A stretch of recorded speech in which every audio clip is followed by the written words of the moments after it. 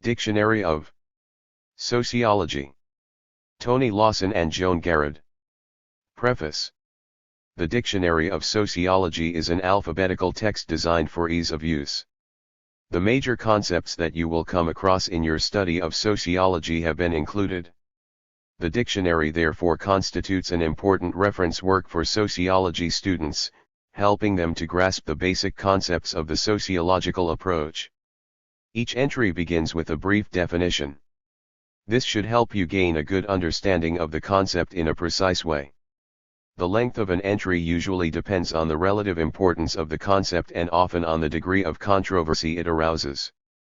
Entries therefore try to provide illustrative examples of the concept or introduce you to the major points in support or criticism of it. Illustrations and tables have been provided where they help you to understand the concept. Your understanding of sociology can be increased by making use of the cross-referenced entries. These are to be found in italics either in the main body of an entry or in parentheses at the end of the entry. These cross-references direct you to related concepts. The authors have restricted the use of cross-references so that important linkways are highlighted. By looking up cross-referenced concepts you will gain a more complete understanding of the issues you are exploring. While the dictionary is therefore a text that will aid your study of sociology, it is important to recognize that it is not a textbook. This means that you will require further reading to complete your grasp of the subject. However, the more substantial entries will give you a sound introduction to the debates and issues in which sociologists engage and will provide a handy reference when you come across concepts about which you are unsure. It also makes sense to check the entries of concepts that you think you know, to make sure you have a good understanding of the basic tools of the sociological approach. Most importantly, we hope that you enjoy using the dictionary on a daily basis and find that it is an invaluable resource in your studies. We have certainly enjoyed compiling it. Tony Lawson and Joan Garrod. A. Abortion, the termination of a pregnancy by artificial methods. It has been the subject of often violent disagreement about the morality of allowing legal termination. This has been an important debate for sociologists to study. The debate arouses such passion that new social movements have been founded on the back of the debate. Absenteeism, when workers take time off work without any real reason. The degree of absenteeism in a company is difficult to determine, because it is problematic to decide, for example, whether a worker absent from work with a bad back is genuinely sick or taking time off without good cause. The degree of absenteeism is sometimes used as a measure of work satisfaction. For example, a great increase in absentee rates on the shop floor following a change in work practices may indicate unhappiness with the new arrangements. See industrial conflict. Absolute poverty, the lack of the basic necessities, food, shelter, and access to clean water and medical care, with which to sustain a healthy existence. Absolute poverty tends to be associated with certain developing countries, but it can be argued that this type of poverty also exists in many developed industrial societies among the destitute and the homeless. See poverty of lifestyle, relative poverty. Absolute rate of mobility, the total number of movements up and down the class structure within a given period. It is distinct from the relative rate of mobility. The absolute rate since World War II has been large, with a great deal of upward social mobility occurring. See forced mobility. Abstracted empiricism, a term used by C.W. Mills to describe the collecting of empirical evidence for its own sake without the context of a theory to make sense of it. See theory. Academic machismo, the domination of education by men, and agendas set by men. See androcentricity. Accommodation, the process whereby different social groups come to live together peacefully without resolving their differences or losing their distinct identity. It is often used in describing the mutual tolerance of different ethnic groups living in the same society. See assimilation. Accounting process, the way in which individuals have common sense understandings that account for or make sense of the activities they undertake. In the sociology of organizations, the accounting process has been used by Garfinkel, among others, to show how individuals in a bureaucracy have a common sense understanding of how bureaucracies work, which they employ to make sense of what they actually do in their everyday lives. That is, individuals call upon the concept of bureaucracy when they try to explain what they are doing in their work lives. Acculturation, the process by which a group takes on the behavior and values of a dominant culture, also the way in which different cultural groups influence one another's cultural patterns. Achieved status, a position in society that individuals gain through their own efforts, rather than being born into. In modern industrial societies, education is the main way in which individuals can achieve a particular status through acquiring qualifications. The greater the importance of achieved status in a society, the more open that society is likely to be. See ascribed status.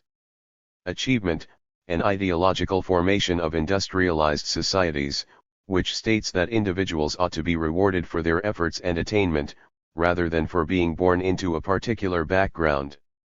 The idea is important ideologically because it provides the legitimation for industrial societies. The education systems of industrial societies are based on the idea of achievement, that is, by being provided with the opportunities to fulfill their abilities, children will rise in the social structure to their appropriate position, according to their talent. See ascription.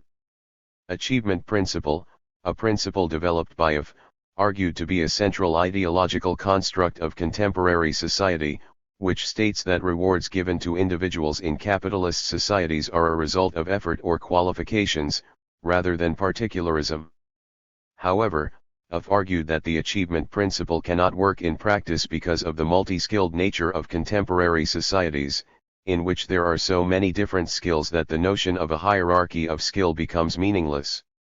Act, the basic unit of social life, and a unit of behavior that usually involves some purpose or meaning attached to it by the person carrying it out, the actor. See behavior. Action, one of the basic concepts of sociology, a term to describe the capacity of the individual actor to do something. The concept implies a contrast with instinct, where behavior is unthought. Action therefore implies intention or meaning, with the actor being purposeful in what he or she does. Giddens argues that action should also be seen as implying two other things.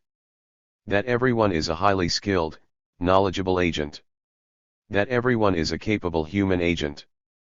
That is, action implies the capacity to do otherwise, to choose not to do the action but something else instead. Action research, where sociologists introduce planned changes into people's behavior, so that the effects can be studied. It is often to be found in classroom research, where changes are introduced in the attempt to improve educational attainment. Action theory, a perspective that begins from individuals and the way that they interact with each other to create society through their everyday actions. It is in contrast to structural theories, which begin at the level of society.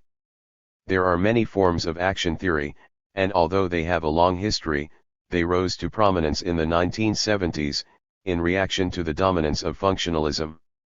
Action theories are voluntaristic, in that they emphasize the free will of the individual and the view that the activities of individuals make a difference in society. See dramaturgy, ethnomethodology, phenomenology. Active audience, a term that describes the receivers of media information and suggests they should not be seen in a passive way, but as actors who interact with media material and are influenced by the social context in which they view content. Past experience, current beliefs, family, and friends are examples of factors that intersect with media viewing. Active citizen, a term used to describe the duties and responsibilities of a member of society toward others. The concept is associated with new right sociologists, who argue that rather than being concerned with their rights, citizens should focus on how they can contribute to the well-being of society in an activist way. It is therefore a contrast to the idea of a dependency culture and constitutes a moral commitment by citizens to their compatriots. Active society, see post-industrial society. Activism, see political participation. Actor, see act. Adaptation, one of Parsons' functional prerequisites, a term to describe how societies adapt to the external environment and shape that environment to their own ends. In practical terms, Parsons was referring to economic institutions such as factories. See goal attainment, integration, latency. Adequate at the level of meaning, the idea that, in order to be a proper scientific study of society, sociology must take account of the intentions and motivations of the individual. This view was strongly put forward by Weber, who followed Dilthey in arguing that, unlike the natural sciences, the social sciences need to examine both the subjective and the objective worlds. Adhocracy, a type of organization in which individuals come together in teams to solve organizational problems, creating their own rules as they go along. See also organismic organizations. Administrative criminology, an approach to crime that rejects theoretical understandings and focuses on the manageable prevention of crime. It advocates measures such as closed-circuit television to facilitate crime prevention and detection. Adolescence, an imprecisely defined period between childhood and adulthood. Many important physical changes occur in this period, but most attention has been focused on the emotional and behavioral problems allegedly associated with the teenage years in modern Western societies. In many simple societies the period is marked by rituals, with ceremonial rites to passage marking the transition between childhood and adulthood. Adult baptism, a practice particularly associated with those religious sects in which converts are regarded as having been born again, and undergo a ceremony of baptism, often by total immersion, to symbolize the washing away of sins and the process of rebirth. Advanced capitalism, see late capitalism. Advertising industry, the sector of the business world devoted to promotion of sales through favorable publicity and marketing. In sociology, the term is used to denote the powerful position of advertisers and marketing personnel in the postmodern world. Postmodernists argue that, in contemporary society, surface images are just as powerful and important as any underlying forces that structural sociologists might identify.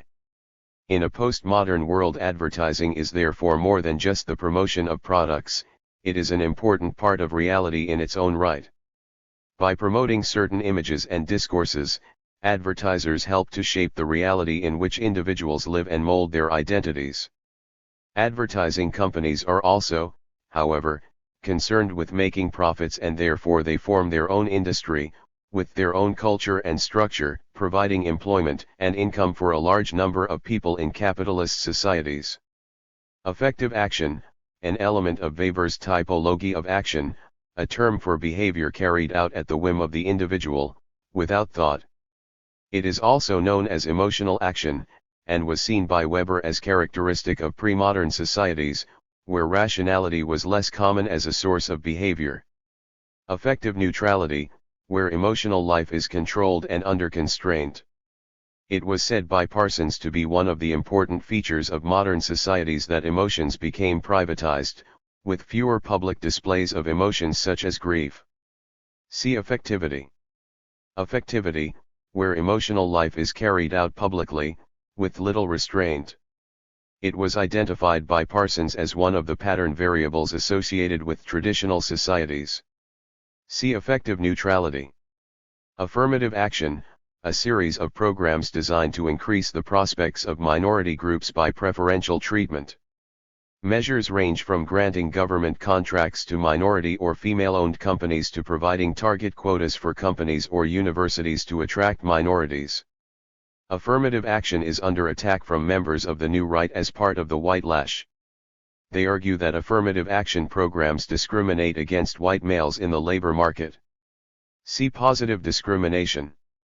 Affluence, literally meaning prosperity, and used in sociology to describe the relative prosperity of groups who previously may have been poor, in particular the working class and the young.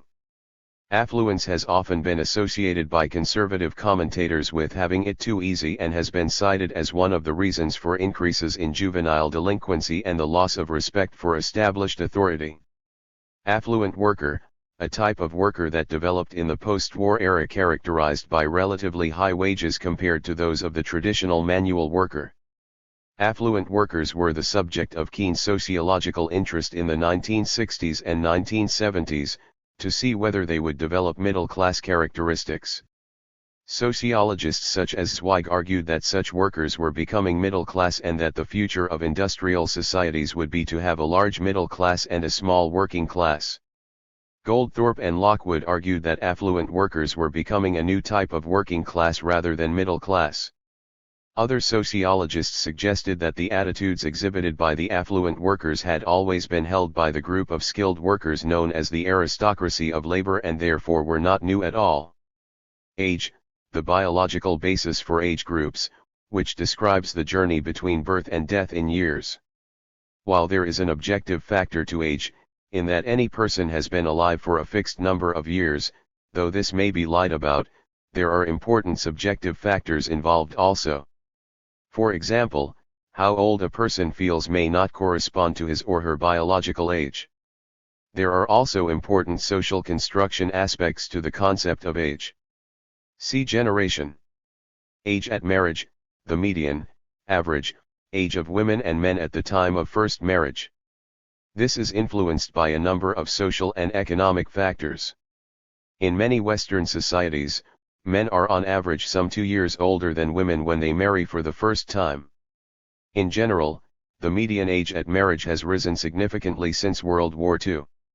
This rise is partly attributable to the growing trend among young people to cohabit before marriage and also reflects the greater likelihood that many women will wish to establish a career before embarking on marriage. See cohabitation. Age group, a socially constructed collection of people who are seen by society as occupying a similar position according to their age. Such groups are differentiated from others primarily on account of their age. For example, adolescents would constitute an age group in the US, but would not necessarily do so in other societies. Different societies therefore construct age groups in different ways and treat members of age groups differently, according to custom, tradition, religion, opportunities, etc. Age profile of the population, a breakdown of the population into different age groups. The age profile of a population has a significant effect on many other aspects of a society, including economic development and the way in which resources need to be allocated.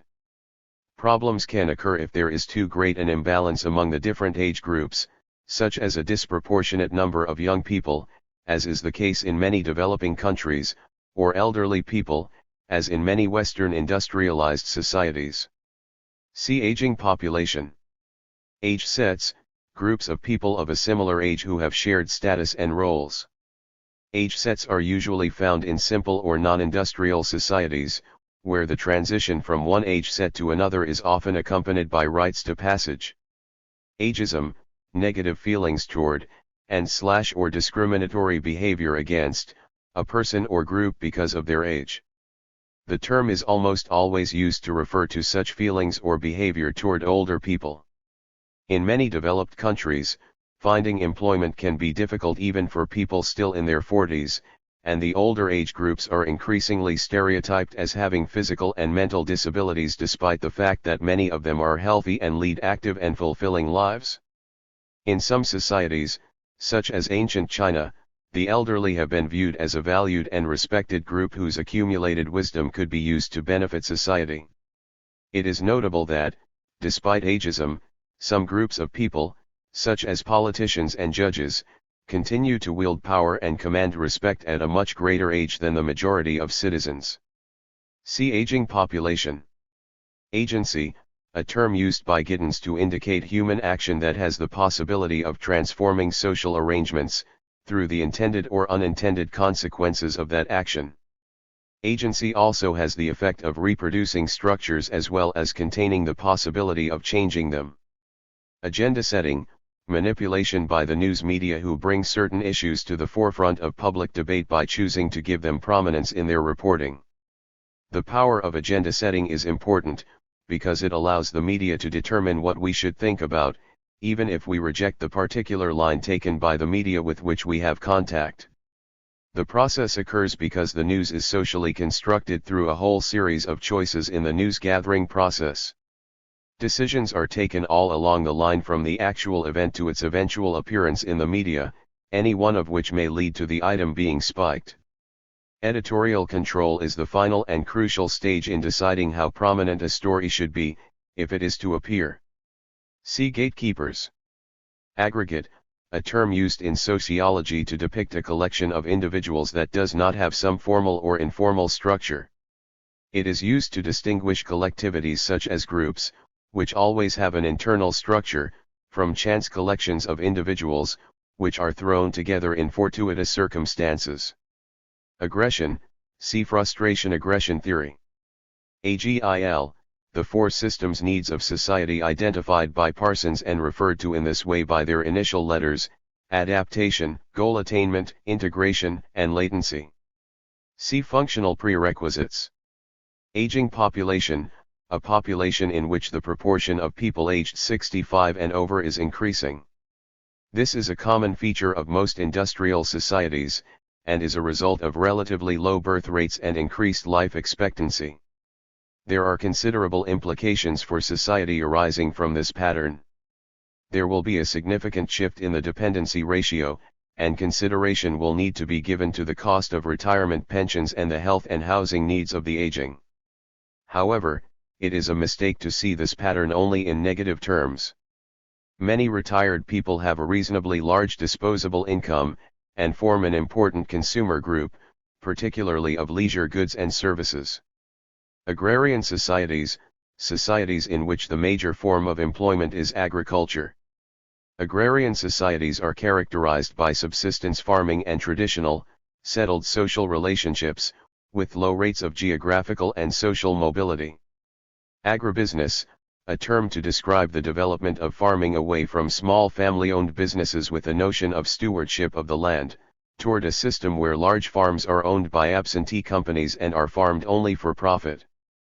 Agribusiness is associated with the extension of capitalist relations of production from the factories of the towns to the farms of the countryside. Agribusiness has been opposed by many traditional farmers because it leads to non-traditional practices that are claimed to ruin the land. However, the efficiency of agribusiness in producing cheap food has led to its inexorable rise. Agricultural Revolution, a period of great change in farming, that began in Britain in the early 18th century and spread to other parts of Europe, when traditional land patterns and production methods were subject to fundamental and far-reaching changes. In terms of the pattern of land ownership, the enclosure movement destroyed the strip farming methods of the feudal system, in exchange for the development of larger, privately owned agricultural units. Production method changes included the introduction of increasingly efficient and sophisticated machinery and rotation methods, which allowed the production of larger amounts of food to feed the growing population of the towns. Ahistoricity, having no sense of history. In sociology, this has been a critique of functionalist thinking, which tends to take an existing society as the best one possible, with little feeling for the past and how societies have developed into their present state. Aid, a blanket term for various kinds of assistance given to third world countries by the first world. Aid covers the direct transfer of financial resources, such as charitable donations, the transfer of material goods such as industrial plant, and the provision of loans and credit. Aid can be given by individual countries or by international organizations such as the World Bank. Sociologists are interested in the way that aid affects the development of the third world. There is disagreement among sociologists as to the most effective use of aid. Some modernization theorists see aid as the main vehicle of development in the third world, with the emphasis on large infrastructure projects. Some green sociologists argue for intermediate development aid, with resources going to smaller, locally sustainable projects. Some dependency theorists suggest that aid is used mainly as an instrument of policy by the first world, with projects that assist the first world being financed to exploit the resources of the third world. AIDS, acquired immune deficiency syndrome, an illness that has raised a number of important issues for sociologists. Initially identified as exclusively associated with homosexual men, AIDS increased the stigmatization of this group. Some even saw what they referred to as the gay plague as a form of divine retribution. The at-risk category was then widened to include intravenous drug users, another group held in generally low social esteem. Recent statistics of the actual and projected incidence of AIDS, however, show a fall among homosexual men, a continued rise among intravenous drug users, and a growing increase among the heterosexual population. Sociologists have focused on AIDS as an example of a moral panic, on the further stigmatization of certain groups in society, on how people who have AIDS or who are HIV positive cope with this, and how it has altered the doctor-patient relationship. The inability, as yet, of the medical profession to find a cure, and the fact that many AIDS patients are articulate, well-educated, and successful people, has meant that the usual power relationship between doctor and patient, in which the doctor is the more powerful partner, has undergone changes. See epidemiology. Alienation, according to Marx, the result of capitalist organization of industry that increases the separation of workers from the fruits of their labor. Central elements in the condition of alienation are the separation of workers from their tools and from the final product. Alienating conditions stem from the ownership of the means of production by the capitalist class, who therefore control the conditions of work, as well as expropriating the surplus value of the worker. The conditions of work that are alienating are increasing mechanization and specialization. These transform the active satisfaction of the worker in work into passive resentment at the monotony of work. Alienation is therefore the totality of the objective conditions of capitalist production, which translate into subjective features of deprivation, loss of dignity, sense of a lack of wholeness, and most of all, a feeling that one's life is controlled by impersonal forces. See Anime. Alienative involvement, the way in which individuals are committed to a society in which coercion is the mechanism of control. Because individuals share a common threat, they are likely to be committed in a way that does not engage their feelings. Such an involvement is likely to be limited and to lead to weak feelings of loyalty to society from individual members. Allocation process, the way in which individuals are sifted and sorted by the education system to produce different types of workers for the economy. The crucial part of the allocation process is the certification of individual students, which codifies the skills they can bring to work. However, there are also non-tangible factors in the allocation process such as cooperative ability, work discipline, and attitudes, and other personality traits. Schools are concerned with the development of these non-tangibles as much as they are about the actual knowledge that they give students. Allocation role, the capacity of the education system to select individuals and place them into appropriate occupational positions. Allocative control, the power to determine the resources given to particular activities in an organization. Sociologists have identified allocative control as the more powerful form of control in companies. By being able to decide the distribution of priorities, those who hold allocative control can influence the direction of the organization in a strategic sense. Owners of companies do not therefore need to control the day-to-day activities of the company in order to retain control over what goes on. Allocative control ensures that the interests of those who hold such control are met. See managerial revolution, operational control. Allopathic medicine, the type of medicine primarily associated with Western industrial societies. It is based on the principle of finding a treatment, usually a drug, with an opposite effect to the symptoms of the disease or illness to counteract these symptoms. Recently, more Western doctors have shown an interest in, and sometimes a willingness to prescribe, homeopathic medicines. See etiology, germ theory of disease. Alternative medicine, a general term to describe those forms of treatment that are not recognized by the official medical profession. These include acupuncture and aromatherapy, among others. The boundary between mainstream and alternative medicine is constantly shifting. See allopathic medicine. Altruism, a feeling that places the welfare of others above a person's own interests. Kohn saw the development of altruistic feelings as a measure of the civilized nature of a society, influenced by positivistic values.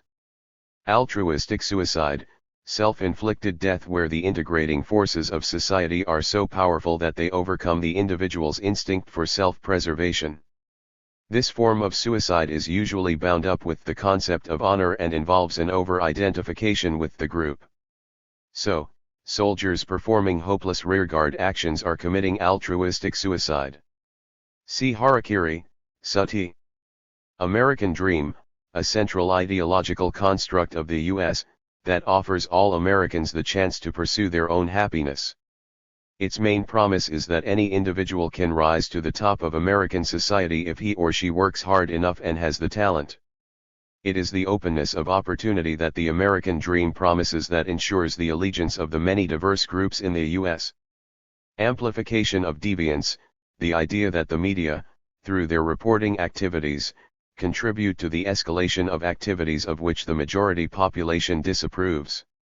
The process begins with an actual event or phenomenon, which the media report and headline. The reporting arouses concern in the majority of the population, who demand that something be done about it. The police respond by placing more resources in the area of concern, consequently catching more individuals committing the illegal activity. In reporting this development, the media give the impression that the number of occurrences of the initial activity is on the increase. Individuals who are predisposed to the initial illegal activity may then also gravitate to the places where reporting is taking place, thus actually increasing the incidence of the phenomenon.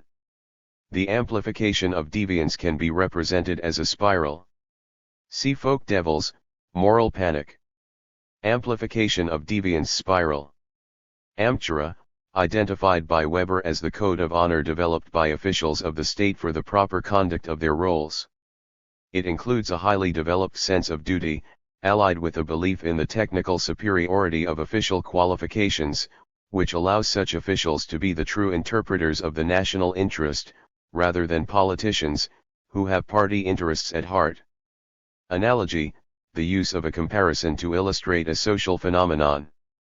The classic analogies in sociology are the comparison of society to a biological organism or a machine. Anarchism, a political philosophy that advocates social life without the state. It argues that rules of social life should be negotiated between the participants of interactions rather than being imposed by an alienating state. While it is usually accused of being disruptive of social arrangements and leading to disorder, anarchism claims to be about setting up an alternative social order, based on individual freedom, with each person taking responsibility for his or her own actions. Anarchy, the condition of being without social order, state justice, or the force of law. Anarchy is similar to the state of nature, though it is the result of a breakdown in or overthrow of the apparatus of the state, rather than a hypothetical position. Ancient society, a term used by Marx to delineate the period of history associated with slave-based production and usually identified with the Greek and Roman civilizations. Androcentricity, viewing things from a male perspective or being biased toward male points of view. In the sociology of education, traditional textbooks are said to be androcentric in that they encode a particular masculinity and femininity, in which females are seen as subservient and passive. See mainstream sociology. Animism, a belief that plants and animals are endowed with a spirit, or life force, usually accompanied by the idea that people must learn to live in harmony with the animal world. In some societies, certain plants or animals are regarded as particularly sacred, and are the object of rituals. See totemism. Anomic suicide, self-destruction resulting from the lack of social regulation in society. It is related to the appearance of normlessness in society, for example in times of crisis or in times of rising prosperity. In both cases, there is a loss of social identity and control, which results in increased suicide rates, as individuals are frustrated by the non-realization of their expectations.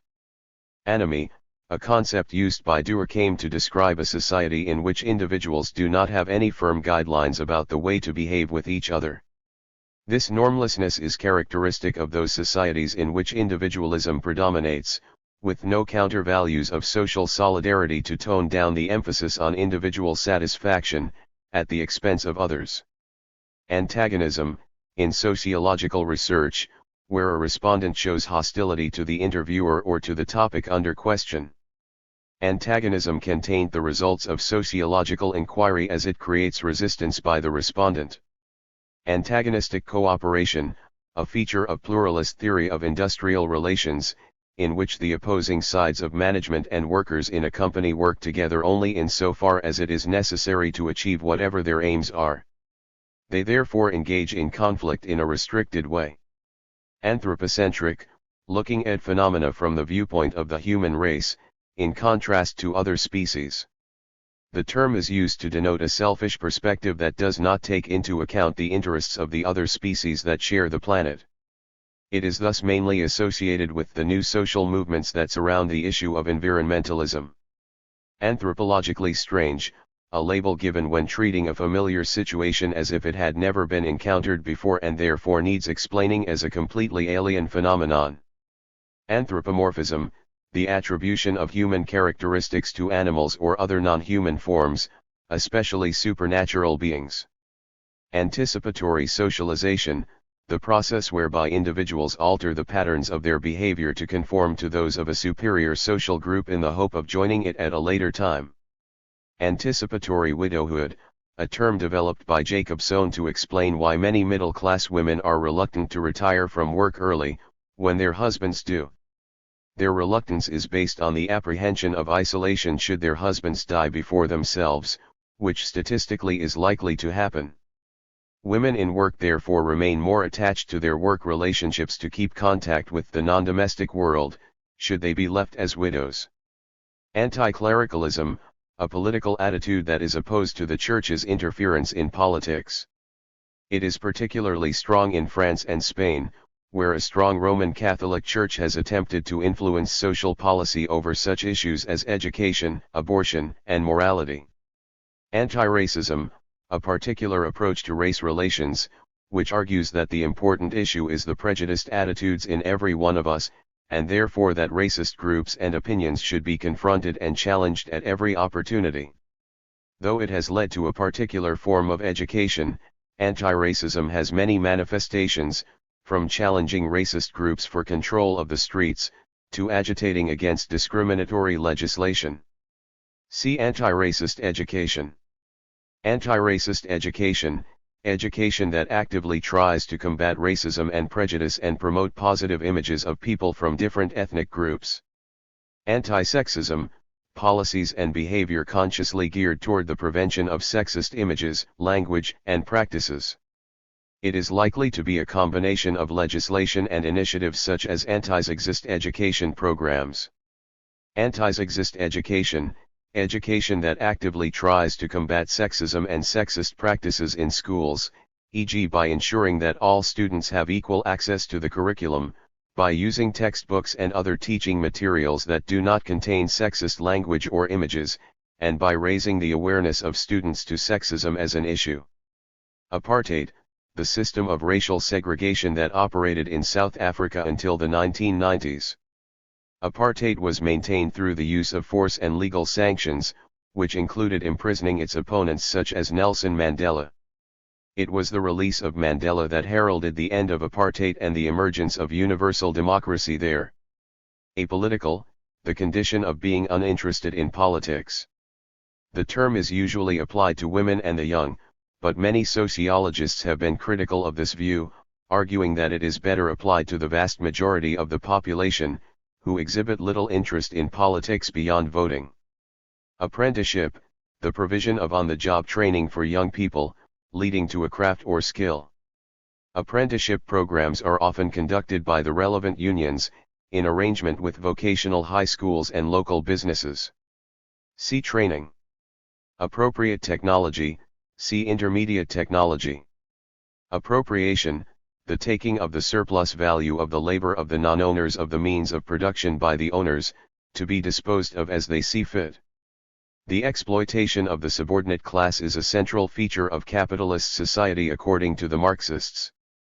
It is achieved by capitalists forcing the laborer to work beyond what is necessary for survival and then taking away the value of the excess for their own. See labor theory of value. Arbitration, the appointment of an independent person or group to try to bring two parties in a dispute to an agreed compromise. It is a feature of industrial relations and is often carried out by independent agencies. Archaeology of knowledge, the methodology associated with Foucault, which consists of peeling back the additions that time places on social and cultural ideas to reveal the origins of those ideas in their socio-economic context. Foucault was particularly interested in using the archaeological method to examine the development of conceptions of punishment and of sexuality in society. Areligiosity, the state of being without religious belief and thus without religious practices. It is claimed by some sociologists that the extent of areligiosity is growing as secularization becomes more widespread. However, this claim is disputed. Aristocracy, a traditional ruling class, whose power over society stemmed from its control of agricultural production. The power of the aristocracy reached its climax in the feudal system, but it was slowly supplanted by new social groups emerging from the Industrial Revolution. However, many aristocratic families were also in the forefront of industrial developments and remained individually powerful. The aristocracy in some countries, such as Great Britain, still retains enormous wealth in the form of land and is held in high regard by many subordinate groups in society. Aristocracy of labor, that section of the skilled working class who see themselves as separate from the rest of the working class on account of their high level of skill. They tend to be status conscious and instrumental in their attitudes. Their labor union organizations tend to defend the pay differentials of the aristocracy of labor over other less skilled workers. See differential workers. Arranged marriage, a marriage in which the partners have been chosen by the respective parents and in which the bride and groom will often not have met until shortly before the wedding ceremony. Although now mainly associated with Eastern cultures, arranged marriages used to be quite common among the aristocratic and royal families of Europe, where marriages were seen as alliances between families and groups, and as a way of creating or perpetuating dynasties rather than securing a romantic attachment between two people. Defenders of arranged marriages today argue that they are much more likely to last than relationships based on physical attraction and notions of romantic love, while critics say that many such marriages are unhappy, and can be particularly hard for the women involved, who may be completely subject to their husbands and mothers-in-law. Artifact, an object produced by a culture, which can have an existence beyond the life of that culture. Although artifacts are usually associated with physical objects, sociologists also recognize non-tangible artifacts such as ideas, which can also survive the culture that produced them. Asceticism, the practice of self-denial of worldly comforts and pleasures arising from a belief that this is a means to religious salvation. Traditionally, in Christianity, the monks and nuns were those who practiced asceticism, often by a complete withdrawal from the world. However, after the Reformation a form of Protestant asceticism developed in which self-denial was practiced without withdrawal from the world. Indeed, with the notion of the calling, this self-denial was applied to work, with the result that a group of people emerged who worked hard, but reinvested the profits of their labor rather than spending them. See Protestant ethic. Ascribed status, a position in society that is the result of a fixed characteristic given at birth, such as gender or class of origin. See achieved status. Ascription, where an individual's status is fixed by the social characteristics with which they are born.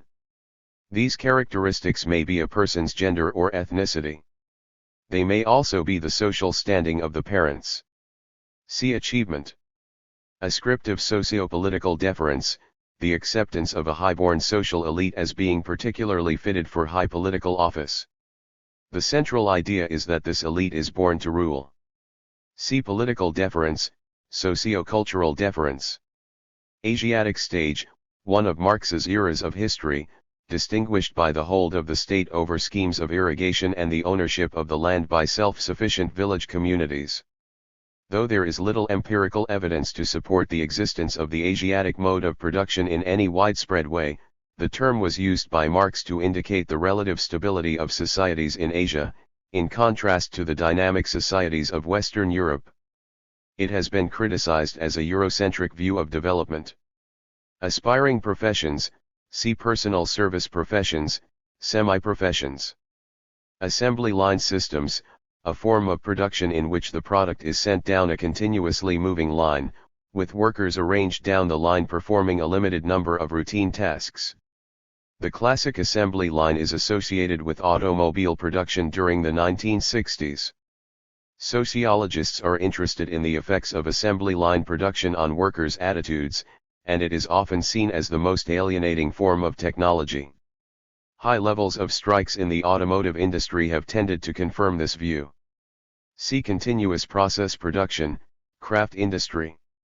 Assimilated workers, those members of the working class who aspire to be members of the middle class, economically and socially, and are accepted by the middle class as their social equals. The accepted worker is said to be assimilated into the middle class. See socially aspiring worker. Assimilation, a view of race relations that sees the host community as culturally homogeneous and the task of the immigrant community to be absorbed into the host community as quickly as possible, by adopting host features. Sensitivity to cultural differences is minimal so that ethnic minority culture is disparaged. It can lead to the minority community being dissipated through tactics such as busing. See cultural pluralism. Association, see Gesellschaft. Atheism, a belief that God does not exist. Attempted suicide, an unsuccessful act of self-destruction. Sociologists are interested in attempted suicides because they give access to the motivations of would-be suicides. However, in exploring the intentions of attempted suicides, sociologists have found that it is very difficult to determine what is a serious attempt at self-destruction and what is a cry for help. See gambles with death. Attenuated extended family, groups of kin who have relatively little contact with each other. They include students and young people in the process of moving away from their family of origin, and also those whose jobs or geographical distance from their families make it difficult to keep in regular contact. See also dispersed extended family, local extended family. Attitude, a frame of mind that persists over time and predisposes the holder to view things from a particular angle and with a particular slant. Attitudes are learned through experience and socialization, but are not unchangeable. Audience, used in the sociology of the media to denote the recipients of any media content, not just of movies or theater. Thus, sociologists would describe the readership of a newspaper as its audience, because it receives the messages that the producers of the media content wish to get across. Some sociologists are critical of the term as it implies, with its image of sitting in an auditorium listening to a concert, a passive reception of messages. Audience dependency, a term to describe the relationship that modern audiences have with the media.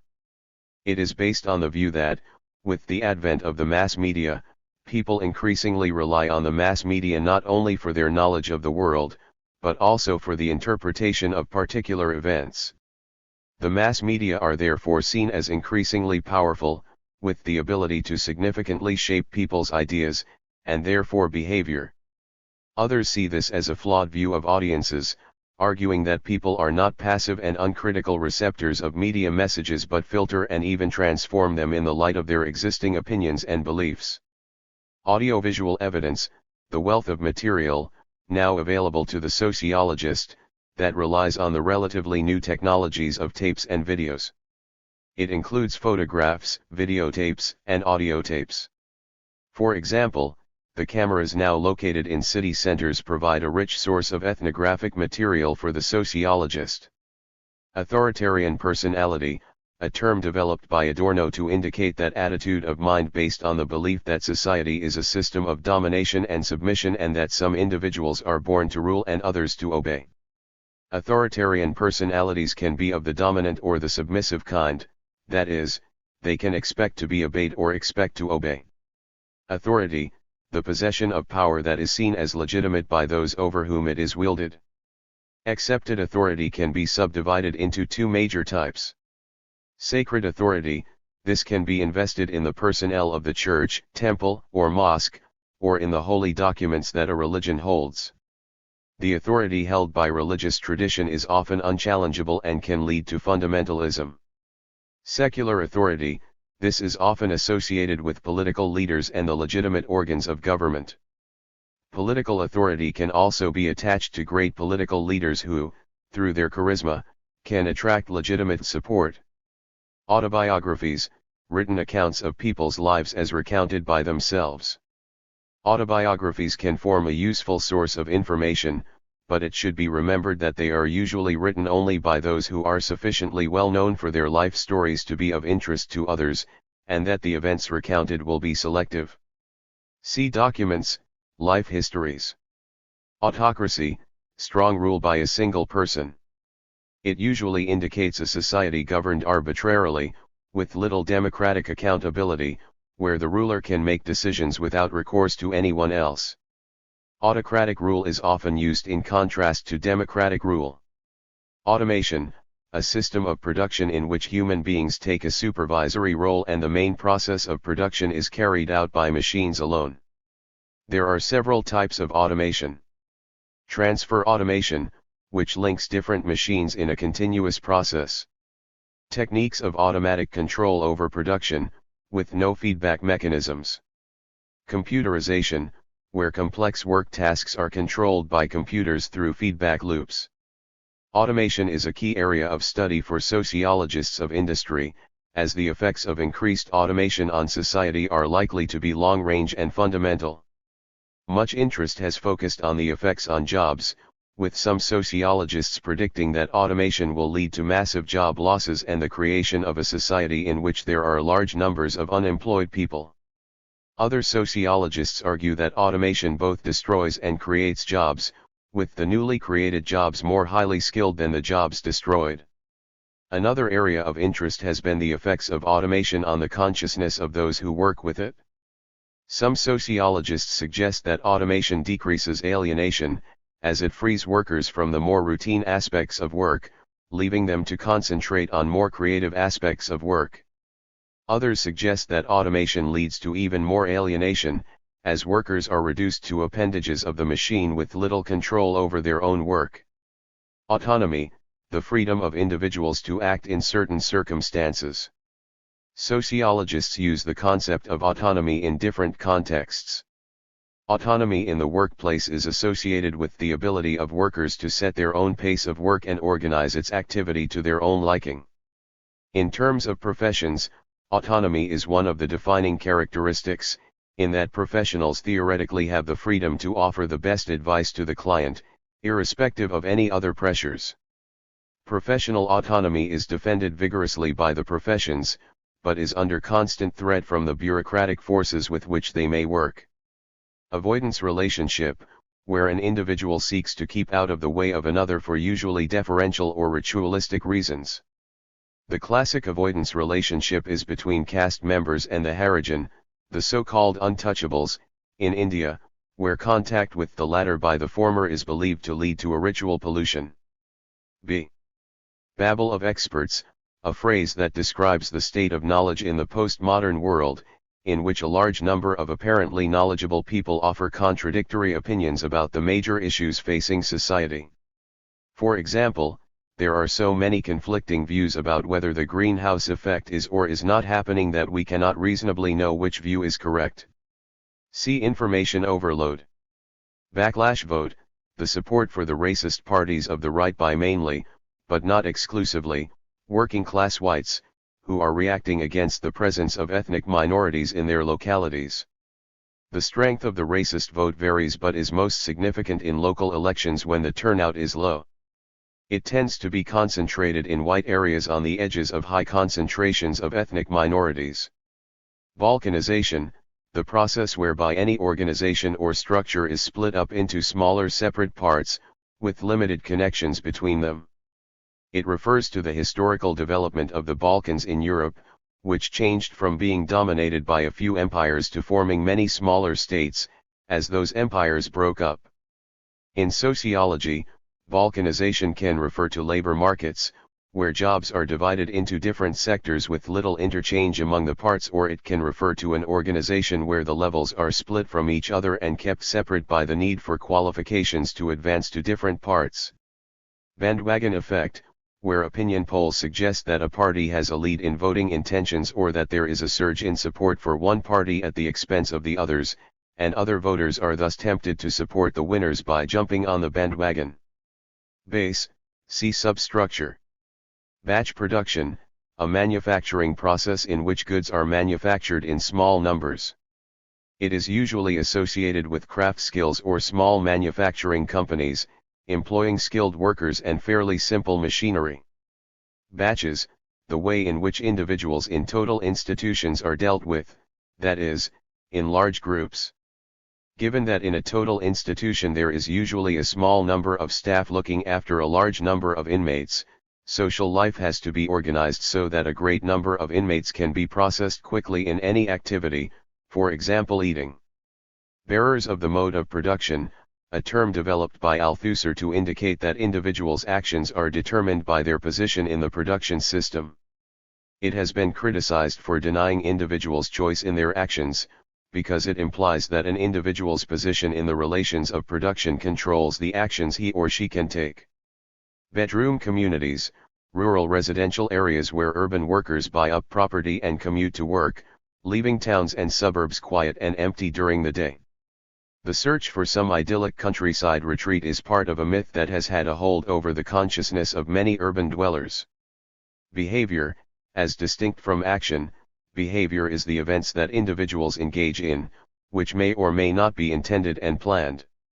Behavior thus has several sources, from emotions, through instinct, to rationality. It does not have to involve purpose in the consciously planned sense. Beliefs, things that we hold to be true. The term is often used in the context of religious beliefs, which are usually concerned with beliefs in a supernatural power or powers, and are linked to ideas concerning the origin of life, the meaning and purpose of life on earth, and what happens after death.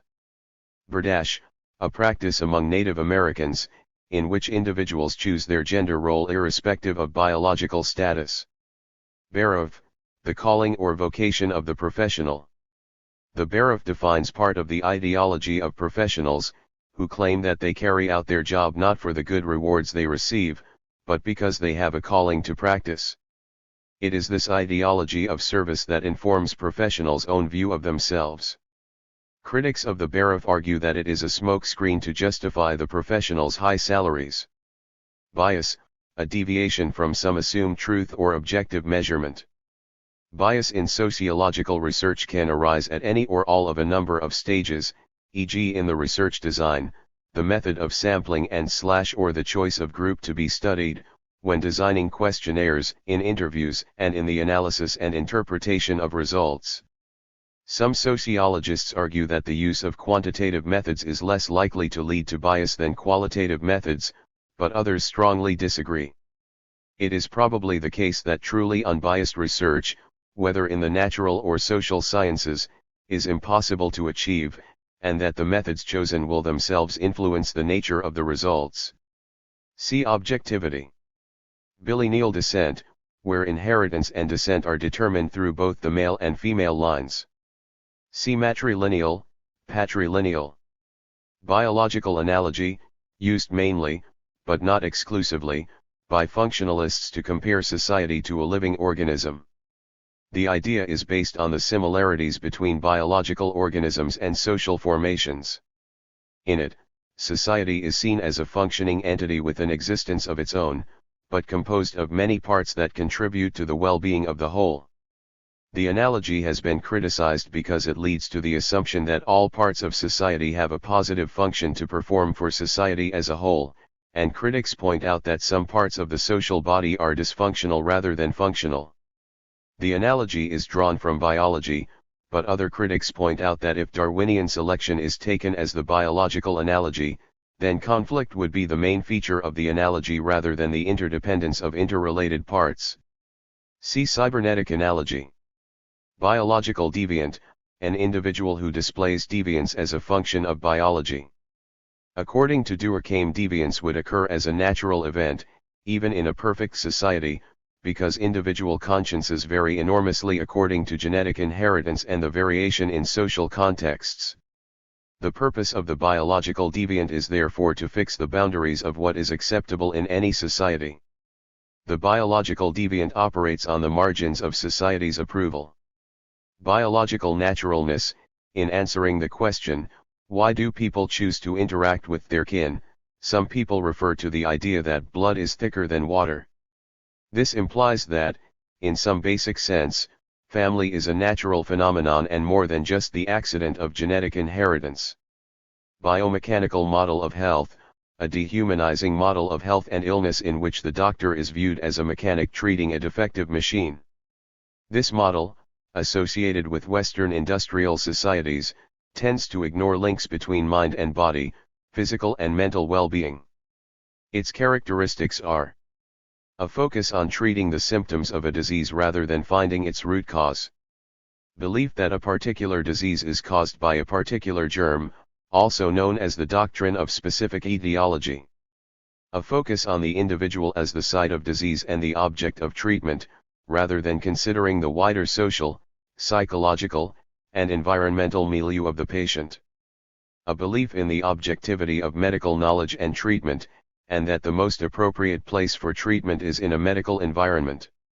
Critics argue that, by its focus on the effects of disease on the body, and on treating symptoms, the biomechanical model of health has diverted attention away from the social and environmental causes of disease and poor health.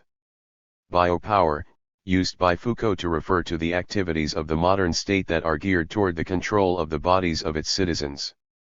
Biopower can take many forms, for example, the collection of statistics by the state on the incidence of disease is a manifestation of biopower, as the state attempts to control the health of its members.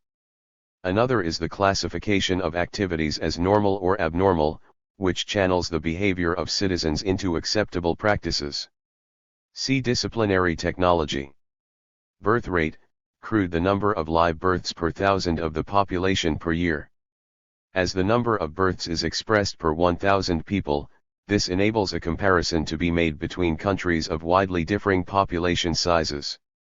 Although the availability of reliable contraception is of obvious importance to the birth rate, social factors such as religious beliefs, the level of literacy, employment opportunities for women, norms governing, ideal family size, and views on the relative importance of males and females also have a crucial effect. Different countries show markedly different birth rates, with developed regions of the world generally having much lower birth rates than developing regions, see below.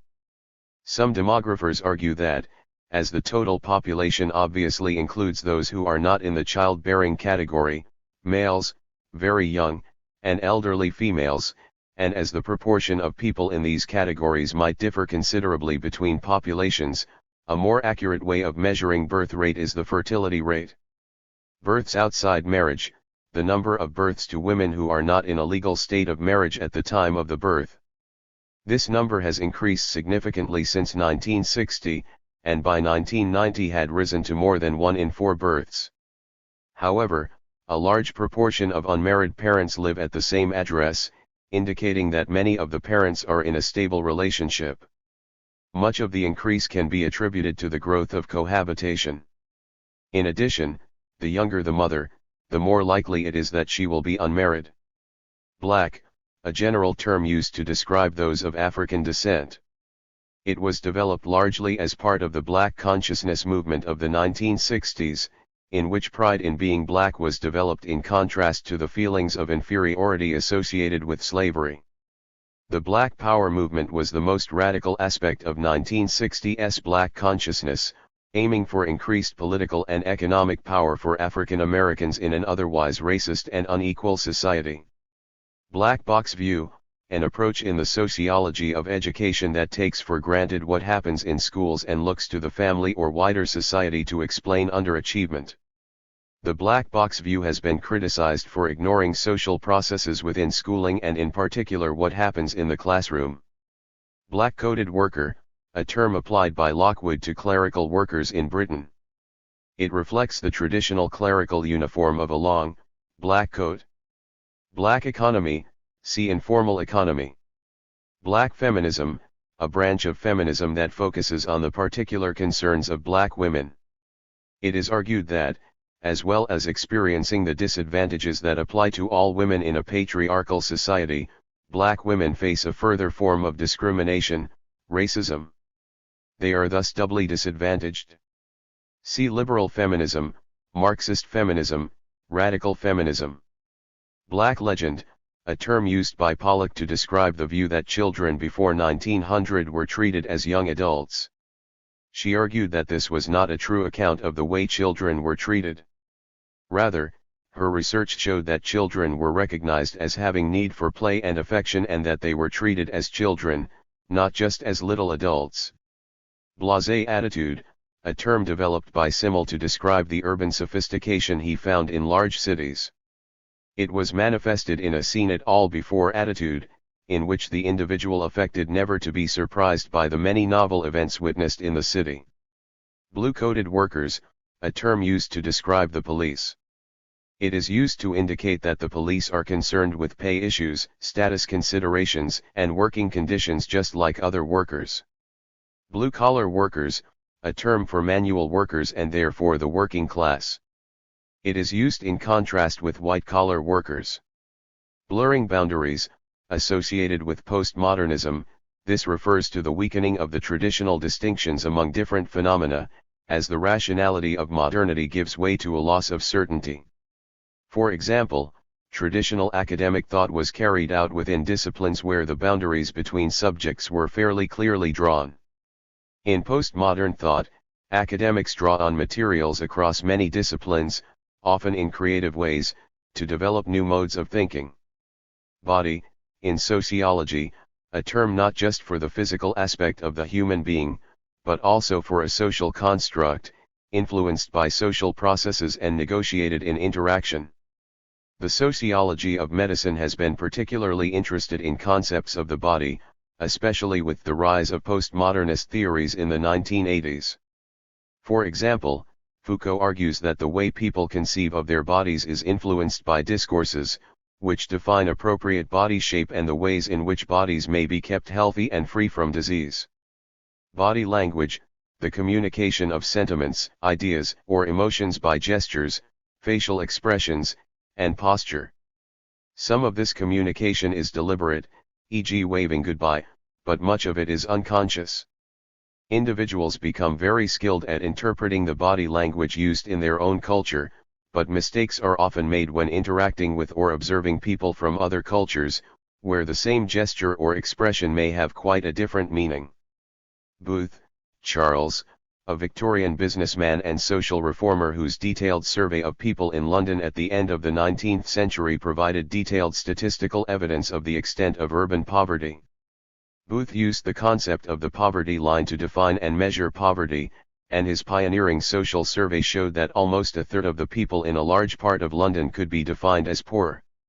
See Rowntree, Benjamin Seebohm. Border pedagogy, a term developed by Giroux, based on the notion that teachers should be recruited to transform the prospects of working-class children by focusing on resistance to dominant ideologies and the crossing of traditional subject divisions to show, for example, that works of literature are situated in specific social and historical settings, rather than only being interpreted in a particular way. Boundary maintenance, in functionalist sociology, the tendency of a social system to preserve its position in relationship to its external environment. It is therefore a defense mechanism for systems to maintain their own position and ensure survival. See reification. Bounded rationality, a term used by March and Simon to suggest that action is never totally logical, but is limited by the partial knowledge the individual may have about a situation.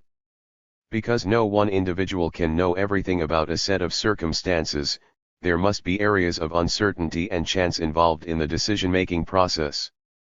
Bourgeoisie, one of Marx's two main classes in society, described as the owners of the means of production.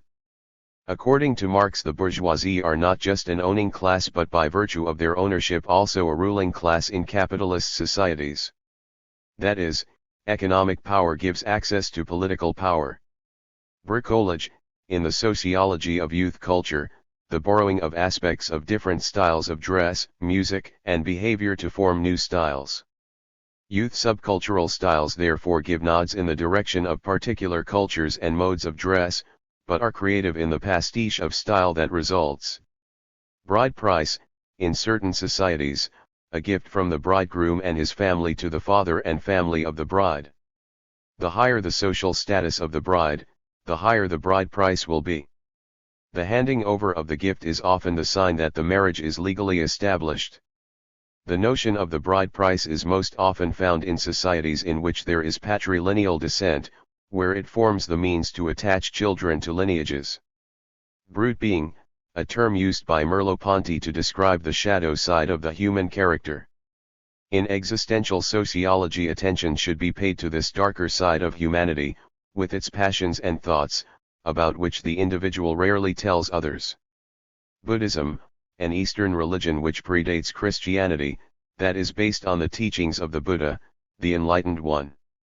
With its emphasis on self-denial and the finding of inner peace through meditation, Buddhism has attracted a growing number of adherents in Western societies, many of them people tired of the rat race and what they see as the growing materialism of Western, consumer-oriented societies. Buffer zone thesis, the argument that the amount of mobility at the manual/non-manual line is marginal and that this line forms a barrier to mobility. While this is a traditional view of the class structure as a relatively closed one, the increase in middle-class occupations has had the effect of temporarily increasing mobility rates across the manual/non-manual line. However, the long-term effect of the occupational changes has been to produce a relatively homogeneous working class, whose self-recruitment is high. Built environment, a term that covers sociological interest in urban planning and architecture and their interrelationships with individuals and society. The interaction between people and the space that surrounds them is a particular interest of postmodern sociologists, but the built environment has a more general appeal to sociologists as a reflection of and background to the cultural values and activities in which people engage. Bureaucracy, a particular form of organization that is characteristic of modernity. The concept is associated most of all with the ideal type of bureaucracy developed by Max Weber. In this ideal type, Weber defines a large number of features of bureaucracies that can then be used as a measure of how bureaucratic real organizations are. These features include a series of official roles that are organized hierarchically. Roles that are bound by rules defining what may or may not be legitimately done by an official. Laid down procedures that theoretically cover all situations that may face the bureaucracy. Officials being subject to strict discipline. Meticulously kept records. A clear separation between what is official and what is personal. Weber claimed that bureaucracies are the most efficient form of organization. Critics of bureaucracy have argued that they are more suited to a situation where there is predictability, for example in producing standardized goods for a mass market in which demand for the goods will be steady. Bureaucracies are said to be less efficient in the postmodern world where there are niche markets demanding specialized, tailor-made goods. When bureaucratic organizations survive in inappropriate situations, they become dysfunctional. Bureaucratic personality, a term developed by Blau to indicate how individuals working in a bureaucracy tended to develop similar habits, skills, and reflexes in dealing with their clients. This personality was one of the factors contributing to the dysfunctioning of bureaucracies, as the bureaucrats became inflexible and unable to respond to new or changed conditions. See impersonality. Bureaucratization, the process whereby society becomes increasingly subject to the control of bureaucratic organizations, with a consequent loss of freedom and individualism. The concept is particularly associated with Max Weber, who believed that modern societies were distinguished by rationality and that one consequence of this was the dominance of bureaucracy. The result was that modern societies were subject to an iron cage of bureaucracy that stifled freedom and controlled the lives of individuals. Burgesses, identified by Watson as those individuals who are upwardly mobile in a particular locality. They rely on local opportunities to better themselves and utilize local networks in achieving movement. See spiralists. Busing, the transportation of school children to non-local schools to ensure an ethnic mix in schooling.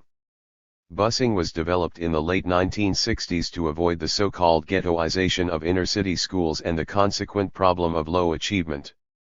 After much opposition from both black and white groups, the practice was abandoned in the 1980s. C.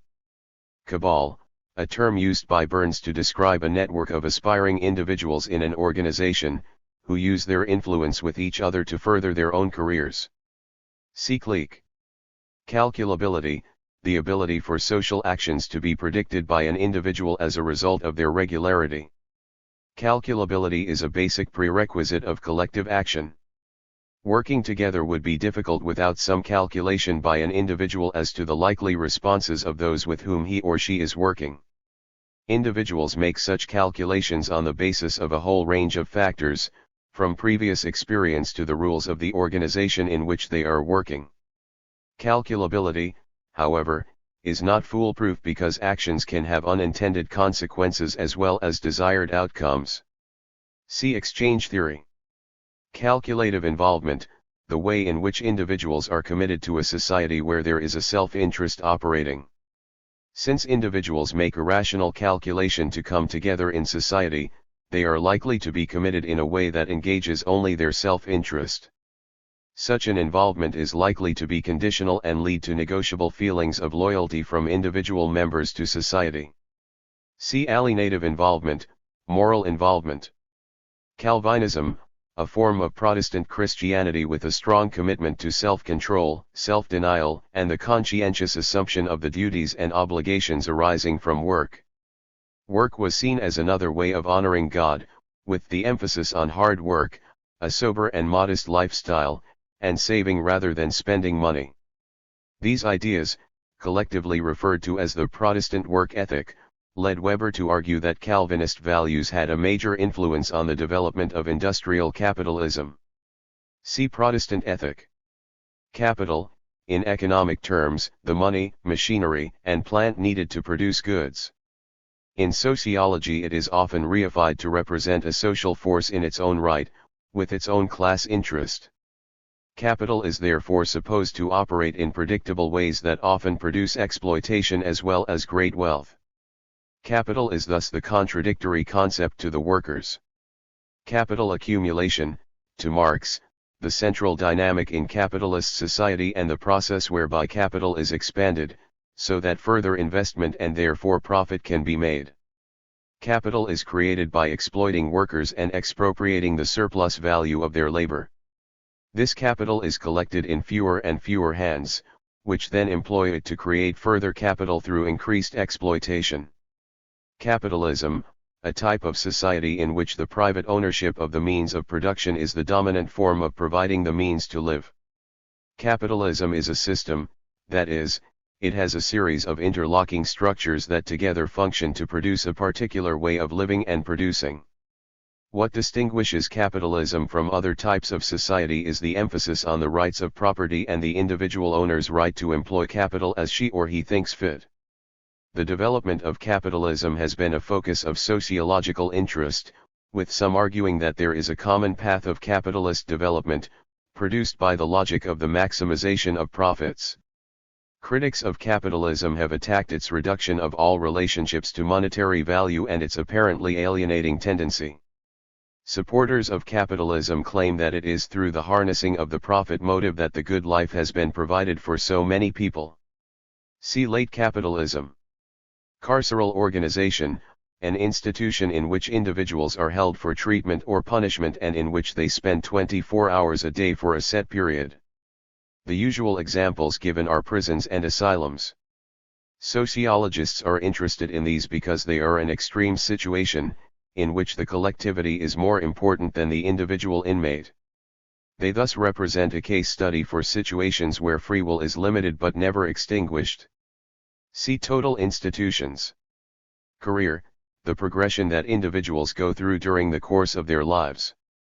It is usually associated with an occupation, but in sociology the term is used more widely.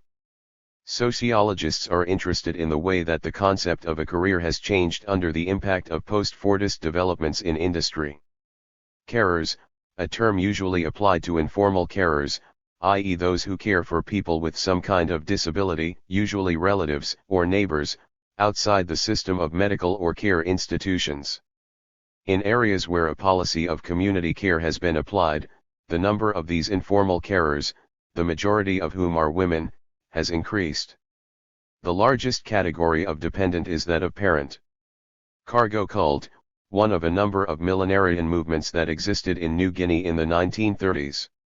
Cargo cults shared a belief that by engaging in particular rituals their followers would ensure that the millennium would be accompanied by the appearance of a miraculous cargo of trade goods. Cargo cults arose at a time of social and political dislocation linked to successive waves of colonialism. Case study, a detailed in-depth study of one group or event.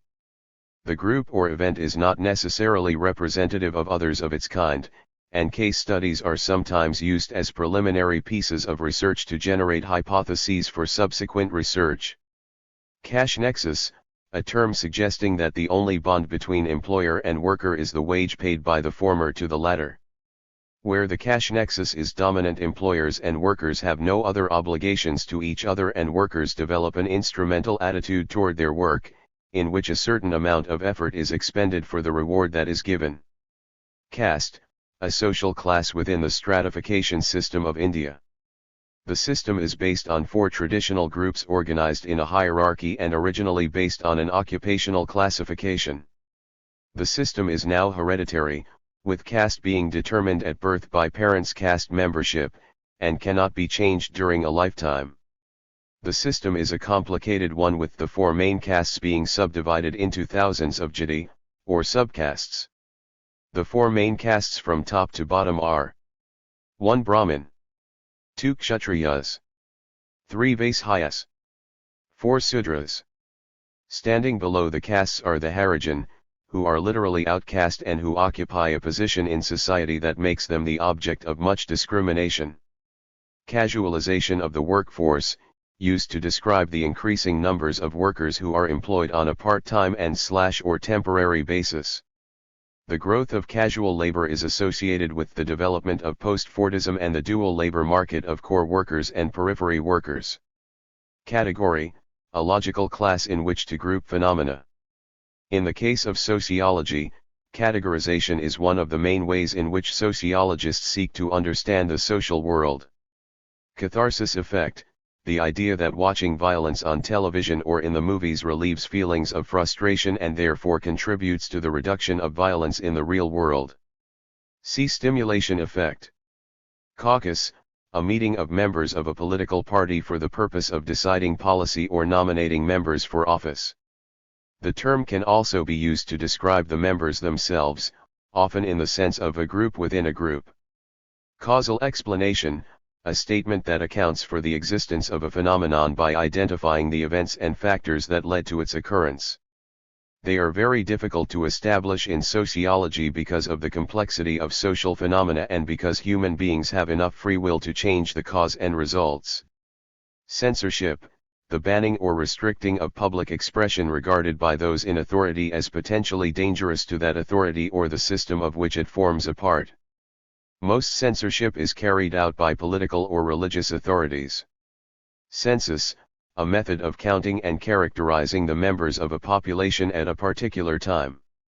In the U.S., a full-scale national census has been taken every 10 years since 1790. As well as counting the number of residents, census returns may also ask for other detailed information. When published, data from the census are widely used by a number of organizations, including the government, and prove an invaluable source of information, particularly for predictions of health and other social trends. However, a census will always have a certain non-response rate, despite follow-up work and the fact that people are required by law to provide information. It is estimated, for example, that the U.S. population in 1990 was undercounted by 1.6%. Center, in the political spectrum, a term to describe the ideas and organizations that stand in between right-wing and left-wing ideas and emphasize the individual and freedom. They range from social democracy to the old-style liberal parties in Europe. In the US, the term center is commonly used to refer to the less ideological and more pragmatic wing of each party.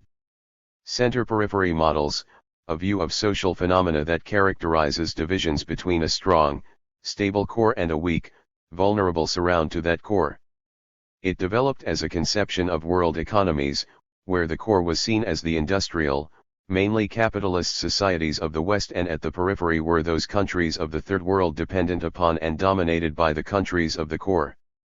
The analysis has since been applied to many other social phenomena, such as the labor force. See core workers, periphery workers. Central Business District, one of Burgess' urban zones, which represents the economic heart of the city where business and commerce are conducted. While the CBD is still important in the life of cities, developments such as out-of-town shopping and business parks have undermined the centrality of the CBD to the economic success of the city. See urban zones theory. Central life interest, a term used by sociologists of work, in particular Dubin, to describe the main focus of concern in workers' lives. It was initially used in the debate over how important work was to factory workers. Some sociologists claimed that the informal groups that grew up on the factory floor were the most important part of workers' lives, their central life interest. Others argued that the home was the central life interest of workers, who were mainly instrumental in their approach to work. Central value system, the collection of beliefs and attitudes that make up the important core of a society's consciousness. The central value system is seen by functionalists as a key element of social solidarity and one of the main ways that individuals are integrated, through agreeing on the most important values in society. Centralization, the process whereby power becomes more and more concentrated in the hands of the few, as local sources of power and influence are neutralized and stripped of their capacity to make a difference. The process of modernization can be seen as the increasing centralization of power in the hands of national government officials and the emasculation of independent sources of oppositional power. Ceremony, a set of symbolic and ritualistic actions performed on appropriate occasions that are intended to express shared feelings and attitudes. Many important ceremonies are connected with birth, marriage, and death, and also with the transfer of power, such as a coronation or the swearing in of a president or chief. Certification, the granting of qualifications by appropriate examining bodies. In sociology there is also a wider meaning of certification, referring to the process whereby societies recognize the abilities of individuals through the qualifications they obtain. Certification is a crucial power of professional bodies who through the granting or withholding of certificates determine who can and who cannot become a practitioner. Chalk and talk, a method of teaching in which the students are relatively passive, the teacher controls the pace and content of the lesson, and few, if any, resources are used other than the teacher and the blackboard. This method is often contrasted with so-called progressive teaching methods. See discovery learning, experiential teaching. Change, see social change. Channels of influence, the focus of lobbying work by pressure groups. This describes the power centers of society that, if persuaded to a course of action, can translate influence into action. By charting the channels of influence that pressure groups act upon, sociologists claim that it is possible to map out the power centers in a society. Chaos theory, an explanation in science that argues for the difficulty in establishing invariant laws because of the operation of chance and long causal connections in the natural and social worlds.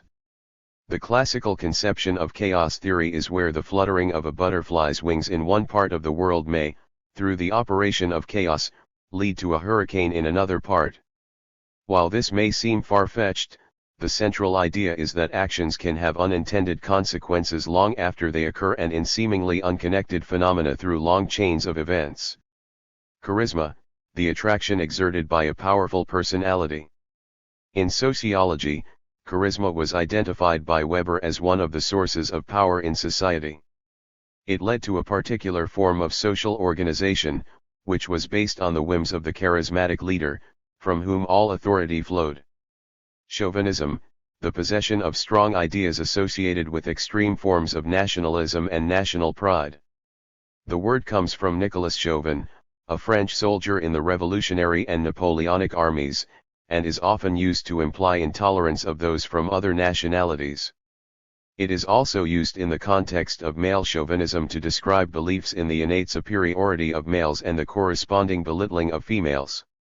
Checkbook voting, a model of voting that argues that one of the most important factors in deciding how people vote is their concern over which party will bring the greatest financial benefits to the individual and his/her family.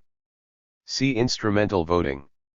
Chicago School, an important school of sociology between the two world wars, which was prominent in the development of urban sociology. It was largely based upon a study of the fast-changing nature of Chicago, and also on the theoretical development of symbolic interactionism, associated with Cooley and Mead. Child care, in simple terms, the provision of care for the young, but in sociology, it has other aspects, such as whether child care is carried out by the biological parents or others. There has been an increase in professional child care since World War II, as more and more mothers have gone out to work, whether in a single-parent or dual-parent situation. Sociologists are interested in the effects that this has on children as they grow up. They have also focused on the reasons why women are seen in society as having primary responsibility for child care and the ways that this has been challenged and changed in recent years. Child-centeredness, in a family, the way in which much activity and emotional energy is focused on the children, rather than on adult desires. It developed with the emergence of the nuclear family form and stands in contrast to previous forms, where children were allegedly less important in the structure of the family. Childhood, a state that in sociological terms is both socially and chronologically determined. The concept is used to refer both to a period of time during which a person has not yet reached adult status and a set of beliefs regarding what it is to be a child. The French sociologist Philippe Aries argued that in medieval Europe children were both perceived and treated as young adults, and that the notion of childhood as a separate status as we know it developed with the creation of a formal education system. Throughout the world there is a wide variation in notions of childhood, and in some countries children remain an important part of the labor force, not always legally.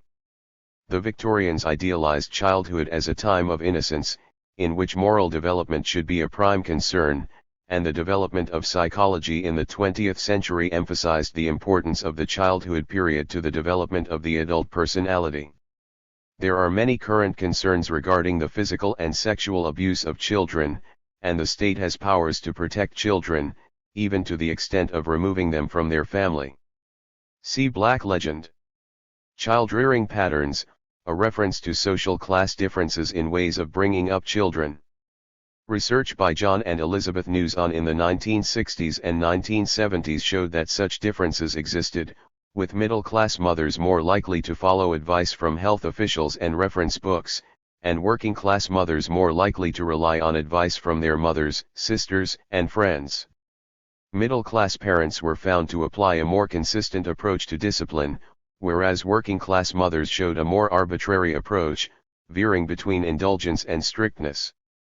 Bernstein also identified social class differences in child-rearing, with middle-class mothers more likely than working-class mothers to use language to control their children's behavior and to give reasons for their decisions.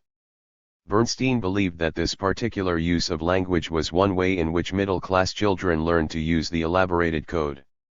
Chiliastic movements, organized groups, usually religious in origin, that look toward the passing of the present order and the end of the world as we know it. They tend to be enthusiastic in their services and welcome the transformation as the culmination of history. Choice, the ability to make decisions between alternatives in a free and unconstrained manner. Choice is traditionally an important concept in the sociology of poverty, in the sense that the poor have very little choice. However, it has more recently become a central concept in postmodernism, where the extension of choice has been fundamental to the development of postmodern societies. The idea of choice has therefore been extended from decisions about basic foodstuffs to the choice of lifestyles in which the postmodern individual engages. Choice of method: in sociological research, the choice of a particular research method or methods, which may be influenced by a number of factors. These are sometimes defined in terms of constraints, either practical or ethical, but the following may also exert an influence on choice of method. Time: some methods, such as covered participant observation, can be particularly time-consuming. Money: both the amount of money available to the sociologist and its source, e.g. a specific research grant, government or private funding. Access to the group being studied: is this easy, difficult, or even dangerous? The nature of the group being studied: factors such as their degree of literacy, their willingness to take part in research, the amount of time they have available will all need to be taken into account. The nature of the subject matter: personal, sensitive issues may not lend themselves to a written questionnaire with standardized questions. The kind of data required: do the end users of the research need quantitative, statistical data, or more qualitative information? Theoretical perspective: does the researcher or the person/group for whom the research is being conducted have strong positivist or interactionist leanings? Gender: it is increasingly acknowledged that this can exert an influence on the method used. These influences include physical space: there are some places where either men or women cannot easily conduct research, and female sociologists in particular sometimes face resistance from male bosses or colleagues to their attempts to conduct the more unstructured types of research often favored by women. Christianity: a monotheistic religion that emerged in the Near East and came to dominate the religious and civil life of Europe. Through colonialism, it spread to many other parts of the world in various different forms of Protestantism and Catholicism. Church: a well-established, bureaucratically structured religious organization with values that tend to be conservative and to support the established order in the society of which it is a part. Membership is usually by ascription, i.e. people are formally admitted into the church at birth. The term is usually used to refer to Christian churches. See denomination, section. Church attendance statistics: figures covering attendance at church on the major Christian religious festivals, particularly Easter, and/or measures of the frequency with which members of society attend church services. Other statistical measures include the number of infant baptisms, the number of marriages solemnized in church, and Sunday school attendance figures. These statistics show, particularly for the Protestant Church and the major denominations, a steady decline, particularly since the end of World War II. This is often used as evidence that secularization is taking place, but there is considerable disagreement regarding both the reliability of the figures and their interpretation. Circulation of elites: a term used to describe how social change may occur where there is a single unitary elite monopolizing power, suggesting that the only possibility for change is the replacement of one elite by another. The concept therefore denies the possibility of democratic control in society. Where there are elections, the circulation of elites suggests that the only avenue open to electors is to choose which elite they will be governed by.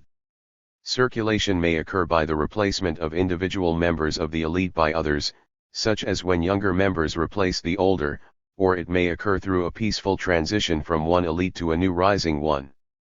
Alternatively, change may be violent, with the overthrow of one elite by another through revolution. Citizenship: both the legal right to count oneself a member of a particular state or commonwealth, and ideas concerning the relationship between an individual and the state. Generally, notions of citizenship involve defining the rights and the responsibilities of both the state and its citizens. City: a large urban area, which is usually a focus for the surrounding countryside. Cities have always been of enormous interest to sociologists, because they are often exciting and vibrant places, with a great deal going on. They are also associated with social innovation, so that new ways of living are constantly being developed. Cities are also places of conflict and struggle between different social groups, so they are places of contestation. City planning: a development scheme to create environments in urban areas that meet the needs of different urban groups, and develop urban spaces in a systematic way. Sociologists are interested in the way that the results of city planning affect individuals and groups within these spaces. The results of city planning decisions by urban managers can be the disruption of communities, the creation of pedestrian space, the death or revitalization of city center shopping areas, etc. Castells argues that city planning is about, firstly, social control, as it siphons working class populations into specific areas of cities, and secondly, about creating an urban environment that is conducive to the creation of wealth, by building roads, communications, etc. Civil liberties, personal and social freedoms that are guaranteed by law unless, in a particular set of circumstances, the exercise of these freedoms is deemed to be against the common good or public interest. When these freedoms are claimed and/or enforced through the legal or administrative system, they are usually classed as civil rights. Civil religion, where secular symbols such as flags and national anthems function to promote social solidarity in the way that religion has traditionally done. Durkheim used the term to indicate that there were functional equivalents to religion in every society, even those that did not have a single or unifying religion. Civilization, a term that describes a complex cultural and social entity, usually covering more than one society or nation-state. Thus sociologists define Western civilization as the cultural artifacts associated with capitalist industrial societies of the 19th and 20th centuries and encompassing such values as democracy, tolerance, liberalism, and so on. Civilizing process, the ways identified by Elias in which history can be seen as the progressive ability of humans to control their emotions. Elias showed how different standards of behavior, decorum or etiquette, come into existence and create a more civilized human being. Clan, a descent group that claims membership from one side of the family only. Clash of cultures, a notion in the sociology of education that identifies the cause of underachievement of working class and ethnic minority children as the difference between the expectations and practices of the school and the values and attitudes of students from particular backgrounds. In the case of the working class, it is argued that the middle class ethos of the school, with its emphasis on deferred gratification, does not go well with the more hedonistic culture of the working class. A criticism raised against this approach is that it tends to lump all schools and all working class children together, when there are important differences within each category. See cultural deprivation, cultural difference theory, cultural reproduction. Class, see social class. Class boundaries debate, one of the continuous disagreements in sociology, concerning how many social classes there are in modern societies and where the distinctions between them should be drawn. It was developed as a reaction to the Marxist division of capitalist societies into two major classes and some unimportant intermediate classes. Critics have argued that this is a simplistic view of a complex social phenomenon and therefore theoretically more social classes should be identified. Common sense views tend to divide the class structure into three, the upper, middle, and working classes, but sociologists are interested in how these can be justified in terms of the social situation in which members find themselves. Different sociologists have therefore developed various schema of social class, which seek to divide society into a specific and often different number of social classes according to some objective criteria. See contradictory class locations. Class-centric, having a view that is biased because it is taken from a particular position in the economic structure. Middle-class sociologists are often accused of being class-centric in that they view the problems of the working class from their own particular class position. Class cleavage, see partisan alignment. Class conflict, see class struggle. Class consciousness, where workers have an awareness that they have an interest in common with all other workers and bind together in collective organizations to pursue those interests. This leads to struggles on the political level, as class-conscious workers seek to change their common material conditions. See labor union consciousness, status consciousness. Class culture, the shared meanings and patterns of behavior associated with a particular social class. The Marxist view of this is that socio-economic factors lead to different classes having different patterns of meaning, therefore it is questioned whether an overall shared culture exists in society. Class culture arises out of shared interests. Others disagree, and argue that there is a dominant culture that all members of society broadly share, irrespective of differences that may arise from other characteristics such as age, class, or ethnic group. Class delineament represents the situation, especially in Great Britain, where the connection between occupation and political support for a particular party declines. The traditional British alignment has been between manual occupations and labour voting, and non-manual work and conservative support, but this has changed in recent years.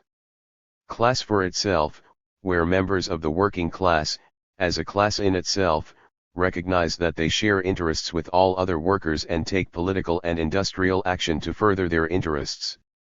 Marx saw the state of being a class for itself as a crucial step on the road to a revolution in which the working class would seize power and change society in their own interests. See class consciousness. Class formation. The Marxist view that the private ownership of the means of production determines the allocation of political power in society, and leads to the two groups, the owners and the non-owners of production, having different class interests, resulting in a struggle with one another. These three elements, namely the ownership of the means of production, the distribution of political power, and the conflict between groups, together lead to the formation of two opposing classes. Class fragmentation. See fragmentation theories. Class imagery. The way that individuals and groups see society as divided according to levels of subordination and superordination. The main types of class imagery are proletarian, deferential, and pecuniary. Class in itself, a term developed by Marx and Engels to describe the situation where groups of workers have enough in common materially to share a similar objective class position. The basis for a class in itself was urban living, where large numbers of individuals were brought together to work in large and small factories. Thus, the material aspect of these workers' lives showed great similarity, and at the time that Marx and Engels were writing, also much poverty and misery. The concept is used in conjunction with class for itself.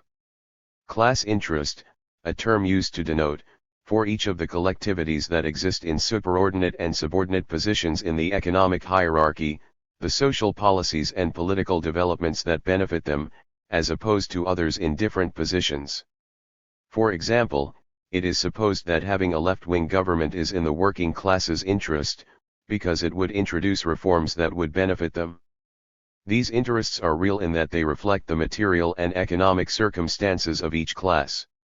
Class structure, the distribution of groups in society according to criteria such as ownership/non-ownership of the means of production, control or non-control over work situations, and whether the group sells or buys labor power. Traditional class structure is conceived of as a hierarchy, in which the largest social class is also the lowest.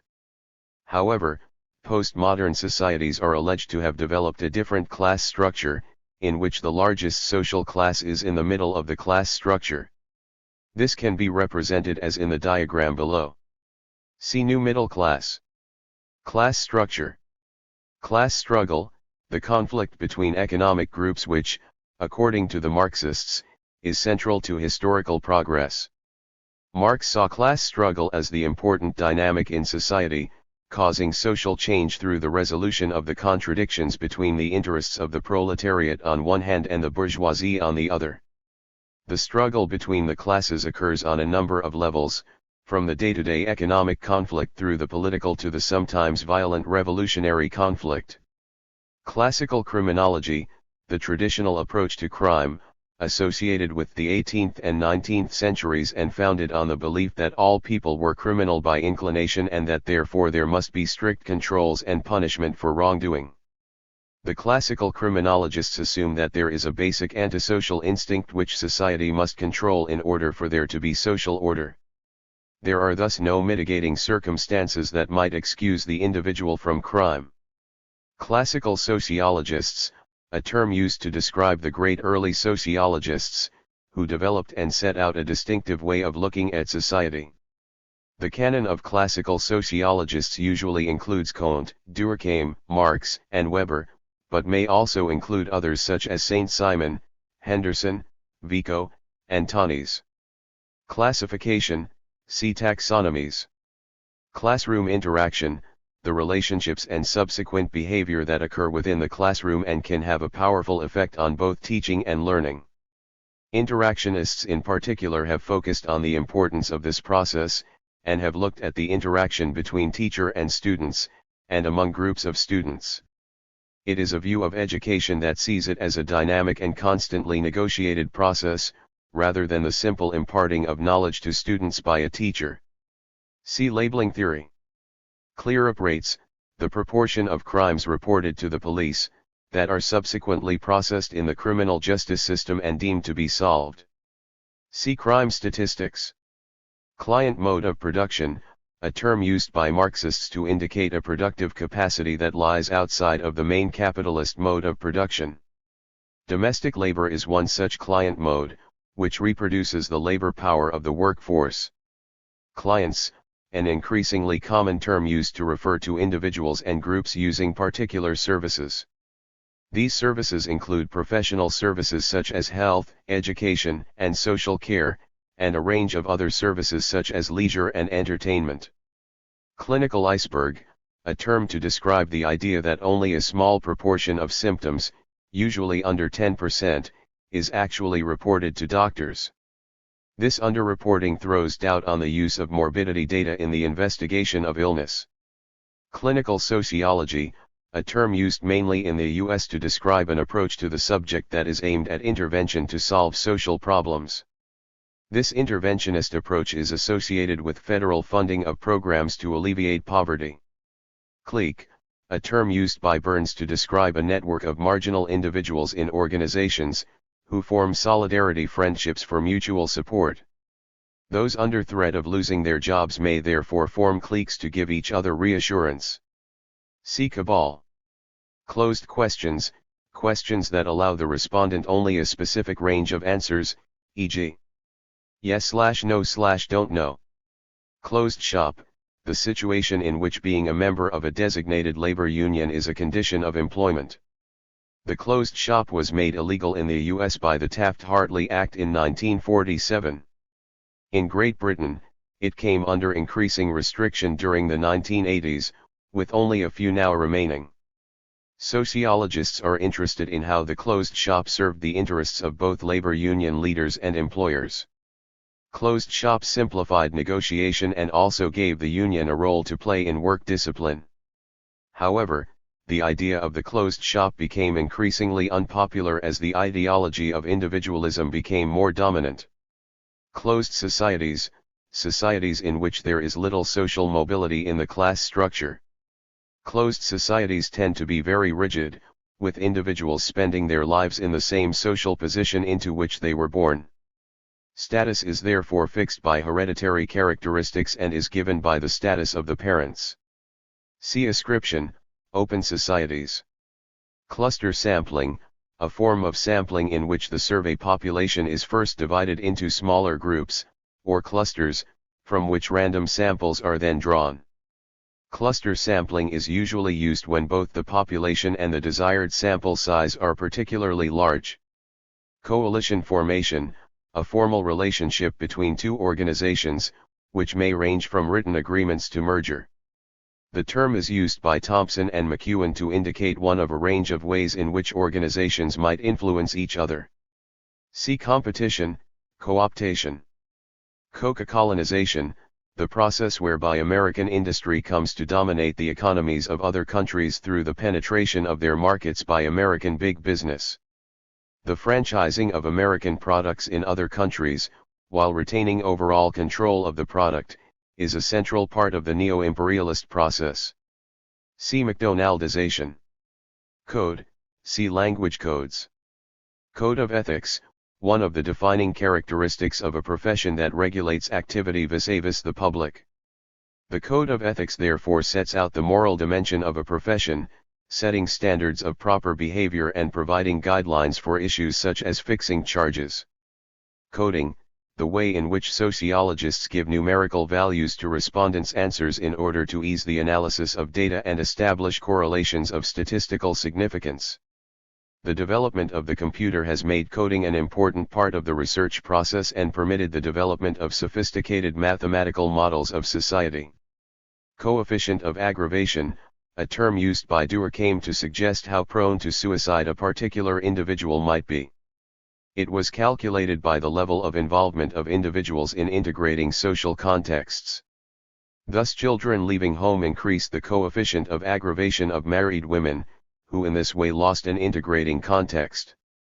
See egoistic suicide. Coercion, literally, force. Sociologists are interested in the way that coercion manifests itself in society. It can either be overt, as in the direct use of the police or army to control populations, or indirect, through the threat to use force. Coercion can also take a legitimate form in the law and justice system. Marxists argue that capitalist societies are coercive by nature, and beneath the velvet glove of the institutions of the law lies the iron fist of the military. Cognition, the process of thinking. It is an important aspect of mental life and constitutes the conscious thought processes as against the unconscious. See affectivity. Cognitive dissonance, where there is a lack of fit between the views of an individual and the ideas in the media content to which they are exposed. Festinger argues that this is psychologically uncomfortable and that the individual will seek to reduce the dissonance, largely by selectively choosing more consonant material. See selective exposure. Cohabitation, a situation in which a couple lives together as man and wife although not legally married. This is increasingly common in Western countries, both among young, never married couples and among men and women separated or divorced from previous spouses. Statistics show that people are more likely to cohabit before second marriages than before first marriages. Many cohabiting couples later marry, and while it might be expected that their trial marriage might help to ensure a lasting relationship, figures show that couples who have cohabited have higher divorce rates than those who have not. Cohesion, literally, sticking together, it is used in sociology to describe the integration of a society into a unified whole. See solidarity.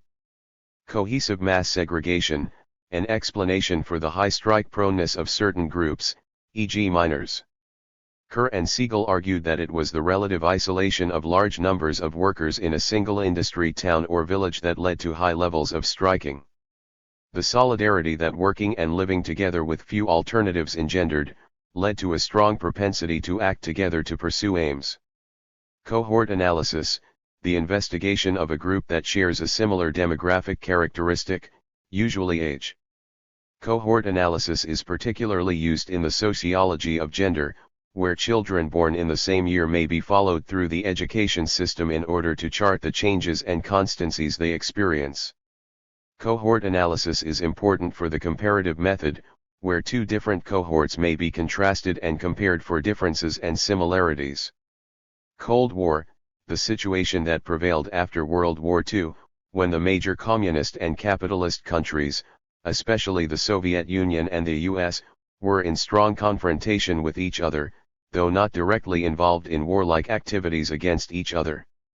The Cold War was thus in a sense fought by proxies in the Third World, especially through civil wars between those sympathetic to communist ideology and those hostile to it. The Cold War ended with the collapse of communism in Eastern Europe and the Soviet Union in the late 1980s, so that even though communist regimes survive, most notably in China, communism is widely seen as having lost the war. See End of history. Collapse of communism, the momentous events of the late 1980s that saw the overthrow either peacefully or violently of the communist regimes of the Soviet Union and Eastern Europe. The symbolic end of the Cold War came with the dismantling of the Berlin Wall. Communism continues to survive in its eastern form in China, North Korea, and Vietnam, and in the Western Hemisphere in Cuba. Collective bargaining, the negotiation between workers and employers through organized representatives on each side. It is in contrast to individual bargaining, where single workers might seek to negotiate conditions and wages. By banding together, workers hope to receive better conditions and pay through a system of collective bargaining. For the employers, collective bargaining simplifies the process of setting conditions and pay, though it also holds the possibility of industrial action. See institutionalization of conflict. Collective behavior, the actions of people when they operate together, for example in a crowd or a mob. Collective behavior usually implies the loss of individual will in the psychology of the group, which takes on characteristics independent of the sum of the individual actions within it.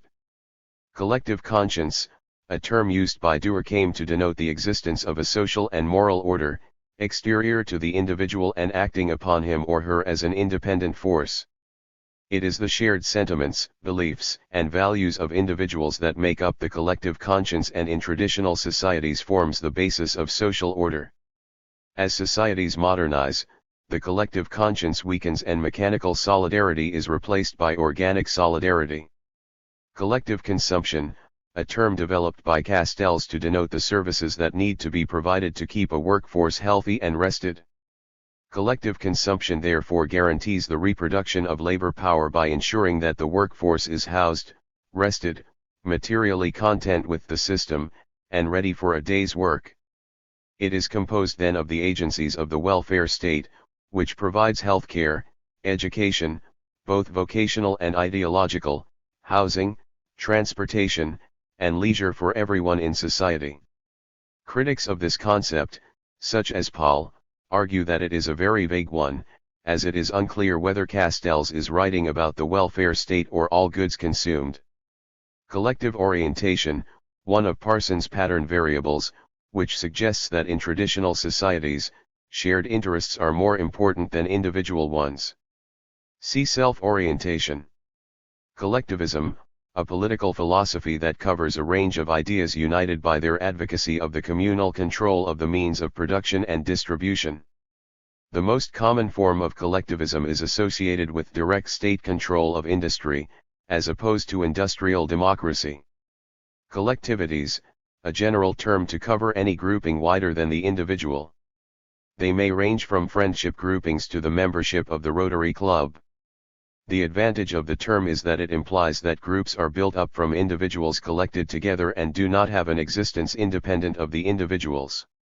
Colonialism, a system in which dominant countries control and exploit foreign colonies. The term is usually used to describe the way that European countries once controlled much of Asia, Africa, and Latin America.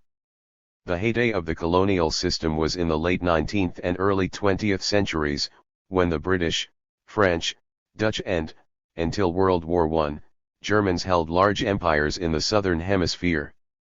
Sociological interest in colonialism has centered on the way that laws were used to establish dominant trading positions for companies in the colonial powers and the way that state power was used in a systematic way to exploit indigenous populations.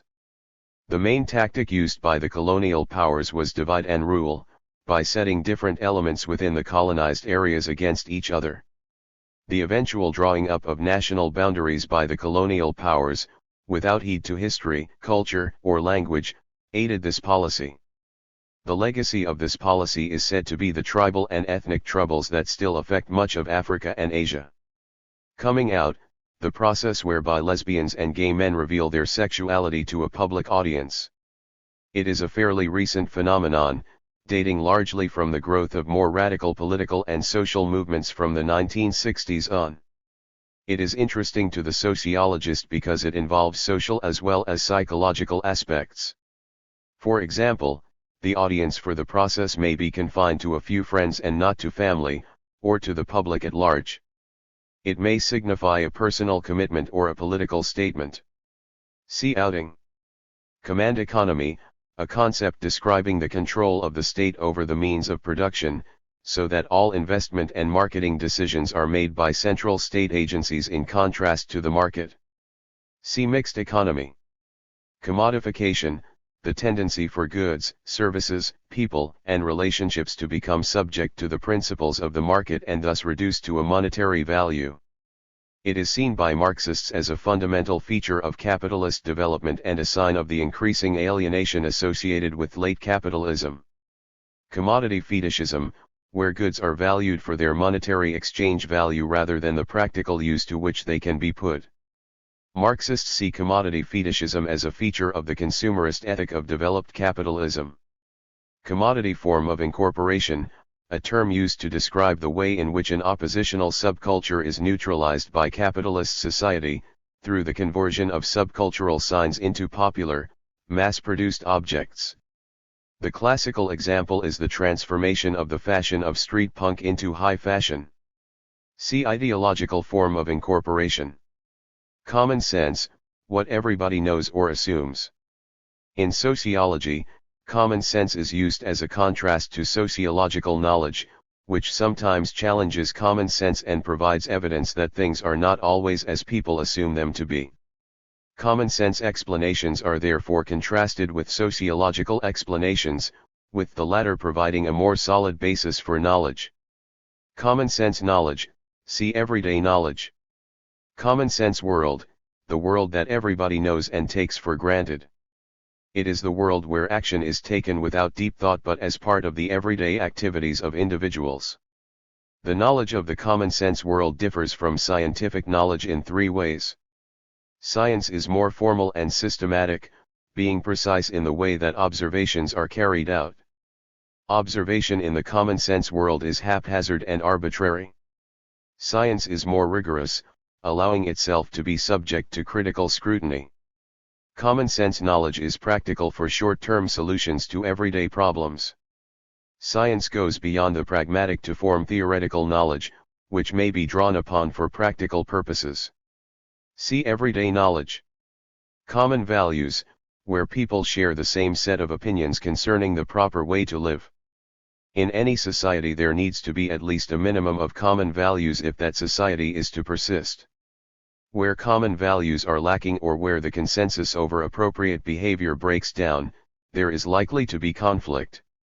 Whereas in a society a degree of conflict is necessary to prevent it ossifying, the existence of common values ensures some continuation of society. Communal economy, the exchange of services in a locality that does not rely on the exchange of cash. This can exist in either a semi-formal or an informal form. In the case of the former, a good example would be a babysitting circle in which tokens are exchanged for hours sat. For the latter, services are exchanged through friendship groupings on a basis of expertise held. Commune, a form of family living in which a group of individuals, either related or not, live together and hold property in common. There are various forms of commune which vary in the amount of communal property they hold. Some, for example, bring up their children with all adults of the commune as the social fathers and mothers. The classic commune is the Israeli kibbutz, which emerged as an attempt to forge a new way of living in the aftermath of the Holocaust. Communication, the transfer of information between individuals or groups, and a fundamental feature of the human condition.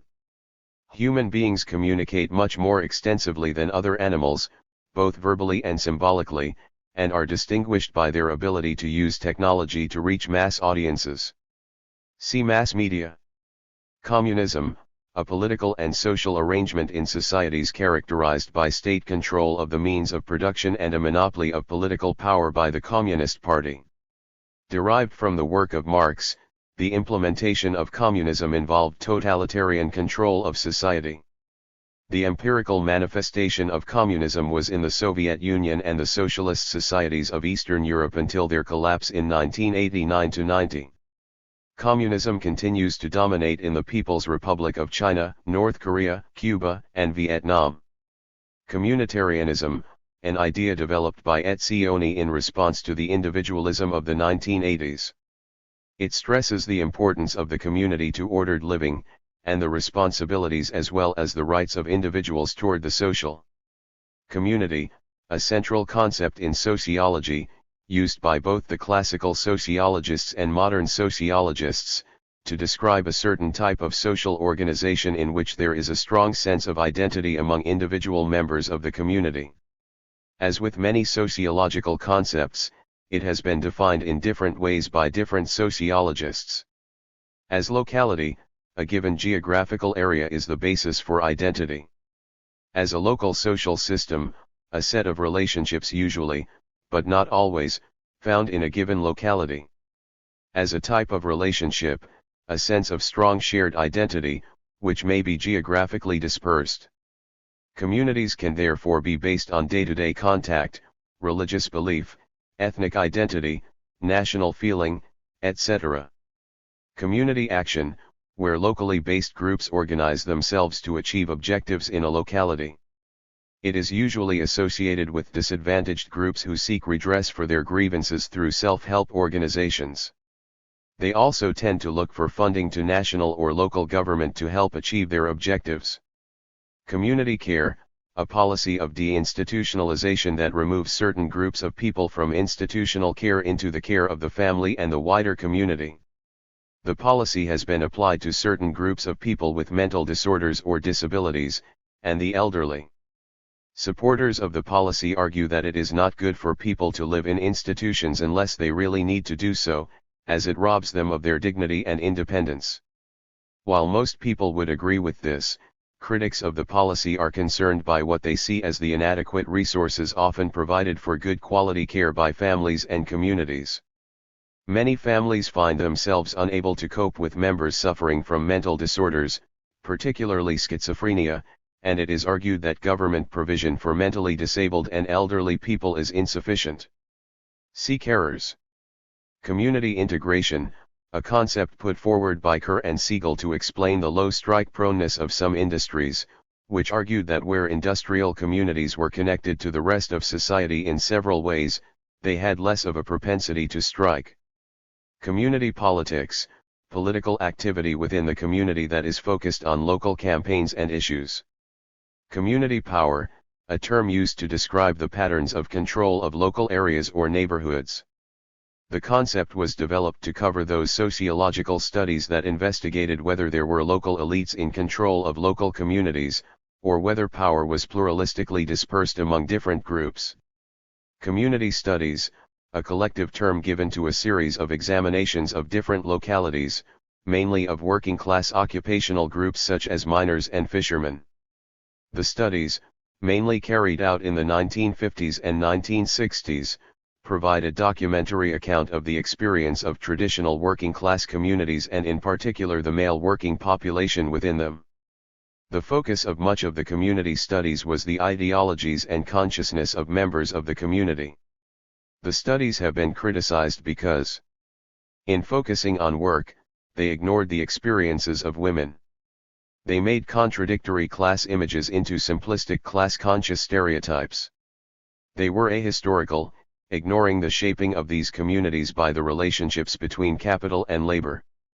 Commuter zone, the outer edges of a city and its satellite towns which, according to urban zones theory, are the main residential areas for middle-class workers. These areas are characterized as bedroom communities, being largely empty during the day as workers travel into the city to work, and having limited recreational opportunities in them for the workers who return at night. Comparative method, sometimes used as an alternative to an experiment, a method that analyzes two or more different groups or institutions in terms of their similarities and differences, often with reference to statistical data. It is usually used with large groups, sometimes whole societies, e.g. Durkheim's work on suicide, although research in psychology has used the comparative method on a study of a relatively small number of monozygotic, identical, twins reared apart. While comparative studies can yield interesting results, there is a problem of validity. There are usually so many different variables involved that it is impossible to draw definitive conclusions.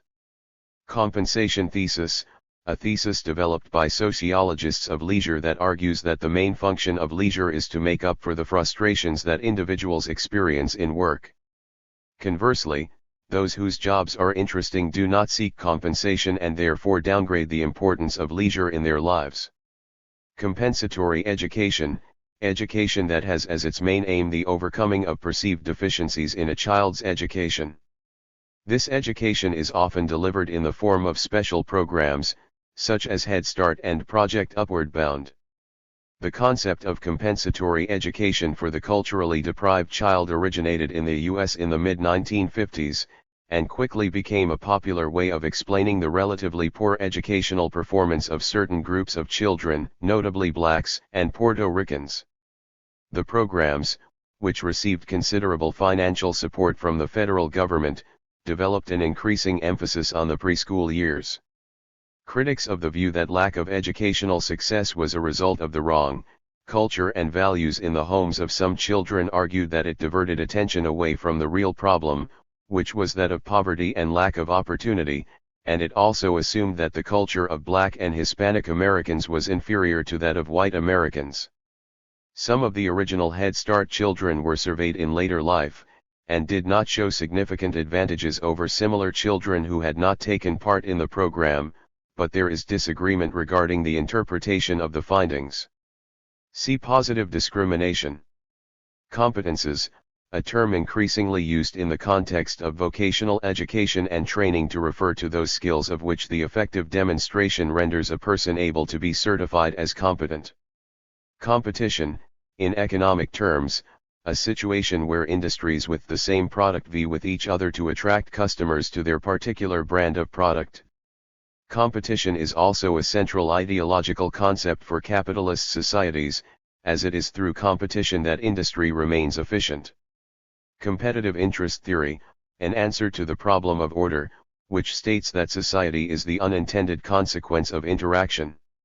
It proposes that in order to compete effectively and fairly for the satisfaction of desire, we must have a minimum of justice and rules, because we need order to trade.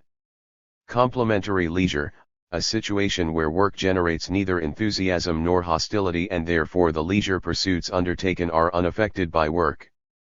It is usually associated with routine office work, where much leisure activity is carried out at home, such as watching television. See extension leisure, oppositional leisure. Compliance, see normative power, utilitarian power. Compound family, a complex web of relationships, based on marriage and kinship, that is a feature of high divorce societies. As the divorce rate increases, family relationships become more intricate, to include step-families as well as those related directly by blood or marriage. See reconstituted family. Comprador state, a term to describe a state in the third world that is a client of a first world country. The implication of the term is that the governing elite of the third world country is so tied into the interests of the first world country that the former is not truly independent. Underdevelopment theorists argue that the advantage of a comprador relationship over direct colonialism is that the illusion of independence satisfies nationalist opinion in the third world society, which might otherwise be hostile to the interests of the first world state. Computer technology, a system of technology consisting of a range of machines and applications, based on digital code and microprocessors, through which many millions of operations per second can be processed to achieve programmed ends. The development of computer technology has revolutionized the way that we produce goods and services in society and also affected the lives of millions of individuals, for example in the appearance of personal computers in our homes. The continuing development of computer technology should be one of the most important factors shaping the 21st century. Comte, Auguste, a French sociologist writing in the first half of the 19th century. Comte developed the idea of positivism, and believed that societies were subject to the laws of social and intellectual development, which he believed were as much laws as those in natural science. He argued that societies passed through three stages, the last of which was the positive stage, characterized by rational thinking and rational government. Many of Comte's ideas influenced the development of functionalism in sociological thought. See metaphysical stage, theological stage.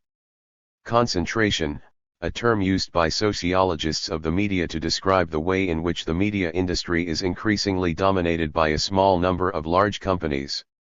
Initial interest in concentration was focused on Britain, where the collapse of independent local newspapers and the shrinking of ownership in the national press meant that fewer companies were dominating media output. More recently, concentration has taken on a global dimension with increasing domination of the global media market by a few huge businesses. Concentric zone theory, see urban zones theory. Concept, a term that carries a specific meaning and stands as a halfway house between empirical facts and full-blown theories.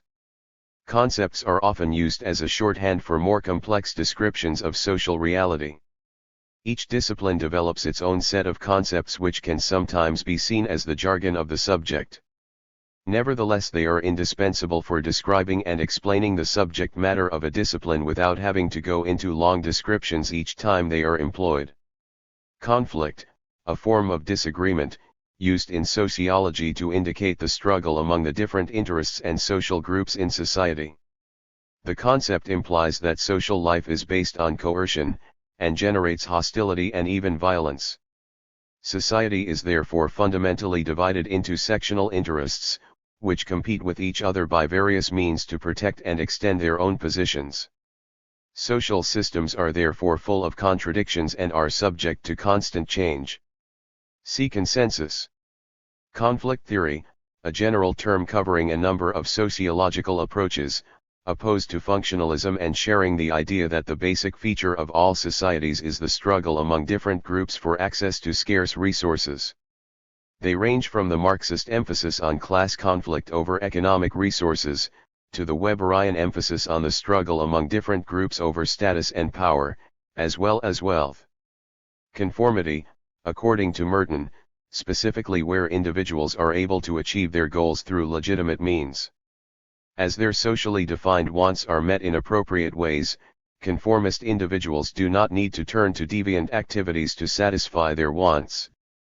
Conglomeration, the bringing together of companies in different sectors to form one overarching company with fingers in many pies. Conglomerates are of particular interest to sociologists of the media, who see a small number of companies with interests in many different sectors of the industry. See diversification. Conjecture, a logical suggestion as to why something is happening in the way that it is, which can then be subject to experimental testing. The notion of conjecture forms an important part of Popper's view regarding science and scientific method. See falsification, natural science, refutation. Conjugal, a concept referring to husband and wife. See conjugal roles. Conjugal roles, the roles played by a husband and wife within a marriage, with particular reference to the domestic division of labor. Elizabeth Bott suggested that there were two main types of conjugal role, segregated and joint, which her research showed to be associated with the working class and middle class respectively. Bott predicted that as the norms of the middle class filtered down to the working class, conjugal roles would tend to become increasingly joint, though this does not seem to be borne out by the evidence. As conjugal roles is a term that technically applies to married partners, and taking into account the increase in cohabitation, it is increasingly common to refer to the domestic division of labor rather than conjugal roles. See Newman. Connotation, used in semiotics to indicate the associations produced in an individual by a particular signifier. For example, the connotation of the signifier torch might be light, conservatism, heat, caves, etc. See denotation. Consanguinity, relationship based on descent from a common ancestor. The line of descent may be lineal, i.e. a direct line of descent, or with no direct line. Consciousness, that part of the human mind that is self-aware. In sociology, the term consciousness is used particularly, but not exclusively, by Marxists to indicate the individual's awareness of his or her position in the social structure of society. Consciousness also extends to awareness of place within the environment and with the internal workings of the individual's own mind. It is thus our knowledge about the world. Consensual view of need, a shared view of what is required to reach and maintain a minimum standard of living based not on subsistence but according to the prevailing norms of society. In the research for their 1985 book Poor Britain, Mack and Lansley took a representative sample of 1,174 respondents and asked them to categorize a range of goods and services as either essential or luxuries. They found a high degree of consensus regarding items considered necessities. The list of necessities established in this way formed the basis of defining poverty for Mack and Lansley: people with an enforced lack of 3 or more items on the list, excluding public transportation, a yard, and a television, were deemed to be in poverty, as they were unable to reach the minimum standard of living as agreed by a majority of the sample. See Index of Deprivation. Consensus, literally meaning agreement, a term used in a wide sense in sociology to describe those perspectives that stress the essential cohesion and solidarity of society. Consensus is based on the assumption that norms and values in society are generally agreed and that social life is based on cooperation rather than conflict. There is usually a legitimate authority involved in policing the consensus, which also guarantees that societies tend to persist. Conservatism, a political or social philosophy that is oriented toward traditionalism and preserving the structures and ideals of a society's past, while adapting them to the present. Modern conservative theory has become associated with the free market and the defense of capitalism. Conspicuous consumption, the use of goods and services to demonstrate actual or symbolic membership of a particular social class, especially one of high status. The goods and services therefore usually fall into the luxury class. Conspicuous consumption may occur in any society, but is particularly associated with consumer-oriented societies in which status is closely associated with the ownership of particular material goods. An example of conspicuous consumption is the wearing of designer clothes that carry the easily visible designer label. However, this is only effective if people can recognize which are the high-status, luxury goods, so advertising and marketing play an important role. Conspiracy theory, a theory based on the idea that individuals in power act together secretly in order to preserve their own interests against the interests of the rest of society. Classic conspiracy theories include the belief in a global plot to dominate international and domestic politics by the military-industrial complex, the Zionist movement, or the capitalist class. Constituency, a geographical unit or district that makes up an electoral area. A constituency contains electors bound together in a unit that, as far as possible, has some sense of identity or logic. Constitutional typologies, an explanation of criminality that relies on the body type of the individual as a predictor of the tendency to criminality. Of the body types identified by Sheldon, it was the high-energy mesomorphs, hard and round types, who were most led into criminal activity. This did not suggest that all mesomorphs were criminal, but that they were more likely to engage in delinquency. The theory has been criticized because it does not identify the mechanism whereby the body type is translated into particular actions. It may also lead to stereotyping of certain individuals on the basis of their appearance. Constitutive criminology, a postmodern approach to the sociological study of crime. It recognizes both the constraints on people's actions and the freedom of choice they have. It therefore takes into account factors such as a person's past, their present condition, and their biological and social backgrounds, which may limit their ideas and actions, while insisting that there is still freedom for the individual to make decisions whether to carry out legal or criminal actions in any circumstance. Construct, in sociology, any concept or explanation that helps individuals to understand the world around them.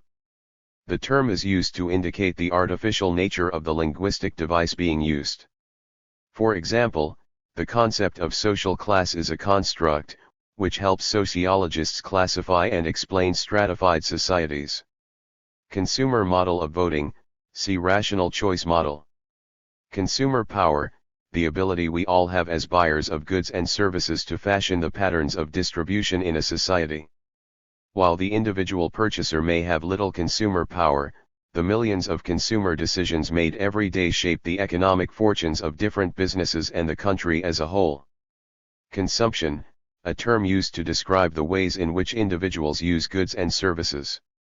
Whereas sociologists have traditionally been interested in production, focus on consumption has increased since the 1980s.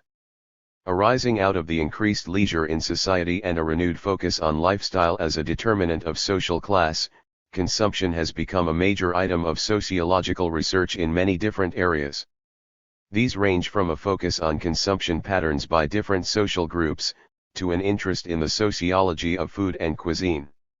Content analysis, a method associated with the study of the media, in which researchers define a set of categories and then classify the material under study in terms of the frequency it appears in the different categories. It has been used to study newspaper coverage of different types of crime, relating the extent of coverage, in column inches, to the actual incidence of the various types of crime. One of the problems of content analysis is the difficulty both of defining the categories and of allocating the material to the appropriate category. Contest mobility, a form of social mobility based on the assumption that some education systems operate in a meritocratic fashion. The concept was used by R. Turner in the 1950s to describe the social mobility that he believed to operate in the U.S., as a result of the fair and open competition found in American schools. Turner has been criticized for an overly idealistic view of American education, and for ignoring the impact of social class on social mobility. See meritocracy. Contestation, a process described by Mondale, where workers come to challenge the rights of capital to determine the conditions of production. Mondale argued that, with the increase in automation, it would be impossible to continue to increase the real wages of workers. Therefore, the standard of living of the working class would decline and workers would begin to challenge the prerogatives of capitalism. See late capitalism. Contingency theory, an approach to organizations that examines the influence of the environment and technology, contingent factors, on organizational behavior and structure. The importance of this perspective is that it rejects the search for the most efficient form of organization, in favor of exploring the variations that responses to the environment invoke in organizations. Continuous process production, where goods are manufactured without being touched by human hands. It is usually found in the chemical and drugs industries where the transfer of the materials from one part of the process to another could be dangerous if humans were exposed to them. Continuum, in sociology, a representation of social phenomena that suggests that there are numerous variations between two opposite characteristics. It is usually drawn as a straight line, with the opposites at either end of the line. Along the line may be placed variations of the opposites, and where they are placed will suggest their relation to other variations. This can be seen in the following illustration of continuum. Contradiction, a term used by Marxists to describe situations in which there are disjunctions between social structures when there should be a fit. For example, Marxists argue that there is a correspondence between schools and the economy, so that schools prepare students for the world of work.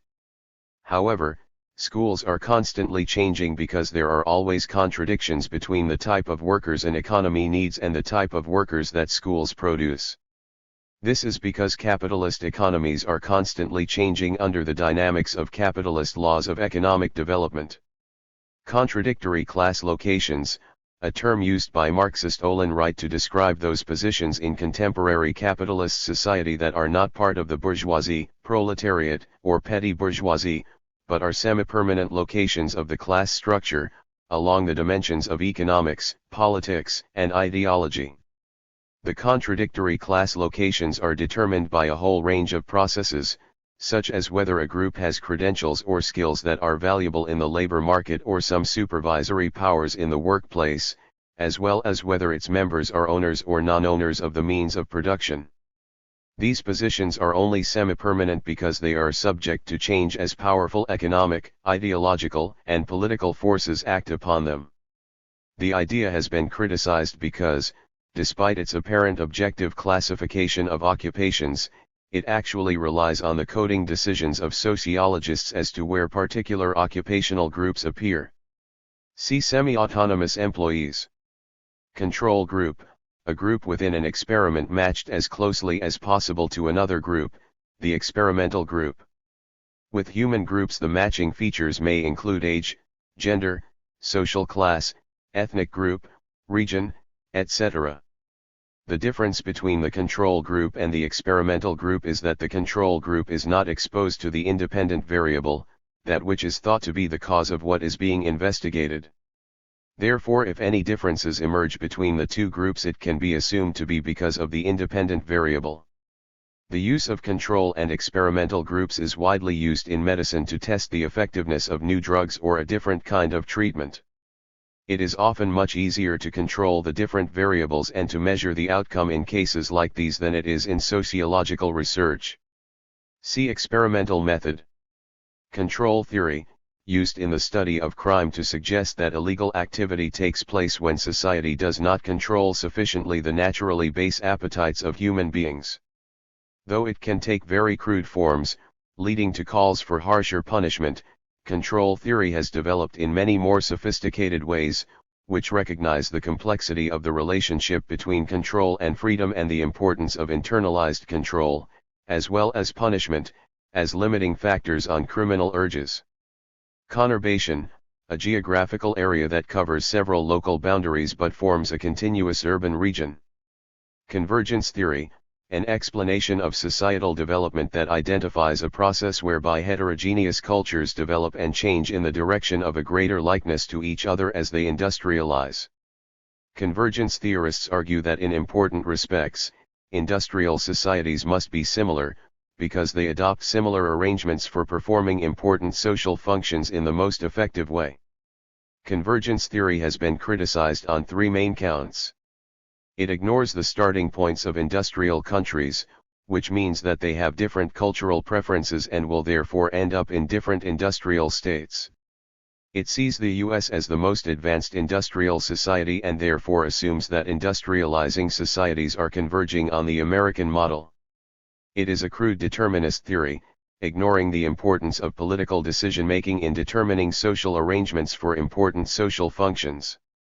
Convergence theory has had a resurgence since 1989 with the collapse of the communist regimes in the Soviet Union and Eastern Europe. See one-way convergence, two-way convergence. Conversational analysis, a method associated with ethnomethodology, in which the common-sense rules of everyday talk are uncovered by examining the speech acts of individuals talking with each other. For example, conversational analysis might uncover the rules associated with the timing and legitimization of taking turns in conversation. Conversational analysis has also revealed gender differences. In mixed groups, males frequently interrupt females, who tend to stop speaking and allow the male to continue. Males are more likely to make statements of fact, while females are more likely to be tentative, e.g. I think that, or isn't it true that?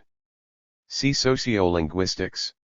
Cooperation, where action is shared to achieve common goals. Even in high-conflict situations, some minimum of cooperation is apparent, for example in the shared principles of the Geneva Convention. See conflict. Cooptation, the situation in which two or more organizations are related through the same individuals having directorships in each of them. Though there may be no formal relationship between the organizations, some sociologists suggest that multi-directorships mean that there are informal contacts which can lead to coordination of some spheres of activity. Co-production, the process in late capitalist societies whereby the state and its citizens act together to administer society. The postmodern condition of late capitalism so fragments society that the state can no longer administer society effectively on its own. It therefore recruits the citizens into co-production, to enable the cooperation needed to ensure the smooth running of society. For example, the self-assessment of tax payments, rather than assessment by state employees, is one form of co-production. Copycatting, the process whereby accounts of events in the media encourage people in other areas to copy the behavior reported, leading to an increased incidence of the original behavior. It has been used, for example, in explaining the outbreaks of urban violence that periodically sweep some cities. However, critics argue that the copycat theory is insufficient on its own as an explanation, as violence does not break out in all cities following the reporting of an initial riot. Core characteristics of the professions, those features that delimit a profession from other occupational groups. See professions. Core functions of the family, those functions believed to be the basic, essential functions performed by all family units. Murdoch, an early functionalist writer, argued that the four basic family functions were the sexual, the reproductive, the socializing, Murdoch referred to this as education. The economic. According to Murdoch, the sexual function performed by the family was the social control and expression of the sex drive.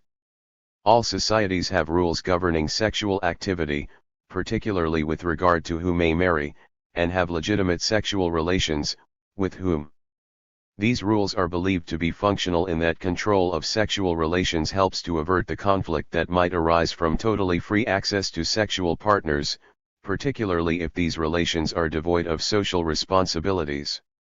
Societies also have rules about the socially acceptable expression of sexual feelings and activities, which again, according to Murdoch, helps to avoid conflict. The reproduction function refers not only to the obvious fact that children are born into families, but that the rules governing marriage and family structure ensure that children are seen as the responsibility of a particular group of adults, either the parents or, as in some societies, a wider group of kin. This helps to ensure the survival of children, and thus of the society. The socialization function is seen as particularly important, as it is this process that enables children to function as members of their own society and ensures that the culture is passed down from one generation to the next. The economic function refers to the work performed in family units. In simple and non-industrial societies, work is largely devoted to the provision of food. This is sometimes referred to as the production function. It has been argued that, in industrial societies, where few families produce their own food and household goods, the economic function is one of consumption rather than production, that is, families buy and use goods rather than produce them directly. As in many modern industrial societies, many aspects of family functions such as welfare, education, and leisure are increasingly performed by more specialized agencies such as hospitals, schools, and leisure organizations.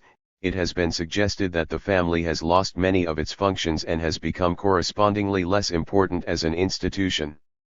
However, others including Parsons maintain that this has made the family more specialized, and that its remaining functions are more important to society than ever.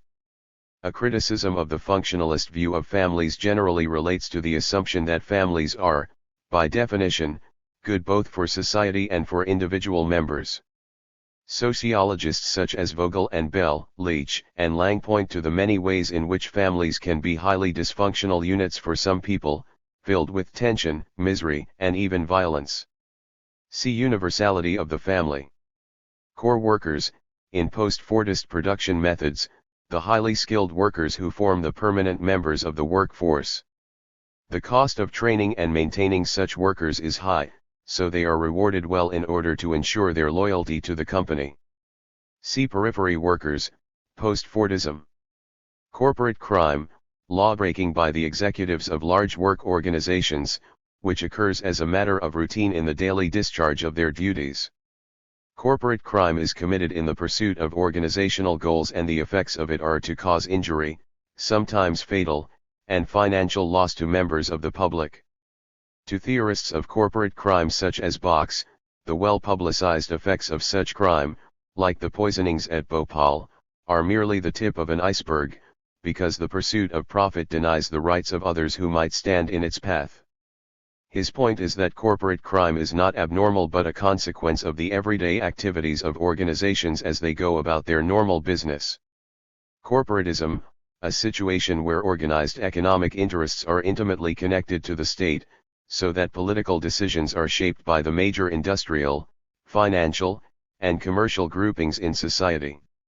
Correlation, a mutual relationship between variables so that one is affected by the other. For example, age and visits to the doctor are both social variables. If a study were made of a group of people and information obtained about their age and the number of visits they had made to the doctor in the past year, these variables could be examined to see whether or not there was any connection. If the sample were sufficiently large, it would probably be found that, the older the person, the greater the number of visits to the doctor. This would be a positive correlation, i.e., as one variable, age, increased, so did the other, visits to the doctor. Population studies have shown that, as the level of literacy in a population rises, particularly among women, the average number of children born to a family falls. In this case, as one variable, the level of literacy rises, the other, average number of children born, falls, so we say that there is a negative correlation between the two variables. We must be cautious, however, in attributing a causal relationship to correlating variables. It would not be possible to claim that the ability to read and write in itself causes the birth rate to fall, rather, it is the effect of a more literate population on the whole economic and social structure of a society that exerts an influence on the desired number of children. See spurious correlation. Correspondence principle, developed by Bowles and Gintis to suggest that what happens in schools mirrors what happens in the workplace, so that education can be seen as a direct preparation for the child's future role in an unequal division of labor. For example, they argue that the system of rewards and punishments in schools echoes that of the workplace. More importantly, children of the middle class receive a different education from that of the working class. In the case of the former, they have a more independent type of schooling, which prepares them for more managerial jobs in the future. For the latter, schools emphasize obedience and discipline to prepare them for subordinate roles in the division of labor.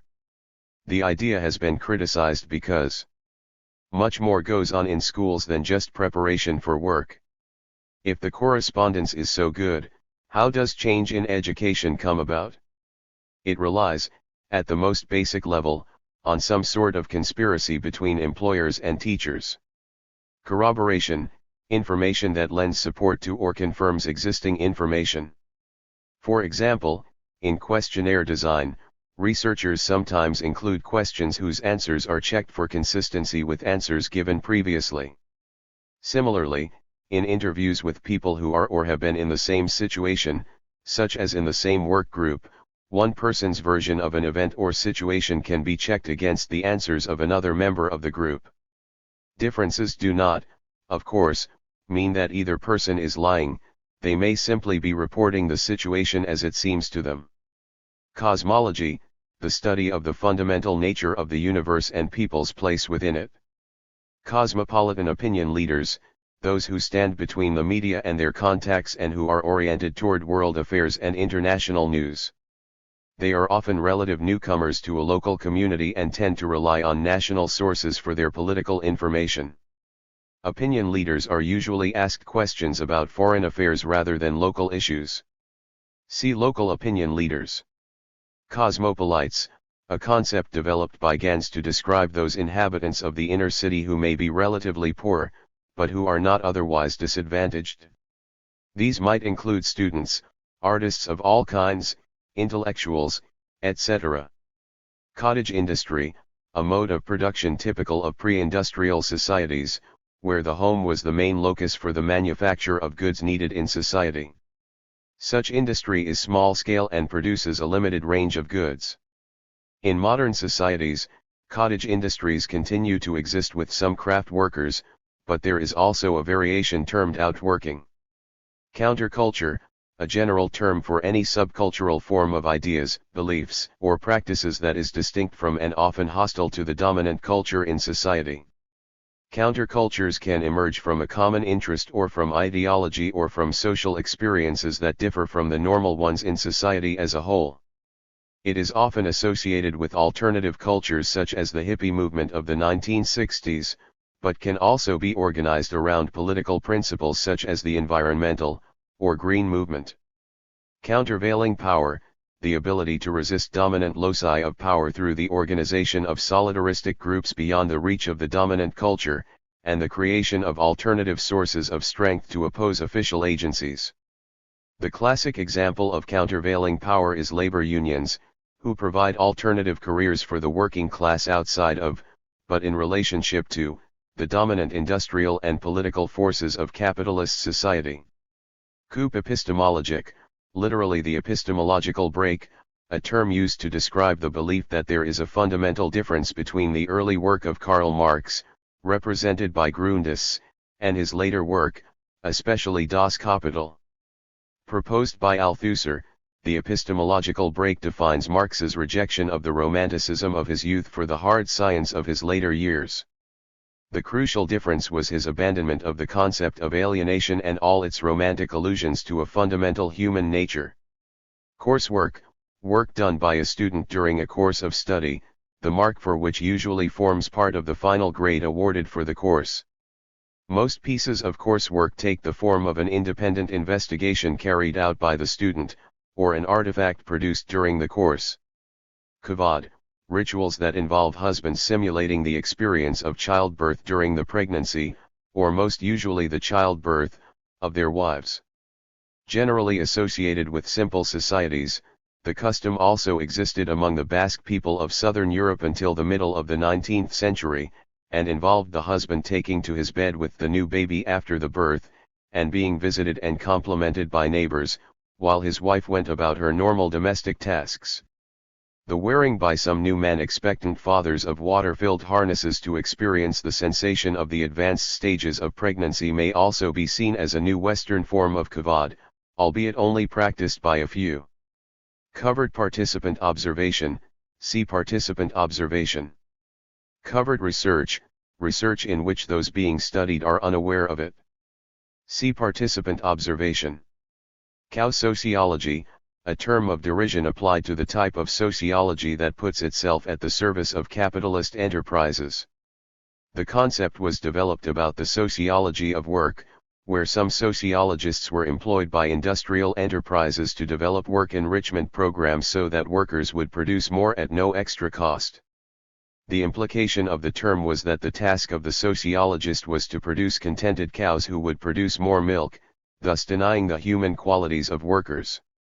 Craft industry, a form of production in which the work is carried out by skilled workers, fashioning the product from start to finish.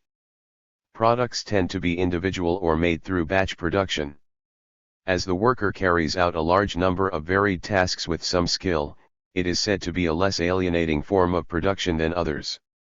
Craft unions, labor union organizations for those workers who exercise a particular skill that is the result of long years of apprenticeship. An example might be the unions representing carpenters or bricklayers. See industrial unions. Credential inflation, a process in which higher and higher qualifications are demanded by employers, leading to a situation where many employees are significantly overqualified in terms of the demands of their actual job.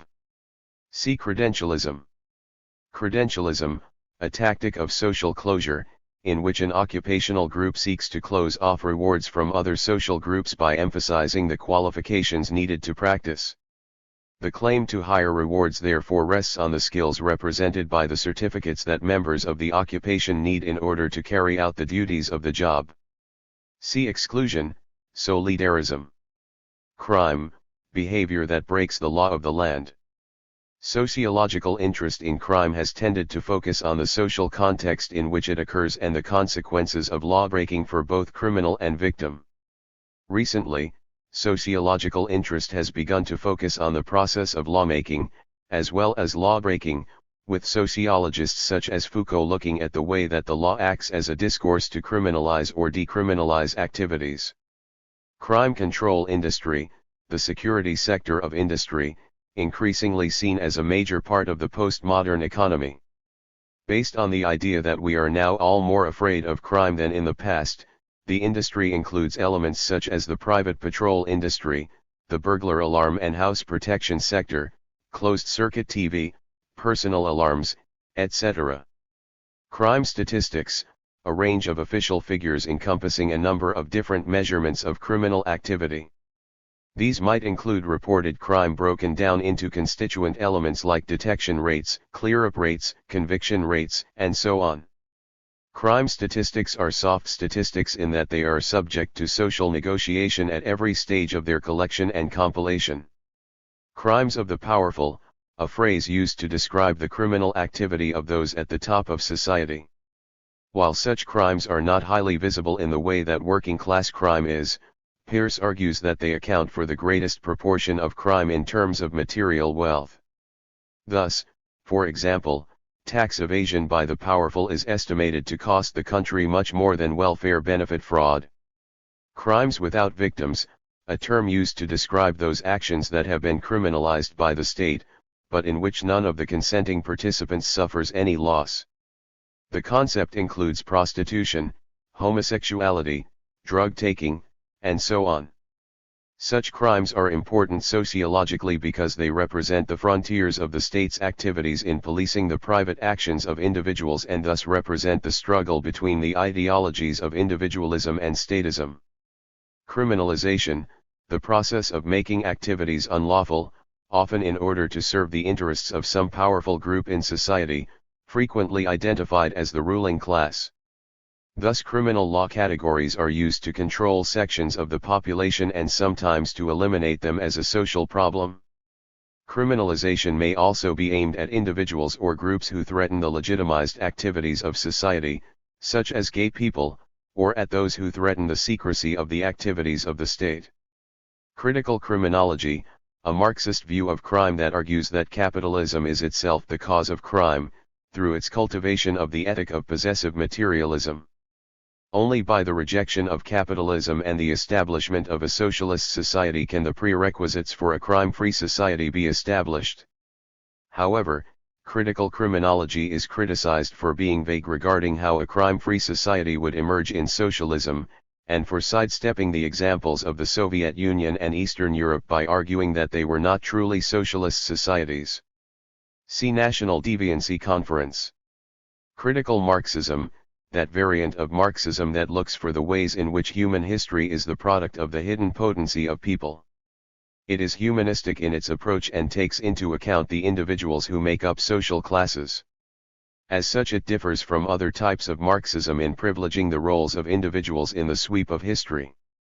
The critical school was represented by such Marxists as Gramsci, Sartre, and the Frankfurt School. See Scientific Marxism. Critical pedagogy, a postmodernist school of teaching based on the idea that teaching should be about the possibilities in children's lives and getting children to recognize that we live in a fragmented and no longer certain world. This type of pedagogy does not accept that there is only one truth to be taught, but rather that there is a variety of ways of looking at the world depending on the position of the viewer. Cross-class families, families in which the husband and wife are both in paid employment, but in different occupations, in different social classes. The implication of this formation is that when classifying families into social classes, it is not sufficient to use only the husband's occupation as traditional stratification theorists have done. Feminists in particular have pointed out the importance of cross-class families when calculating the social classes of individuals. Cross-class voting, where members of a particular social class vote against the party that is seen as representing their class interests. Cross-cultural comparison, a classical sociological method, rooted deep in the history of sociology, that examines two or more societies to see their similarities and differences. From these comparisons, sociologists hope to establish universals in human societies as well as laying bare the possible variations.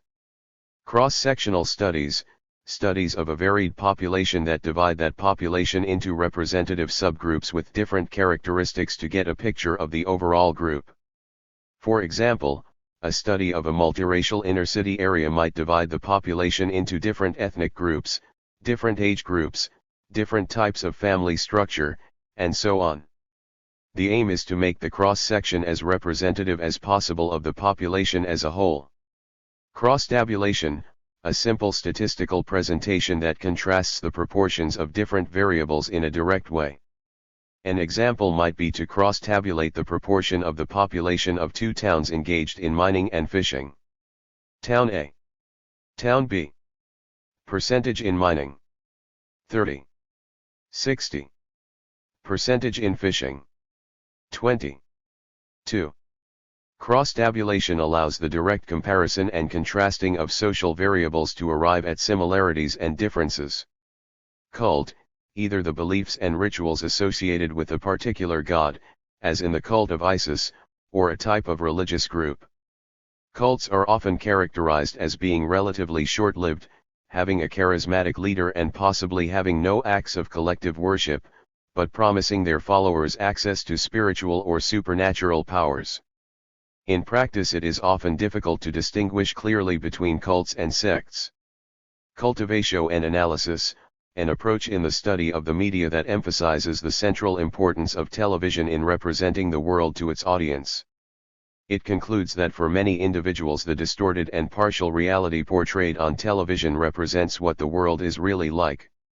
The extent of the portrayal of sex and violence on television, therefore, influences the way that such individuals actually see the world, which is as a mediated reality.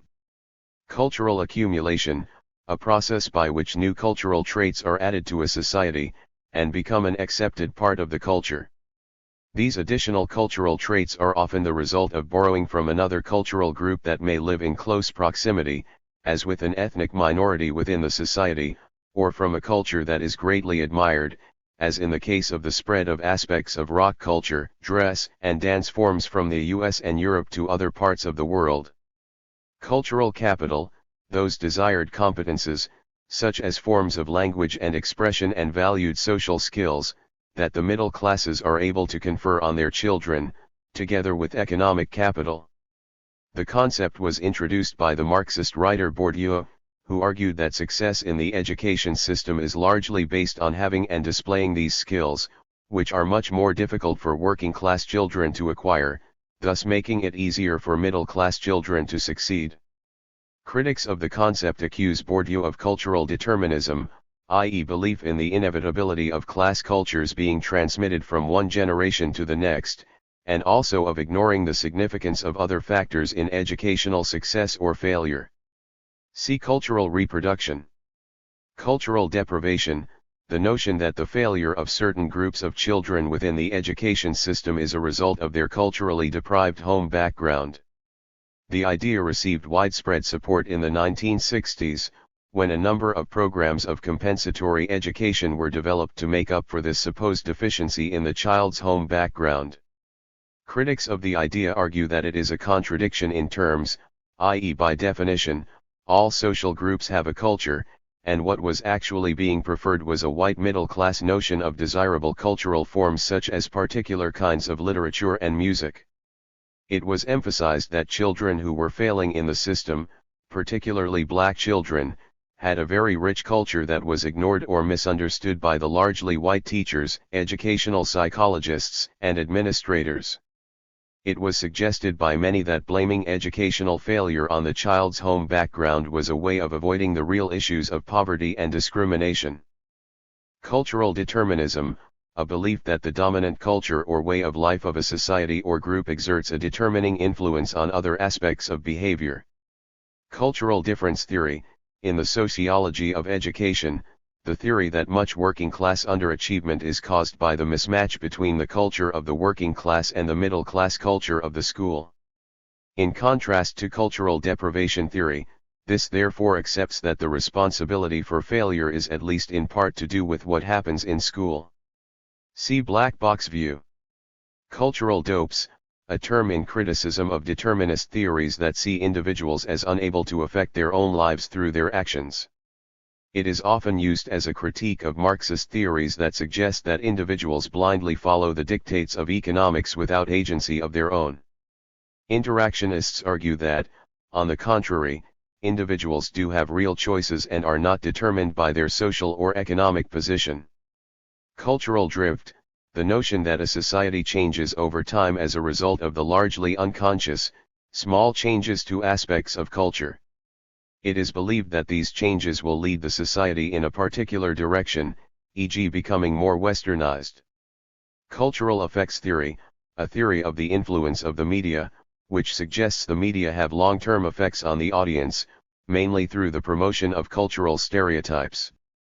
The audience of these images is itself differentiated into social groups so that members receive and interpret the messages of the stereotypes according to the social position in which they find themselves. See drip effect. Cultural imperialism, the imposition by one group of its cultural forms on another group, particularly members of a different society. The term is often used in the context of the mass media to refer to the export of particular kinds of mass media and mass entertainment, and the products allied to them, such as certain styles of dress. With the growth of media conglomerates which now operate across different continents, it is alleged that cultural imperialism is increasing, and posing a real threat to indigenous forms of culture. Cultural pluralism, an approach to race relations that acknowledges the cultural diversity of modern society and accepts the legitimacy of ethnic minority cultures. One of the implications of this is to introduce strong elements of ethnic minority culture into the curriculum of schools. See assimilation, integrative race relations. Cultural relativism, the view that there are no universal beliefs, but that each culture must be understood in its own terms, because cultures cannot be translated into terms that are accessible everywhere. The implication of cultural relativism is that no one society is superior to another, they are merely different. Cultural reproduction, associated with Marxist theory, a term for the process whereby social relationships of superordination and subordination in the class structure are recreated generation by generation. Cultural reproduction in capitalist societies is therefore associated with the establishment of ideological hegemony in each generation, so that working-class children end up in working-class jobs and middle-class children in middle-class jobs. The conditions of cultural reproduction are the result of pervasive effort by the ideological state apparatus. It is never complete, as there are always changes in the occupational structure that create opportunities for social mobility, but the control of the bourgeoisie is made more secure through cultural reproduction. Cultural taboos, aspects of social life that are considered forbidden by the norms of society. In methodological terms, these create some difficulty in using historical or cross-cultural documents as evidence for sociological research, as the existence of cultural taboos may cause the omission of important material. For example, if talking about sexual matters were a cultural taboo, it is unlikely that surviving documents would contain information about this important area of social life. Cultural transmission theory, a basic idea of the Chicago school that, in cities, natural areas emerge that, because of immigration patterns, are isolated from the mainstream of the rest of society. As a consequence, the inhabitants develop their own knowledge, beliefs, and forms of behavior that make possible specific forms of deviant behavior. Within each of these natural areas, the cultures are transmitted to the next generation even if this is composed of a new set of immigrants.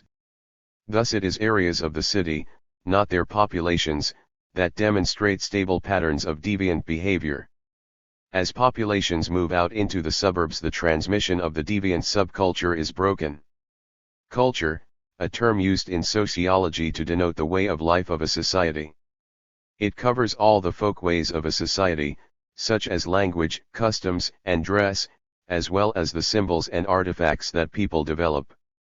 The concept of culture became a central organizing theme of much sociology in the 1980s and 1990s, as postmodernists moved away from a focus on structure to look at cultural forms. There are different forms of culture that sociologists have identified, such as high culture and popular culture. Culture industry, a term developed by the Frankfurt School to denote that the producers of cultural material are embedded in economic processes, and therefore that to understand the media, sociologists need to look at processes of profit and loss, resourcing, etc. associated with any capitalist enterprise. The importance of this insight is that it is not enough just to look at the communication processes in media organizations, but at the economic basis underpinning these processes must also be examined. Culture of contentment, a concept devised by Galbraith to describe the 40% of the population who are relatively well off and will block electorally any attempt to increase taxes to pay for more welfare services for the less well off and the poor. The term arose after the success of the Republicans in the US and the Conservatives in Britain in the 1980s in creating the expectation of tax cuts among the electorate. The culture of contentment therefore represents an alternative to the post-war consensus that a strong welfare slate is important for social stability. Culture of poverty, attitudes and patterns of behavior allegedly characteristic of the poor, which are transmitted from generation to generation and which serve to perpetuate the state of poverty. These attitudes include fatalism, dependency, apathy, and despair. The concept is particularly associated with the anthropologist Oscar Lewis, who carried out research into poor families in Mexico and Puerto Rico. The concept is often used in a negative sense to imply that poverty is largely the result of these negative characteristics, i.e. is the fault of the poor themselves. However, Lewis saw these attitudes as at least partly a response to an existing situation, and argued that poverty was particularly likely to flourish in a low-wage, profit-oriented economy with minimal assistance for the poor. Some critics of the culture of poverty explanation of poverty argue that the real causes of poverty lie not in the attitudes and behavior of the poor, but in the inbuilt inequalities of wealth, income, and power particularly associated with capitalist societies. See dependency culture, underclass. Culture of service, an ethos associated with the new right sociologists, defining the appropriate way for public services to operate in relation to their clients. It implies that the main purpose of welfare organizations should be to serve client needs. This is in contrast to traditional ways of seeing welfare organizations as delivering state-defined services to those in need. The culture of service will be, according to the new right, a result of the introduction of market principles into such services as the education system. Culture shock, the feeling of disruption that individuals might feel when confronted with a different and seemingly alien culture, which challenges the taken for granted assumptions of their own perspective. There is a tension between the unsettling effect that contact with the strange can have and the enlightenment that an alternative culture can provide.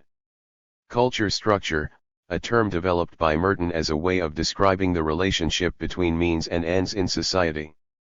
One half of the culture structure is the goals defined by the culture of society as the proper aims for people. The other half is the ways that individuals may legitimately pursue those goals. Where the relationship between these two is imbalanced, either because of the escalation of goals beyond the ability of many individuals to achieve them or through the blocking of legitimate means, then deviance is likely to result. Thus strain between ways and means leads to a state of anomie, to which individuals can respond in a variety of different ways. However, the idea of a culture structure has been criticized, because it takes societal goals for granted and does not ask who defines the proper aims for society or who decides which means are legitimate. The idea is therefore based on an acceptance of existing society as the best possible one. See innovation, institutionalized means, rebellion, retreatism, ritualistic deviance. Curriculum, the subjects and courses offered in educational institutions that form the basic program of study. These are also referred to as the overt curriculum. See hidden curriculum. Custom, an established and traditional pattern of behavior, which may or may not have lost its efficacy through time. Customs can provide integrative activity for a society and are often taken for granted by those who share them. Cyberethnography refers both to a specific kind of research situation, in which researchers are examining types of interaction and communication between groups on the Internet, and also to the use of the Internet to gain access to a sample of respondents for the purposes of conducting real or virtual surveys or interviews. Cybernation School, a school of thought based on a theory about automation, which suggests that as it develops it will fundamentally alter society. Proponents of the Cybernation School, such as Michael, suggest that automation is a radical break from previous technological developments. That the pace of automation is accelerating. That it will lead to chronic and continuous high levels of unemployment. Critics argue that the extent of automation has been exaggerated and that there is little evidence for an accelerating rate. Moreover, new technologies create jobs as well as destroy them, so there is little evidence for continued high levels of unemployment. Cybernetic analogy, an analogy developed from the work of Spencer that compares society to a machine. The basic idea is that communication is essential for the system of the machine or society to hold together. Communication is provided by specialist parts of the machine that provide feedback for the system to adapt its arrangements and prevent disintegration. See biological analogy. Cycle of deprivation, see poverty cycle. Cycle of poverty, see poverty cycle. Death, the cessation of existence.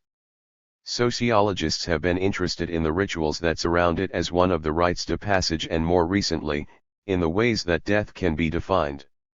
Whereas death might seem to be an obvious state, the development of medical technology has complicated the definition so that the concept of brain death has become central to the medical profession.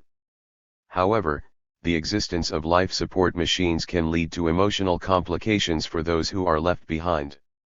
Death of the family, a widely expressed argument, found at all levels of society, that the family as an institution is dying. Evidence given for this includes the high rates of divorce and cohabitation and the increase in the number of single-parent families. Many argue that the root cause of the perceived rising underclass in society is the breakdown of the family. Critics of the death of the family argument suggest that the family as an institution should be viewed as changing, rather than dying, pointing out for example that more couples remain married than get divorced, that many cohabitants later marry and that a high proportion of divorced people later remarry. Many single-parent families are only temporarily in that state. Critics also argue that the family continues to provide a wide range of essential welfare and support services for its members. See loss of family functions. Death of the subject, a phrase used in connection with structuralism, to indicate that structuralism tends to reduce the individual to an automaton with little ability to make free choices outside of the forces of the structures he or she inhabits. See bearers of the mode of production. Death rate, a calculation of the rate at which individuals die within a given population. The crude death rate is expressed as the number of deaths per thousand of the live population per year. It takes no account of the age profile of the population.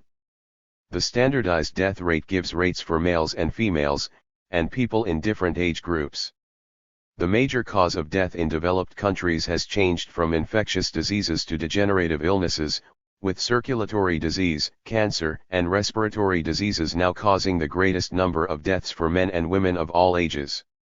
See infant mortality rate, life expectancy. Decapitalization, the process whereby the natural assets of third world countries are exported to the first world, thus depriving the third world countries of the means to invest in their own development. While much decapitalization takes the form of the export of third world goods, especially food produce, to the first world, there are also direct processes of decapitalization occurring. For example, the patriation of profits from the activities of transnational companies in the third world back to countries of origin is a major form of decapitalization. The term is usually employed by underdevelopment theorists when explaining the causes of poverty in the third world. New right theorists have been critical of this process, arguing that capital flows between the first and third worlds are two-way, with the third world the beneficiary of capital injections from the first world through infrastructure projects, etc. See aid. Decarceration policies, the move away from prisons as the main form of punishment for wrongdoers. Such policies include electronic tagging measures, probation orders, community service work, halfway houses, etc. Decentering, a term used by postmodernists to indicate a moving away from traditional ways of looking at issues toward a more fragmented and oblique approach to social problems and discourses. Decentralization, the dispersal of power away from the center toward outlying areas. In politics, it is used when central governments give more power to regional governments or to county or town councils. In the sociology of work, it is used when managements devolve responsibility for the quality of their work to the workers themselves rather than keeping power and responsibility only within management. De-Christianization, the process whereby modern Western societies, especially in urban areas, are turning away from Christianity, toward secular existence, non-standard Christian-inspired cults, or non-Christian religions. See secularization. Decoding, used by semiological analysts to indicate the process whereby the messages encoded by the producers of texts have to be interpreted by the reader. The problem for analysis is that audiences do not always decode the messages in the way that the producer of the message intended. There is therefore always a gap between intention and effect. See encoding, text. Decomposition of capital, a term developed by Dahrendorf to describe how the capitalist class dissolves from a monolithic unity into separate and competing interests. Dahrendorf was writing particularly about the emergence of a distinct group of managers, separate from the owners of large corporations. See Managerial Revolution. Decomposition of labor, a term developed by Dahrendorf to describe the breaking up of a class-conscious working class into smaller groupings with different interests. The crucial part of the process was the development of different levels of skill among the working class, which led to differentials between them, and also the emergence of groups within the working class who saw themselves as distinct from other working class groups. See Aristocracy of Labor. Deconstruction, associated with Derrida, the analysis of texts to demonstrate their ultimate ambiguity and situatedness. Derrida rejects the idea that any text contains some transcendental truth or meaning in favor of the idea that any meaning exists in relationship to other texts through their intertextuality. Meaning is established by social institutionalization which privileges one interpretation of a text over others. The idea of deconstruction has been criticized as an ultimately relativist one, in which one person's interpretation becomes as valid as any other. Deference, a social attitude that accords reverence to social superiors, on account of their ascribed status. Deference is demanded and given to social superiors by those who are in established and traditional relations of inferiority with them. It is linked to the idea of paternalism, which describes the sense of duty superiors have toward those who give them deference. Deferential workers, those in employment situations where there is a personal relationship between the employer and the workforce based on workers' respect for the superior employer and the employer's care for the deferential workforce. In its most extreme manifestation, deferential workers were taken care of by the employer in much wider areas of social life than just work. Deference was therefore expected from the workforce in the wider social world. Deferred gratification, the postponing of immediate satisfaction or rewards to enhance or increase those that will follow later. An example would be a child's decision not to watch television in order to prepare for a test the following day. It is argued that teaching children to defer gratification in this way enables middle-class parents to bring about the greater success in the education system of their children compared with working-class children, as the practice is often viewed as a particularly middle-class characteristic. The concept is not, however, restricted to use in an educational context. Weber saw it as an important feature of the Protestant ethic. Deficit explanations, see cultural deprivation. Definition of the situation, a phrase identified with W.I. Thomas, who said, "If men define their situations as real, they are real in their consequences." Despite the implicit sexism, which was a product of the age in which Thomas was writing, the concept of the definition of the situation has been one of the most fundamental tenets of sociology. It indicates the power of the subjective in forging social relationships and influencing events. Deindustrialization, the process whereby a society loses its manufacturing capacity and concentrates on the service industries rather than a traditional manufacturing base. The loss of manufacturing is associated with the increased globalization of industry, with the growth in the service industries seen as partly compensating for this. In terms of gender, the loss of manufacturing has implications for gender codes, as it was within heavy industries that traditional macho notions of the male worker were forged. Deinstitutionalization, see community care. Delayering, the process whereby organizations remove levels of the hierarchy to produce much flatter hierarchical structures. Delayering is an important part of creating a system of lean production, but it has been responsible in part for the phenomenon of middle-class unemployment. Delinquency, antisocial actions ranging from the criminal, such as vandalism, to the disruptive but legal, such as messing around in the classroom. Sociological focus has been largely on rates of criminal delinquency, mostly with respect to teenagers. Delinquent drift, see drift. Demedicalization, the process whereby sections of society turn away from traditional medicine and toward alternative medical treatment, such as acupuncture. See alternative medicine. Democracy, a system of government that involves some form of election of the government by the people. The emergence of modern democracies has produced a large number of different ways in which elections might be conducted, from representative democracy to direct democracy. Democracy also has an ideological aspect, in that it is seen as a valued feature of societies. Some sociologists argue that modern capitalism necessitates the emergence of democracy if it is to function efficiently. Democratic elitism, a power situation, in which there are formal electoral arrangements for the people to cast their vote, but where real power rests with opposing factions of the elite, who compete for electoral support from subordinate groups. Thus, while retaining the outward form of a democratic system, the rulers of society are able to concentrate power into their hands and rule for their own benefit. The establishment of hegemonic social relationships is important in establishing the legitimacy of this arrangement. See hegemony. Democratic pluralist model, an approach to psephology that focuses on the statistics of voting and the correlations between particular voting habits and certain social characteristics. It is thus an empirical approach to the study of voting behavior and uses statistical analysis to identify trends in elections. Democratic socialism, a philosophy of the collectivist left that favors the electoral process for achieving the socialist society, as opposed to the revolutionary instincts of the communists. Demographic transition, the change in the balance of birth rates and death rates that is associated with the Industrial Revolution and thus with the different population dynamic associated with industrialized societies. The main factors in the demographic transition were firstly a fall in the death rate, which led to an increase in population. This was followed by a fall in the birth rate, which led to a stabilization of the population at a much higher level than at the start of the process. Demography, the study of populations, with particular reference to their size and structure and how and why these change over time.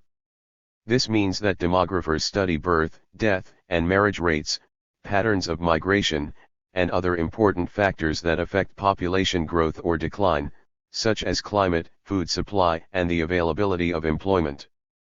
Demystification, the process by which explanations based on magic, religion, and the supernatural are replaced by other explanations based on logic, science, and rational thought. See desacralization, disenchantment. Denomination, a Christian religious organization usually thought to lie midway between a church and a sect in terms of its characteristics. Some denominations, such as Methodists, developed from sects. Denominations characteristically accept as members all who wish to join, and are tolerant of other religious groups, not claiming that only they know the true path to salvation. Most denominations have a professional body of ministers, but also make use of many lay, i.e. non-ordained, people as preachers. Denominations can only exist in societies with a reasonably high level of religious tolerance. Denotation, used in semiotics to indicate the actual description of a signifier, what is actually seen. For example, the denotation of the signifier torch might be a piece of wood with flames at one end. See connotation. Density, in urban sociology, the concentration of a large number of individuals in a relatively small area, characteristically the city. This was one of the features of urbanism defined by Wirth, and its importance lay in the fact that as the density of people increased, the possibility of meaningful relationships decreased. Density of membership, with reference to labor unions, density is the actual number of members, divided by the potential number of members multiplied by 100 to gain a percentage. This can be represented thus. The reason for calculating the density is that it provides a measure of how powerful a union is in relation to the employers. The higher the density, the greater the union's power. A closed shop has 100% density. Density therefore represents the potential effectiveness of a labor union. Dependency culture, a term associated with the new right, based on the idea that universal welfare provision has led people to expect the state to look after and provide for them, thus robbing them of self-reliance and social responsibility. The benefits of the welfare state are thought to be overgenerous and too readily available, leading to incentives for remaining unemployed rather than seeking work. Holders of these new right views, such as David Marsland, also believe that the culture of dependency is a cause of family breakdown, rising levels of crime, and economic decline. They suggest that help should be given only to those in genuine need and that the welfare needs of the majority, e.g. education, health, pensions, should be largely met by private and voluntary organizations rather than by the state. Critics of the concept of dependency culture argue that there is no evidence to suggest that people would rather remain unemployed than be in paid work, and point out that no account is taken of the actual availability of jobs. Others point out the significance of the poverty trap in keeping people in poverty, and blame the structured inequality of a capitalist society. See culture of poverty. Dependency ratio, the ratio within a population of those under 15 and over 65 as compared to those between those years, i.e. of working age. Those under 15 make up the young dependents, and those over 65 the elderly dependents, and together they are referred to as the dependent population. The dependency ratio is a very important factor in the economy of a country, as it provides a measure of the proportion of people to be supported by the labor of others. Non-industrial and newly industrializing countries, with high birth rates and a relatively low life expectancy, typically have a high proportion of young dependents, while the low birth rates and low death rates of advanced industrial countries mean that these are all experiencing aging populations. World population statistics show that in 1990, for every 100 people of working age there were 53 people under 15 and 10 over 65, while projections for 2025 suggest that there will be 38 under 15 and 15 over 65. See age profile of the population. Dependency theory, an explanation for the continued lack of development throughout the Third World and for the relationship of dependency between the Third World and the developed capitalist societies of the West. The principal architect of dependency theory is André Gunder Frank. Though emerging from a Marxist perspective and concerned with the exploitation of the Third World by the First World, Frank was not himself a Marxist, because he defined capitalism primarily as a market system, rather than in terms of ownership, as traditional Marxists would. Frank argued that the undeveloped state of the Third World was a consequence of First World policy toward the Third World. He argued that First World countries had enclaves in the Third World, usually in the capital cities, to which he gave the name metropolis. The role of the metropolis was to exploit the hinterland of the Third World countries, concentrating capital in the metropolis. In turn, First World countries exploited the metropolis, so that capital was transferred to the capitalist countries of the West. This decapitalization was, according to Frank, the prime reason for the underdevelopment of the Third World. Frank has been criticized from many different angles.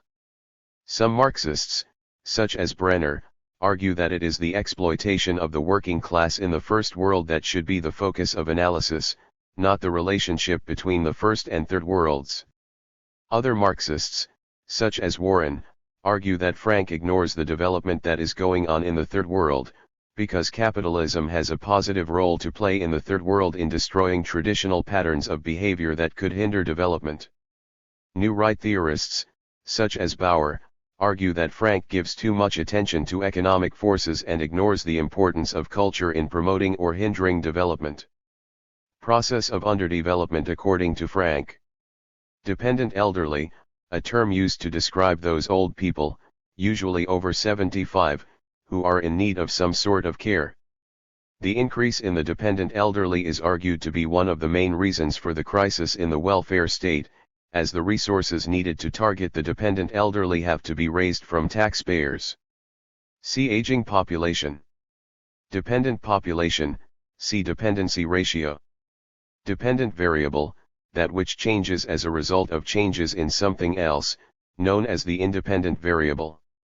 For example, if the ability of women with children to take paid employment depended on the availability of affordable childcare, then an increase in low-cost daycare centers and nursery schools, the independent variable, should result in an increase in mothers taking employment, the dependent variable. This could, of course, be tested, although since there are many other variables, it would be difficult to claim that an increase in child care facilities was the only reason for the increase in working mothers. Deprofessionalization, the process whereby professionals lose their unique status in society and become like other occupational groups. Various factors are said to be involved in this process. The loss of monopoly of knowledge, as other forms of service grow up. For example, alternative medicine offers a different route to health from that offered by the medical profession. A loss of public faith in the service ethic of the professionals. A loss of autonomy as professionals increasingly work in large bureaucracies. Many sociologists dispute that deprofessionalization is happening, but argue that the form of professionalism is changing under the impact of large-scale bureaucratization of the service industries. Depth interview, see unstructured interview. Desacralization, a decline in belief in the sacred.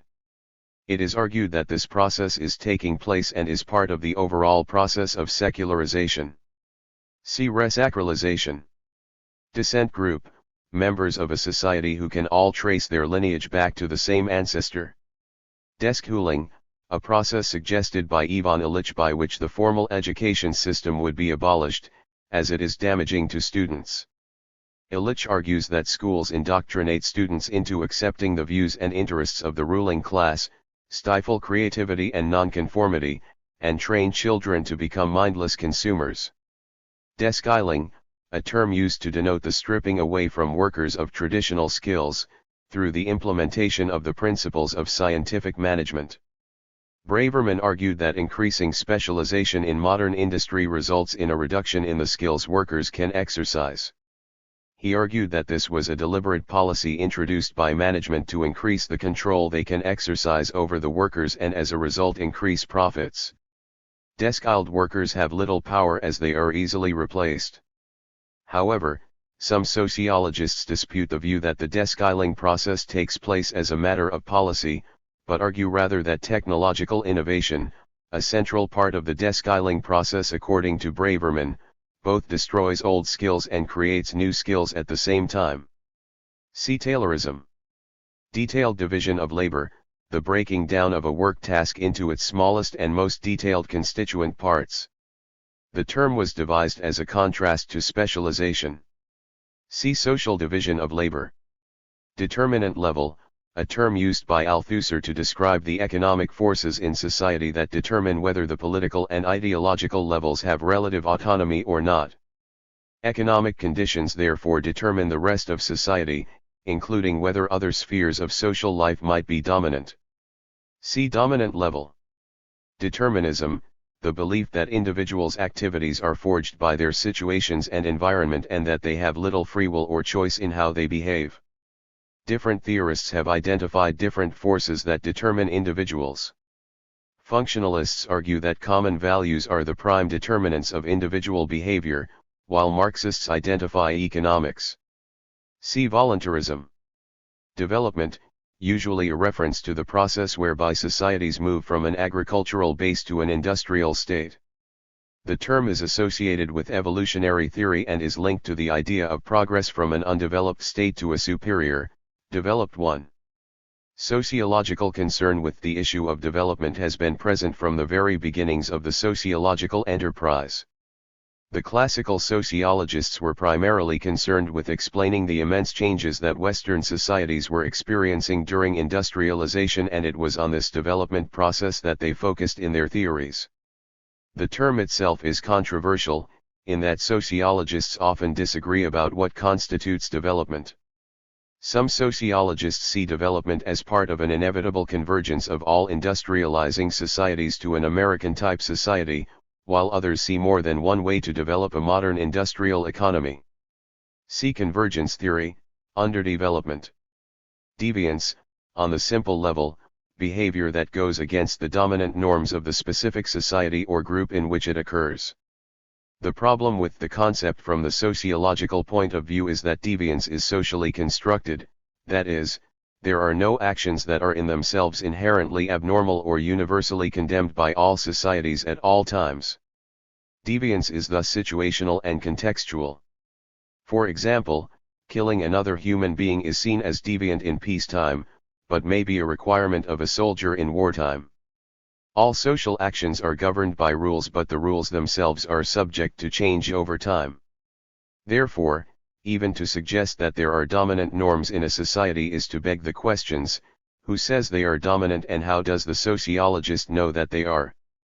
Ultimately, sociologists tend to give specific examples of deviant behavior, which are then subject to qualification or amendment if circumstances change. There is also a further problem in that individuals who engage in what is seen as deviant behavior are not necessarily known or labeled as deviant, because the circumstances in which they engage in the behavior may exempt them from the label. See secret deviant. Deviance disavowal, the process whereby an individual or group comes to reject the label that is being pinned on them. While this often has an individual dimension, in that individuals may engage in a self-negating prophecy, there is also a group phenomenon, where socially deviant groups reject the labels that straight society attaches to them and seek to forge their own identity. Deviancy amplification, see amplification of deviance.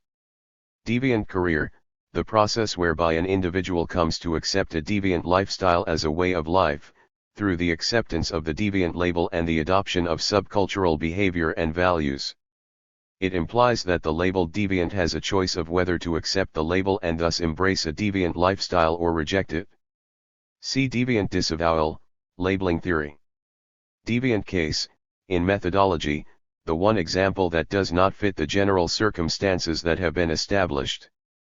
It may be seen as the exception that proves, i.e. tests, the rule. Deviant voter, one who votes for a political party that is said not to express his or her class membership. It includes the manual worker who supports a right-wing or conservative party and the middle-class professional who supports a left-wing or workers' party. Dharma, in Hinduism, a belief that everything in the universe has its proper place in an overall ranking system, with purity at one end and pollution at the other. The principles of Dharma were used to rank the various castes, and the rituals, observances, and avoidances that were proper to each. Dialectic, a central idea of Marxism that argues that everything that exists is in a contradictory existence with its opposite, and the tension between the two produces a new situation, which also exists in contradiction to its opposite. It is thus an explanation of how social change occurs in society and history is produced. It can be represented as dialectic. Dialectic of control, a term used by Giddens to suggest that all citizens have some power to influence the course of events, even if very limited. The classic case is the prisoner, whose very dependence on the authorities to clothe and feed him or her confers some power over his or her situation. In conflict situations, the prisoner can go on hunger strike, refuse to work in prison workshops, etc., thus demonstrating a limited range of opportunity even in a tightly controlled environment. Dialectical materialism, the process identified by Marxists as the fundamental principle of history, which suggests that the contradiction and resolution of economic forces in society is the main way that change is accomplished.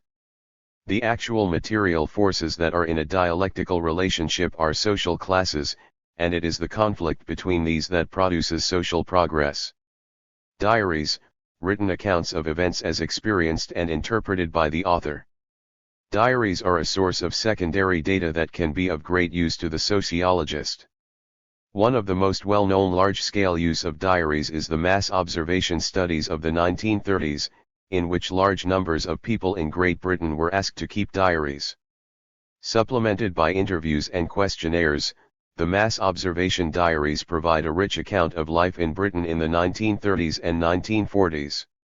Obviously, it needs to be acknowledged that diaries are subjective documents, but they provide a rich source of information if used with care, particularly for research into the past. See documents. Dichotomous models, representations of social formations, in which opposites are used to compare the before and after situations. For example, the move from an agricultural to an industrial society is often shown in dichotomous terms, with agricultural societies displaying one characteristic, such as ascription, and industrial societies the opposite, such as achievement. Critics of dichotomous models argue that they inevitably oversimplify what are very complex situations. An example of a dichotomous model is shown below. Parsons pattern variables. Traditional societies. Modern societies. Ascription. achievement, role diffuseness, role specificity, particularism, universalism, affectivity, affective neutrality, collective orientation, self-orientation, differential association, a theory of deviance developed by Sutherland, which suggests that everyone comes into contact with attitudes toward the law that are favorable or unfavorable, and the deviant is one whose unfavorable contacts outweigh the favorable. The implication of this is that those areas of the city where unfavorable attitudes to the law are rife are likely to be high crime areas. Critics argue that this theory reduces individuals to slaves of their environment, without any choice as to whether they commit deviant acts or not. Differential fertility, a term to indicate the differences among social groups in the average number of children per family. The differences are usually examined among varying social classes or ethnic groups. Social class differences in fertility were used as an explanation for upward social mobility, as it was argued that those in the upper and middle classes did not produce enough children, especially sons, to fill all the available white-collar, professional, and managerial jobs, thereby necessitating recruitment from the working class.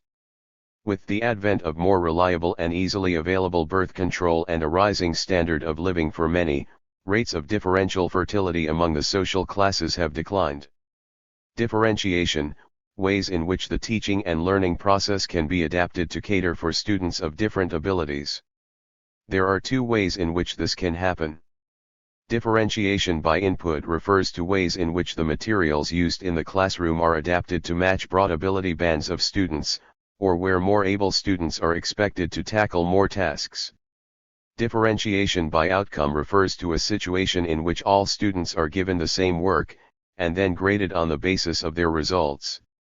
Diffusion, the process whereby social practices and beliefs are transferred from one group to another, so that similar cultural traits can be found in many different societies and levels of society.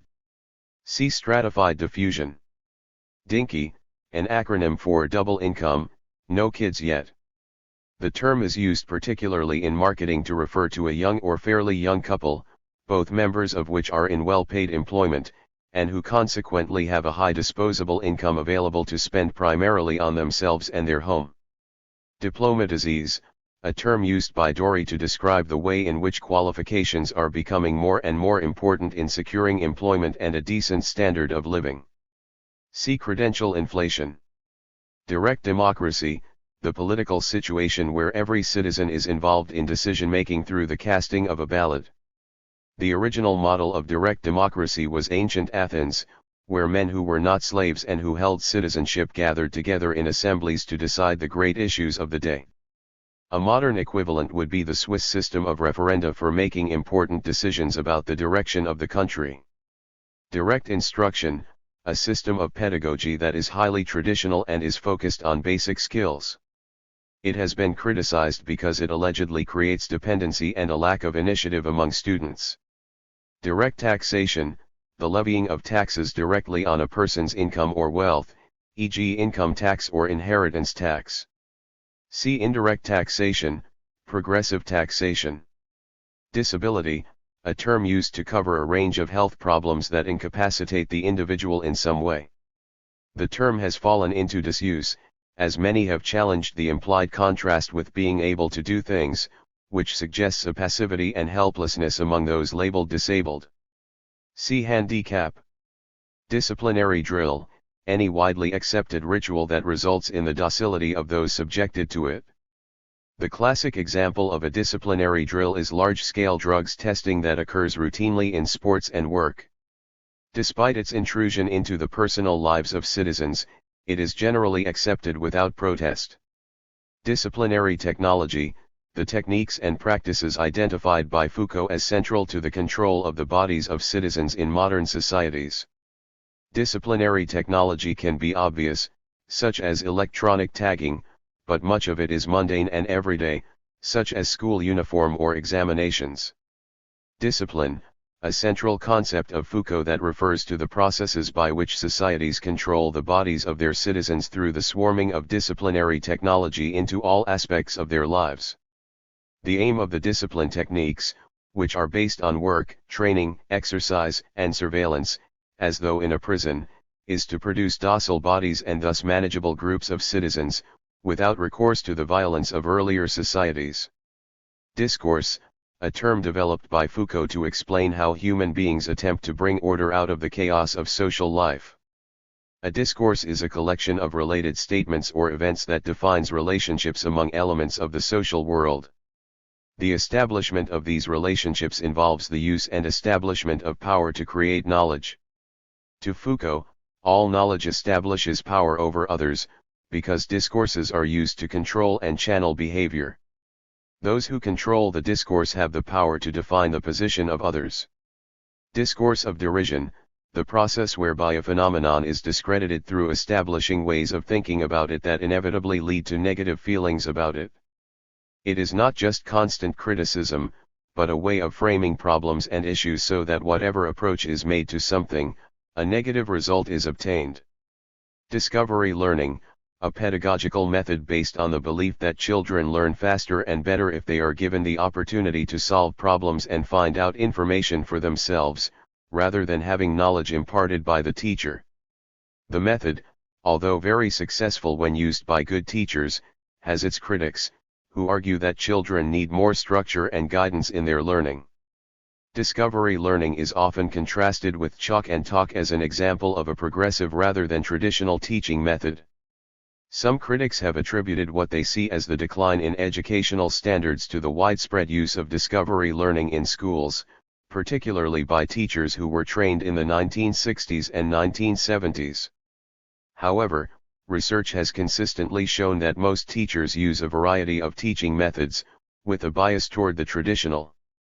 See experiential teaching. Discrimination, treating a person or group unfairly, usually because of a negative view of certain of their characteristics. Discrimination is suffered in a variety of spheres of life by certain groups, including those with disabilities, women, the poor, the elderly, and members of ethnic minority groups. See positive discrimination. Discursive consciousness, the ability to explain why we do what we do. We are being discursive when we offer reasons for our actions, and these may be bound up in formal discourse, or in humor, irony, etc. See practical consciousness, unconscious motivation. Disembedding, the process by which social relations are no longer contained within local settings, but can be lifted out to a global context. The use of email and the internet as a means of swift contact with other parts of the globe is a good example. See space-time distanciation. Disempowerment, the process whereby marginal groups in society are robbed of the ability to influence decisions because of the control by the powerful. This may occur through legislation or through discourses of derision. Disenchantment, a process described by Weber in which, as a result of the development of science and rational modes of thought, the explanations for natural phenomena provided by beliefs in magic, miracles, and the supernatural are displaced. The process of disenchantment is one of the factors thought to lead to increasing secularization. Disengagement, the process by which the state and the church become increasingly separate and distinct entities, with the corresponding loss of power and influence of the church over the state. Disengagement is alleged to be one of the factors in the increasing secularization of society. Disintegrative shaming, the expression of disapproval by society regarding the criminal actions of individuals, which has the effect of labeling them as outcasts with no hope of being accepted back into the group. The effect of such shaming is to create, outside of the mainstream, subcultures of those who have been shamed in this way. See reintegrative shaming. Disorganized capitalism, the tendency in contemporary capitalist societies for structures to become increasingly fragmented and disorganized, through a variety of processes. Associated with Lasch and Urey, the concept can be applied in a number of ways, but refers to three main developments in particular. The increasing globalization of industry, which reduces the ability of any capitalist society or company to control its own destiny. It may therefore operate in conditions of permanent insecurity. The constant development of new technologies that transform production and make all investment risky. the continual cultural transformation and fragmentation associated with the growth of new social movements and the decline of traditional class-based politics. Dispensability, an expression that refers to the ease with which certain employees can be removed from work, either voluntarily or through involuntary separation. Sociologists have suggested that the young, the old, women, and the disabled are more dispensable than male members of the internal labor market. Part of the reasons for dispensability are related to the absence of union organization among these groups and partly to the ease with which such workers can be dismissed without legal recourse. For example, older workers are more likely to be persuaded to retire early than workers in middle age. Dispersed extended family, where members of the same kinship group reside in distant places from each other. While relationships may remain close, they are conducted mainly through communication technology, with members meeting up only at certain times in the life cycle, such as weddings or funerals. See local extended family. Displacement effect, a term for the notion that television has taken over from other forms of entertainment to become a central part of many people's lives.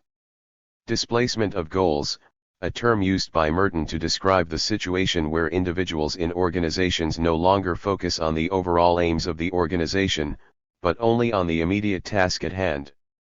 Organizational goals are displaced by immediate goals.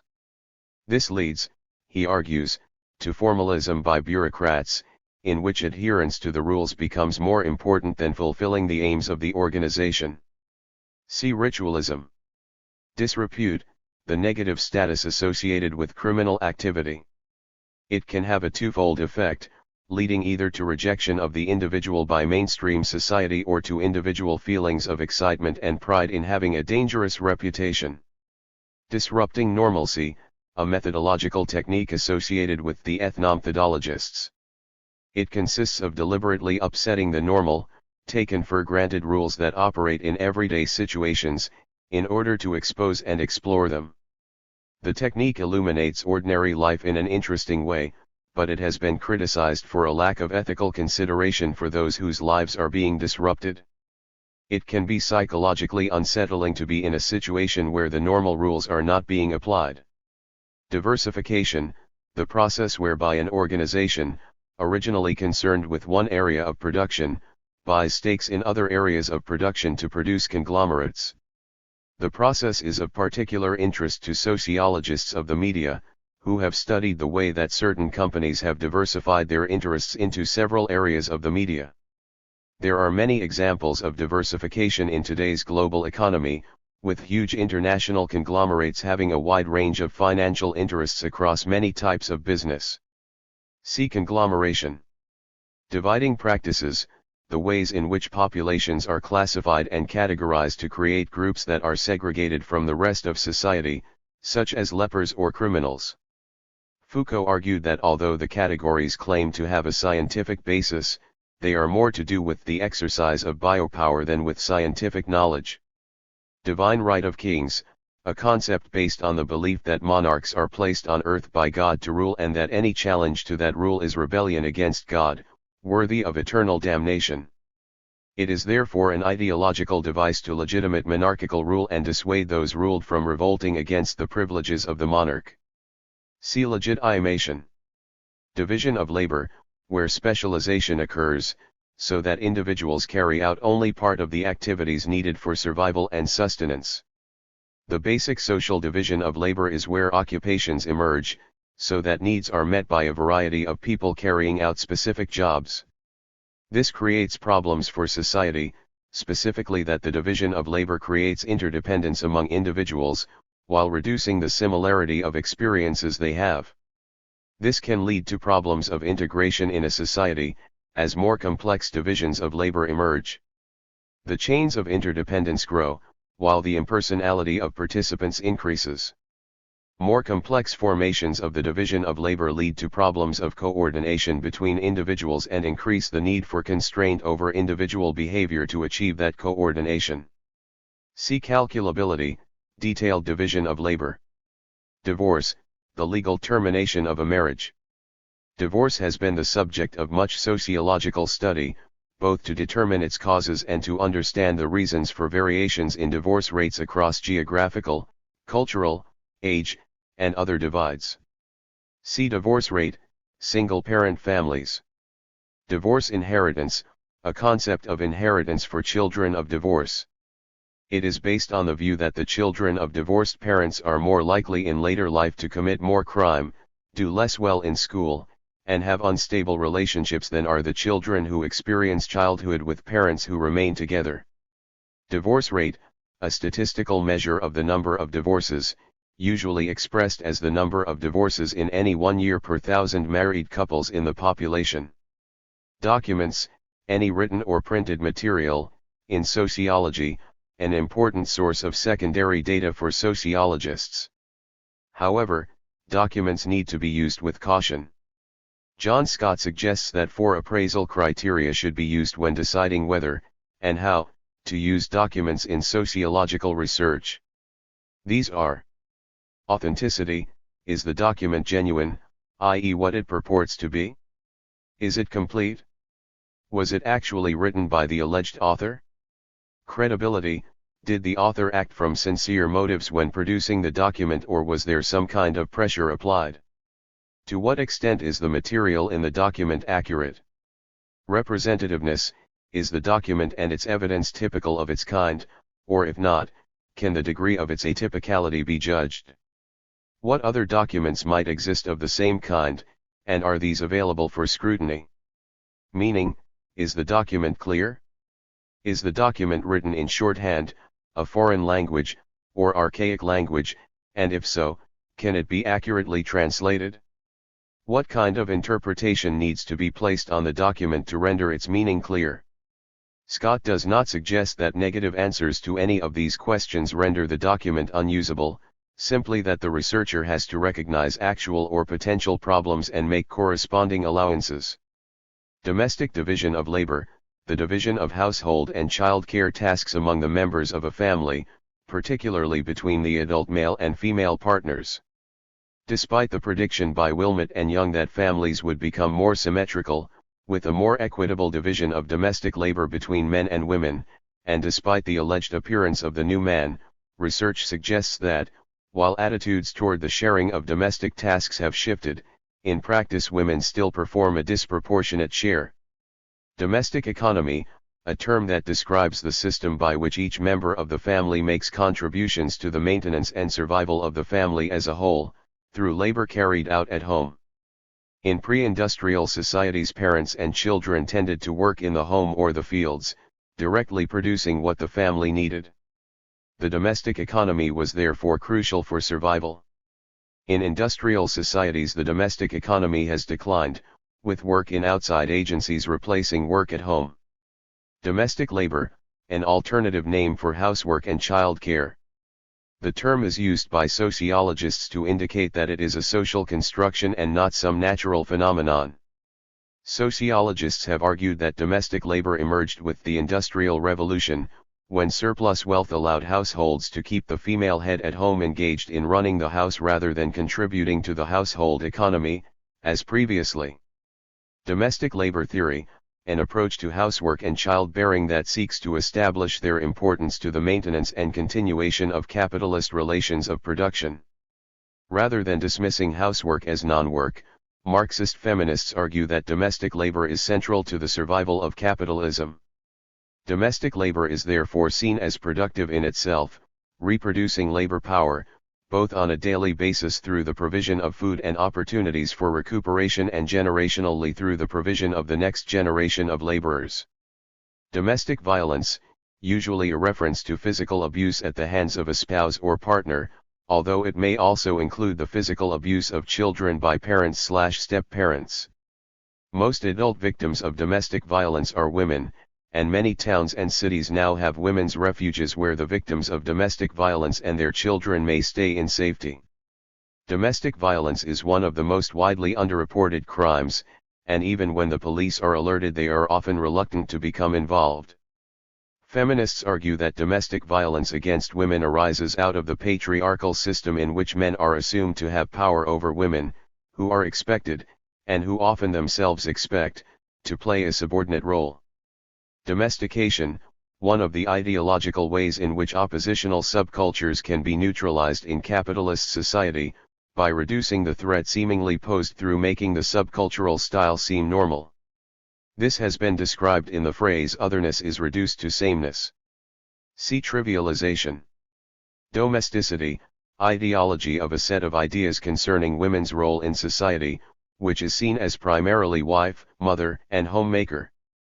Even today, when so many women are in the employed labor force, the ideology of domesticity is widely propagated, particularly through the advertising of household products. See dual role of women, housework. Dominance, see dominant level. Dominant level, a term used by Althusser to describe a situation where politics or ideology are allowed by the economic determinant level to be the most important aspect of society, with a real freedom to act independently of economic imperatives. Dominant value system, the construct of ideas and viewpoints that, taken together, form the leading set of values in a society. The dominant value system is usually composed of the ideas that serve the interests of the ruling class, and through the effort of various agencies such as the media, they are also accepted as legitimate by large numbers of the subordinate groups in society. Where members of the working class accept the dominant value system, it is usually because they are either deferential or aspirational. The dominant value system therefore legitimizes society and contributes to social order. However, it is difficult to show that the dominant value system actually exists and, if it does, that it is accepted uncritically by subordinate groups. Postmodernists point to the plurality of ideas and viewpoints in society, rather than the existence of a single dominant set. See radical value system, subordinate value system. Domination, in Weber's meaning, a form of control illustrated by the likelihood that an order, once given, will be obeyed. It is thus a form of power, which is logically distinct from the imposition of one person's will on another. There are aspects of legitimation involved in domination. Double burden, a term used to indicate the oppression experienced by black women as a result of both sexism and racism. See dual systems theory, three systems theory. Double hermeneutic, an idea put forward by Giddens, that in order to understand meaningful action, we need to understand both the everyday knowledge of the individuals engaging in the action and the more technical language employed by sociologists to describe and explain it. Understanding therefore occurs on two levels. Downshifting, a process in which people, usually middle class, voluntarily opt for a simpler, more frugal lifestyle. The ultimate aim is being able to opt out of the rat race and take a less demanding job or voluntary work to allow more time for the things that one really wants to do. The American Trends Research Institute predicted that by the year 2000, 15% of people in their 30s and 40s would have chosen a less consumer-oriented lifestyle, preferring to buy simple, durable products. A random sample of 800 Americans carried out in 1995 showed that 28% had downshifted. Downward social mobility, where an individual or group moves from a superordinate to a lower position in society. The causes of downward mobility are many, but poor health is perhaps the major one. Bad investments or a tough business environment can also lead to bankruptcy and downward mobility. The amount of downward mobility in society is variable, but since World War II, changes in the occupational structure, especially a shrinkage in working-class jobs, have reduced the opportunities for downward movement.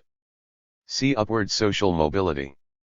Dramaturgy, the sociology of co-presence developed by Goffman, using the analogy of social life as theater. The focus is on what happens when people are in the presence of each other and the way that they act out roles in their social life. As an action theory, it starts with the individual and looks at the way that individuals foster and maintain specific images of the self in different situations. The manipulation of image is a central part of the dramaturgical approach.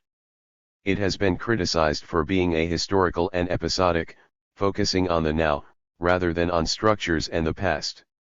Drapetomania, literally, running away madness, defined by doctors in the slave-owning southern states as the medical reason for runaways. Despite the lack of any biological evidence of its existence, the term functioned as an ideological device to legitimize the harsh measures taken by the owners to prevent their slaves absconding. Drift, a term developed by Matza as a theory of deviance, in which individuals do not engage in subcultural deviant activity, but move into deviance gradually by neutralizing ordinarily accepted moral objections to deviant activity through providing some justification for the action. The focus in the theory of drift is on the type of deviance that is mundane and trivial, the everyday deviant act. Thus, there is no commitment to a deviant career, and juvenile delinquents may drift back into normal society as they grow older. The idea has been criticized for trivializing much seriously deviant behavior. Drip effect, a term for the cumulative effects of the media on the individual, through continuous exposure to similar media messages. See sleeper effect. Dual career families, where both parents in a nuclear family situation are employed in occupations in which advancement is possible.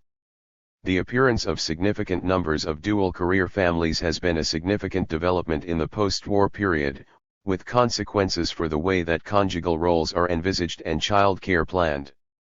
Dual consciousness, a term developed by men to describe the attitudes of the working class toward society, in which they accept the dominant values of the middle class while at the same time developing their own oppositional attitudes. This holding of two sets of attitudes at the same time is a normative feature of the proletariat and should be seen as resolving the contradiction that workers generally agree that individuals are free to withdraw their labor but should not strike.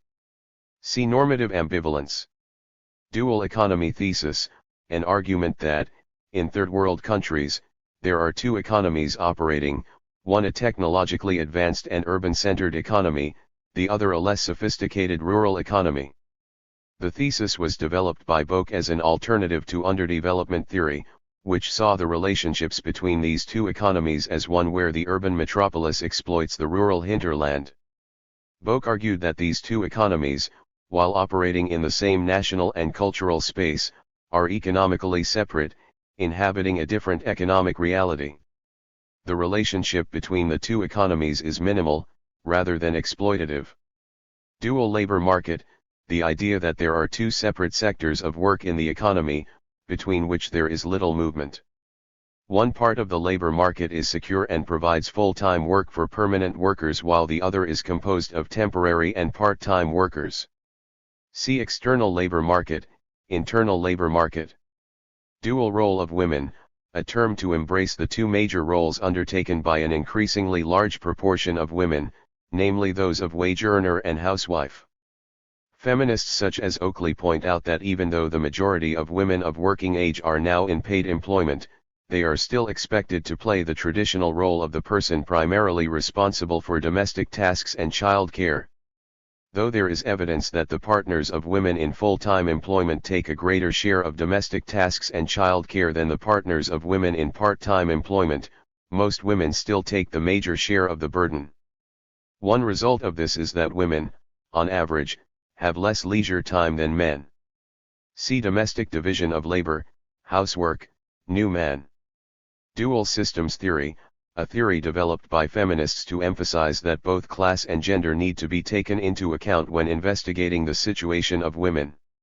It is an attempt to move beyond the debate of whether capitalism or patriarchy is more responsible for the oppression of women. See three systems theory. Duopoly, the situation where political power alternates between two dominant parties, so that they share the government between them and effectively squeeze out any third force. The situation in the U.S. is an effective duopoly, shared by the Republican and Democratic parties. Du-re, the stream of experience that constitutes our everyday lives. It is the unbroken series of events that, unthinkingly, we perform and experience as our social lives. The importance of the du-re is that it is broken when we stop to reflect on what is happening to us. Durkheim, Émile, a French sociologist writing in the latter part of the 19th and the early part of the 20th centuries. Durkheim devoted much of his writing to his search for an understanding of what held societies together and what caused change. Like many others writing at that time, he was influenced by the enormity of the social changes wrought by the Industrial Revolution. Durkheim was influential in the development of functionalism, and also introduced the important concept of anomie. His study of suicide was undertaken to demonstrate his belief that even what appear to be individual acts are, in fact, governed by society. The suicide rate was thus an example of a social fact. Durkheim also published important works on the division of labor and religion. Dysfunction, where a part of the social structure does not positively contribute to the maintenance of society, but causes disharmony and conflict rather than coherence and integration. The term was used by Merton to produce a more flexible functionalism, by doing away with the necessity for everything that existed in society to have a positive function for the maintenance of society. The term is often employed by sociologists to explain how an organizational feature, though generally functional, helping the organization to survive, may under certain circumstances become dysfunctional and even pathological for the organization. See organizational rules. Eating disorder, a general term for conditions such as anorexia nervosa and bulimia, in which an individual becomes progressively unable to maintain a normal, healthy diet as a result of psychological, rather than medical, causes. Eating disorders mainly affect girls and young women and are thought to be a response to low self-esteem and the desire to achieve a model figure. Recently, doctors have reported a rise in the number of boys and young men suffering from anorexia nervosa. Ecclesia, another term for church.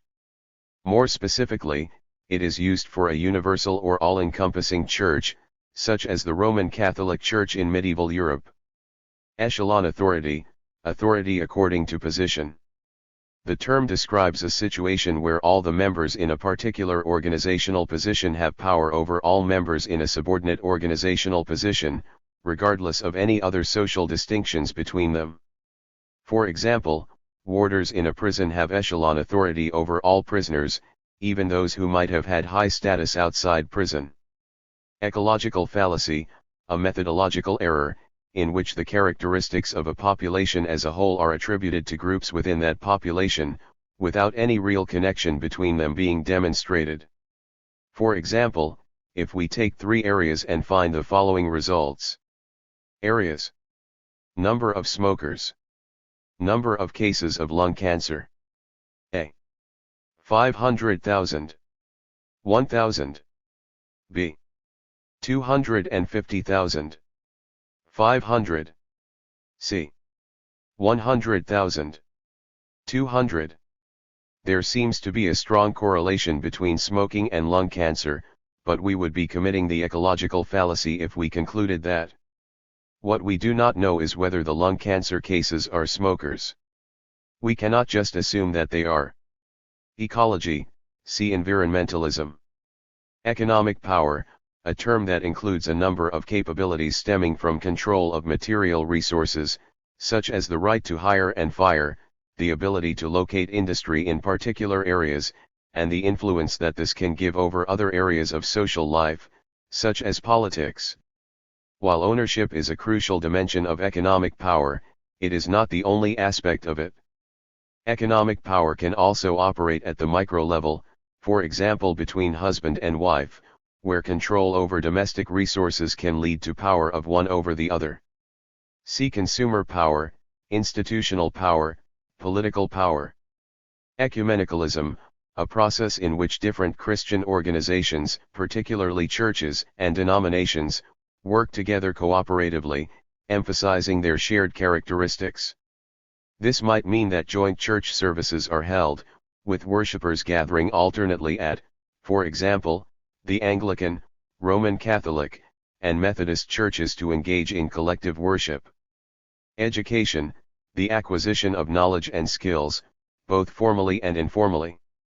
Although education is a lifelong process that takes place in a wide variety of settings, sociologists have tended to focus on the formal education process and the specialist institutions in which this takes place. Educational vouchers, educational certificates with a nominal cash value of public funds to be spent to buy education. The parents of students can in theory use their vouchers to exercise a degree of choice in selecting education for their children, instead of seeing tax funds go automatically into the public school system. Proposals for educational vouchers have sparked great controversy, especially since President George Bush's endorsement of the idea in the early 1990s. Effectiveness, a term applied to organizations, that is a measure of success of an organization in achieving its goal. It is not the same as efficiency, though they are usually connected. A company might be efficient, but if the organizational goals are wider than just making profits, it may not necessarily be effective if other goals are not being met. Efficiency, an economic concept that, when related to industry, is measured by the amount of resources needed to produce one unit. Efficiency is a central concept for new right sociologists in the sociology of industry. The aim of industry is said to be the most efficient production possible, that is, maximum production at minimum cost. In this way profits can be maximized. See effectiveness. Egalitarianism, a philosophy that focuses on social policies that introduce greater equality into society. It is one of the sources of inspiration for the welfare state and progressive taxation, and thus is attacked by philosophers of the new right as the politics of envy. Egoism, self-interest. The term may be used to define the cult of the individual, or a situation in society where individual appetites are subject to little or no social control. Egoistic suicide, self-destruction that stems from the lack of integrating social contexts in society. Durkheim argued that individuals needed to be integrated into groups in order to be stable. Contexts that provided such integration were the family and religion. Where individuals were cut off from such contexts, the possibility of suicide increased. It was therefore this type of suicide that Durkheim saw as differentiating Catholic low suicide and Protestant high suicide societies. See coefficient of aggravation. Elaborated code, a form of speech identified by Bernstein.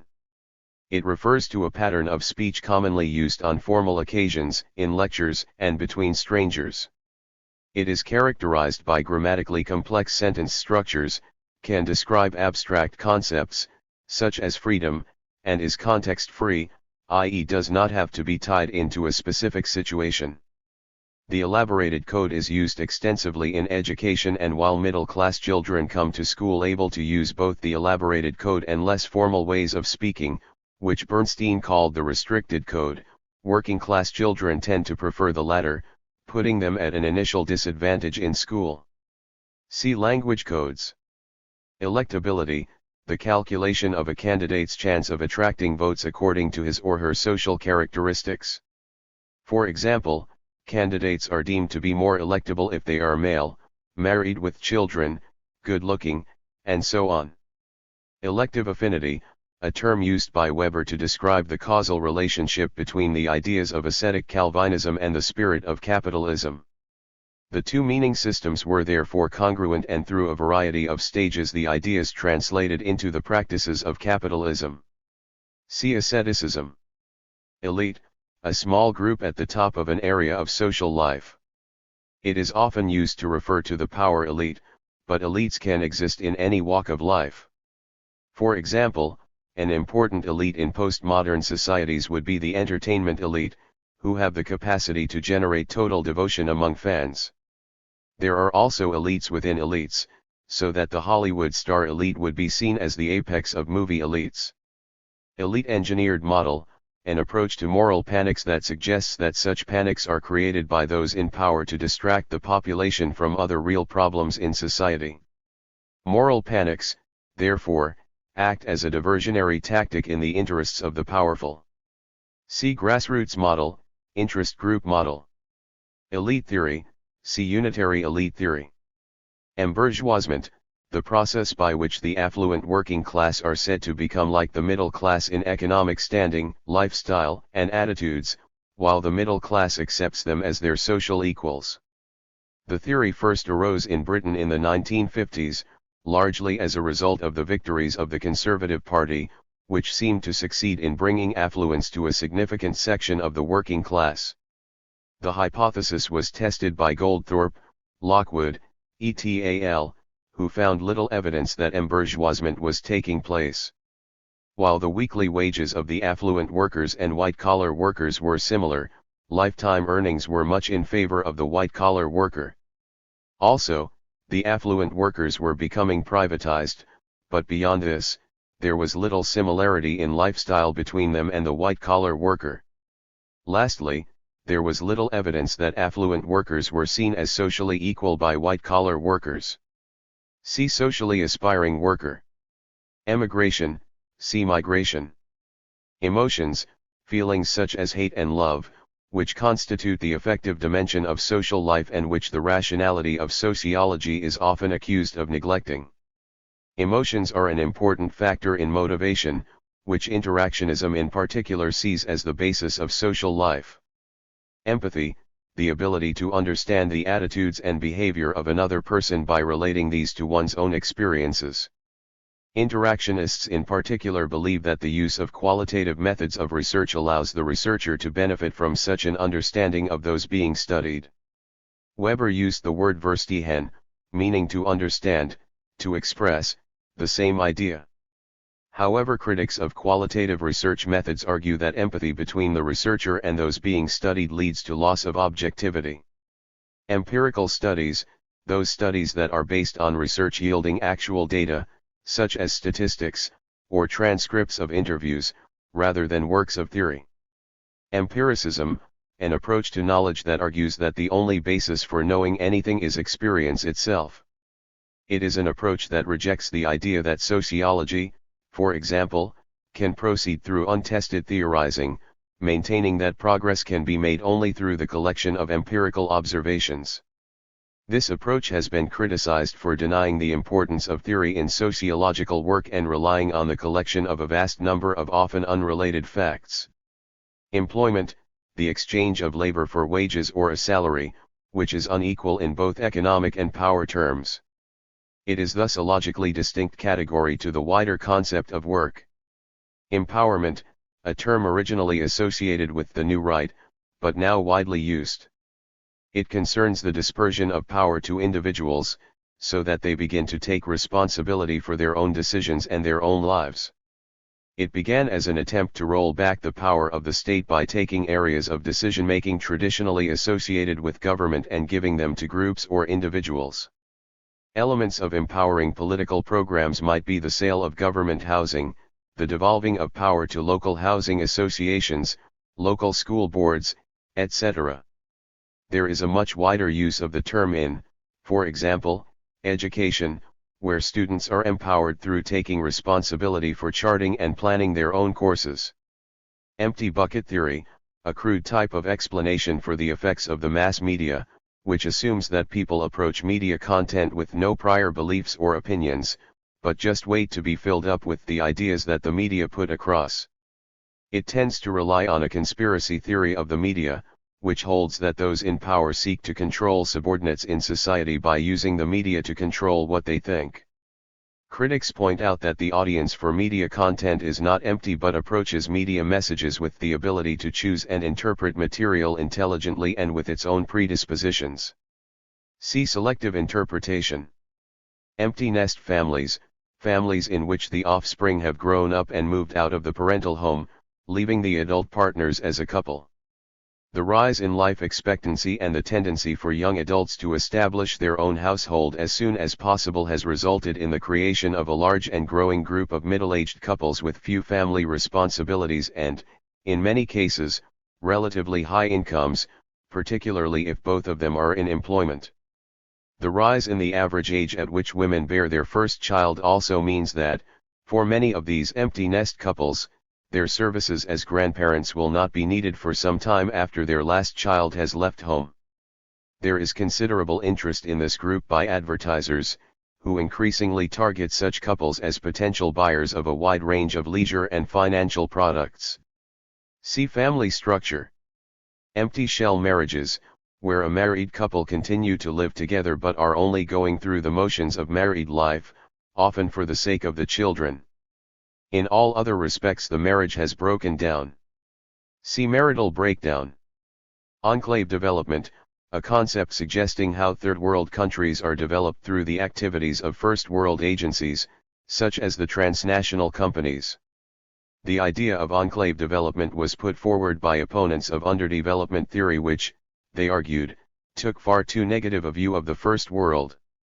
The process involves the creation of areas of high technology in countries of the Third World, which then act as spurs to the development of the rest of the Third World countries' economy, as skills and capital are transferred from these pockets to the less developed sectors.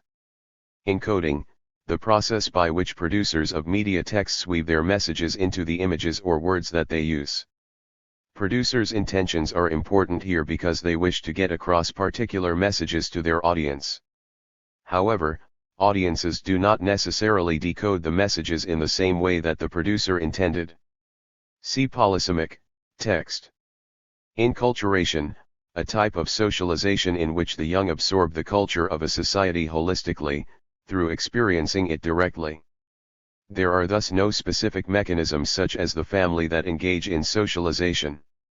See acculturation, impulse control, role training. End of history. The idea that with the collapse of the communist regimes of Europe and the Soviet Union, the motor of history, which was competition between the two great ideological blocks of capitalism and communism, has stopped with the complete victory of capitalism. This suggests that there is now no serious alternative to capitalism as a way of achieving the good life. Critics of the idea argue that this is to ignore a whole number of other possible motors, such the rise of fundamentalism, the rise of Islam, or the competition between First and Third Worlds. See Cold War. End of ideology, a concept associated with Daniel Bell, who argued that as societies become mass societies, there develops a value consensus about what constitutes the good life, so that competing ideologies die out in the face of this agreement. Bell was writing in a time of optimism during the 1950s in the US and has been criticized for being time-bound. Ideologies continued to be powerful during the Cold War period. See End of history. Endogamy, literally meaning marrying inside and referring to rules that prevent a person from marrying outside his or her designated group. In Africa it used to be the rule among many tribes to marry from within one's own tribe, and Indians under the caste system had to marry someone from the same caste as themselves. Under the apartheid system in South Africa, the Prohibition of Mixed Marriages Act of 1949 meant that marriage could not legally take place between a white and a non-white person. Endogamy is sometimes used by a group as an attempt to keep itself pure by preventing children born of mixed blood. However, there may also be economic reasons such as helping to keep the wealth of a tribe or clan within the group. See exogamy. Enlightenment, a philosophical movement that flourished in Europe and North America during the 18th century, characterized by a belief in progress and a desire to challenge traditional modes of thought through rationality. The Enlightenment is associated with modernity and the project associated with it is challenged in its turn by postmodernism, which denies the possibility of a teleological progress to a better society. Enterprise culture, a term developed by new right theorists to describe a society in which individuals are encouraged by the social arrangements to enter business for themselves. The idea is that the dependency culture has reduced the capacity of the people to control their own destinies. The future should be concerned with creating the conditions, especially through taxation and welfare, that encourage many citizens to take entrepreneurial risks and so increase employment opportunities for others. Environment, the surroundings of an individual or society. With the growth of interest in ecological issues, the term has gained a new emphasis in sociology by being associated with the natural world that human societies inhabit.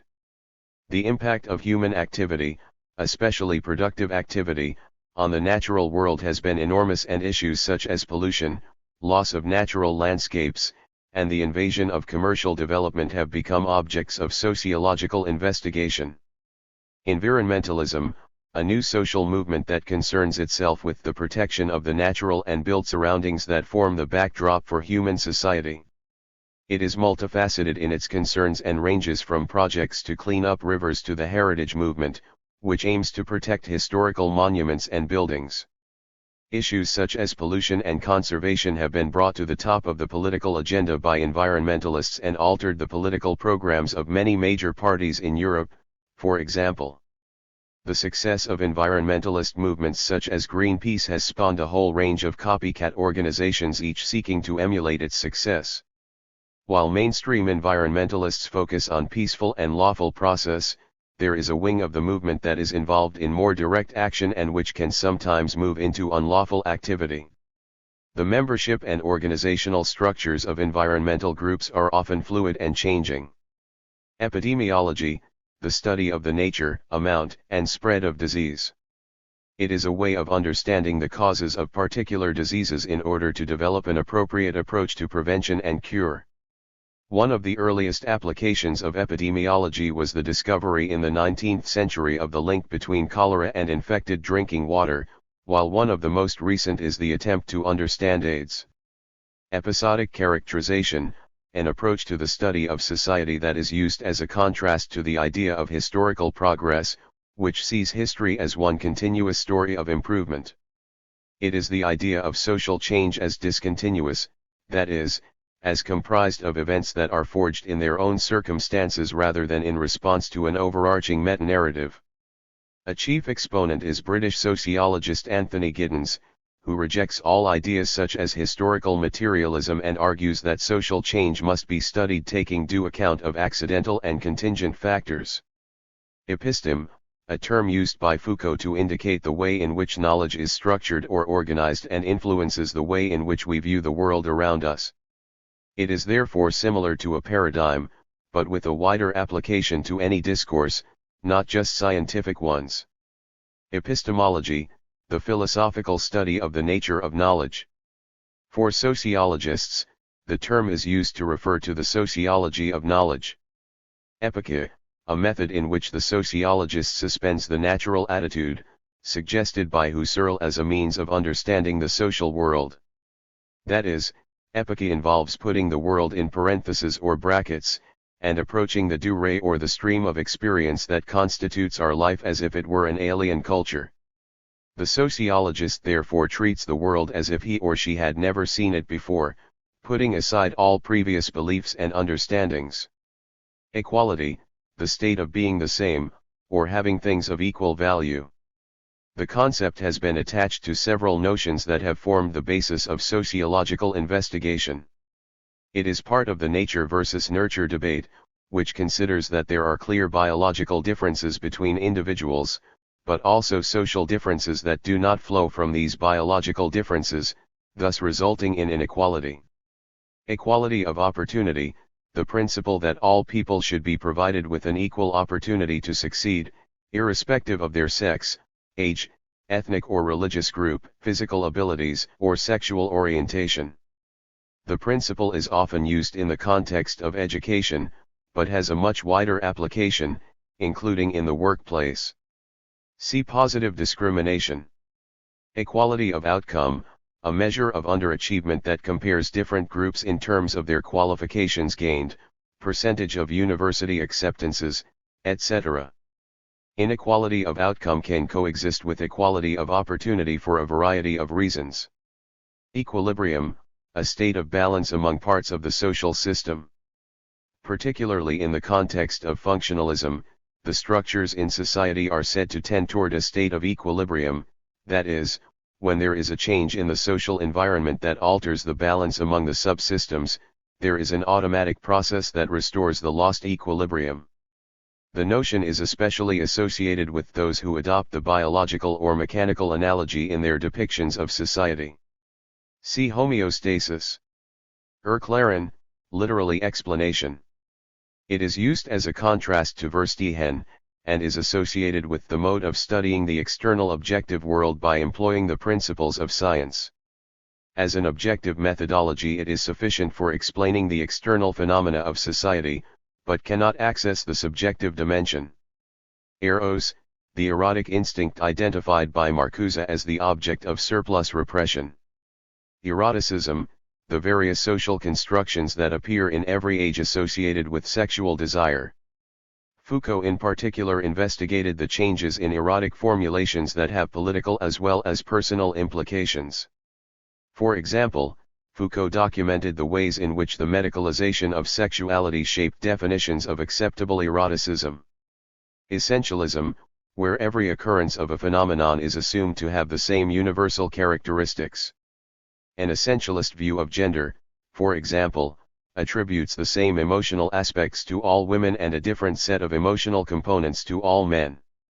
Established church, a church that is likely to have national status in a society, e.g. the Church of England, the Roman Catholic Church, the Greek Orthodox Church. Establishment, a general term for the ruling class. It encompasses a number of elites, from the political rulers to the social elite. The term is often used to describe the traditional sources of prestige and power in society, and reflects a deferential attitude toward these. Estate stratification, a social structure found in feudal societies that are hierarchically organized according to an individual's inheritance and ownership of land, with the landless occupying the lowest stratum in society. Such societies are closed, in that it is very difficult for an individual to change the estate into which he or she has been born. The crucial social status in estate societies is that of the monarch, who owns all of the land under his or her control. It is the granting of land by the monarch to feudal lords that creates obligations of duty by those below to those above. Esteem, see social status.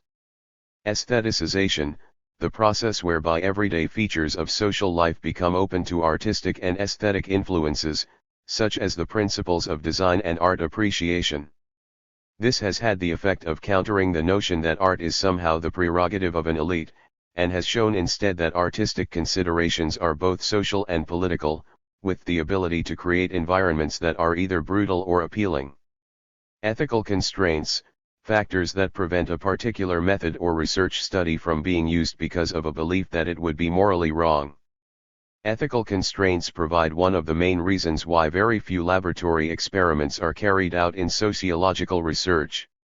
Some would argue that certain kinds of covered participant observation are unethical, since with this method the sociologist has to deceive those who are being studied.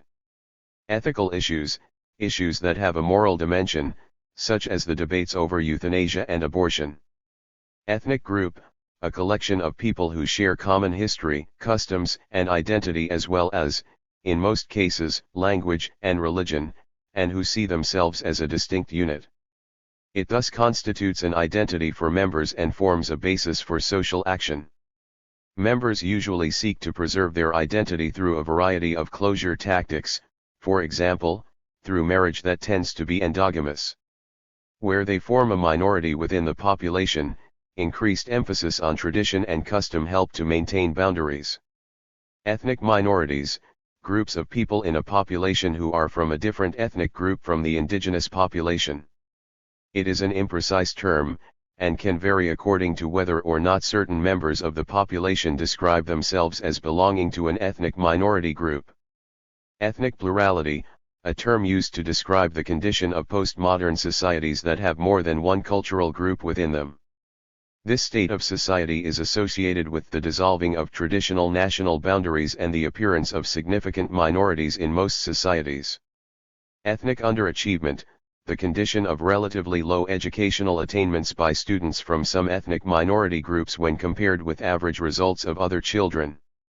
Some sociologists, such as Maybe, argue that the focus on ethnic group obscures the real underlying factor, namely that of social class.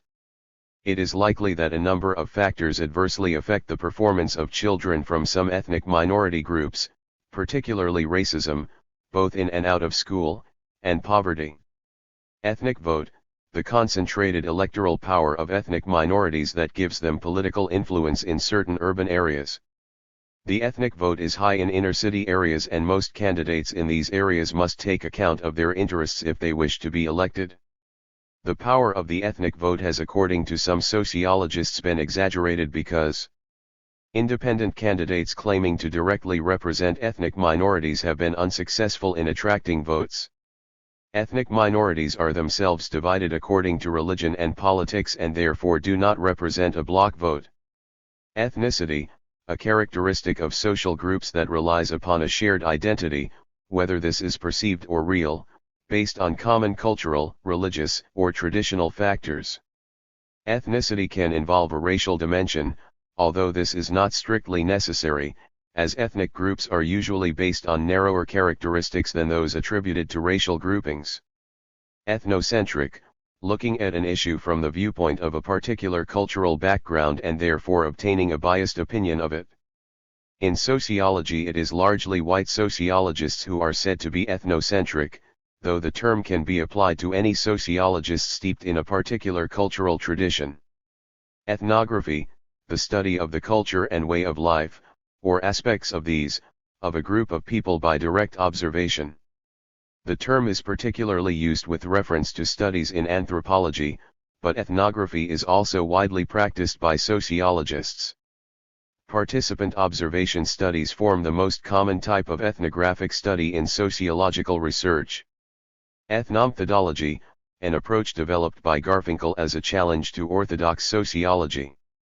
The ethnomethodologist's fundamental approach is to stress the infinite ambiguity of language and action. Rather than assume that we understand what another person means when he or she says or does something, ethnos argue that we have to struggle for their meaning, and that every situation is characterized by the search for common understandings. The social world is therefore built up of arbitrary rules, made up of a dense and often contradictory set of tacit understandings about what is going on. See glossing, in Decacality, Practical Theorists. Ethnoscapes, the flow of people throughout the world that is a key feature of globalization.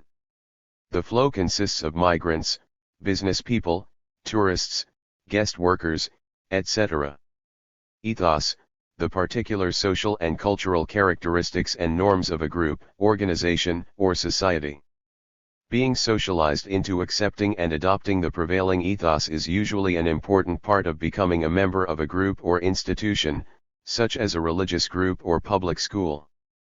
Etiology, the science of determining causes. The doctrine of specific etiology states that specific germs cause specific diseases. It thus tends to ignore other factors, such as psychological and environmental, that may have an influence on the causes and nature of disease. See germ theory of disease. Eugenics, the science of breeding, which has become associated with plans for racial purity put forward by the Nazis in interwar Germany.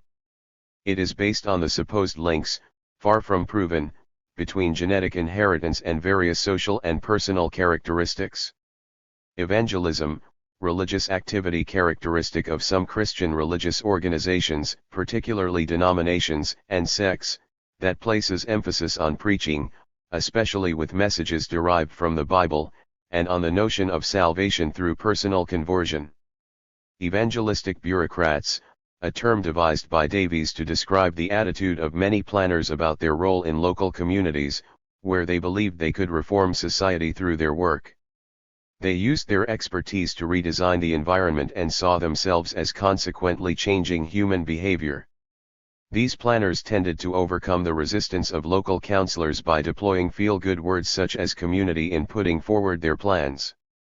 Everyday knowledge, a phenomenological term that describes the common sense that exists in society. It is the knowledge that we employ in our everyday, routine lives in order to effect social actions. Schutz argued that we build up our stock of everyday knowledge from our unique biographies. The contrast is with theoretical knowledge, which is rational and thought out. Everyday knowledge is the taken for granted knowledge that underlies our normal way of thinking. See Common Sense World. Evolutionary theories, in sociology, explanations that were heavily influenced by the theory of evolution put forward by the biologist Charles Darwin. The implication of evolutionary theory is that societies have been constantly progressing from a primitive past to a sophisticated future, not as a result of planned change, but as a natural order of things. The assumption was that societies followed much the same evolutionary rules as biological species and that there was a natural selection at work, in which successful societies displaced unsuccessful ones. Critics of these theories argue that they are ideological justifications for the developed world's exploitation of the undeveloped world, because such thinking allows this exploitation to be seen as a superior culture displacing an inferior one. Exchange theory, a sociological approach that stresses that the basis of social life is calculation by individuals. The idea is that social action is carried out when the individual has worked out the likely consequence of the action and what he or she may be likely to obtain from it. Relationships between individuals are therefore based on an exchange of benefits, with each calculating the best way of achieving what he or she wants with a minimum cost in terms of what the other in the relationship needs. It is a concept drawn from economics and has been criticized for assigning too much rationality and deviousness to individuals in their everyday lives. Exclusion, a tactic of social closure in which an occupational group seeks to prevent other groups from obtaining the same rewards. This has the effect of emphasizing the uniqueness of the occupational group, usually through some form of credentialism. See solidarism. Exclusivist definitions of religion, definitions that portray religion as a system of beliefs focusing on the supernatural, and relying on faith. See inclusivist definitions of religion. Existential sociology, sociological study that rejects most other sociology as too concerned with rationality, and starts from the idea that individuals are fundamentally situational, or existential. That is, people are like the world they inhabit, which is chaotic, uncertain, arbitrary, and changing. People can only survive in this world by becoming like the world itself. They are therefore, at bottom, varied, changeable, contradictory, and, most of all, irrational. To the existentialists then, sociology must concern itself with the irrational, the emotional and affective side of motivation and action, because this is the ultimately real. See brute being. Exogamy, literally means marrying outside and refers to the rules that exist in every society regarding the categories of people, usually kin, that a person may not marry. In most modern Western societies, this covers a fairly narrow range of relatives, but in many African societies whole clans are exogamous, that is, a person has to marry someone from a different clan. Exogamy is seen as a way of reducing conflict between groups, as a group is less likely to engage in hostilities with another group if it contains members of one's own family. See endogamy. Expectancy theory, the principle that work behavior can be predicted on the basis of what individuals will subjectively expect they will achieve in taking up particular modes of behavior in an occupation. The implication of the theory was that an individual will be motivated to work where the expectancy of work balances with the monetary values and work satisfaction actually received. As a work motivation theory, it was criticized for assigning too much rationality to the individual in approaching work. Expectation of life, see life expectancy. Experiential teaching, a style of teaching that provides the framework for students to become actively involved in what they learn and how they learn it, rather than being the passive recipients of knowledge handed down by the teacher. With experiential teaching, the teacher is viewed as one of a number of classroom resources, rather than as the sole repository of knowledge. See chalk and talk, discovery learning. Experiment, see hypothetico-deductive method, laboratory experiment. Experimental group, in sociological research, a group within an experiment matched as closely as possible to another group, the control group. The main difference between the two groups is that only the experimental group is exposed to the independent variable, i.e. that which is controlled by the researcher and thought to be the cause of whatever changes are being investigated. Experimental method, see hypothetico-deductive method. Expert society, see post-industrial society. Explanation, an account of a phenomenon that is made understandable by identification of its causes.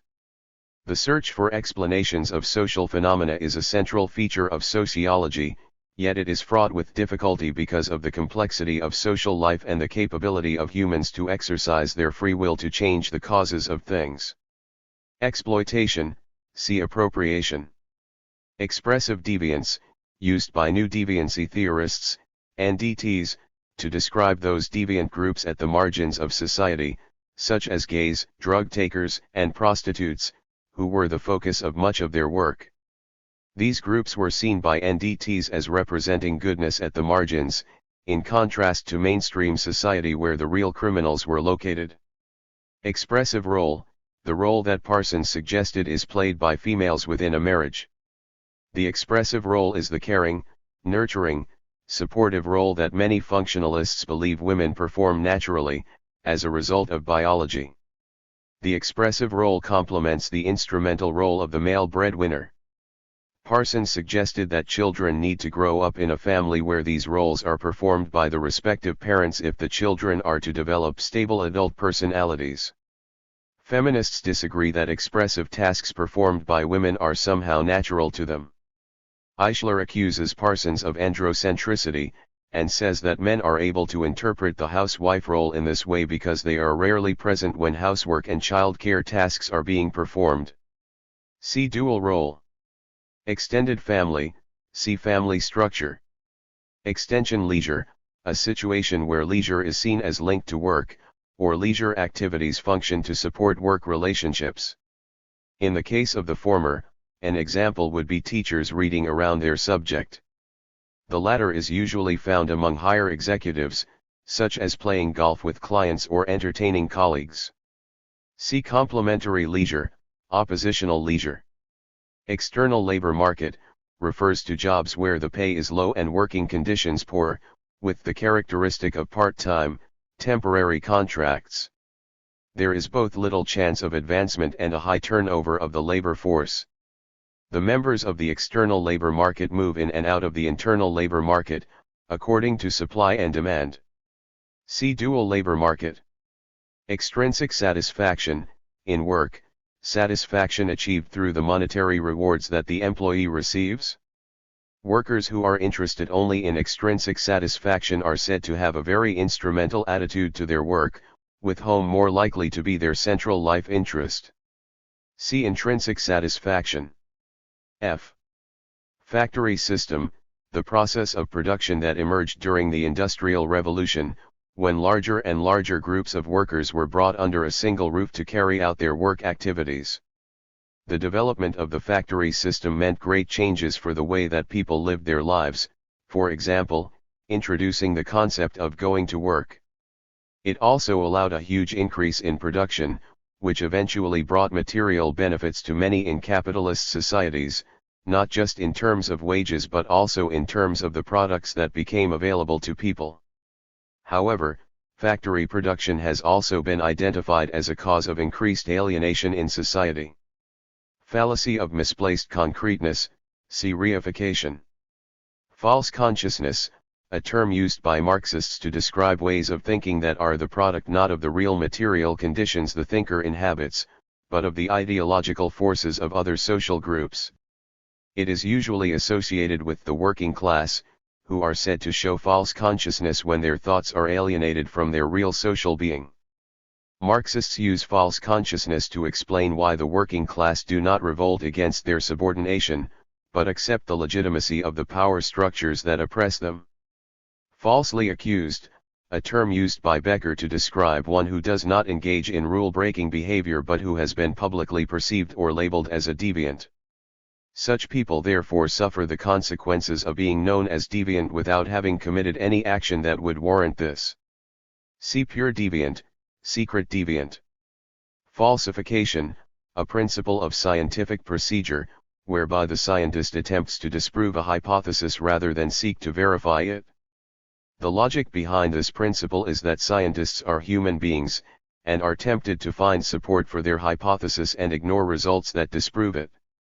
By concentrating on the falsification of hypotheses, scientists can work on the assumption that their theories are provisionally true until disproved.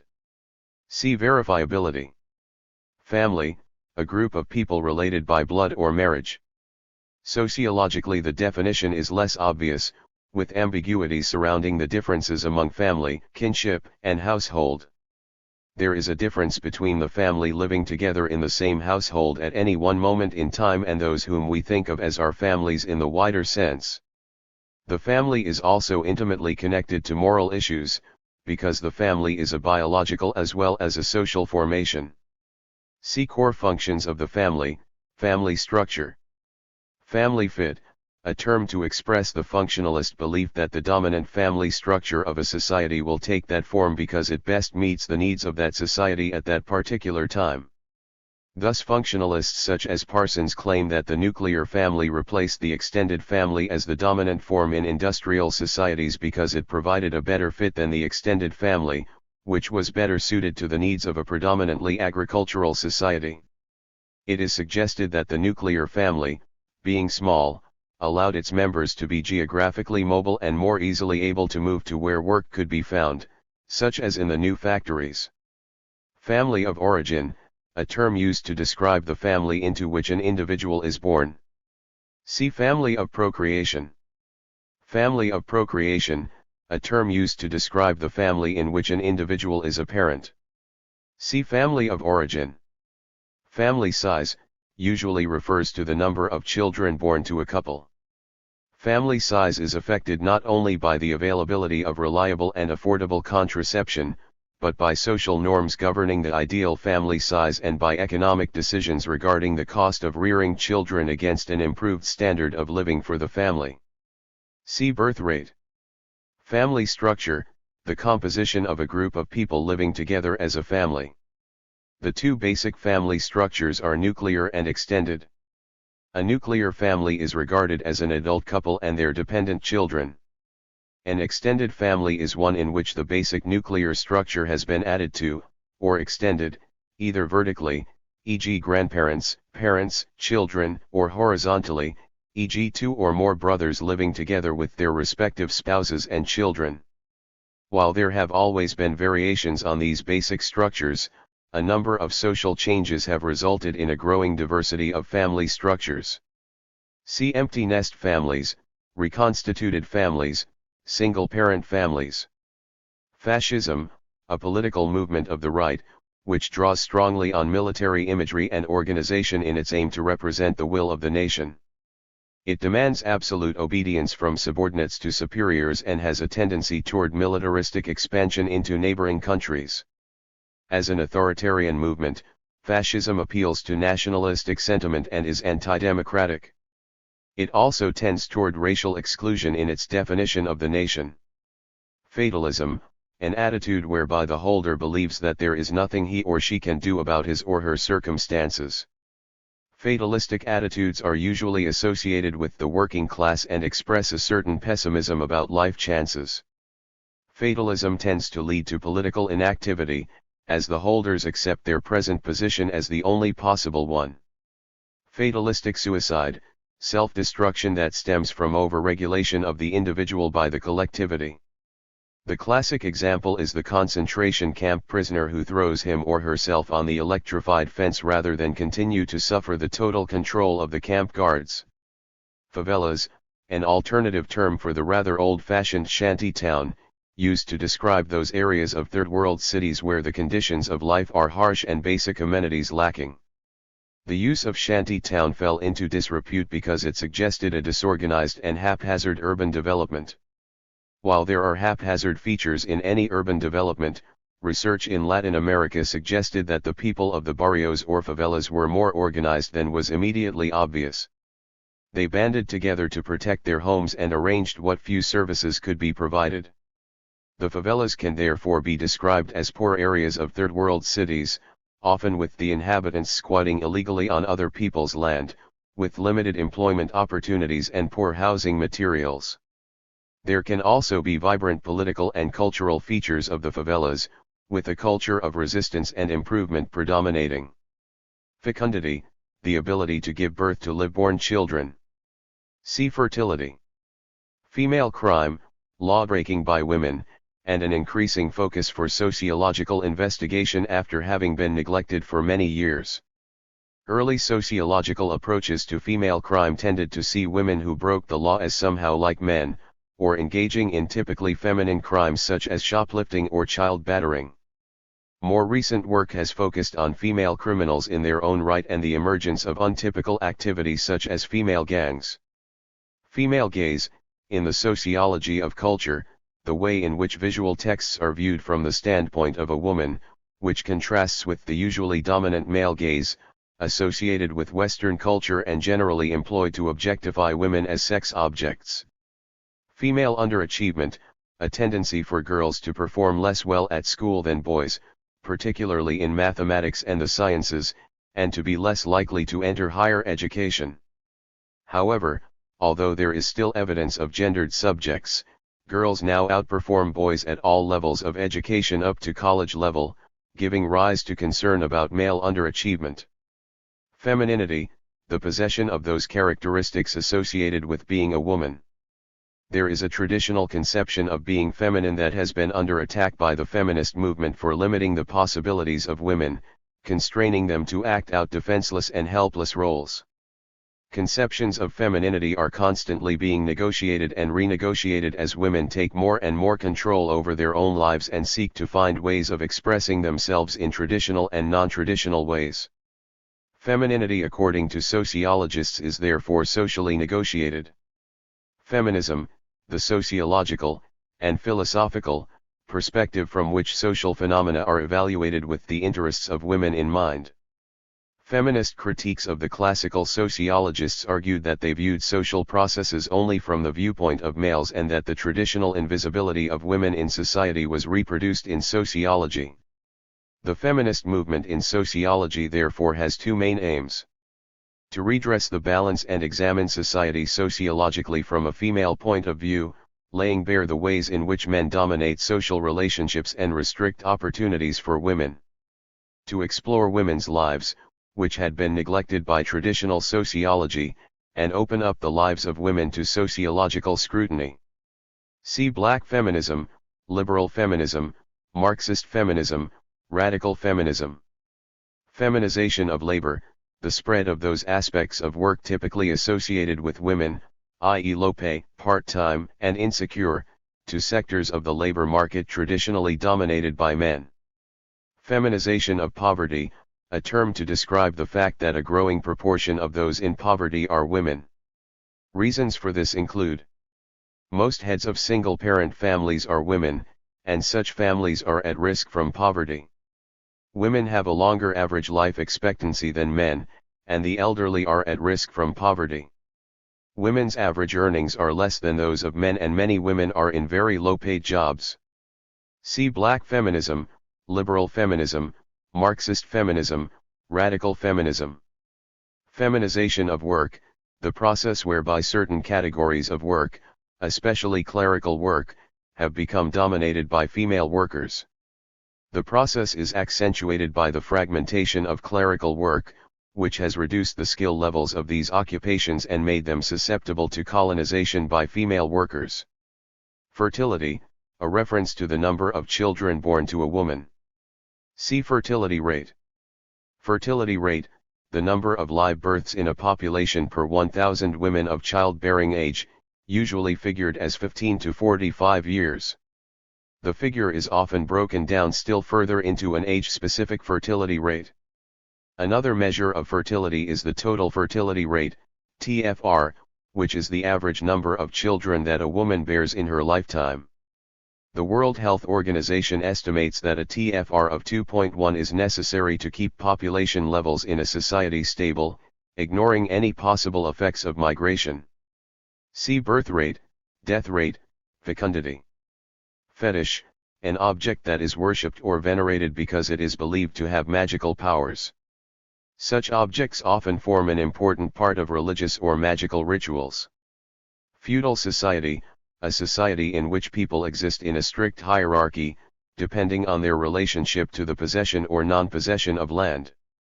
In theory, all land is owned by the monarch, who gives grants to the nobles or aristocracy, who, in their turn, rent or lease land to others further down the hierarchy. The landless have very limited rights in society, but owe loyalty to their feudal lords. Relationships in a feudal society are therefore based on obligations to superiors in the hierarchy. Feudal societies tend to be closed, with little chance of social mobility. Production in feudal societies is largely agricultural, with wealth being made from the farming of land. Feudalism broke down in Western Europe under the impact of the growth of the commercial class located in towns and the rise in capitalist relations of production. Field experiment, an experiment carried out in a natural setting rather than in a laboratory. The method is not widely used in sociology owing to the difficulty of controlling the variables. See comparative method. Fieldwork, a general term used to cover a variety of sociological research activities in which the sociologist is actively engaged in the real social world in a direct way. It stands in contrast to work that is carried in a laboratory or a library. See laboratory experiments. Finance capitalists, members of a group within the capitalist class, who are concerned with banking and the movement of money around the global market. Aronovich identifies the finance capitalists as the new ruling class in late capitalist societies. Critics argue that members of this smaller group within the capitalist class have competing interests and do not act in concert. Moreover, individual finance capitalists are subject to the same impersonal forces of capitalism and can just as easily fall prey to as make a great deal of wealth from them. Finanscapes, sites for the flow of capital and money through the world, claim to be a central feature of a globalized economy. It is made possible by the development of new information and communication technologies. Also see technoscapes. First world, a term to describe those areas of the world that are most highly developed industrially. The first world usually includes the economies and societies of Western Europe, the US and Canada, Australia, New Zealand, and Japan. The criteria for inclusion in the category include technological sophistication, an advanced service sector, and a commitment to free enterprise. See Second World, Third World.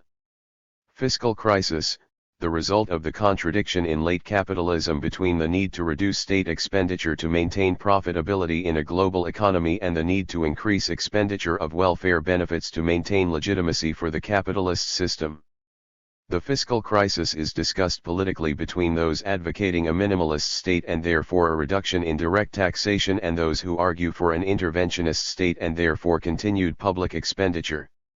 5 stages of economic growth, an idea developed by Rostow to describe the steps that undeveloped countries need to go through to achieve a developed state. 1. Traditional society, characterized by agricultural dominance and a low technological state. 2. Preconditions for takeoff, where agriculture is reorganized to produce surplus food and national transportation systems are developed. 3. Takeoff, where society is transformed through increasing investment in advanced technology in the leading sectors of the economy. 4. Maturity, where industry is diversified into many areas of activity, and investment increases to produce a dynamic industrial sector. 5. Developed status, where there is a growth of the tertiary sector, combined with high national consumption. Fixation, a situation where a worker experiences frustration at work, and thus develops a compulsion to act in a certain way. The worker then becomes resistant to any change that might threaten the fixation. Flexible production methods, ways in which a company may switch from manufacturing one product to manufacturing another with little disruption of the production line and with use of much of the same sophisticated machinery. This is a key element of post-Fordist production, which seeks to meet the consumer needs of niche markets. The ability to respond to rapid changes in demand is important for the survival of industrial organizations in the situation of postmodernity. Folk devils, a term to denote a group with a particular common interest or activity that becomes stigmatized by society at large and thus the target for adverse comment and activity. See moral panics. Folk society, a term devised by the Chicago School to denote rural societies in which everyone knows everyone else. Such societies have a number of folk characteristics, such as oral traditions, their own style of music and dance, and a tendency to keep themselves to themselves, while preserving traditions of hospitality. See Gemeinschaft. Food, substances eaten to maintain life. In sociology, food is more than this, having symbolic as well as physical significance. The sociology of food examines the ways in which food is produced and marketed, the ways in which it is used as a medium of status and exchange, and the ways in which there are class and ethnic differences in the attitudes toward and use of food products. Forced mobility, where movement in the class structure is the result of changes in the occupational structure rather than an increase in the choices of individuals. The major cause of forced mobility in recent times has been the decline in manufacturing jobs and the increase in white-collar and service occupations. This has resulted in enforced upward mobility. Forces of production, a Marxist term that describes the raw materials needed to manufacture goods, the tools and machinery needed to work those materials, and the detailed division of labor that is organized around that production. It is similar to the means of production, which includes division of labor under its umbrella. See relations of production. Fordism, a type of industrial production associated with modernity, based on a strict division of labor, with workers performing low-skill repetitive tasks to produce mass-standardized goods for undifferentiated markets. Fordist production is associated with Taylorist methods of management, where the crucial issue is control over the minute-by-minute actions of the workers to maximize production. Sociologists have argued that Fordist conditions are likely to lead to an alienated or at least instrumental workforce. See post-Fordism. Formal economy, the part of the economy composed of paid jobs, either in manufacturing, extraction, or the service industries. A feature of jobs in the formal economy is that they are recorded by the state and therefore taxable. See black economy, informal economy. Formal interviews, see structured interviews. Formal organization, a term used to describe the structure of an organization and the ways that communication, decision-making, and control are supposed to flow within it. Most formal organizations are hierarchical in nature, that is, the formal structure concentrates power and decision-making at the top of a pyramid of organizational positions. Those at the top control the activities of those below them, while those at the bottom are expected to obey the orders. Therefore, most formal organizations are top-down organizations. See informal organization.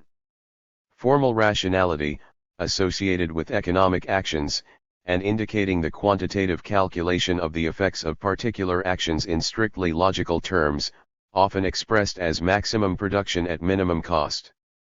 Formalism, a term applied to organizational behavior that indicates an over-adherence to the formal procedures of the organization, often at the expense of overall goals. By focusing on the fulfillment of formal procedures, bureaucrats are said to produce organizations that are rigid and unresponsive to clients' needs. See displacement of goals. Formalization, the process whereby enthusiastic sects adopt more ritualistic and routinized practices as members age and settle down. It is contrasted with inspirational forces within sects. Fourth world, a term sometimes used in the sociology of development to indicate those countries in Africa and Asia that are the poorest in the world and stand out from the rest of the third world because of their lack of development. Foxes, a term used by Machiavelli to describe those who gain and maintain power in society through cunning and deviousness. See lions. Fragmentation theories, explanations for the development in class structures that argue that the traditional classes of working and middle class have split into a larger number of divisions of class, which disrupt the formation of class solidarity. The factors involved in fragmentation are growth in affluence, reducing external differences between the classes. Growth in occupational specialization, resulting in the proliferation of middle-class occupations. Social mobility, resulting in members of the fast-growing middle-class sector being recruited from diverse backgrounds.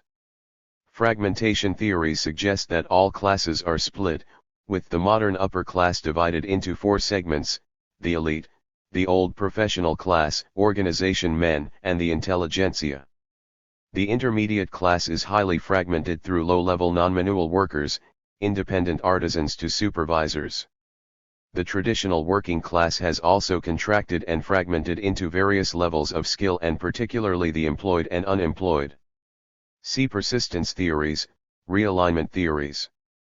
Frame of reference, used to indicate a particular way in which an individual comes to view the world, built up through his or her own experience of it. In looking at social phenomena, individuals do not do so objectively, but through the filter of their own experiences and understandings. The basic assumptions and pre-existing attitudes of the individual constitute a frame of reference through which individuals will view new events as they seek to establish their meaning. Though highly variable, frames of reference do have a collective existence, since members, for example, of the same social class are likely to have similar experiences. They tend to be built up as images of other social groups and experiences, which may or may not be accurate accounts.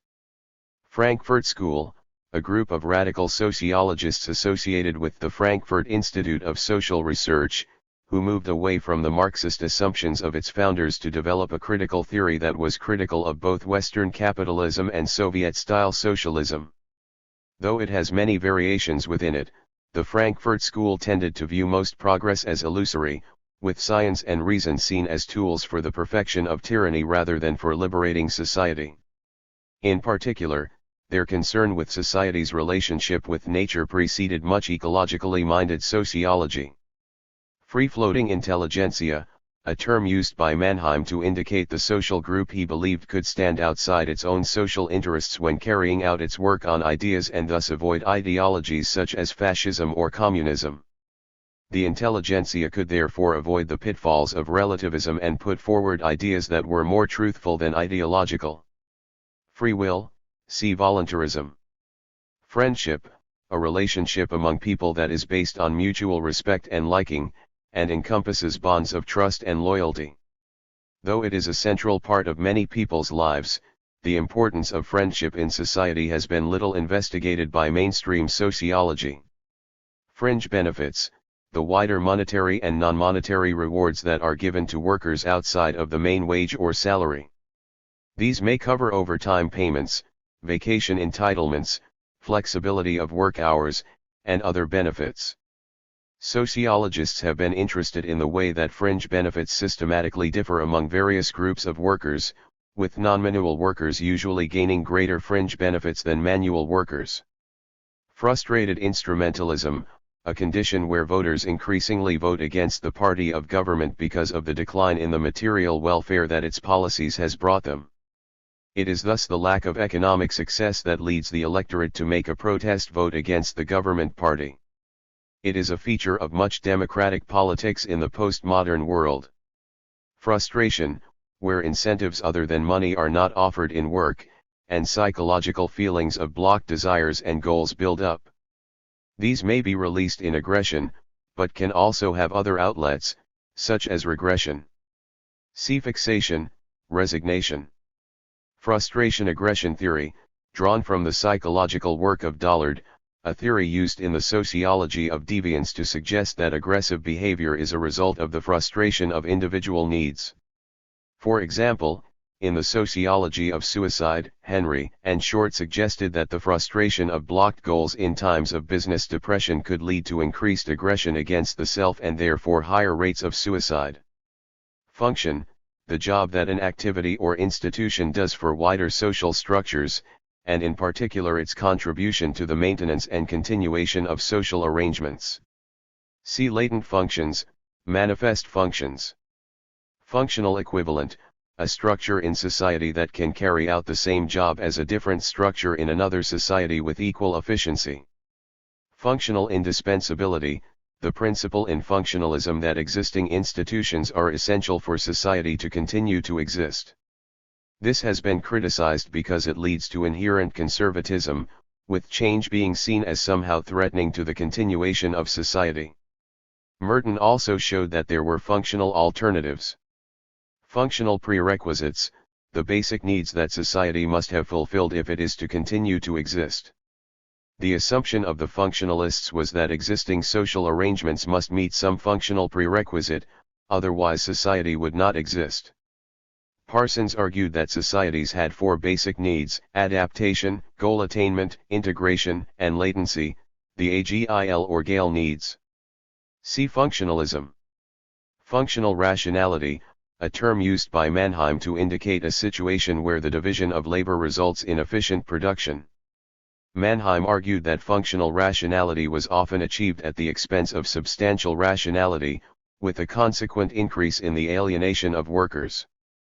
Functional rebel, an individual who, according to Durkheim, protests that the existing social arrangements are unjust, because they do not accord with the distribution of talents. While the functional rebels oppose the existing political realities, they are called deviant by those who benefit from them. Functional unity, the principle in functionalism that everything that exists in society contributes to the maintenance of everything else. It is criticized because social institutions could be shown to have a high degree of autonomy. Functionalism, that approach in sociology that seeks to explain the existence of social structures by the role they perform for society as a whole. It is thus a structural theory, beginning its analysis at the level of society rather than the individual. The focus of analysis is the interrelationship of interdependent parts and how the functioning of the parts is essential for the well-being of the whole. However, critics suggest that it is a conservative approach, stressing order at the expense of conflict. Ignores individuals in focusing only on the structural elements. Is ahistorical, focusing on the present without any sense of the past. Functionaries, in Althusserian terms, the people who staff the ideological and repressive state apparatus and act as agents of capital, sometimes consciously, sometimes unwittingly. Fundamentalism, a religious belief, and any practices following from it, that there is a need to return to and follow the basic texts of that religion in order to gain salvation. Fundamentalist groups and movements exist in Christianity, Judaism, and Islam. While it is an essentially religious belief, fundamentalism is often involved with overtly political issues, as its views can bring it into conflict with the state over how society should be run. Fusionism, a theory in the sociology of leisure, which argues that work and leisure are becoming increasingly similar. Work takes on many of the attributes of leisure, such as piped music on the shop floor, and leisure takes on some of the organizational aspects of work. See leisure industry. G. Gale, Cagil. Gambles with death, a term used by Taylor to denote that most suicidal acts are Janus-faced, that is, oriented toward both death and life. Taylor argues that there is a continuum of suicidal acts from the trivial to the deadly serious. Most, however, are gambles with death in which the actor creates situations in which the suicidal act is more or less likely to be detected and stopped. The less likely the detection, the more serious the attempt to die. See attempted suicide. Games theory, a theory developed from economics that attempts to apply mathematical values to decision-making situations, where there are limited choices and participants have different interests in outcomes, which might be expressed numerically. It has been criticized for attaching mathematical values to what are essentially non-mathematical, complex social situations.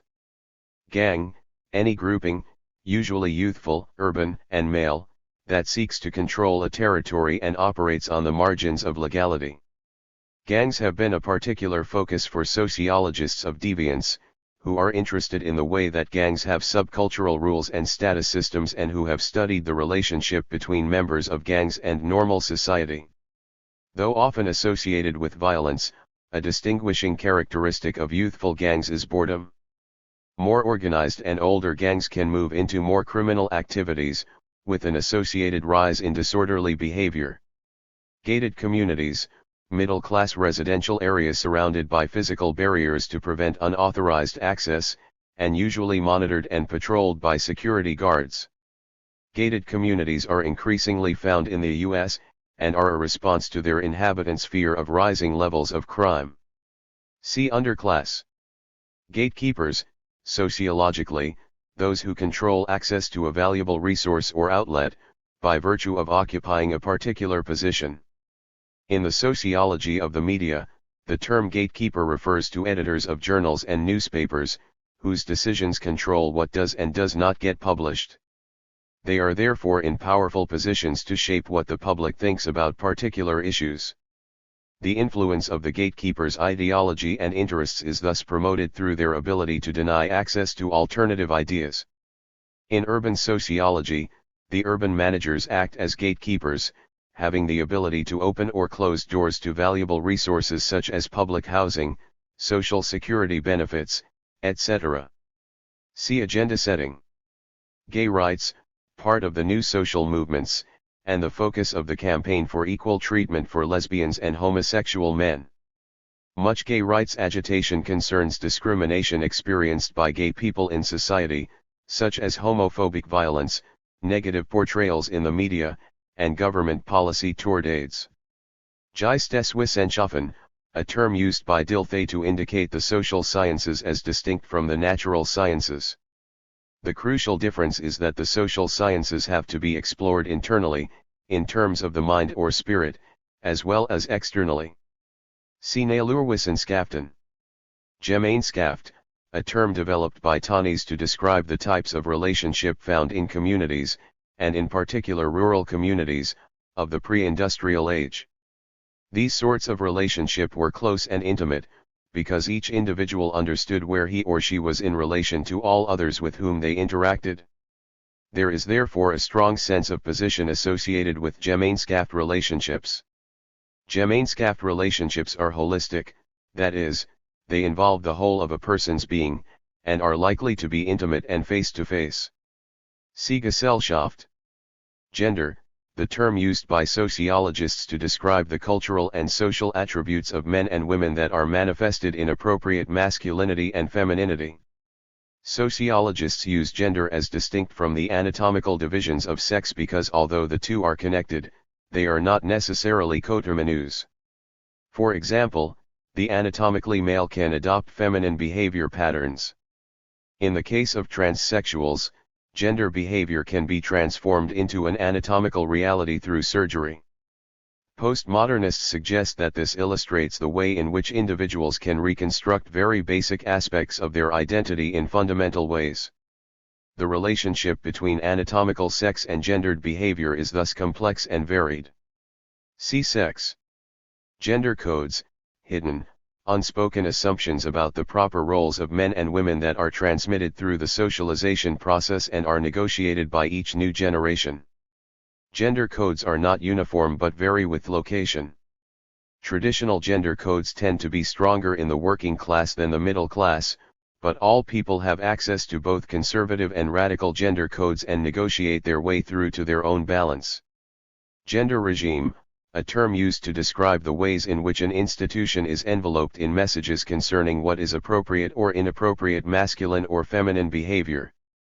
For example, the term has been used in the study of schooling to examine the hidden curriculum messages about male and female behavior. Gender stereotyping, see femininity, masculinity, stereotyping. Genderquake, a term used by Wilkinson to describe the fundamental change in attitudes toward women's role in society that has taken place since the impact of modern feminism. Crucial to this genderquake is a change in female attitudes toward education and work. Women are now more likely to see themselves in terms of career than housewife aspirations and therefore have much more positive attitudes toward education as a means of achieving a good career. Generalizations, propositions derived from studying a sample of people with specific characteristics that are applied to all people who have those characteristics. The ability to generalize is based on the representativeness of the sample being studied. It is important because it allows the cost-effective study of society as a whole. Generalized other, in symbolic interactionism, the ability of an individual to place himself or herself in the position of other people involved in a situation and calculate the effects of an action upon the individual. The capacity for action in society rests upon the ability to envisage the generalized other. Generation, all members of a society born in the same period and regarded as a collectivity, such as the pre-war generation or the 60s generation. It can also mean the members of a family descended by the same number of degrees from a common ancestor, or the time span between a group of contemporaries and the birth of their children, usually thought to be 30 years. It is often assumed that the generations in a society, having shared similar experiences, also share similar views and feelings. Generational unit, a term developed by Mannheim to describe those subdivisions of a generation that share something substantial, as against all other members of the generation, who may share little except age. Generational units are likely to be identified through class, gender, or ethnicity. Genetics, the study of biological inheritance, and an important counterbalance to the sociological enterprise. In part, genetics explores the extent to which individuals are the product of their parental DNA and therefore the extent to which people are determined as individuals. Sociologists, while accepting that people are to an extent determined, are more interested in the way that culture predisposes individuals to particular courses of action. Both genetics and sociology accept that there is a limited area of free will operating in society, though they may differ over the extent of this. The contradiction between genetics and sociology is sometimes expressed as the nature versus nurture debate. Genre: in the sociology of culture, a type of text, such as detective fiction or science fiction, that has associated informal rules and literary conventions. Sociologists have widened the definition to include all types of text, not just written ones. Geographical mobility: the movement of people around the country, usually in pursuit of jobs. In sociology, the importance of geographical mobility is linked to the degree of openness of a society. Societies with very limited geographical mobility tend to have closed social stratification systems, with little movement among different social classes. Geographically mobile societies also tend to be socially mobile. Germ theory of disease: a view that disease occurs through the action of invisible microorganisms. The work of Louis Pasteur in France and Robert Koch in Germany in the late 19th century led to an understanding of the nature of infection.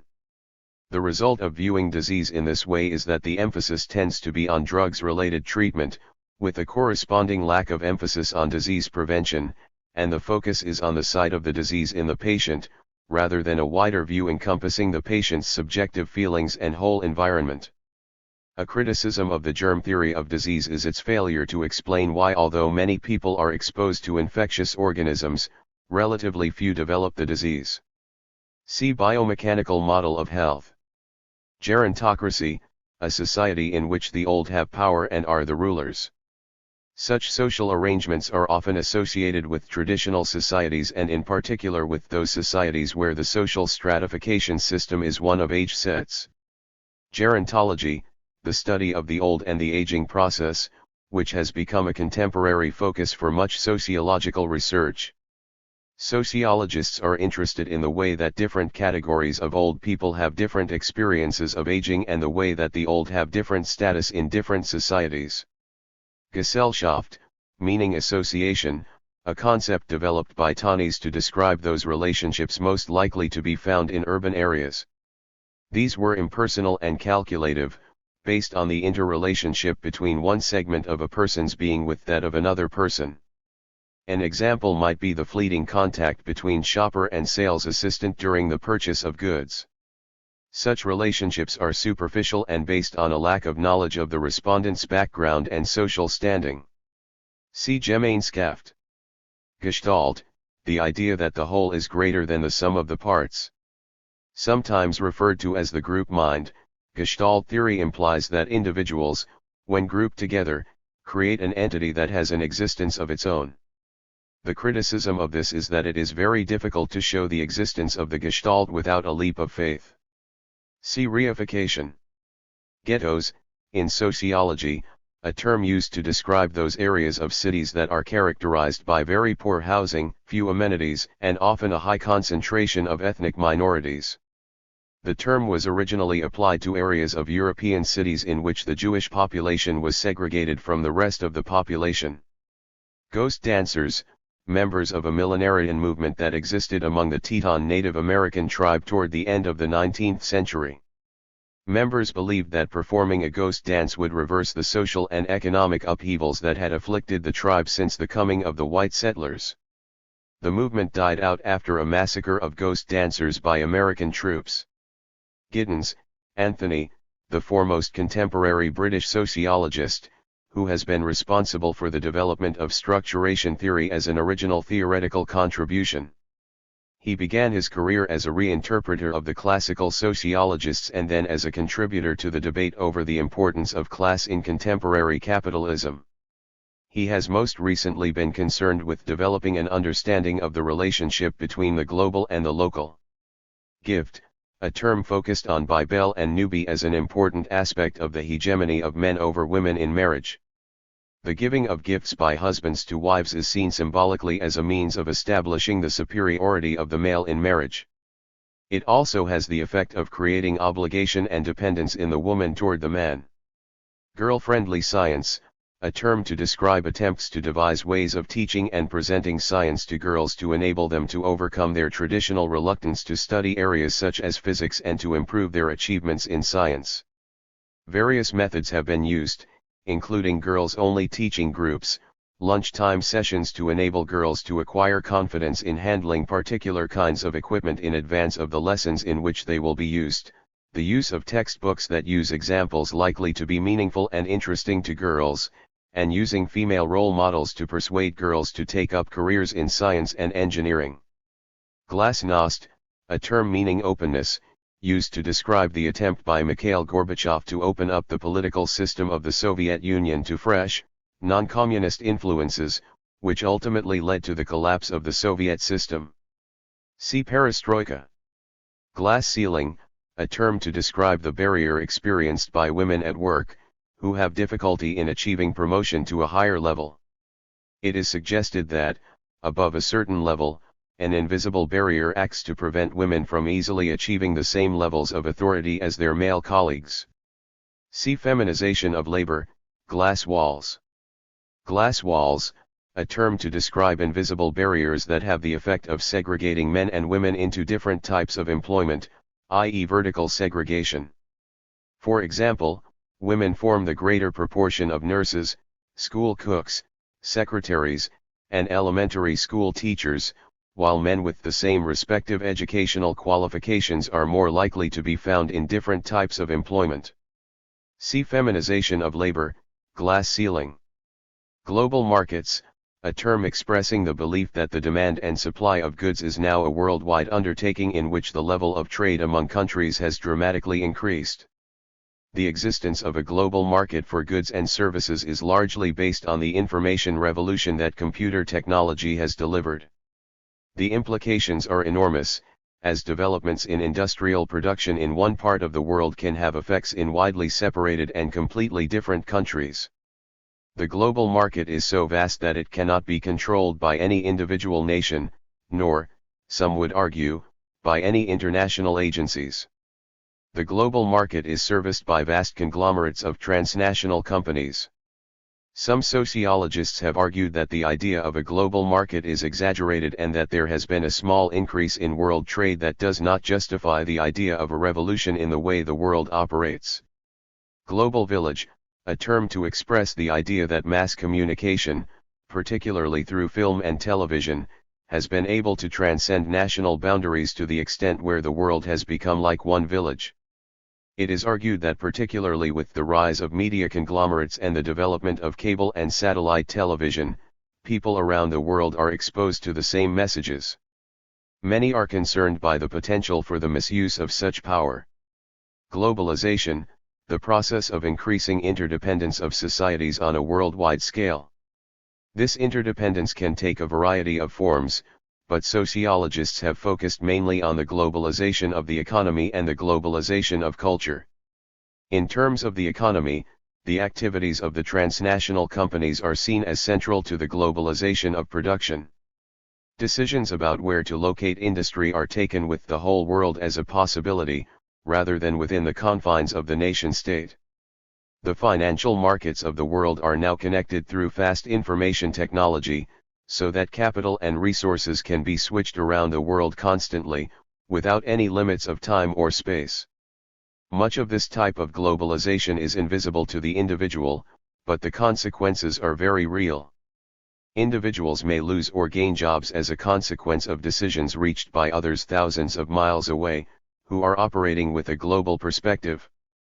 The implication of this view is that the nation-state is no longer the most important unit in the world's economy. More visible is the globalization of culture, as media images, increasingly drawn from a worldwide arena, are transmitted into people's homes through satellite or cable. Cultural products are increasingly dominated by media companies whose activities are spread throughout the world. Critics of the concept of globalization have argued that the process has been much exaggerated. It assumes that some individuals at the head of transnational companies have almost superhuman powers of control and rationality which, in reality, individuals do not have. Sociologists such as Paul Hurst argue that, rather than a withering away of the national state as globalization theorists have argued. There has been an internationalization of the economy and of culture, based on the increased relationships among national states, which continue to be the most important source of identity in the world. Glossing, a term used by ethnomethodologists to suggest that everyone, in conversation and action, ignores possible misunderstandings by filling in understanding, without exploring it deeply. The need to gloss arises from the indexicality of language, which can only be understood in its context. As teasing out the context would be enormously time-consuming, people gloss in order to create meanings in the situations in which they find themselves. See ethnomethodology. Go slow, a tactic in industrial conflict, in which workers carry out their tasks as slowly as possible in order to cut down production. The trick is to go slowly enough to disrupt without going so slowly that the supervisor can legitimately complain about the pace the worker is setting. Safety procedures are often called upon by workers to justify the slower speed they adopt.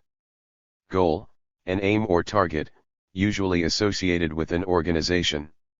Organizations are set up to achieve particular goals, and these are therefore important motivators for members of the organization. See goal model. Goal attainment, one of Parsons' functional prerequisites that relates to the achieving of the system's aims, and in practical terms refers to political institutions. Congress would therefore be an institution that would contribute to goal attainment. See adaptation, integration, latency. Goal displacement, see displacement of goals. Goal model, a traditional way of conceiving of organizations as devices for achieving aims. The importance of the goals in the goal model is that they provide a measure of the effectiveness of any organization, that is, how far it achieves its goals.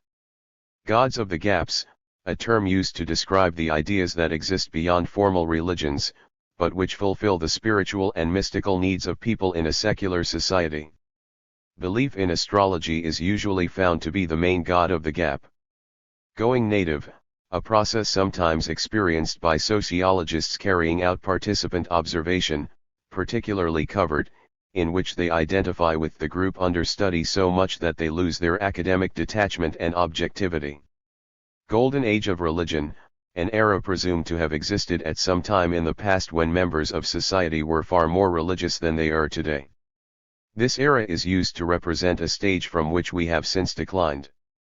However, writers such as Hill call the whole concept into question, arguing that historical evidence shows that the clergy always found it difficult to persuade the mass of the population to attend church regularly and to follow the various religious observances on holy days.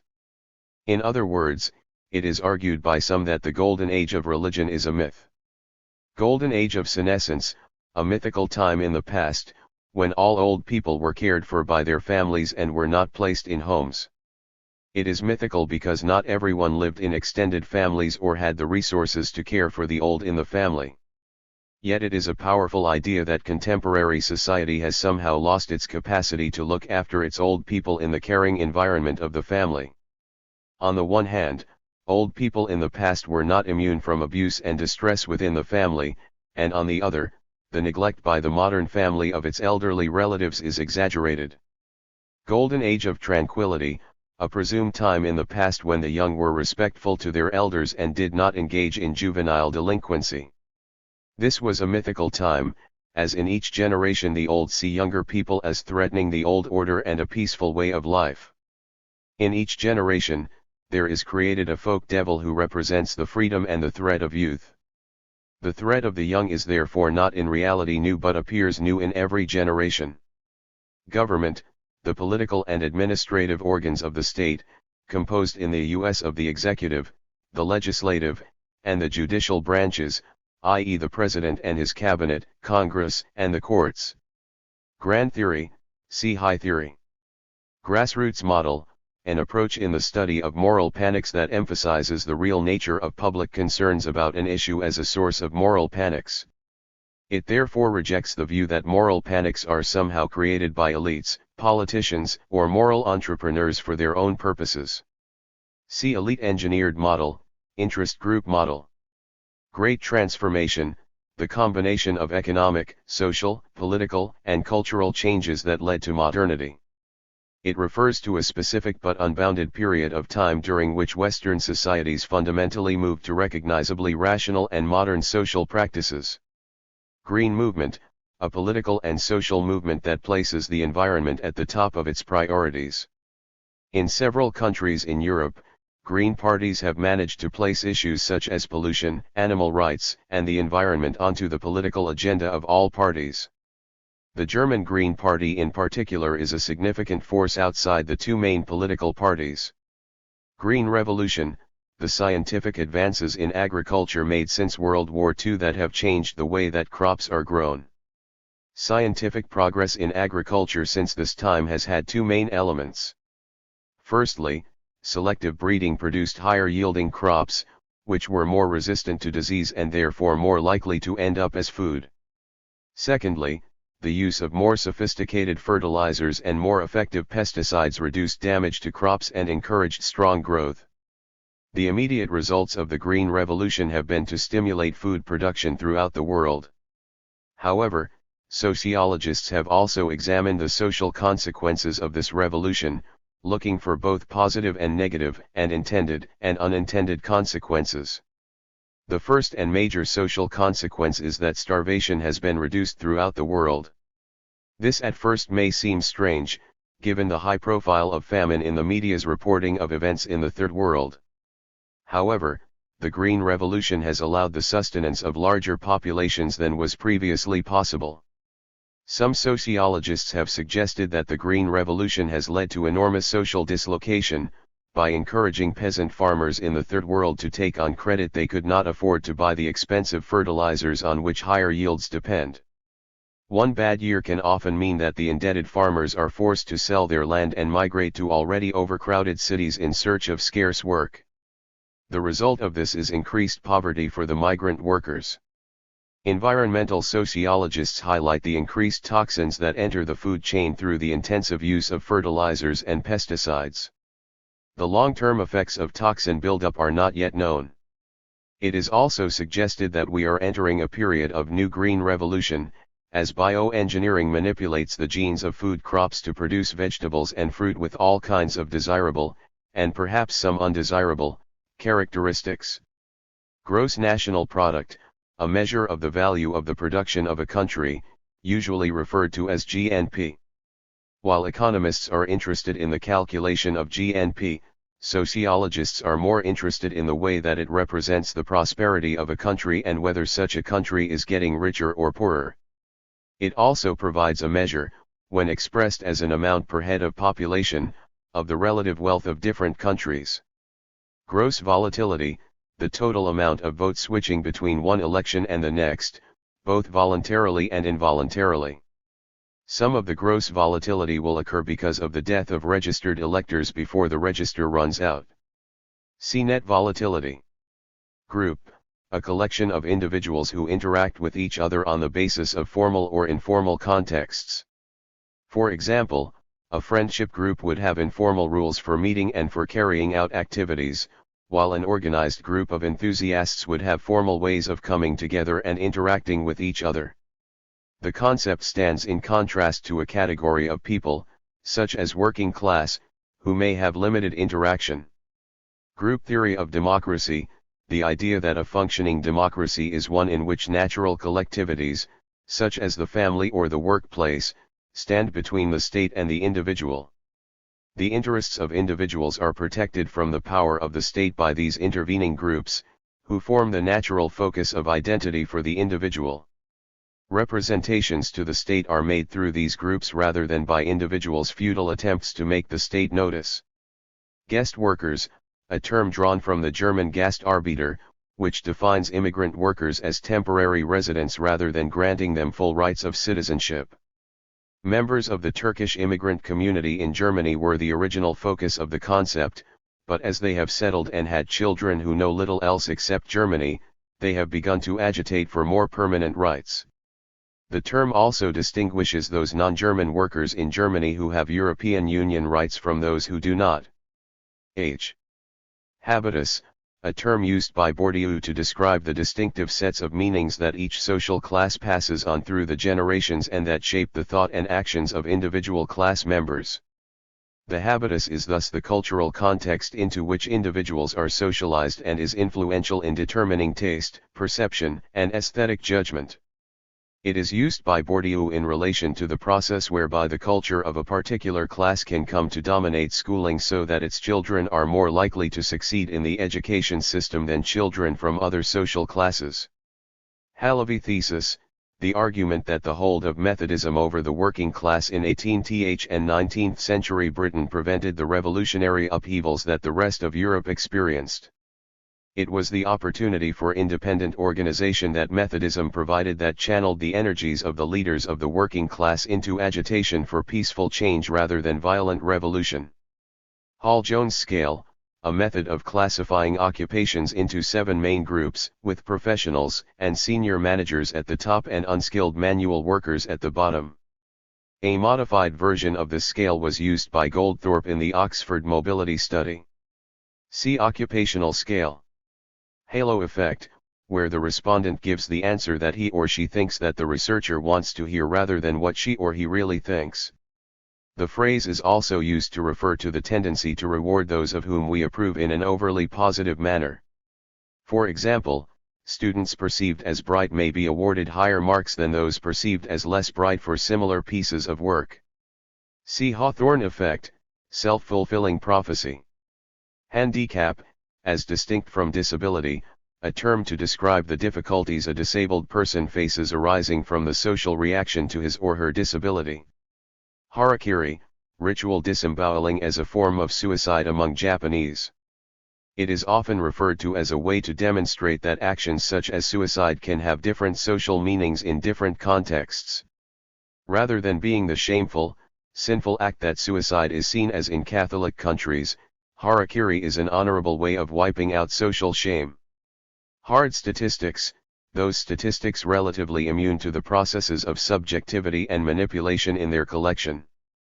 Examples are demographic statistics, such as those relating to births, marriages, deaths, and divorce, and those detailing the number of graduates with particular qualifications.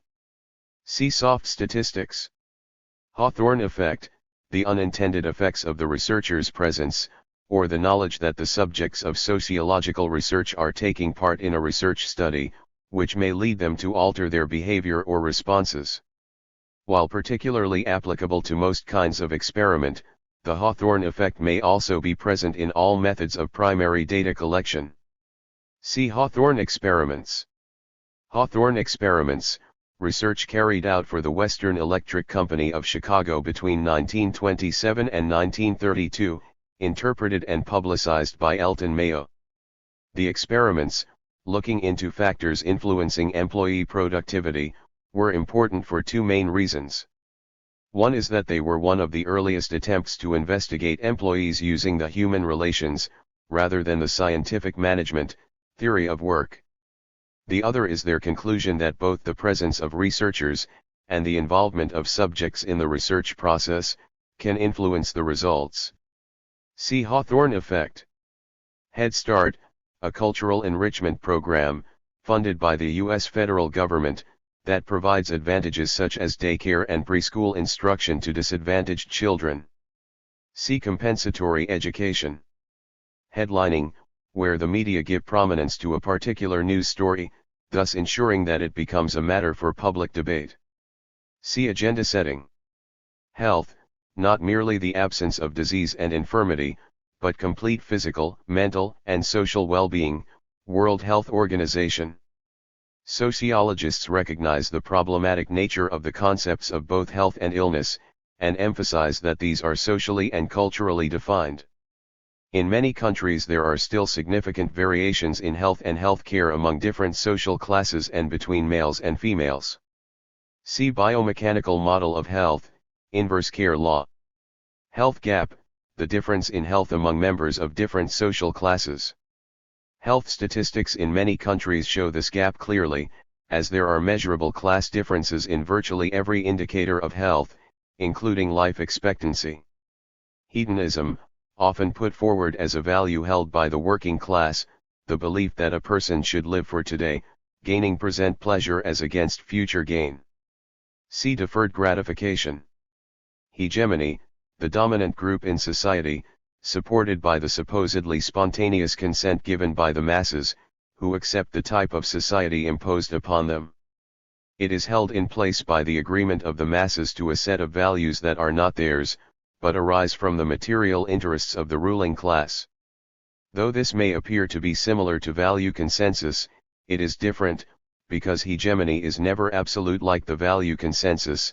It is economically determined and not genuinely spontaneous, but the result of a pervasive effort by the ruling class and its functionaries. Heredity, the genetic transmission of physiological characteristics from one generation to another. The concept is often discussed in the context of the nature versus nurture debate regarding intelligence. It also appears in discussions regarding the reasons for antisocial behavior or criminal activity. Originally associated with l'homme raso, ideas that a propensity to criminal behavior can be predicted by an examination of characteristics such as skull size have recently resurfaced, e.g. in Rushton's work in Canada. See eugenics. Hermeneutics, a way of understanding action by analyzing the text, or action, within the larger framework of the worldview that produced it.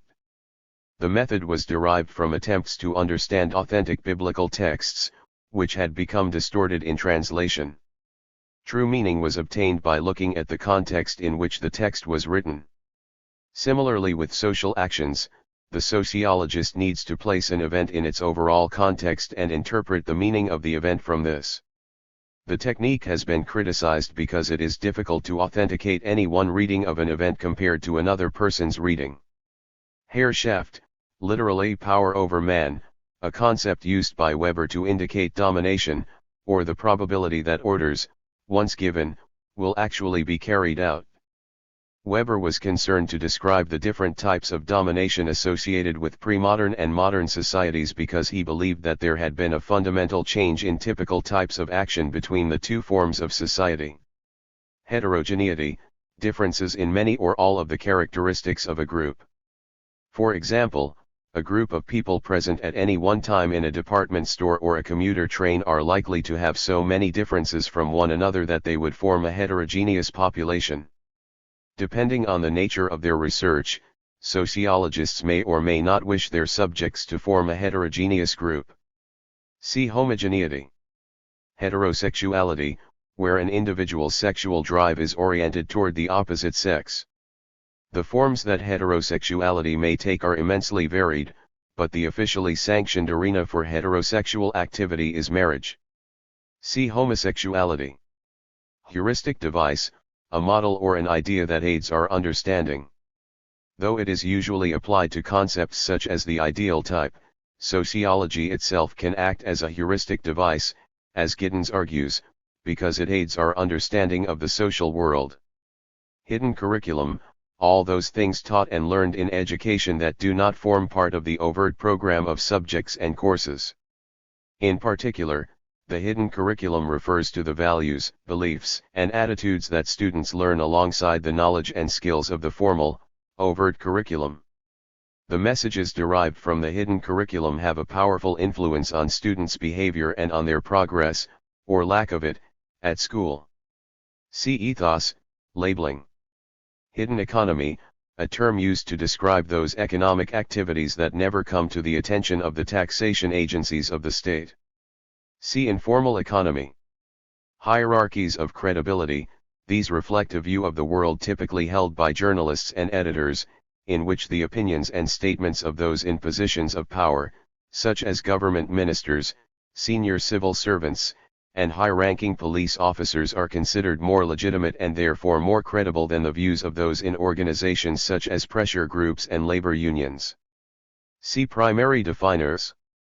Hierarchies of oppression, a term to describe the social structure wherein different groups experience different levels of discrimination, depending on the mix of characteristics they might have. So, while white middle-class women face gender discrimination, their black counterparts experience further discrimination on account of their ethnicity. Black lesbian women experience yet another form of discrimination in the hierarchy of oppression on account of their sexuality. Hierarchy, a central concept in stratification, signifying the ordering of social positions in a structure of superiority and inferiority. Most hierarchies can be depicted as a triangle, with fewer superior positions at the top of the hierarchy than subordinate positions at the bottom. Hierarchy. Most organizations are hierarchical, with management, or sometimes just an individual, at the top of the command triangle. There can be more or fewer middle management positions, depending on how hierarchical the organization is. Hierarchy fetishism, a Marxist term used to describe the splitting up of social groups into more and more levels of subordination and superordination, and the obsession with status and position that emerges from this.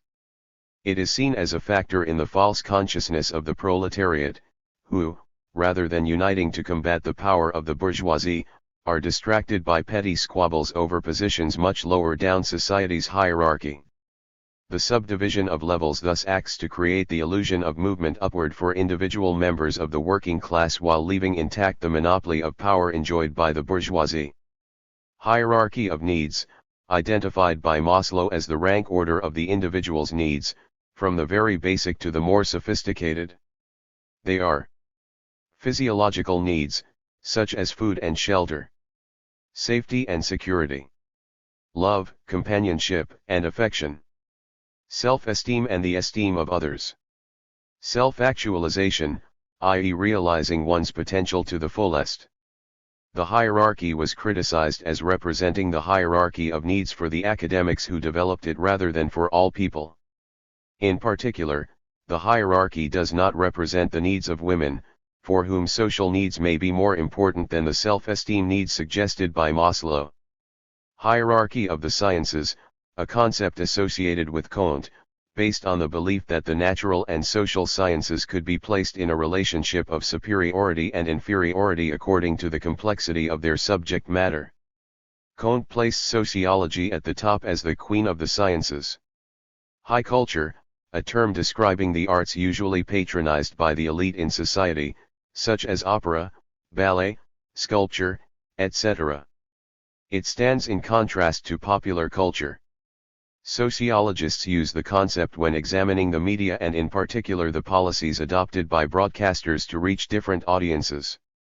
High-tech, a term used to describe businesses and activities based on technologies that are innovative and revolutionary.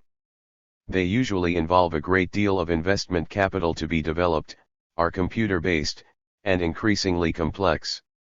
The development of high-tech industries such as bioengineering has led to a questioning of the moral implications of such power being used in society and on individuals. High-tech industries can be leisure-based and trivial or deal with fundamental issues concerned with life and death. See reproductive technologies. High theory, attempts at explaining the large questions in sociology, such as why do societies persist. High theory is aimed beyond the merely empirical toward more philosophical areas. See theories of the middle range.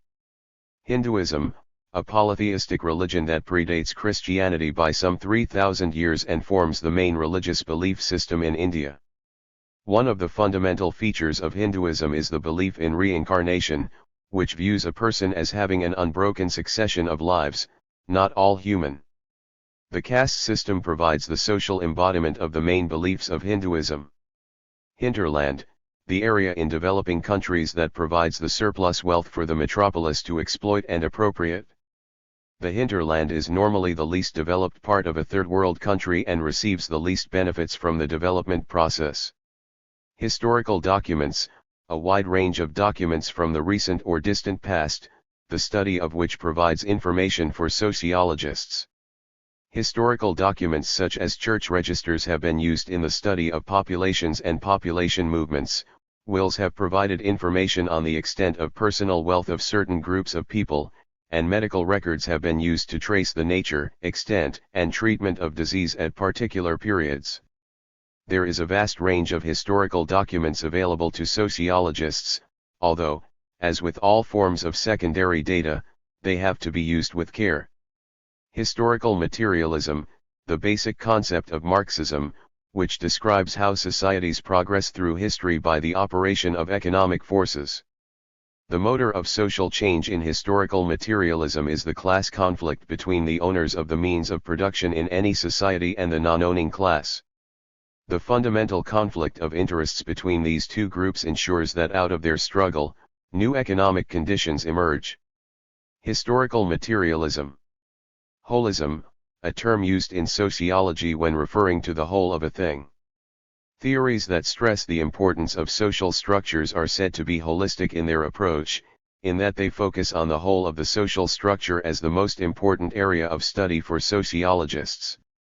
Holistic leisure, a theory in the sociology of leisure that argues that work and leisure should be seen as subject to the same forces in modern societies.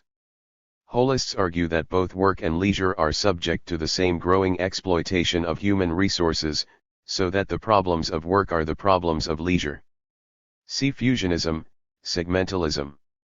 Home background, one of the explanations put forward by some sociologists and politicians to explain the different levels of achievement in education by different groups of students, particularly differences based on social class and ethnic group. A number of sociological studies have revealed aspects of a child's home background that appear to influence the level of academic achievement. J.W.B. Douglas' longitudinal study in Britain showed the importance both of parental aspirations and the educational background of the parents to whether or not a child was offered a place in a selective school, while Bernstein argued that progress was affected by the language codes learned in the home. Bourdieu developed the concept of cultural capital to explain the relative success of middle-class children. Critics have argued that too much emphasis on home background diverts attention away from other explanations, such as inequalities in wealth and income and the structure and organization of schools. See compensatory education. Homelessness, the lack of either a fixed address or adequate shelter. Homelessness is a growing problem in many advanced societies, and accurate statistics are difficult to obtain. Homeopathic medicine, treatment of disease and illness based on the administering of minute doses of substances, usually plant extracts, that mimic or reproduce the same symptoms as the disease or illness. While frequently used in many countries of the world, until recently this type of treatment has been largely ignored or even ridiculed by the medical profession in Western countries. However, growing concerns about the side effects of some drugs, or about the effects of their long-term use, have led to a renewed interest in homeopathic medicine. See allopathic medicine. Homeostasis, the tendency for interdependent elements to move toward a state of relatively stable equilibrium. While the concept originates from the sciences, it is used by some functionalist sociologists to refer to their belief that the natural state of societies is one of harmony and equilibrium, and that conflict is therefore pathological, or abnormal. They argue that when this natural harmony is disturbed, mechanisms come into play to restore the equilibrium. Homeworking, the carrying out of occupational tasks by employees at home, not usually as additional to, but instead of, working in a workplace. Traditionally this kind of work has been low status, low-paid work carried out by women, such as finishing garments, labeling envelopes, or performing simple assembly tasks. However, the advent of the computer has meant that increasing numbers of white-collar and professional workers are also spending some or all of their time working from home. While some people focus on the benefits of this, such as flexible working hours, the ability to combine paid work with childcare, reducing the number of commuters and the time spent commuting, others are concerned about the isolation that home working brings. See outworking. Homogeneity, the presence of a range of common characteristics within a group. A group of people of the same sex, age, social class, ethnic group, educational and occupational background, and political views would form a homogeneous group. Depending on the nature of their research, sociologists may or may not wish their subjects to form a homogeneous group. See heterogeneity. Homosexuality, where an individual's sexual drive is oriented toward a person of the same sex. The term encompasses both lesbianism and gay male orientation. Sociologists such as Foucault have focused on the ways in which homosexuality has come to be seen as a distinctive attribute of certain individuals, associated with a particular lifestyle and capable of treatment. The creation of a medical discourse for homosexuality had the effect of marginalizing and criminalizing certain homosexual activities. Honest broker, a term to describe the state as viewed by pluralists, who see the role of the government as neutral between competing interests groups. Because the state is a referee between opposing ideas, the theory goes, it can make decisions in the best interests of all. The idea has been criticized for offering an idealistic view of the workings of the state, which in reality not only favors certain groups systematically, but has its own interests to promote in its decision-making. Honor, a term denoting the standing of an individual in society and the subjective feelings of esteem that stem from that standing. Social honor has been an important dimension in most societies. It is bound up with ideas concerning proper behavior and the regard that the group has for the individual. It has been of interest to sociologists of suicide as one cause of altruistic suicide, in which individuals are compelled by the duty of honor to kill themselves for the sake of their good name in the community.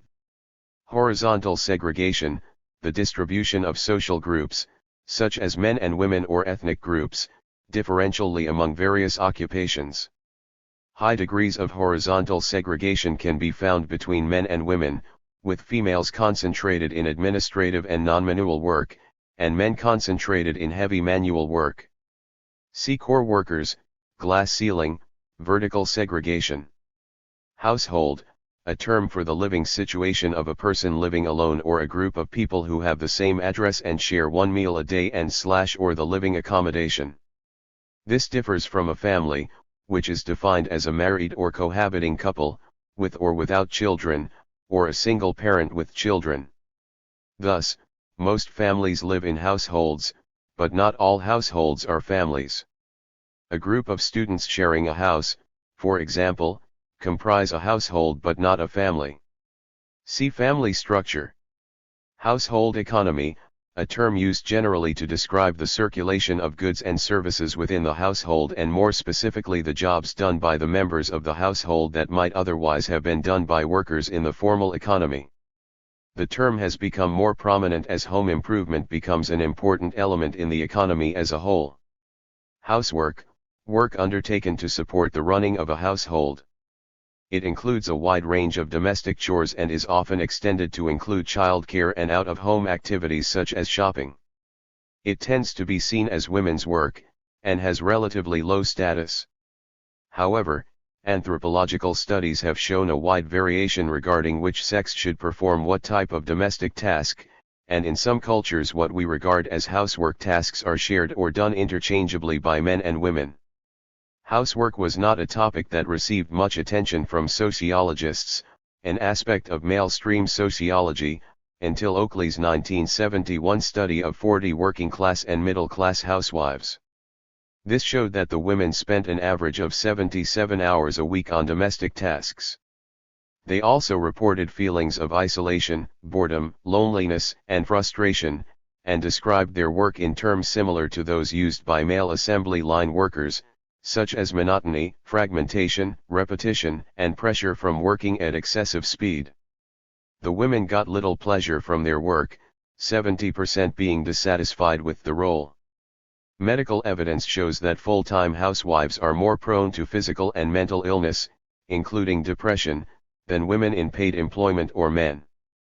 Although it was widely believed that labor-saving domestic appliances would free women from housework, evidence shows that women still spend between 40 and 70 hours per week, depending on their circumstances, in domestic and child care tasks. See dual role of women. Housing classes, a term devised by Rex and Moore to describe those groups in the housing market who compete with each other for access to different types of housing. They argued that housing classes were important in determining with whom a person associated, their interests and lifestyles. Housing classes were distinguished by their ability to satisfy the rules of various local government and financial institutions, which were biased toward the middle class and the respectable working class. Rex and Moore identified 7 housing classes in their study. Critics argue that Rex and Moore take the concept of desirable for granted and that the 7 classes are open to constant amendment and refinement. Moreover, the theory hides the most basic distinction in the housing market, which is between public and private housing provision. Housing segregation, a concept developed by Rex and Moore to describe the separation of different ethnic minorities into particular residential areas, and in particular the process by which black immigrants end up in the old, run-down housing of the zone of transition. While racism and low incomes play their part, the rules of the housing market also operate against ethnic minorities. For example, ethnic minorities have found it more difficult to obtain mortgages, or gain priority on housing lists. The result of the operation of the housing market has been that different ethnic groups are to be found in separate residential areas. Though the segregation is never total, it has been sufficient to produce concentrations of ethnic minorities in the worst housing in the city. Human capital theory, a theory of education that sees schooling for individuals as an investment in the future of society. The idea focuses on the way in which individuals can be trained through education, and society reaps the rewards later on in the development of technological applications. Human ecology theory, a theory developed by Park and Burgess of the Chicago School that likened the city to a social organism, with a life of its own. The city was made alive by the constant tension between the individual's need for freedom and society's need for social control. Heavily influenced by evolutionary theory, human ecology theory argued that there was a constant struggle for existence in the city, where the richest and strongest seized the most favorable urban locations and resisted attempts by other groups to displace them. Each urban area developed a distinctive lifestyle that characterized the location. Critics of the theory argue that too much was taken for granted, such as what made a particular urban area attractive, what was the process whereby one social group was displaced by another, what was the nature of the power used to seize the best locations, etc.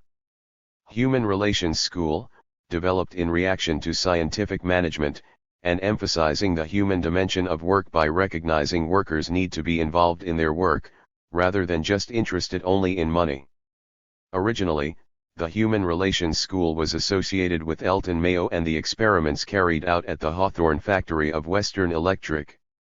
The Human Relations School was often held as a contrast to the impersonality of scientific management and was presented as a less exploitative form of management, or management with a human face. However, critics of human relations dismiss it as cow sociology, and argue that it represents just a different way of intensifying the exploitation of workers. Postmodernists have been interested in human relations as one of the ways in which postmodern workers become accepting of their own exploitation and actively involve themselves in self-surveillance, that is, in increasing their work rate as they accept responsibility for their own work. Hydraulic society, a term to describe ancient cultures in which power was related to the control over access to water. Hydraulic societies were identified in Egypt and in the Tigris, Euphrates basin, where survival depended on appropriate irrigation. Such societies tended to develop bureaucratic or theocratic control of the waterways. Hypergamy, marriage to a person of higher social status than oneself. In practice, most marriages occur between people of broadly similar social status. Hyperghetto, an area of the inner city that exhibits an extreme concentration of poverty. Typically it will contain more than 40% of the population in poverty and only loose attachments to the labor market. Hyperghettos often display high levels of ethnic segregation. Hyperreality, a term used by Baudrillard to suggest that our knowledge of the world is drawn from media images of reality rather than direct experience of it. The signs contained in media images constitute hyperreality and in the postmodern world are our main source of knowledge. Hypodermic syringe approach, an early approach to the study of the effects of the media on behavior, taking the view that the media injected its content into the audience's lives in a fairly direct way and subsequently influenced their behavior. It has therefore been criticized for seeing individuals as passive in the process. See empty bucket theory. Hypothesis, one of the steps in the scientific method consisting of the unverified assumptions that might possibly explain an observed phenomenon. In short, An hypothesis is an untested theory, or a possible explanation. The hypothesis is important to the scientific method because it provides direction for the research and shapes the experiments that the scientist designs. The hypothesis is also an exercise in creativity, because scientists must use their imaginations in devising possible explanations of events. See hypothetico-deductive method, laboratory experiments. Hypothetico-deductive method, the process involved in positivism, in which certain logical steps are taken in order to try to arrive at the truth. The method is usually conceptualized as consisting of a series of stages. 1. Observation, the researcher observes a phenomenon considered worthy of investigation. 2. Conjecture, the researcher thinks of a plausible explanation. 3. Hypothesis formation, the conjecture is put in the form of a predictive statement that can be empirically tested. 4. Testing, a rigorous empirical test is designed and carried out under controlled conditions, with all observations and measurements accurately recorded. 5. Data analysis, the resulting data are carefully analyzed, using applied logical reasoning. 6. Final stage, in the light of the results, the researcher decides whether the hypothesis is confirmed, rejected, or is in need of modification and further testing. Iatrogenesis, a concept meaning doctor-induced illness, used by sociologists to indicate that medical intervention can at times lead to negative outcomes. Icons, in sociology, signs, usually pictures, whose meanings are transmitted through their similarity to the thing being represented, such as the cross standing for Christianity. See index, signs proper. Ideal type, a typification of a phenomenon built up by extracting the essential characteristics of many empirical examples of it. The purpose of an ideal type is not to produce a perfect example, but to provide a measure against which real examples may be compared. For example, the most famous ideal type is Weber's bureaucracy, which is used to answer the question, how bureaucratic is this or that organization? Ideal types do not therefore exist in the real world, but are a sociological construction. Identity, the sense of self that develops as a child grows up and establishes himself or herself as an independent individual. More recently, identity has come to be an important concept in sociology, under the influence of postmodern ideas. It has come to mean the sense of self associated with the identification the individual has with certain social formations. Postmodernists therefore see identity as a shifting situational aspect of the individual, in which an individual may have a certain identity and may identify with others because of a similar ethnic background, or may have an identity influenced by particular religious ideas. The importance of the concept of identity is that it allows a person some element of choice, freed from the determinism of, for example, much class-based analysis. Identity construction, the ways in which conceptions of the self are forged in relationships with others and with regard to existing notions of the self. For example, the construction of a sexual identity such as masculinity is carried out in terms of relationships with women and with current notions of what it is to be a man. Identity construction can lead to the reinforcement of traditional conceptions or to negotiated versions of them. Identity politics, campaigns and struggles based on issues concerned with self-expression, rather than class-based activity. Environmentalists engage in a prominent form of identity politics. Ideological form of incorporation, the way that oppositional subcultures are neutralized by capitalist society through the redefinition of deviant behavior by the police or media. This is done either through trivialization or domestication. See commodity form of incorporation. Ideological state apparatus, ISA, an Althusserian term used to describe those agencies of the state whose prime function is to secure the compliance of subordinates with the established capitalist order. Thus ideological hegemony is the result of pervasive effort by the state to establish legitimacy. The term has been criticized because it assumes something of a conspiracy among the functionaries of the ISA. The major ISA in modern societies is the education system. See repressive state apparatus. Ideology, a systematic set of beliefs that serves the interest of some social group in society. Studied in particular by Marxist sociologists, ideologies are associated with power and the ability of those at the top of society to put forward their own ideas as right and natural for everyone else in society.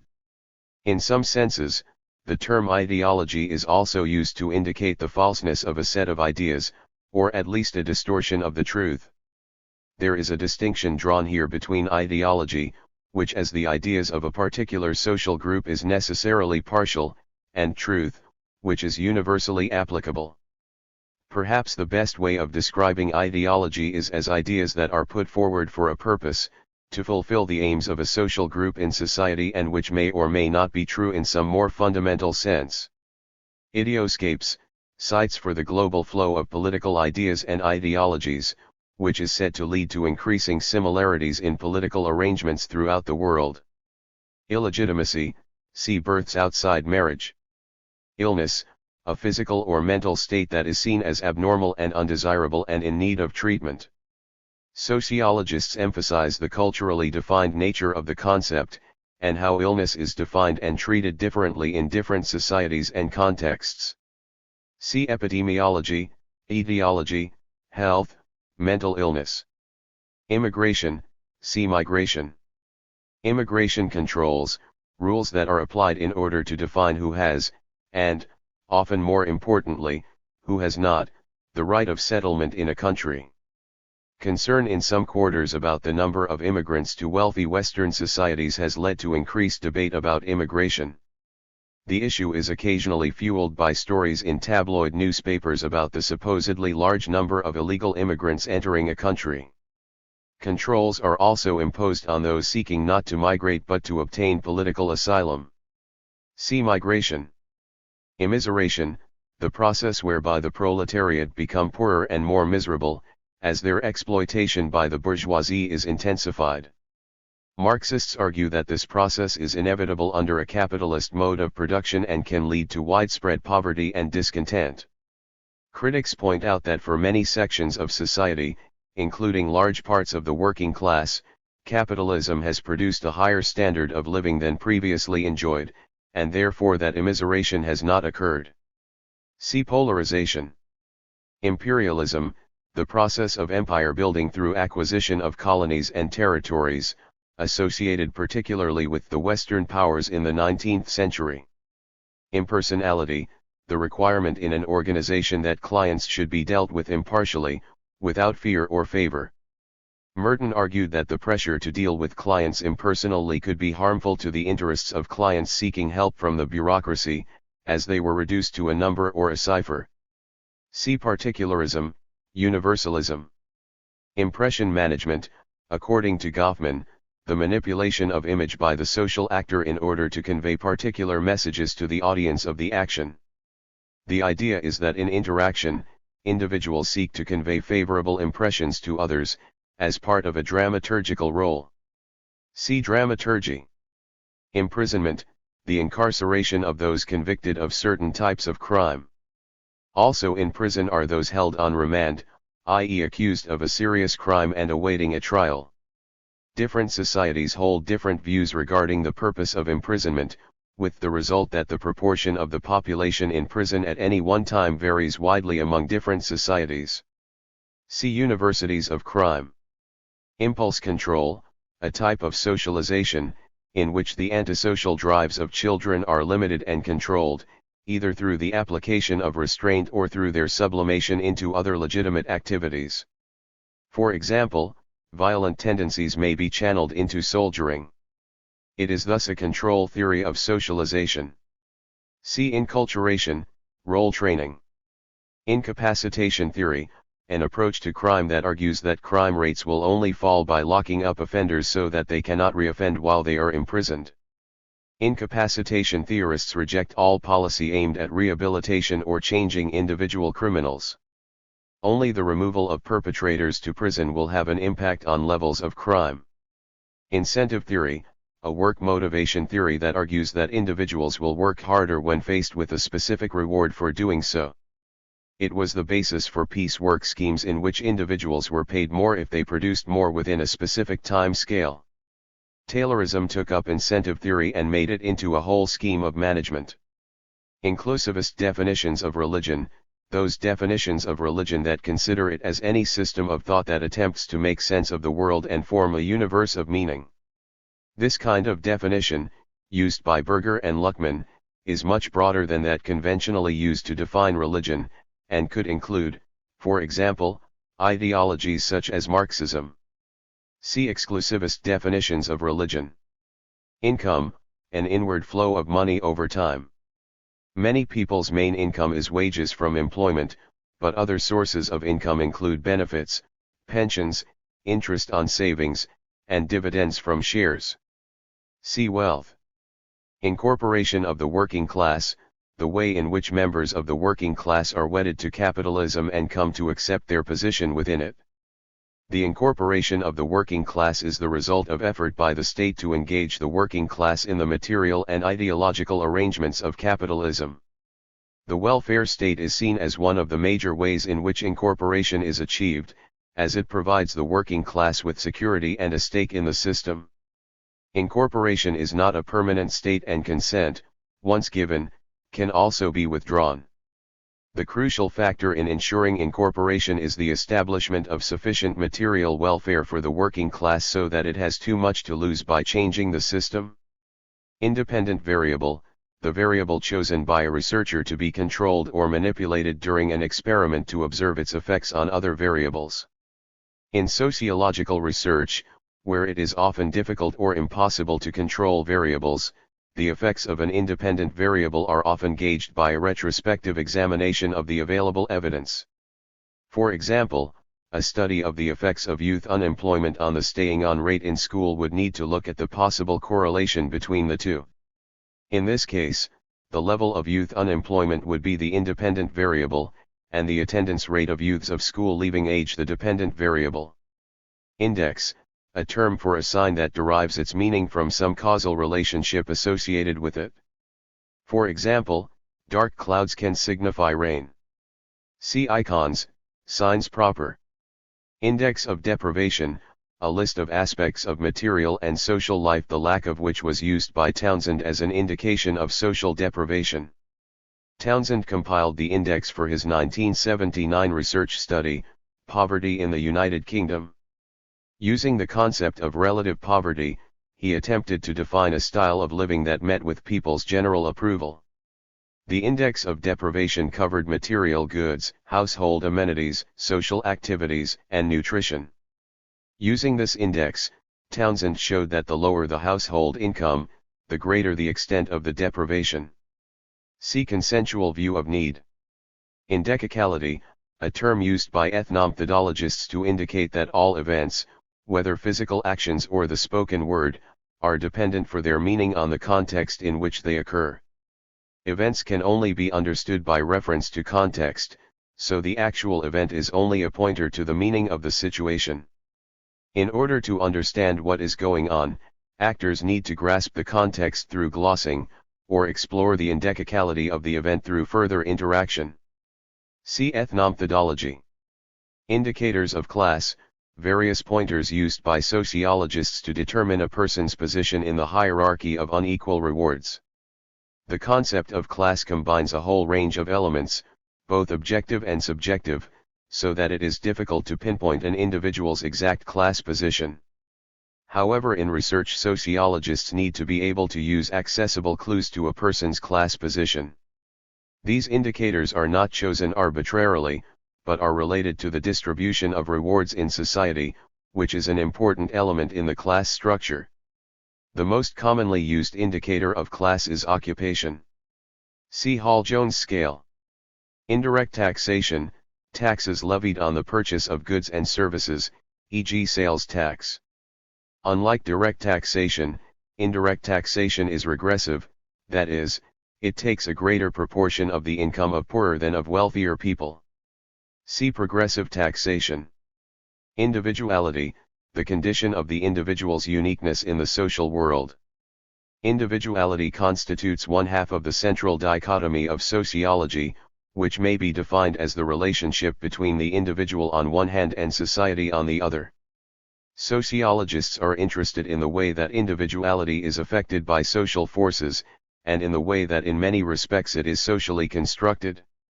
Individualized learning, a type of pedagogy where the tasks set in the classroom are geared toward the individual child's needs and abilities, rather than to a whole class. Individuation, the process whereby religious institutions become less important in the individual's search for meaning. As industrial societies have developed, so has the proliferation of religious forms, as groups and individuals reject traditional forms of religious experience and search out their own salvation. Inducement contribution equilibrium, a term developed by Simon to describe the calculation that an individual makes before deciding to join an organization or not. The inducement aspect consists of the rewards that the individual is offered, which are then balanced against the contribution, or effort, the individual will have to make in return. Where the rewards, not just money, are balanced by the contribution, the individual is likely to participate in the organization effectively. Industrial conflict, a term that encompasses a number of strategies whereby workers may seek to pursue their own interests against management.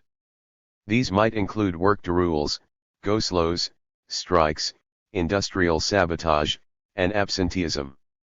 Industrial democracy, a term to describe a variety of situations where workers have some power in the workplace and therefore some control over working practices.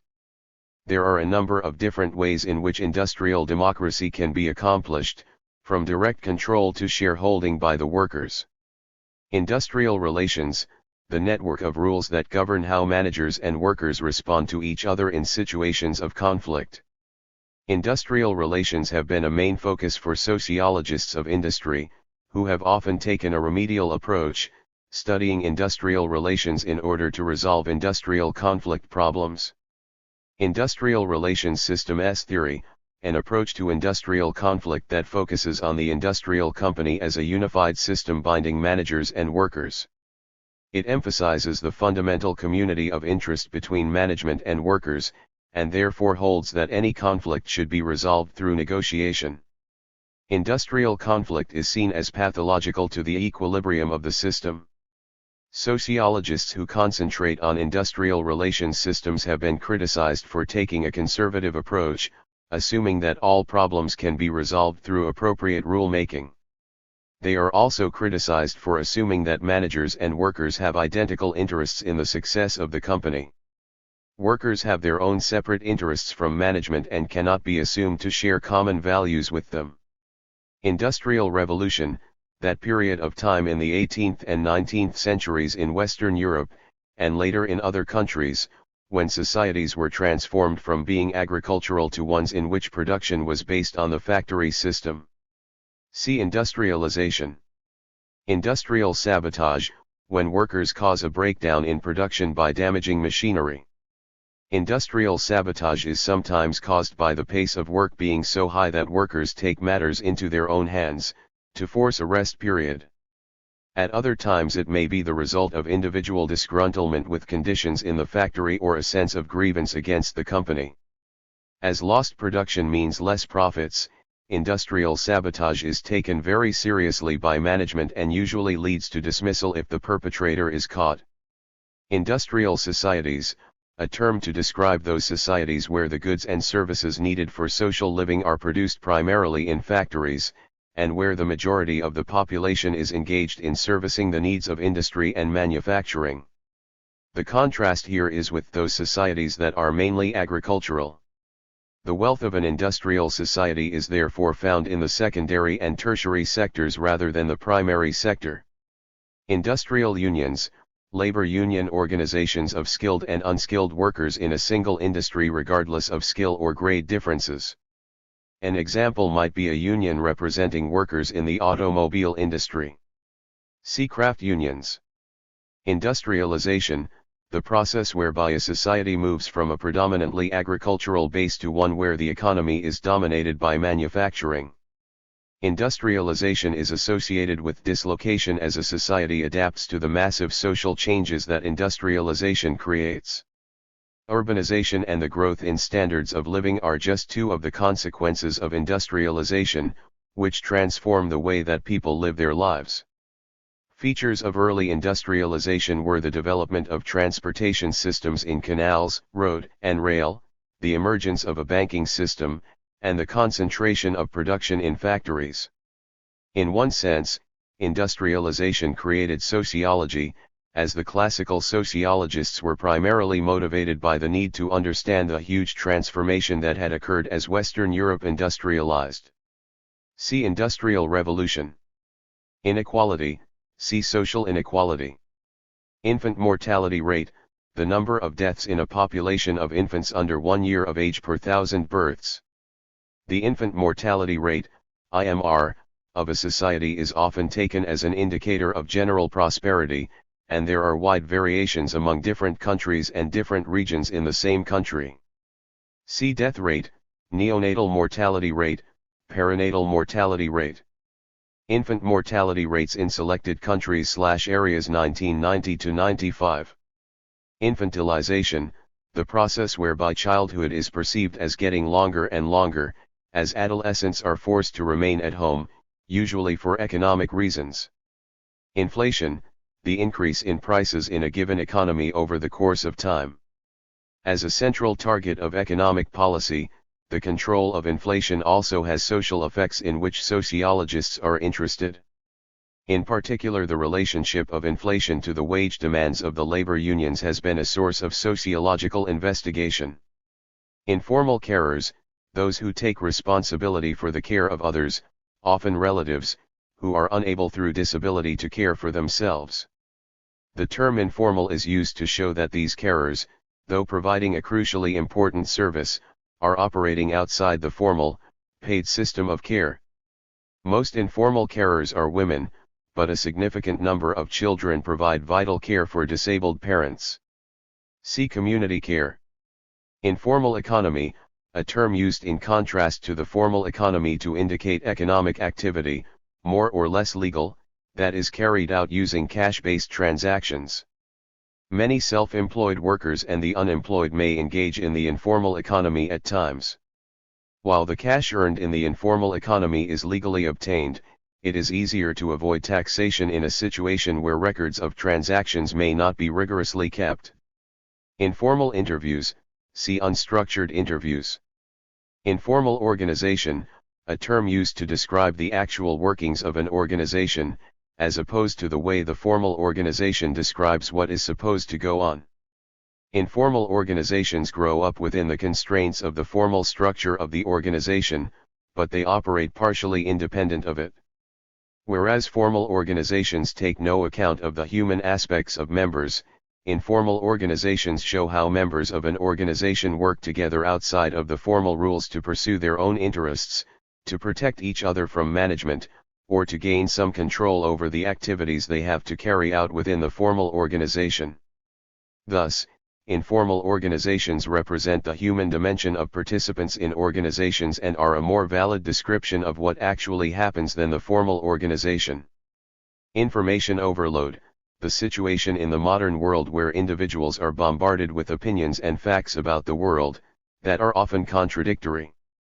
It arises as a consequence of the globalization of the media, which means that we can be subjected to enormous amounts of news and views at a fast rate. The pace of this information revolution is such that we cannot hope to deal with the amount of information we receive in any rational way. See Babel of experts. Information technology, IT, the use of computers to store, manipulate, and transfer knowledge. In postmodern societies, the employment of information technology is a central part of the economy and constitutes an information revolution in which the manipulation of information creates wealth in itself. See information overload. Inheritance, the process whereby wealth is transferred from one generation to the next, upon the death of the older members. Systems of inheritance vary and are sociologically important for the distribution of wealth in society. Initiation, a ritual that allows and defines the passage of a person or group into membership of a defined group. Some societies mark the passage from one age group to another by initiation rituals, such as from youth to adulthood, while other initiation ceremonies are associated with particular occupations, e.g. military graduation parades, religious groups, e.g. becoming a nun or a priest, or special societies, e.g. fraternities. Inner city, as the name suggests, an area usually found near the center of large cities, but also associated with poor housing, deprivation, high unemployment, and, in some cities, a high concentration of ethnic minorities. Therefore, the inner city is a geographical, social, and economic concept. The inner city is often the target of urban programs, aimed at solving the associated long-term problems. Inner cities are thus often a site of struggle between national and local government and the inner city community. Innovation, according to Merton, a form of deviance that occurs when individuals continue to accept the cultural goals of society but are denied the legitimate ways in which to achieve them. Innovation often takes the form of property crime, as individuals seek to achieve material wealth through illegitimate activity. However, innovation may also take the form of cheating in examinations, for example. See rebellion, retreatism, ritualistic deviance. Insight, the sociological ability to see into the workings of social life in a creative and revelatory way. The sociological imagination relies on insight for its most penetrating observations. Institution, a term used in a variety of ways in sociology that refers to established patterns of behavior, which make up a rule-constrained order within which individuals can act. Institutional barriers, obstacles to involvement in, for example, political activity, which are a consequence of the operation of organizations. For example, nomination procedures for political parties can form an institutional barrier to women who are seen by party members as being less electable than men. Women are therefore less likely to be nominated than men. Institutional power, the ability to get things done that emerges from holding a particular position in an organization. It is usually associated with the top decision-makers in large organizations, whose occupation of key positions legitimizes their ability to get their own way against opposition. The important feature about institutional power is that it is only given to an individual for as long as she or he occupies that position. It is therefore not personal but a feature of the organizational role itself. See economic power, political power. Institutional shareholding, where a company rather than an individual holds shares in another company's stock. Sociological interest has focused on three aspects of institutional shareholding.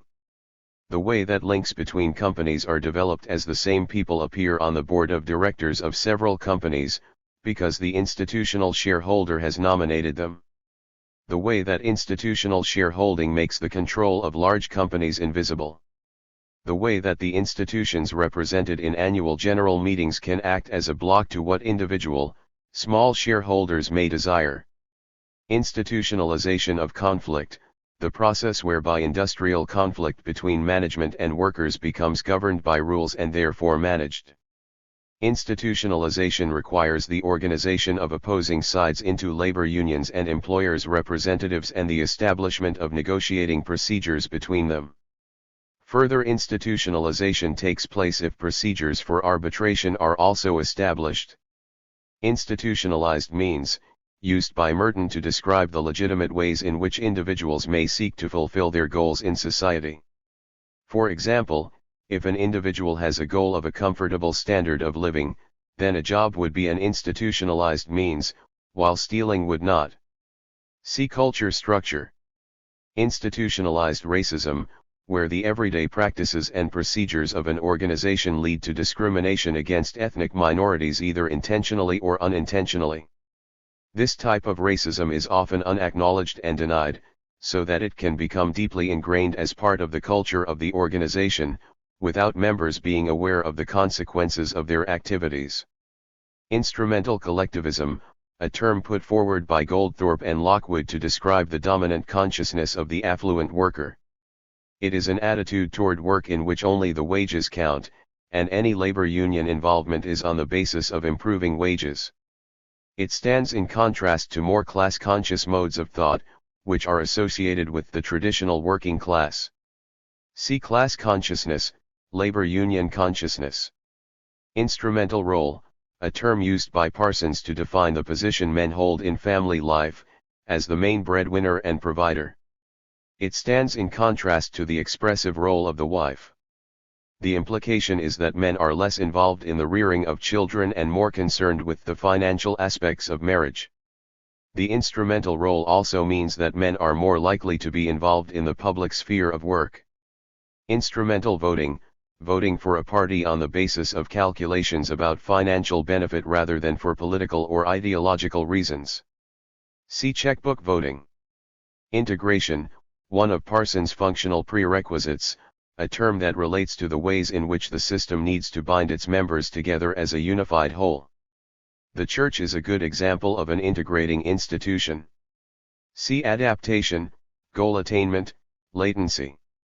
Integrative race relations, an approach to immigrant communities that aims to involve and encourage immigrant children through the inclusion of elements of their culture in the curriculum. It has been criticized for being tokenist and for often being included on a piecemeal basis. See assimilation, cultural pluralism.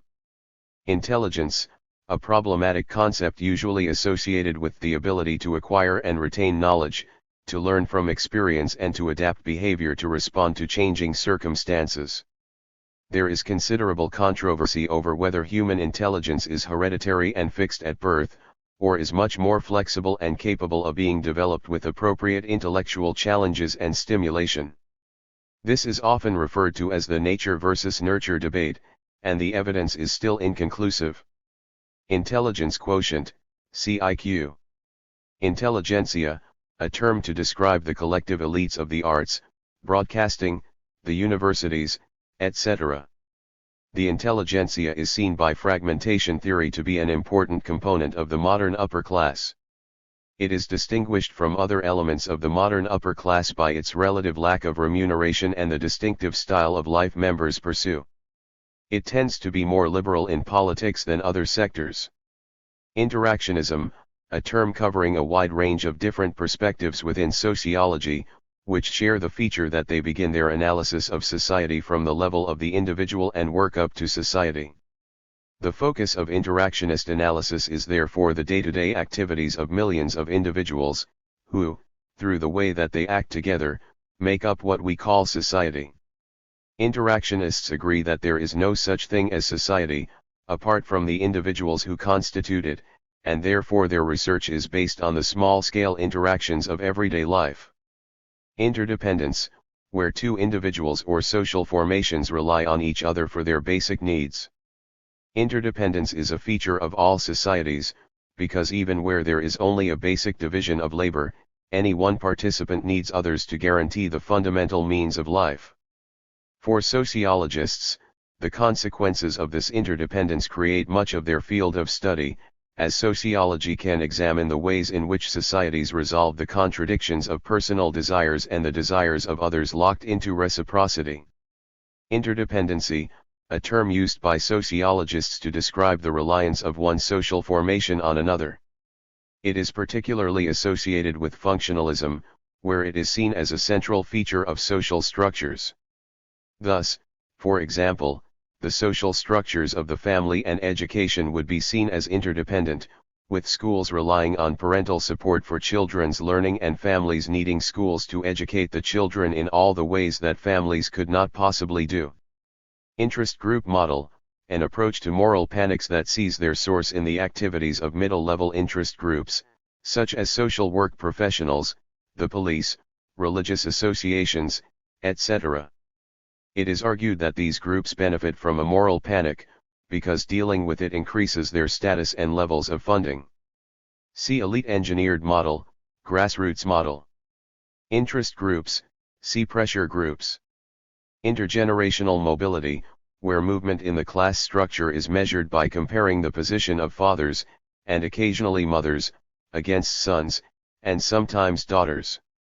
The opportunities for movement given to each generation are different and therefore the degree of mobility is likely to change.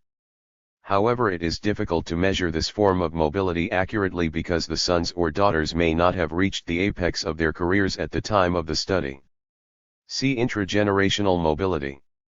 Interlock, the degree of connectedness among companies, as illustrated by the same directors appearing on the boards of different companies. Sociologists are interested in the degree of interlock in societies, because it is used as an indicator of the existence of a ruling class. The idea is that the greater the interlock, the more likely it is that members of company boards will act together to pursue their own interests. The problem with this approach is that it is difficult to show that, just because some people know each other and appear in the same arena, they then act together in this particular way. Interlock can be illustrated in the following way. An illustration of the degree of connectedness among company directors. Intermediate class, a term used by sociologists of stratification to describe the mass of people in occupations between the modern upper class and the working class. The intermediate class is very amorphous, being a middle way for those on their way up the stratification system and those on the way down. It also contains many individuals who will remain in the intermediate class for most of their careers. Employed in such diverse occupations as clerks and skilled artisans, its members exhibit little solidarity or ability to combine to pursue their own interests. See New Middle Class. Intermediate groups, see Group Theory of Democracy. Intermediate technology, technological processes based not on the capital-intensive technology of the developed nations, but on processes that, though efficient, still make use of human labor. Intermediate technology is thought particularly appropriate for use in developing countries, which need the application of technology to make production more efficient, but have limited capital and a large labor force to employ. Many of the systems that have been developed ensure that they are sufficiently simple to be repaired quickly and easily, using readily available materials. As most of the applications of intermediate technology cause far less damage to the environment than much advanced technology, it is increasingly suggested that intermediate technology is just as relevant in the first world as in the third world. Internal labor market, a term to describe those employed in permanent lifelong careers, with high pay, good working conditions, and chances for promotion. It is white males who have traditionally dominated the internal labor market. See dual labor market, external labor market. Internalization, the process whereby values and ideas are taken in by individuals as their own, so that they accept them as natural and normal. The socialization process is said to result in the internalization of values. However, some sociologists criticize the idea, suggesting that it is not an automatic process such as internalization implies. International division of labor, see New International Division of Labor. Interpretative sociology, see interactionism. Intersubjectivity, a term used by Schutz to describe how we have conceptions of the world and therefore how we understand each other. It is a central concept of the sociology of the everyday world and suggests that we each have a unique stock of knowledge, some of which overlaps with those with whom we interact. This overlap constitutes our intersubjectivity. See Everyday Knowledge. Interview, a series of oral questions put by an interviewer, the questioner, to a respondent. Interviews are widely used in social research and are of two main types, structured and unstructured interviews, sometimes known as formal and informal interviews, or standardized and depth interviews. Questions used in an interview may be closed or open-ended, and interviews can produce qualitative or quantitative data. Interviewer bias, evidence of unrepresentative, inaccurate, or biased information given by a respondent as a result of the characteristics of an interviewer. Such bias may be conscious, but is usually unconscious, and may arise from reactions to different features of the interviewer, appearance, manner, sex, age, perceived class, accent, tone of voice, gestures, etc. For these reasons, many sociologists using structured interviews employ trained interviewers to lessen the amount of bias.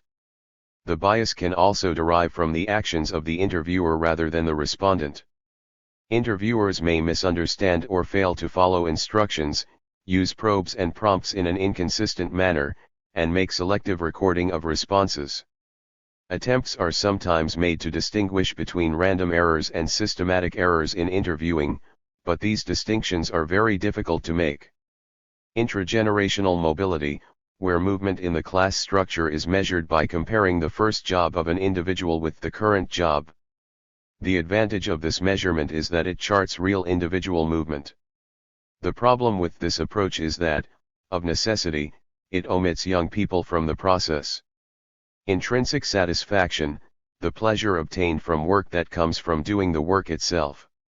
It is a central concept in self-actualizing theories, which argue that individuals would work harder if the job itself were interesting and not reduced to boring, specialized routine. See work enrichment programs. Intuition, one basis of truth, the flash of insight that illuminates an issue or problem. Intuition is not a firm basis for truth, but it is a very powerful one. It is a useful technique in history, where the ability to visualize the zeitgeist of another age is crucial. Inverse care law, a relationship suggested by J. Tudor Hart in which the need for good medical care varies inversely with its availability. In other words, those groups at or toward the bottom of the class structure, with generally poorer health than those in higher social groups, have less access, or less easy access, to appropriate medical resources. The concept may also be applied to make comparisons between people in the developed and the developing world. Inverted U-curve, a model devised by Blonner to explain the relationship between types of technology and levels of alienation. The argument is that, as technology developed away from its craft origins toward assembly line production, alienation increased. However, as continuous process and automated technologies were developed, the level of alienation fell off. It is often illustrated in the following way. Inverted U-curve. Invisibility of women, a term referring to the situation in which women's lives and female concerns have usually been neglected in traditional academic research, so that for example our notions of women's history are thin and androcentric. Sociology has to the same extent as other subjects treated women as invisible and has, until recently, been concerned mainly with men and male experiences. The growth of feminist sociology has to some extent redressed this imbalance. See mainstream sociology. Invisible religion, a concept particularly associated with Luckman based on the idea that certain features in contemporary society, while not obviously religious, nevertheless contain elements of religion in that they give everyday life meaning and significance. These features, or themes, are mainly concerned with individualism. Luckman argues that the pursuit of individuality through self-expression and self-realization can be seen in social mobility, achievement motivation, sexuality, and the privatized family. Together, these form part of a sacred cosmos through which the individual constructs a sense of self. Luckman suggests that a new form of religion, based on consumerism, is emerging, so that what appears to some to be religious decline is in fact a shift from one form of religion to another, reflecting a different type of society. Involuntary minorities, a term developed by Gibson and Ogbu to describe those offspring of immigrants who are born in the host country and have already experienced a history of discrimination and exploitation there. Their marginalization in the host country produces a strong reaction and rejection of the educational system that discriminates against them. See voluntary minorities. IQ, a measure of a person's intelligence based on performance in IQ tests and expressed as a number. The average, mean, is 100, and 95% of the population have an IQ that falls between 70 and 130. IQ tests, cognitive tests that attempt to measure and define a person's intelligence. The first tests were devised by the French psychologist Binet at the start of the 20th century, when he was looking into the education of retarded children. The process was taken a stage further by dividing a child's mental age, as measured by the tests, by her/his chronological age and multiplying by 100 to give the IQ. Considerable controversy surrounds the issue of IQ tests, with disagreement over what is actually being measured. Many argue that the tests are not neutral, and have an inbuilt cultural bias that favors white middle-class children, while others claim that a gender bias also exists. The psychologist Arthur Jensen has argued that the poorer performance of black Americans in IQ tests when compared with white Americans is evidence of the intellectual inferiority of black people, a view that has sparked considerable debate and controversy. Sociologists tend to focus on the tests as social constructs and look at how they have been used to categorize certain groups as intellectually inferior, rather than accepting the tests as objective measurements. Iron cage, a term used by Weber to describe the condition of modern societies, in which bureaucracies control the actions of individuals, so that freedom is curtailed. Iron law of oligarchy, a principle developed by Michaels that states that all organizations eventually end up being ruled by a few individuals. His argument is that however democratic the intention of the founders of organizations, as these grow larger there is an inevitable tendency for power to be concentrated in the hands of fewer and fewer people. By virtue of their smaller numbers, those at the top of organizations are able to monopolize information and therefore power in their own hands.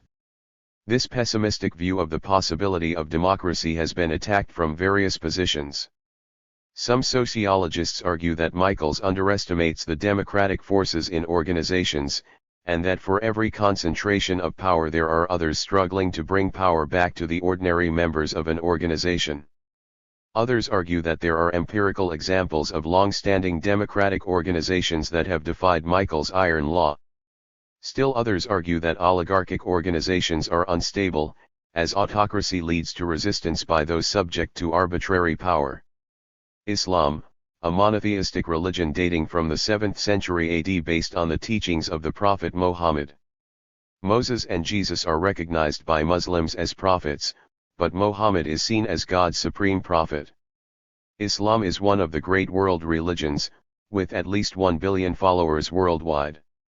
The followers of Islam can be divided into those who wish to see it coexisting in harmony with Western social and political values and those who believe that there is a need for Muslims to return to what they see as the basic teachings of the 7th century. These latter are often referred to as Islamic fundamentalists.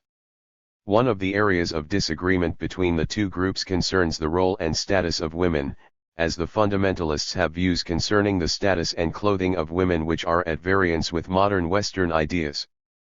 Isolation, a condition of alienation identified by Blonner to indicate the worker's lack of membership in any industrial community. This results in the worker having no commitment to work and being subject to administration by impersonal management. See meaninglessness, powerlessness, self-estrangement. J. Job enlargement, a reversal of specialization, in which workers are given more tasks to do so that they have varied work experiences rather than boring repetitive routines. Job enlargement is claimed to interest workers much more in their work and thus increase their productivity. Job enrichment, see work enrichment programs. Joint conjugal roles, role relationships between spouses in which there is relatively little domestic division of labor by sex, and in which household tasks, childcare, and leisure activities are likely to be shared. See conjugal roles, new man, segregated conjugal roles. Joking relationship, a relationship between two people or two groups in which one is permitted, or even obliged, to tease or make fun of the other, who must not take offense. Joking relationships are often found in situations containing the possibility of conflict, but where both sides are anxious that conflict should not occur. Under such conditions, the joking relationship thus becomes a ritualized form of the expression of antagonism under controlled conditions. Judaism, a monotheistic religion of the Jewish people. It is the root religion of both Christianity and Islam. Just-in-time system, a type of production associated with post-Fordism that uses computer control of stock to avoid the need for large-scale stockpiling of parts in warehouses, but instead delivers parts to the appropriate place in the production process just as they are needed. It is an example of the way that the control afforded by computer technology can assist industries to reduce their costs considerably. Justice, a term synonymous with fairness.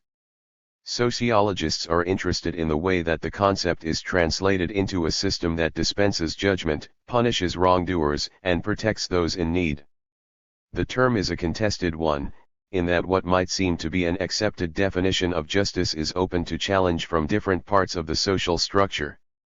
Because justice often concerns the resolution of conflict, it is argued that it is a basic requirement of a civilized society.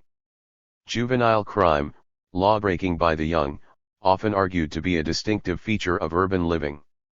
The existence of juvenile crime is supposed to develop with urbanization, where the lack of community loosens the social controls that society has over the young, with the result that they exploit the increased opportunities for law-breaking that urban areas present. However, juvenile crime is also found in rural areas.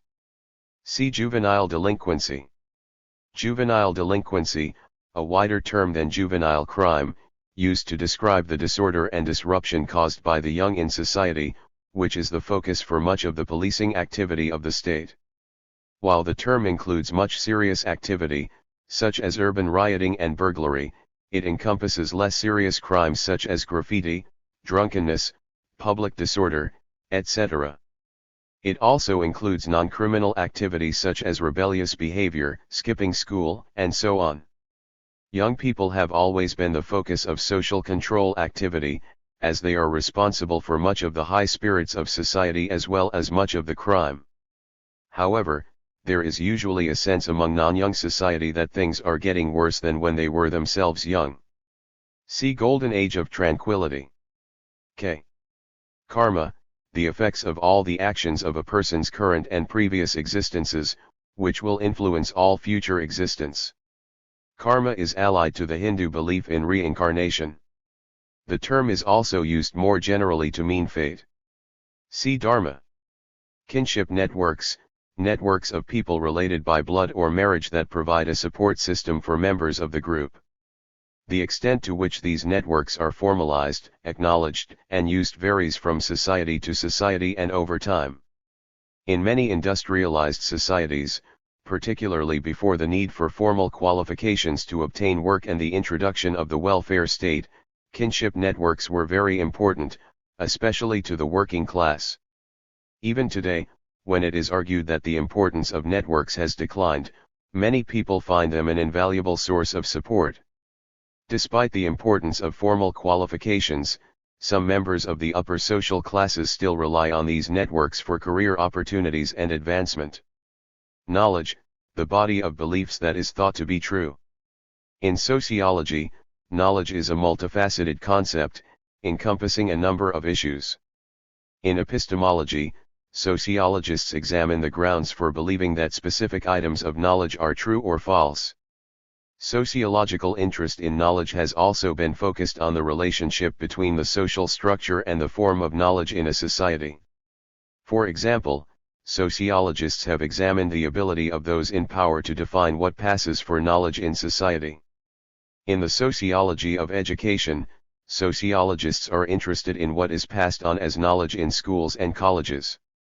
In the sociology of religion, sociologists have focused on the nature of religious belief and its status as knowledge or otherwise. See knowledge as fact, knowledge as practice. Knowledge as fact, where what is learned in schools is presented as the objective truth, waiting out there and being revealed to the students by the expert teacher. This recognizes that there is a canon of wisdom and knowledge to which all members of a society should have access. See knowledge as practice. Knowledge as practice, where what is learned in schools is the result of exploration by the students, who discover knowledge through their own educational activities, guided by the facilitating teacher. This recognizes that knowledge is a social product created through human activity and without an objective existence. See experiential teaching, knowledge as fact. Knowledgeability, the idea that human agents can draw upon different types of knowledge in carrying out their actions. See discursive consciousness, practical consciousness, unconscious motivation. Knowledgeable society, see post-industrial society. L. Labeling theory, an approach in the sociology of education and the sociology of deviance that focuses on the ways in which the agents of social control attach stigmatizing stereotypes to particular groups and the ways in which the stigmatized change their behavior, once labeled.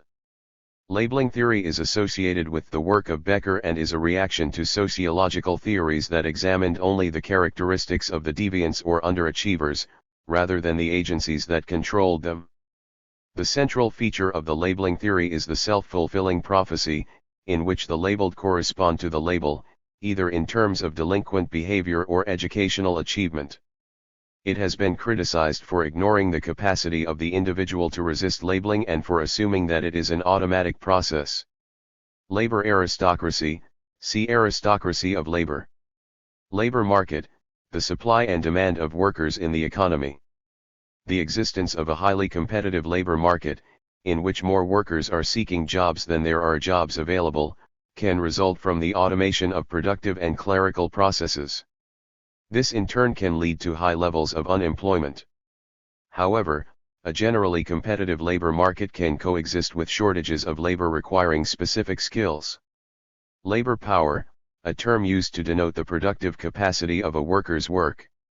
In Marxist terminology, workers are employed by the capitalist, not for their whole personality, but purely for their labor power, which is the capacity they have for making profit through their effort. Labor process, the means by which products are manufactured to satisfy human needs, through the application of labor power. The elements of the labor process consist of the work of the laborer, the tools of production, and the raw materials that are transformed by the labor process. Labor relations, see industrial relations. Labor theory of value, the argument that the worth of a good is calculated by the labor that is put into its creation, and that the price should therefore be determined by the amount of work on the good and not by other considerations. The term is associated with Marxism, which privileges labor over all other components of production. Thus capital is seen by Marxists as only the outcome of past labor. Labor turnover, the rate at which workers leave employment with a specific company. The majority of labor turnover is accounted for by retirement or dismissal, which is involuntary turnover. However, increases in voluntary turnover are argued to indicate dissatisfaction with the company. Labor union, an organization of workers set up to defend and promote their interests and improve the condition of their working lives. Sociological interest in labor unions has largely been focused on their expression of the consciousness of workers and their role in industrial relations. However, much of the work on unions in sociology has been criticized for taking a managerialist view, seeing unions as problems for companies to deal with. Another important aspect of labor unions that has been studied is the extent to which they can truly be said to represent the interests of their members. Different types of occupations show differences in the extent of union membership. Labor union membership in the private sector has fallen in the U.S. since the 1970s, but is increasing in the public sector. Labor union consciousness, the awareness by individual workers in a factory or industry of their common interests, and their joining together to form collectivities to promote them. This form of consciousness leads to union struggles.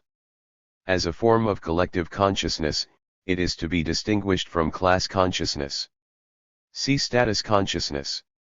Laboratory control, the ability of a researcher, in a laboratory environment, to control all the variables in an experiment. This ability is regarded as one of the main advantages of the experimental method, but critics argue that such control is far less absolute than is often thought. See hypothetico-deductive method, laboratory experiment.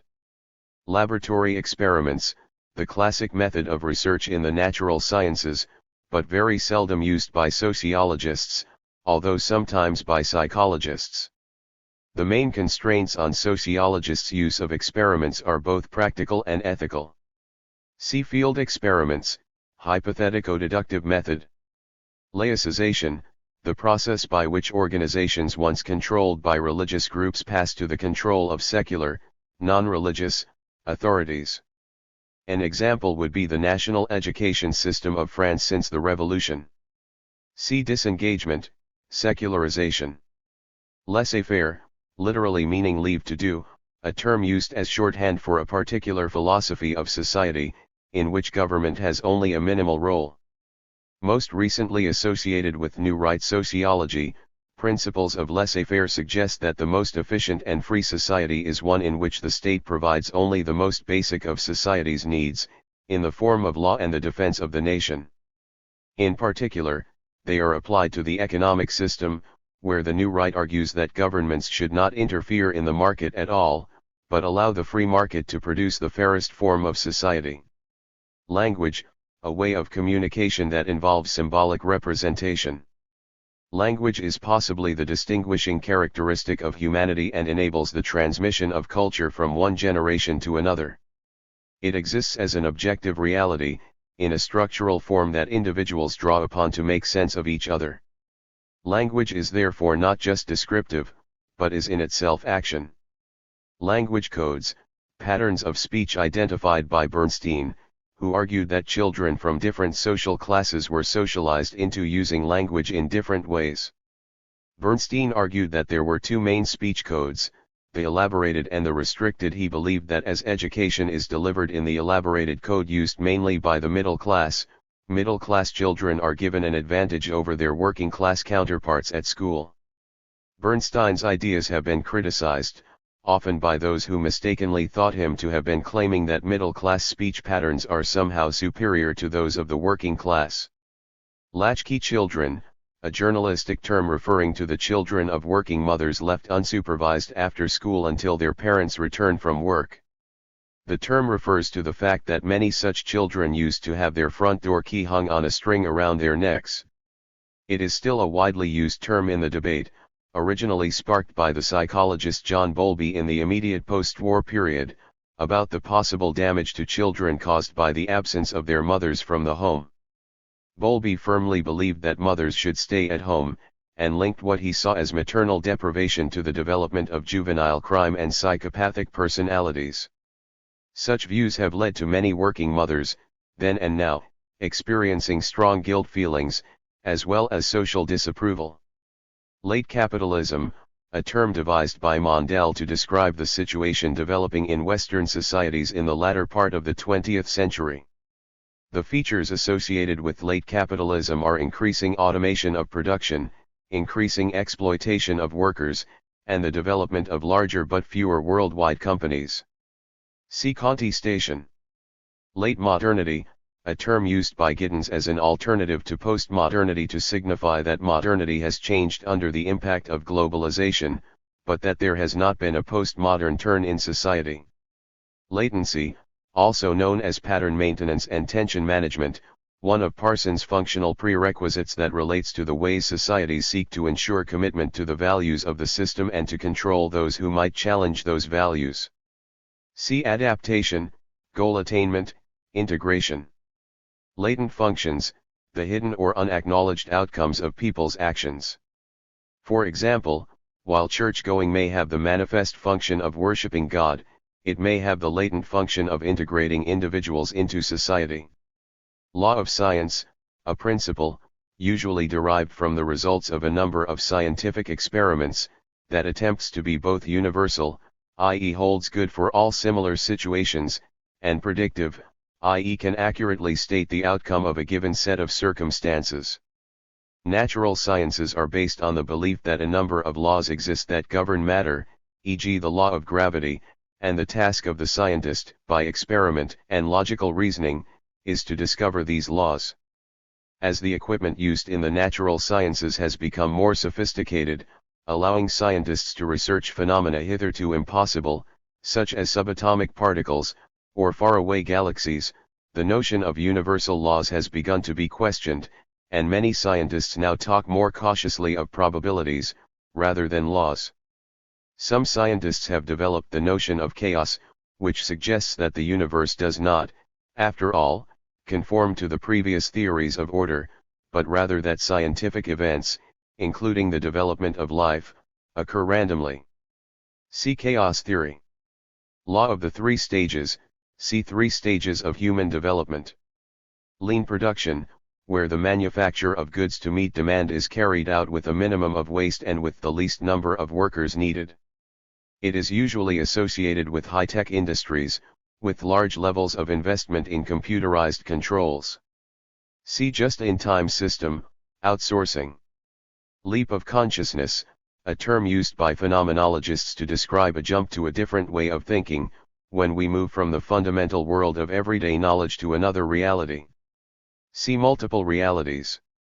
Lebenswelt, literally the life world, a term used to describe the everyday activities of people in society, in which individuals take the social world for granted as the natural order of things.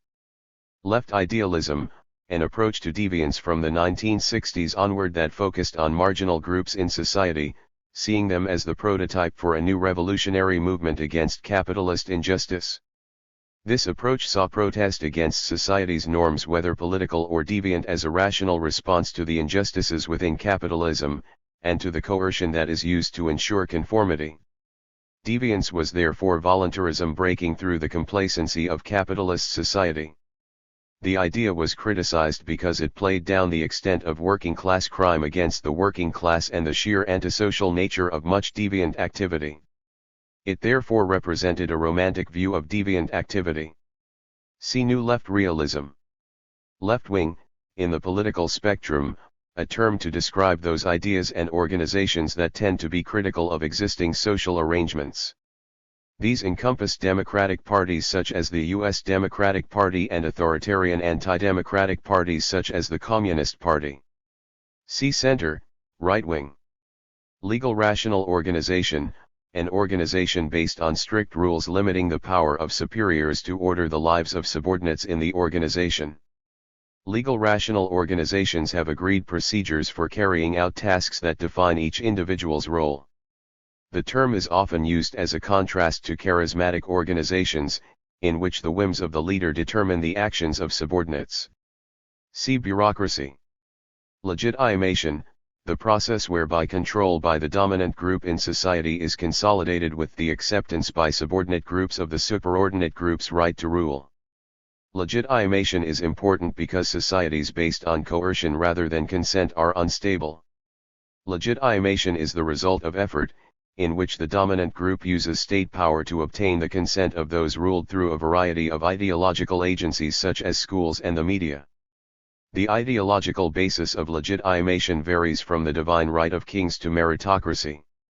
Legitimation is always conditional, in that changing circumstances can lead to the withdrawal of consent.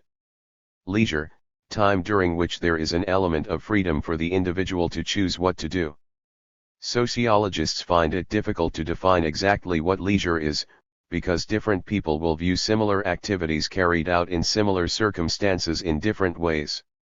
For example, two people watching a football game may have different views about the activity if one is a commentator and the other a spectator.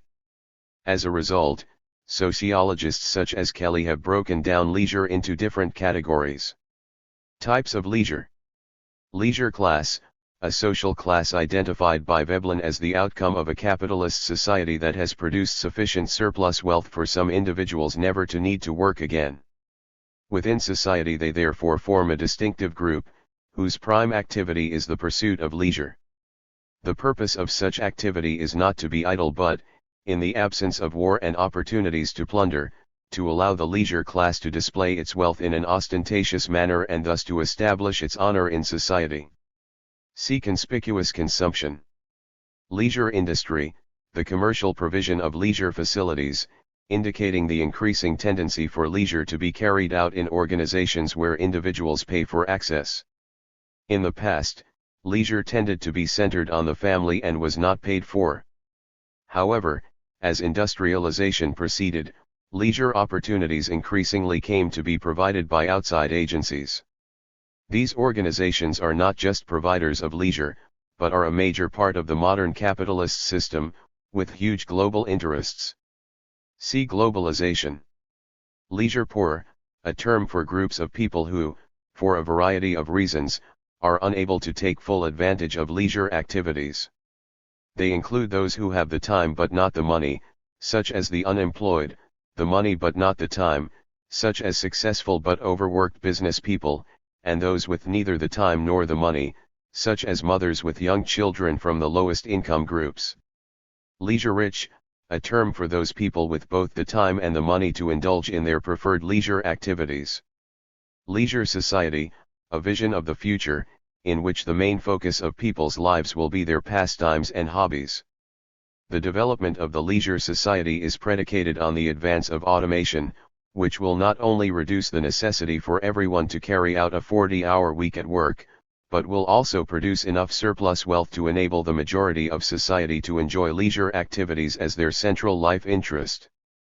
The idea has been criticized for ignoring the social inequality in society, which may produce increasing polarization and the provision of leisure opportunities for only a small minority of society, while the rest have more limited resources to pursue their interests. See lifestyle enhancement.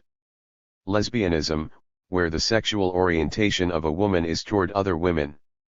It is to be distinguished from male homosexual orientation, which has a different history and culture from that of lesbianism.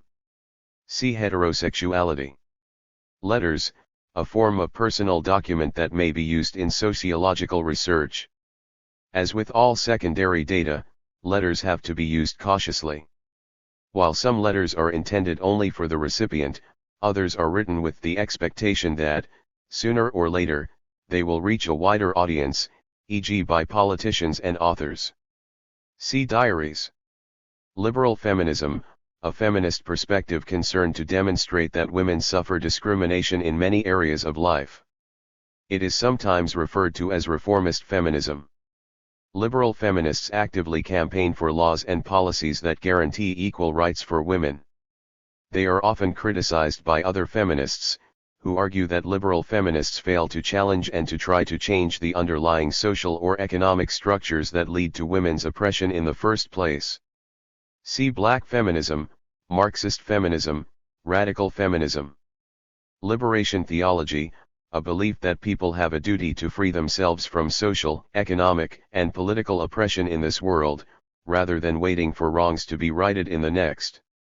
The doctrine of liberation theology is particularly associated with a number of radical groups that emerged within the Roman Catholic Church in South America in the 1960s. Life chances, a term used in sociology to indicate the statistical chances of specific opportunities or disadvantages within different groups in society. For example, the life chances of a member of the working class are very different from those of a member of the upper class.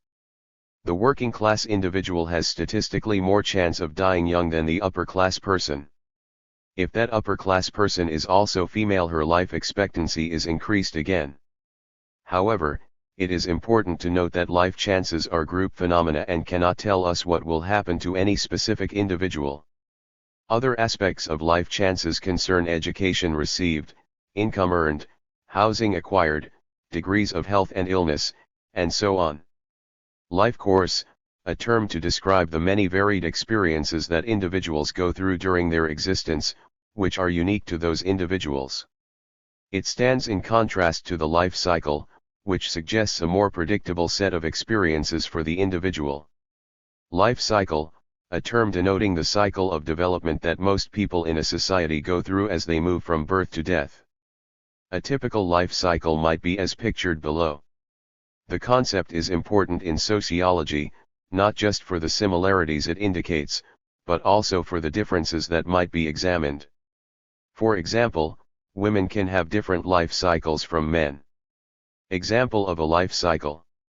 Life expectancy, the average number of years a newborn baby can be expected to live.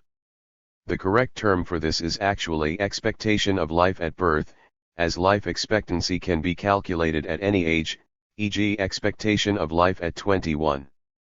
In 1900, the average expectation of life at birth in the US was 47 years. American babies born in 1990 could expect to live until 75 years of age. The expectation of life in the US has been rising steadily since the 1960s, though there are still significant variations between advantaged and disadvantaged groups. The increase in longevity is largely due to improvements in nutrition, housing, and healthcare. The lack of such improvements in some countries leads to wide variations in life expectancy rates throughout the world. See aging population, death rate. Life history, an autobiographical account usually obtained by unstructured interviews and often supplemented by personal documents such as letters and photographs. Life histories can be used to obtain an account of people's lives in the present, but also to obtain information about the past, such as from people who have lived through significant events like World War II, or mass emigration, or who represent a disappearing way of life, such as peasants in an industrializing economy. While providing very useful information that might be difficult to obtain by any other method, life histories need, of course, to be treated with caution, as they rely on people's memories and personal interpretations of the past. Life world, see Lebenswelt. Lifestyle, see styles of life. Lifestyle enhancement, associated with the idea of the leisure society, the provision of increased opportunities for individuals, usually in the area of leisure, that leads to greater enjoyment. Lineage, see descent group. Lions, a term used by Machiavelli to describe those who gain and maintain power in society through bold and courageous actions. See foxes. Local extended family, a social grouping characterized by large numbers of the same kinship group residing in a small area. Relationships are likely to be close and personal, with many face-to-face interactions. See dispersed extended family. Local labor market, the supply and demand for different types of worker within a locality. Each part of the country has its own labor profile, which is shaped by the type and variety of industry that is present within an area. Local opinion leaders, those who mediate information between the mass media and their contacts, and who concentrate on local affairs and issues. They are usually prominent members of the local community, well respected and asked for their opinions on a large number of local issues. See cosmopolitan opinion leaders. Locality, a term for a limited geographical or social area, which is much used in sociology to describe local space. A locality may, for example, be a small town or a defined area of a city if it is being used geographically. However, it might also be used to describe a social position, such as factory worker. The concept is therefore a flexible one, which can unite either those in a particular geography or those dispersed geographically but bound by similar social positions. Location, see structural location. Logic of industrialism, a theory developed in the 1950s that suggested that all industrializing countries would be forced by the needs of industrialization to adopt similar social, political, and economic arrangements. The imperatives of industrialism are: a mobile workforce, an education system with a technological emphasis, an urban society, with developed transportation, high levels of government intervention, a complex division of labor. The logic of industrialism also suggested that capitalism provided the social arrangements that could best provide these imperatives, and therefore that alternative industrial societies such as socialist societies were pathological and would wither away. Critics of the theory argued that there were alternative ways that society could industrialize and that these imperatives could be met by social arrangements that were not capitalist.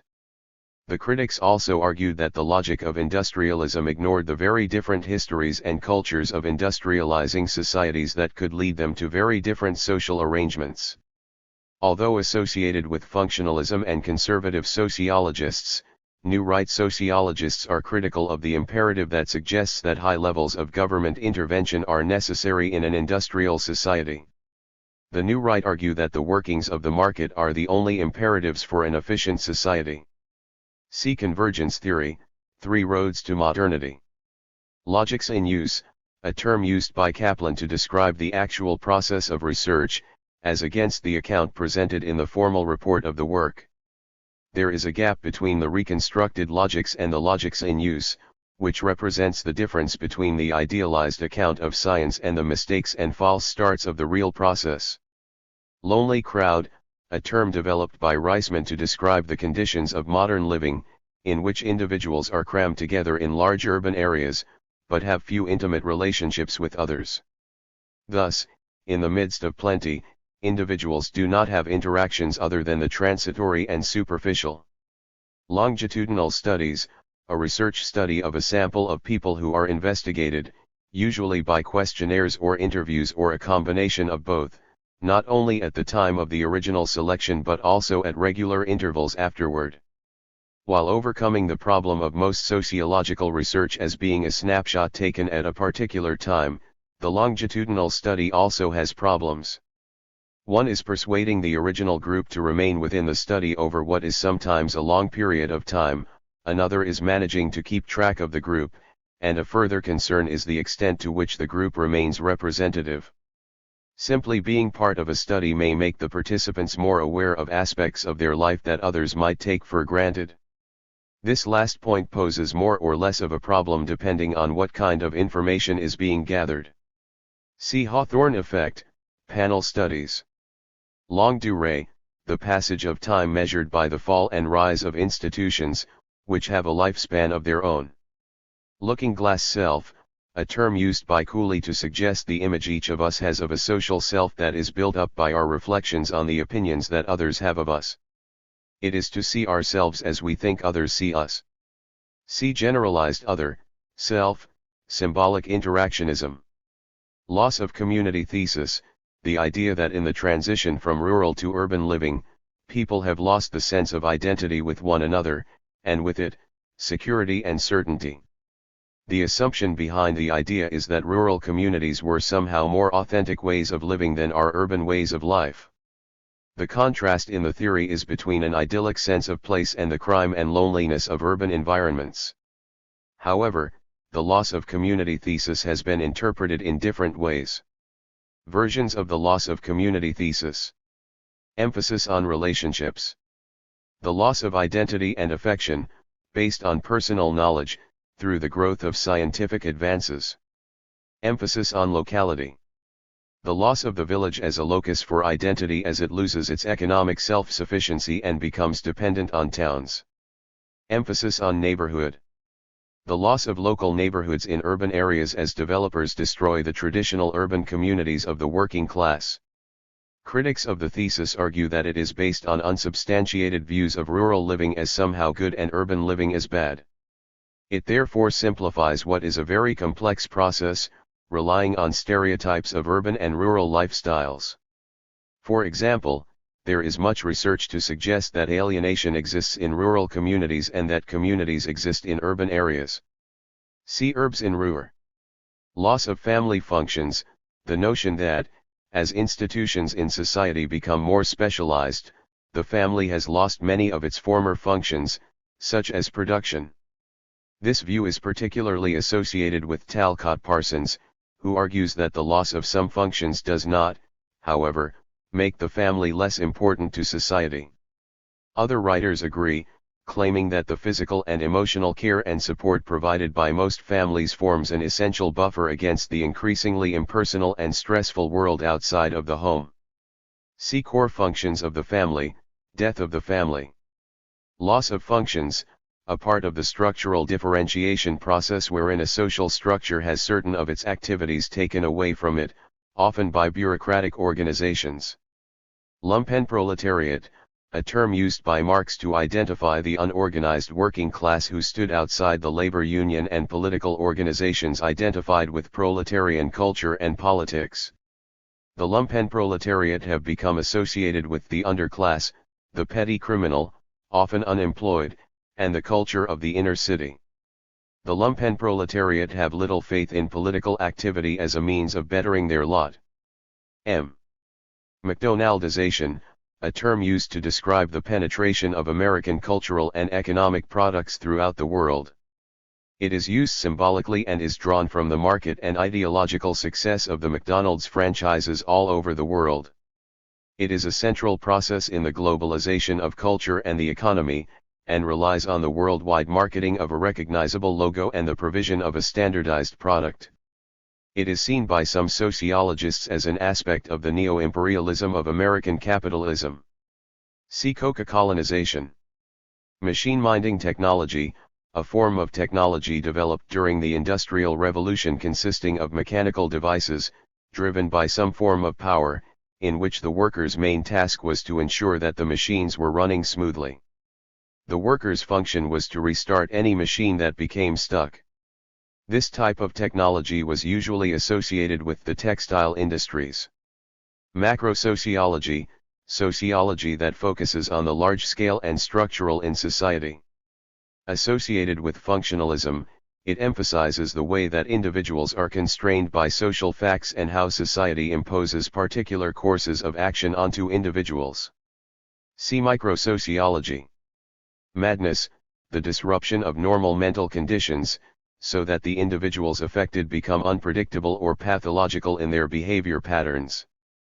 The study of madness has a sociological as well as a psychological aspect, as sociologists have examined the ways in which madness is socially negotiated and defined in different societies. See mental illness. Magic, the use of ritual to call upon supernatural powers to intervene in the natural world to effect a desired end. Sociologists have been interested in the way that magic is able to hold the faith of individuals even in a world that is supposed to be rational and secular. However, the manifestation of magic in the modern world tends to take less supernatural forms, such as astrology, belief in luck, and so forth. See disenchantment. Magic bullet, a popular term for the messages aimed by the mass media at their audiences. It suggests that media messages are aimed at, and penetrate, an essentially passive audience who receives these messages uncritically. See hypodermic syringe approach. Magnet schools, schools that have a considerable emphasis on one specialist area of the curriculum, and aim to attract the most able students in that particular field. Magnet schools have been developed since the 1970s for curriculum areas such as the performing arts, literature, and science. Mail questionnaires, see postal questionnaires. Majority control, a term used by managerial revolutionists to describe the situation in which a small group, usually from the same family, owns the majority of shares and controls a company directly. See minority control. Male chauvinism, see chauvinism. Male gaze, a term used in the sociology of culture to describe the way that movies and other mass media products are often made with the viewpoint of men in mind, so that women are objectified as sex objects rather than being represented as full human beings. Male underachievement, a growing phenomenon in education, in which boys at all ages are showing poorer levels of achievement than girls. A number of reasons have been put forward to explain this, including the fact that in some areas it is difficult for young males to find work, particularly those with relatively few qualifications. Such jobs as are available are increasingly aimed at females, as they are mainly retail, clerical work, and jobs in catering and accommodation. It is suggested that the knowledge of low chances of employment acts as a demotivating influence on boys. A problem with this explanation is that boys in areas with a more buoyant job market are also performing, on average, less well than girls. See female underachievement. Male stream sociology, a concept developed by feminists to describe the origin and shaping of sociology by male sociologists and male concerns. Because the classical sociologists were all men living in patriarchal societies, the initial questions asked in sociological research reflected male perspectives. Similarly, the domination of sociology by men has also had the effect of marginalizing female interests and areas of concern. Feminist sociology was developed partly in response to this situation. Management, a term to describe the positions in an organization that are concerned with the control of subordinates, so that coordination of activity is achieved for the efficient functioning of the organization to achieve goals. Management has been treated as a distinct category within work organizations, with its own interests and social processes. See managerial revolution. Managerial revolution, a term developed by Burnham, among others, to indicate that the individual control of industrial companies by capitalists in the 19th century has now given way to control by teams of managers. The important part of this separation of ownership from control is the development of joint stock companies, where shareholders buy a stake in a company and thus dilute the control of the individual capitalist. Thus, the predominant ownership pattern has moved from the family firm of the 19th century to the managerial control of the 21st century. The ideological impact of this development is that managers are able to take a more objective view of the company and, for example, favor long-term investment over immediate profit. Critics of this theory have taken several positions. Some sociologists argue that the extent of shareholding has been exaggerated, with the majority of large companies still being controlled by a very small group of people. Others argue that wider share ownership allows the capitalist to control larger amounts of capital, while retaining individual control over the actions of the company. Another view is that while managers may have operational control over the day-to-day activities of the company, the large shareholders still retain allocative control, in which decisions about where to invest and place resources in an industrial company remain in the hands of the owners. Manifest functions, the intended consequences of actions, that is, what the actions are intended to achieve. See latent functions. Manual work, a term to describe those occupations that involve fairly hard physical effort, though it literally means work with the hands. Manual work is traditionally seen as working class and is part of one of the fundamental ways of classifying social class groupings. Margin of error, the range within which a given value is likely to fall. For example, it might be said in an opinion poll that 35% of people intend to vote Republican at the next election, plus or minus 3%. This means that the likely correct figure is between 32% and 38%. See sampling error. Marginalization, the process by which certain individuals or groups are pushed to the periphery of, and sometimes excluded from, mainstream society. Disabled people are at risk of marginalization, and so, it is argued, are the poor, whose poverty forces them to lead a lifestyle increasingly at variance with that of the more fortunate. Marital breakdown, a situation in which the relationship in a marriage has broken down, and one or both partners believe that it has lost its meaning for them. Often, this breakdown will lead to divorce, but sometimes couples will continue to stay together for the sake of the children, and exist in an empty shell marriage. Other couples actively seek help by attending counseling sessions to try to repair the relationship. The term indicates the end of a marriage, not legally, but in the reality of everyday living. It is claimed that the rate of marital breakdown is increasing, often due to the financial pressures of unemployment or low income.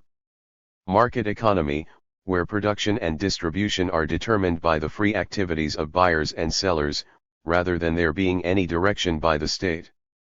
The market economy also functions as an ideological device for the new right. Market forces, the balance of supply and demand for goods and services, unhindered by any artificial restraint.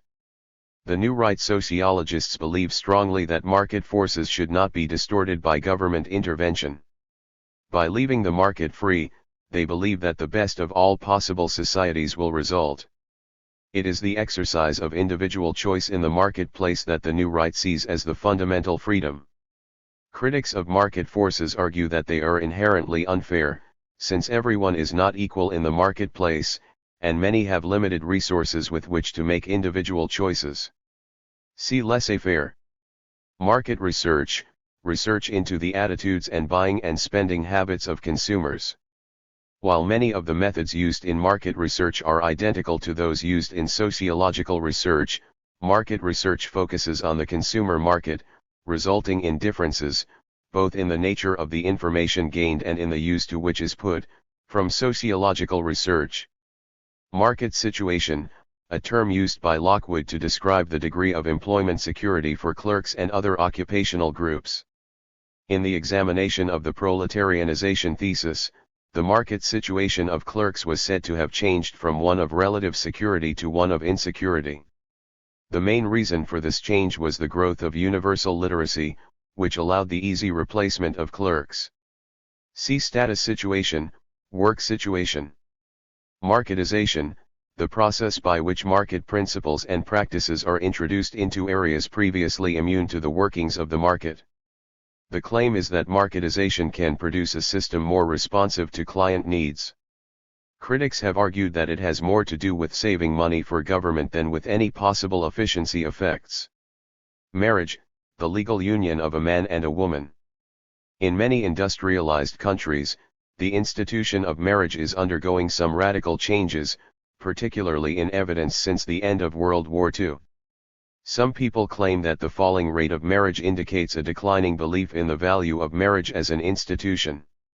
However, the number of cohabiting couples who are in stable, long-term relationships, together with changes in the law giving certain rights to partners that were once available only to spouses, suggest that perhaps what we mean by marriage is changing, rather than it being in a state of decline.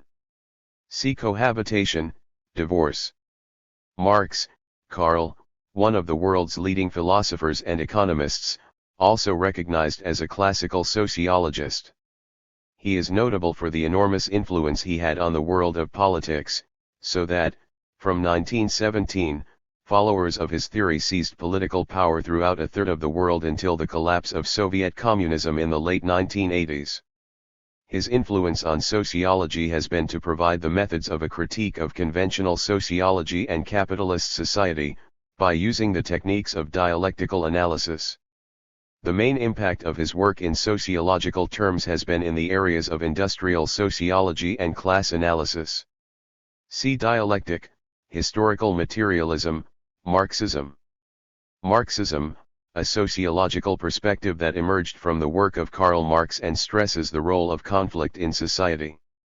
The key concepts associated with Marxism are the dialectic, historical materialism, class struggle, and revolution.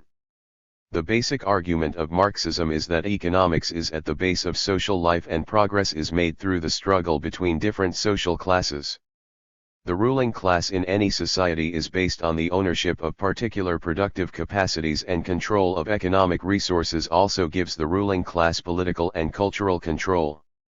Marxist sociologists have been influential across a number of areas of social life, particularly in the study of stratification, work, and politics. There are different variations within Marxism, and they are often as divided from each other as they are from their political opponents. Critics of Marxism argue that it is a determinist theory, giving little freedom to individuals. It is wrong to give primacy to economics in the way that Marxists do. Emphasis on conflict denies the social order that is characteristic of most societies. Marxist feminism, a branch of feminist thought that attempts to explain the particular place of women in capitalist societies on the basis of Marxism. While recognizing the inequalities between men and women, Marxist feminists focus their attention on the class struggle, seeing women's oppression arising not only from patriarchy but from capitalism. Women form part of the reserve army of labor, often being excluded from the labor market, and they also provide unpaid labor, nurturing the current generation of workers and raising the next. The main source of their oppression, then, is seen as the capitalist system. Masculinity, the possession of those characteristics associated with being a man. There is a traditional conception of being masculine that has been investigated by sociologists for its effects on male behavior, both in regard to women and in the way that this limits the possibilities of men expressing themselves fully. Conceptions of masculinity are constantly being negotiated and renegotiated as men seek to find other aspects to their character than the traditionally macho ones. There has been a resurgence in sociological interest in masculinity with the growth of postmodernism and its emphasis on the construction of identities. See femininity. Mass communication, the transmission of messages to a large number of people simultaneously. It is associated with the development of technologies that widen the reach of the communication device. The improvement in media technologies is a crucial part of the globalization process. Mass culture, a collective term referring to cultural products and experiences aimed at a mass market. Many of these products and experiences are geared toward entertainment. Mass culture, also referred to as popular culture, is often contrasted with high culture, usually taken to mean those forms of culture appealing to a relatively small number of people, such as opera, classical music, serious literature, and art. Mass culture is usually designed to be accessible to a much larger group. It is traditional to view mass culture as somehow inferior to high culture, though sociologists have found that the study of mass culture yields a rich source of information about cultural forms and changing tastes. Mass leisure, a concept developed by Marxists to describe modern leisure that is provided for people in large numbers. A crucial part of mass leisure is provided by the media industries of newspapers, television, and movies that have grown into global conglomerations. See leisure industry.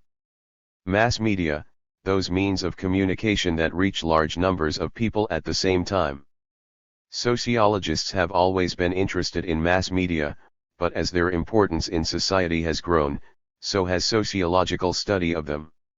The mass media began with the development of newspapers and magazines.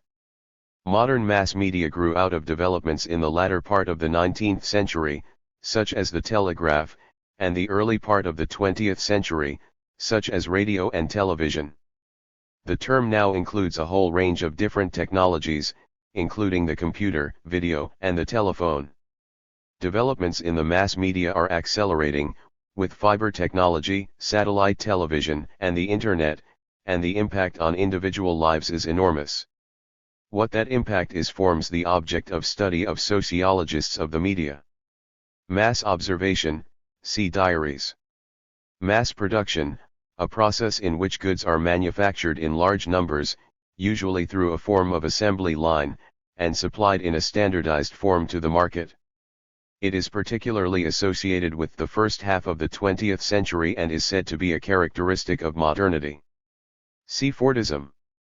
Mass society, a concept developed by Kornhauser to describe a society where individuals are atomized, attached to hardly any intermediate groups that might stand between them and the power of the state.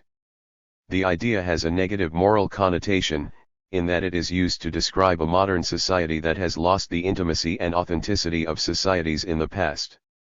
It is an expression of the fear of the totalitarianism that was experienced in the 1930s in Nazi Germany and Soviet Russia. The mass society is said to develop as local traditions and culture dissolve under the impact of mass media influences, and the usual support for individuals, in the form of families and local associations, are weakened. Mass unemployment, where the numbers of the unemployed exist at high levels for a relatively long period of time. The classic period of mass unemployment was the 1930s during the Great Depression.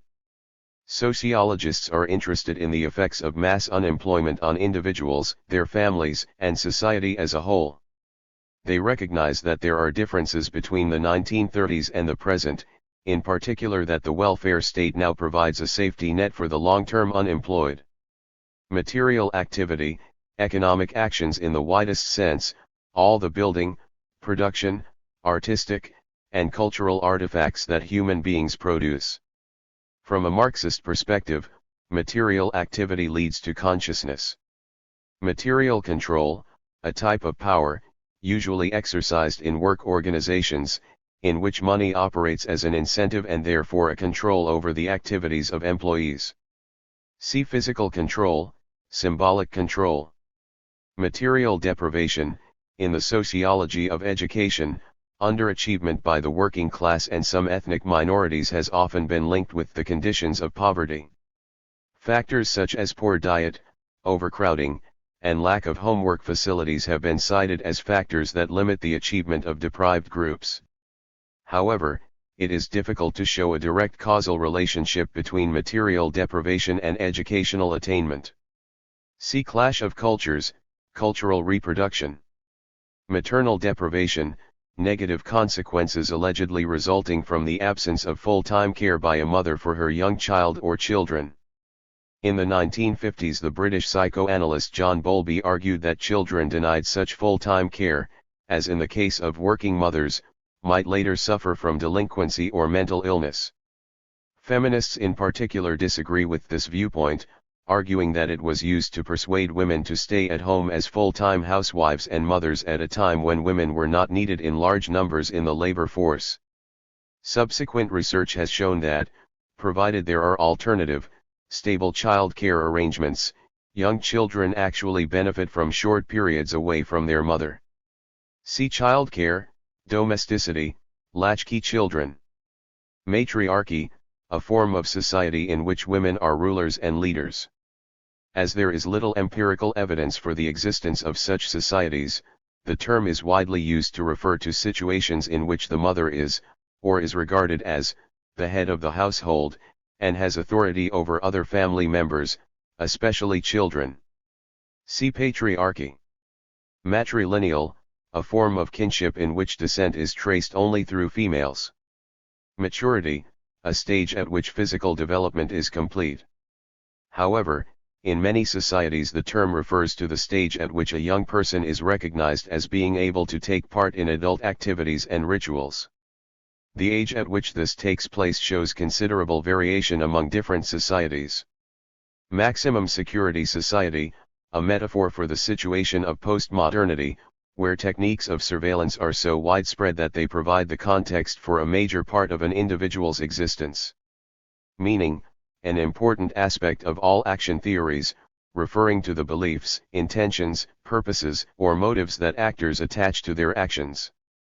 In phenomenology, meaning is created only by self-conscious thought, that is, when the durée is broken by reflection and the actor engages in looking back on or projecting forward about his/her actions. Meaninglessness, a condition of alienation identified by Blauner as the lack of a sense of purpose in work. The feeling is connected to the worker's inability to see a link between his or her own work and the overall production process. See functional rationality, substantial rationality. Means of production, used in Marxist sociology to describe the factories, tools, and machinery that are needed to produce the goods and services that individuals need. According to the Marxists, it is the ownership or non-ownership of these that is the determinant of an individual's position in the class structure. See forces of production, relations of production.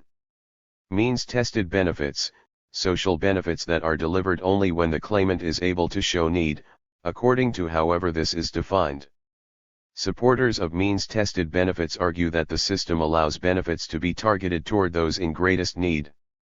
Others argue that the process by which a claimant must by definition prove to a bureaucrat that a genuine need exists, is unnecessarily demeaning, and that the complexity of the means-tested benefits system deters some of the genuinely needy from even applying. See universal benefits.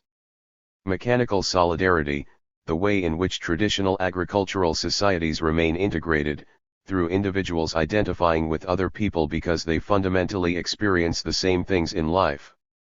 This identity of sameness was argued by Durkheim to be the way that social life was made possible in stable rural societies. See organic solidarity.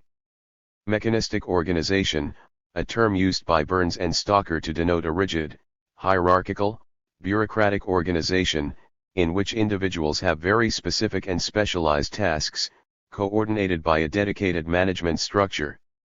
Burns and Stocker argued that mechanistic organizations develop in a situation of industrial stability, where demand for mass-produced standardized goods is constant. Mechanistic organizations are therefore efficient at meeting this stable demand, through routinizing manufacturing processes. See niche markets, organismic organizations. Mechanization, the process whereby industrial production is no longer carried out through the manual skills of craft workers, but increasingly by machines. Mechanization was a central process in industrialization, which allowed the development of mass production techniques. More specifically, mechanization has come to represent a particular era of industrial development, distinct from the era of automation which we are now going through. It is therefore associated with Fordist modes of production. Media conglomerates, see conglomeration.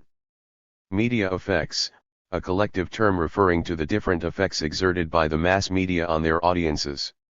See hypodermic syringe approach, magic bullet, two-step flow model, uses and gratification approach.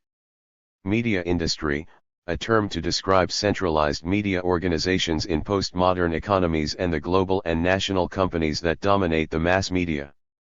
The importance of the mass media industry can be defined in terms of the influence it has over patterns of behavior that transcend national boundaries, and also in the wealth that it generates for those who own media companies.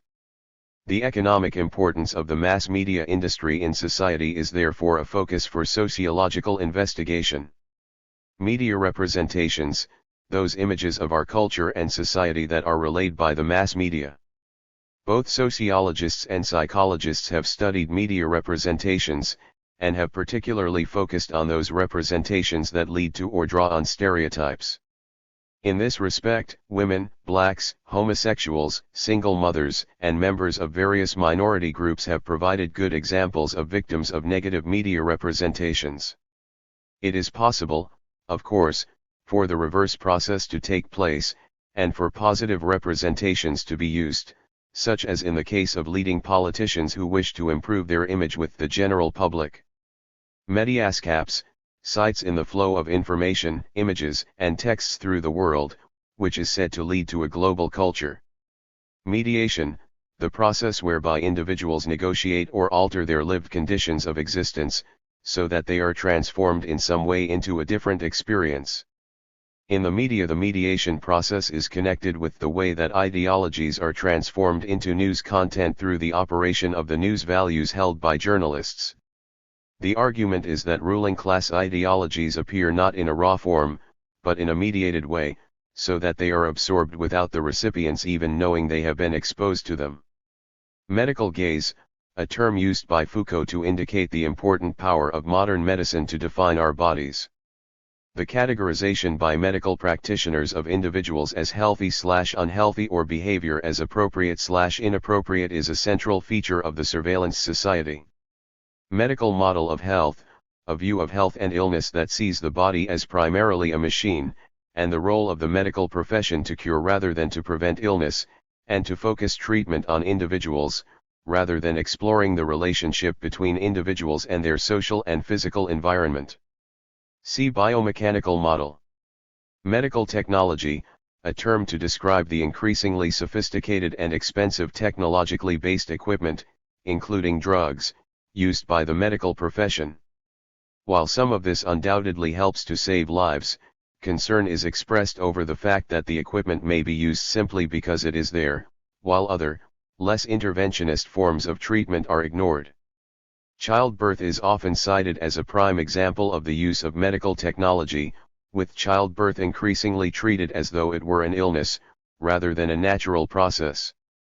Women wishing to have their babies at home using more natural methods of childbirth have often faced strong opposition from the medical profession. Medicalization, the tendency for an increasing number of areas of social life to become subject to medical classification and treatment.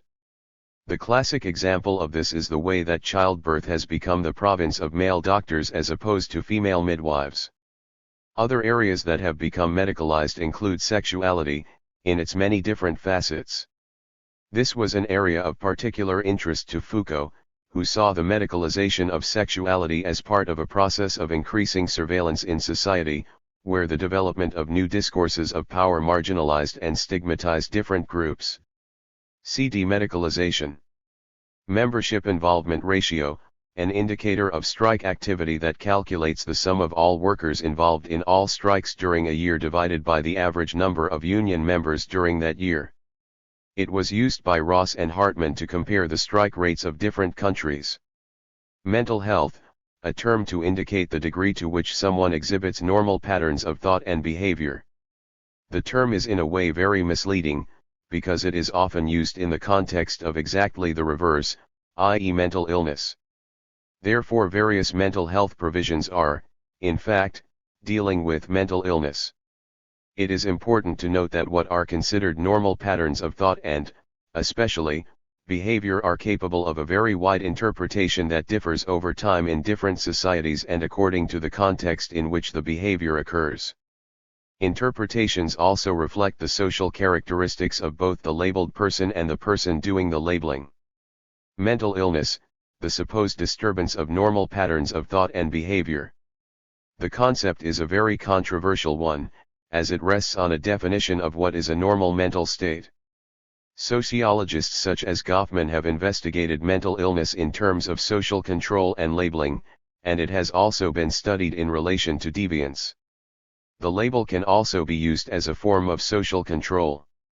This was shown clearly in several of the show trials in the Soviet Union in the 1930s, when many intellectuals, especially those critical of the system, were deemed to be mentally ill and placed in psychiatric hospitals. Mercantilism, a belief that the economic prosperity of a society can only be secured by the state regulation of trade. See laissez-faire. Meritocracy, a social system in which rewards and occupational positions are allocated justly on the basis of merit, rather than on ascriptive factors such as class, gender, ethnic group, or wealth. It is often claimed that modern industrial societies are more meritocratic than in the past, and that the education systems in such societies are also meritocratic. However, there is much evidence to show that ascriptive features like those listed above exert a considerable influence on an individual's life chances. See ascription. Mertonian functionalism, that branch of functionalism that does not accept that everything that exists in society has a positive function to perform within it, but that some existing structures have dysfunctional effects. That is, it is a type of functionalism that moves away from a conservative emphasis on order, toward an interest in social change. See dysfunction, structural functionalism. Messianic movements, see millenarian movements. Metanarrative, a term developed by Lyotard to describe those theories and ideas that attempt to explain the whole of the social totality. Lyotard argues that these are myths or stories encompassing the whole of the natural and social worlds within their reach. Such metanarratives may be religion, science, sociology itself, or the idea of progress, and Lyotard argues that, in a postmodern world, we no longer accept metanarratives as being capable of explaining anything. Social life is so fractured and disjointed in postmodern conditions that no one theory can hope to explain everything. As a result, the project of the Enlightenment, which was to understand and control the world through the application of rational principles and the continuous progress of science, has been abandoned. Metaphysical stage, one of Comte's 3 stages of human development, where the theological stage was broken down as people speculated about the nature of the natural world rather than taking religious authority for granted. See positive stage. Methodology, the study of the types of method used by researchers, the reasons for their choice of method, and how they collect, select, interpret, and analyze their data. The term is often used instead of method, e.g. a reference might be made to the methodology of a particular piece of research, when what the writer/speaker is actually referring to is the method, used. Metropolis, a term used by underdevelopment theorists to describe the position of large cities in the Third World. These are seen as outposts of the First World in the hinterlands of underdeveloped societies. In the metropolis, local elites are dominant, both politically and economically. These local elites may be foreigners, the indigenous capitalist class, traditional feudal leaders, or in some cases the military. The role of these elites is to act as the representatives of the First World in the Third World, mediating between capitalist interests in the First World and their own populations. See enclave development. Micropower, a term used by Foucault to describe the way that, in postmodern societies, the body is trained and supervised through disciplinary drills, surveillance, and examinations. Foucault argued that postmodern societies were not characterized by the gross power of the physical punishments of previous years, but by the small-scale exercise of power, hardly noticed by those who experienced it. Power was no longer grand and awesome, but mundane, modest, and routine. Microsociology, sociology with a focus on the small scale and individual within society and usually associated with interactionist sociologists. The emphasis is on the way that millions of everyday events build up to make society and produce patterns of behavior. See macrosociology. Middle class, the traditional social class grouping that stands between the upper and working classes, and is usually associated with non-manual work, such as clerical work or the traditional professions. See working class. Migration, the movement of people to another region, internal migration, or another country, external migration. Migration is one of the factors, together with birth rates and death rates, that determine the population level of a country. See immigration controls.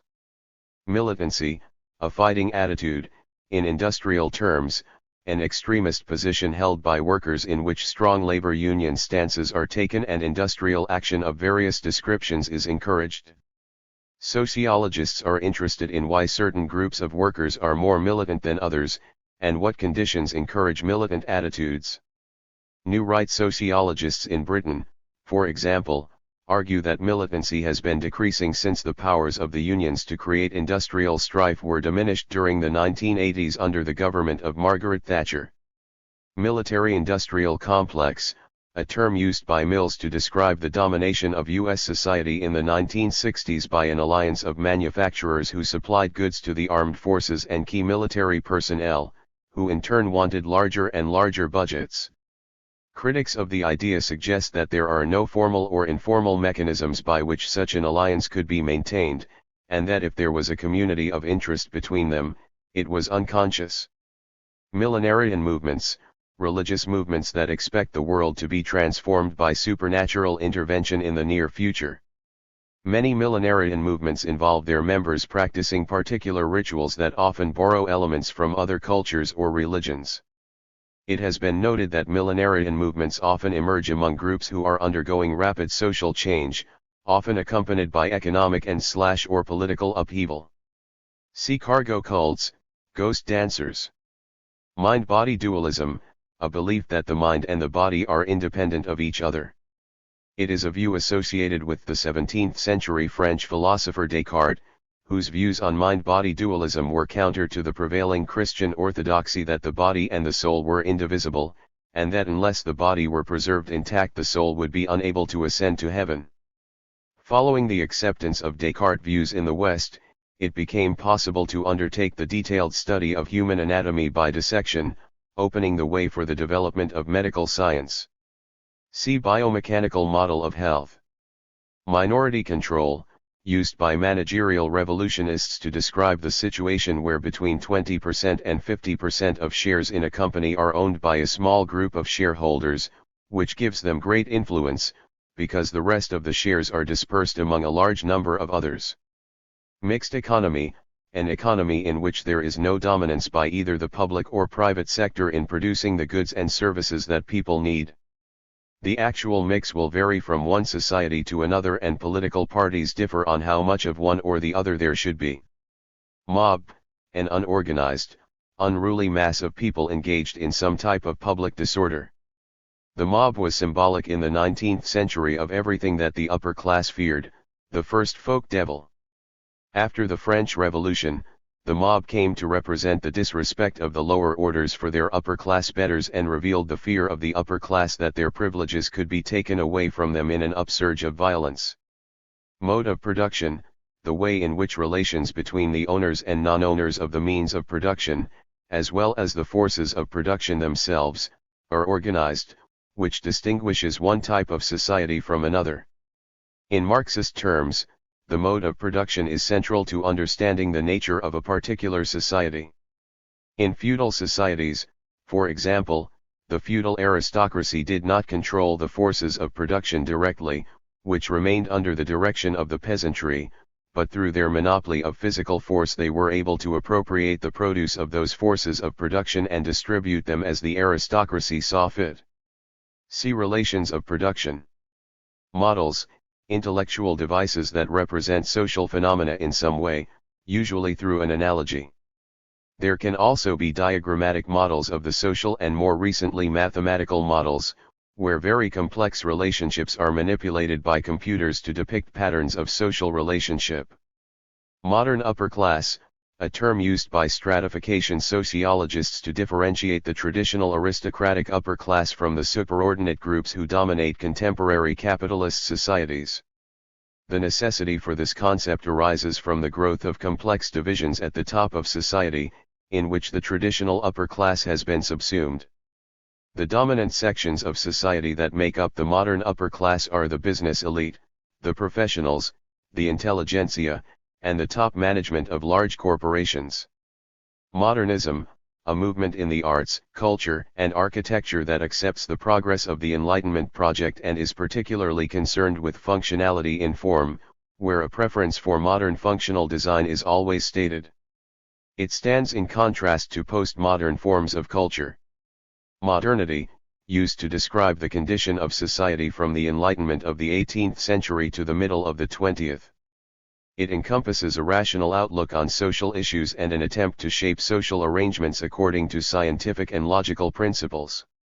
Modernity can be seen as the belief in certainty and knowledge that are solid. there was little room for doubt in the modernist enterprise, as in various disciplines theorists tried to establish the rational principles by which subjects might be controlled and progress forged. See postmodernity. Modernization, the process whereby societies move from being traditional to being characterized by rational action. Modernization, as used by sociologists, has an ideological dimension, in that the process is imbued with positive feelings. The modern, in contrast to the traditional, is associated with being bright, exciting, up-to-date, and attractive. In more recent times, however, modernization has come to have more negative connotations. Some sociologists see modernization as destroying much of value in traditional societies. Other postmodernists see modernization as producing soulless, uniform, and ultimately inhuman social formations, such as apartment blocks, urban decay, and increased crime.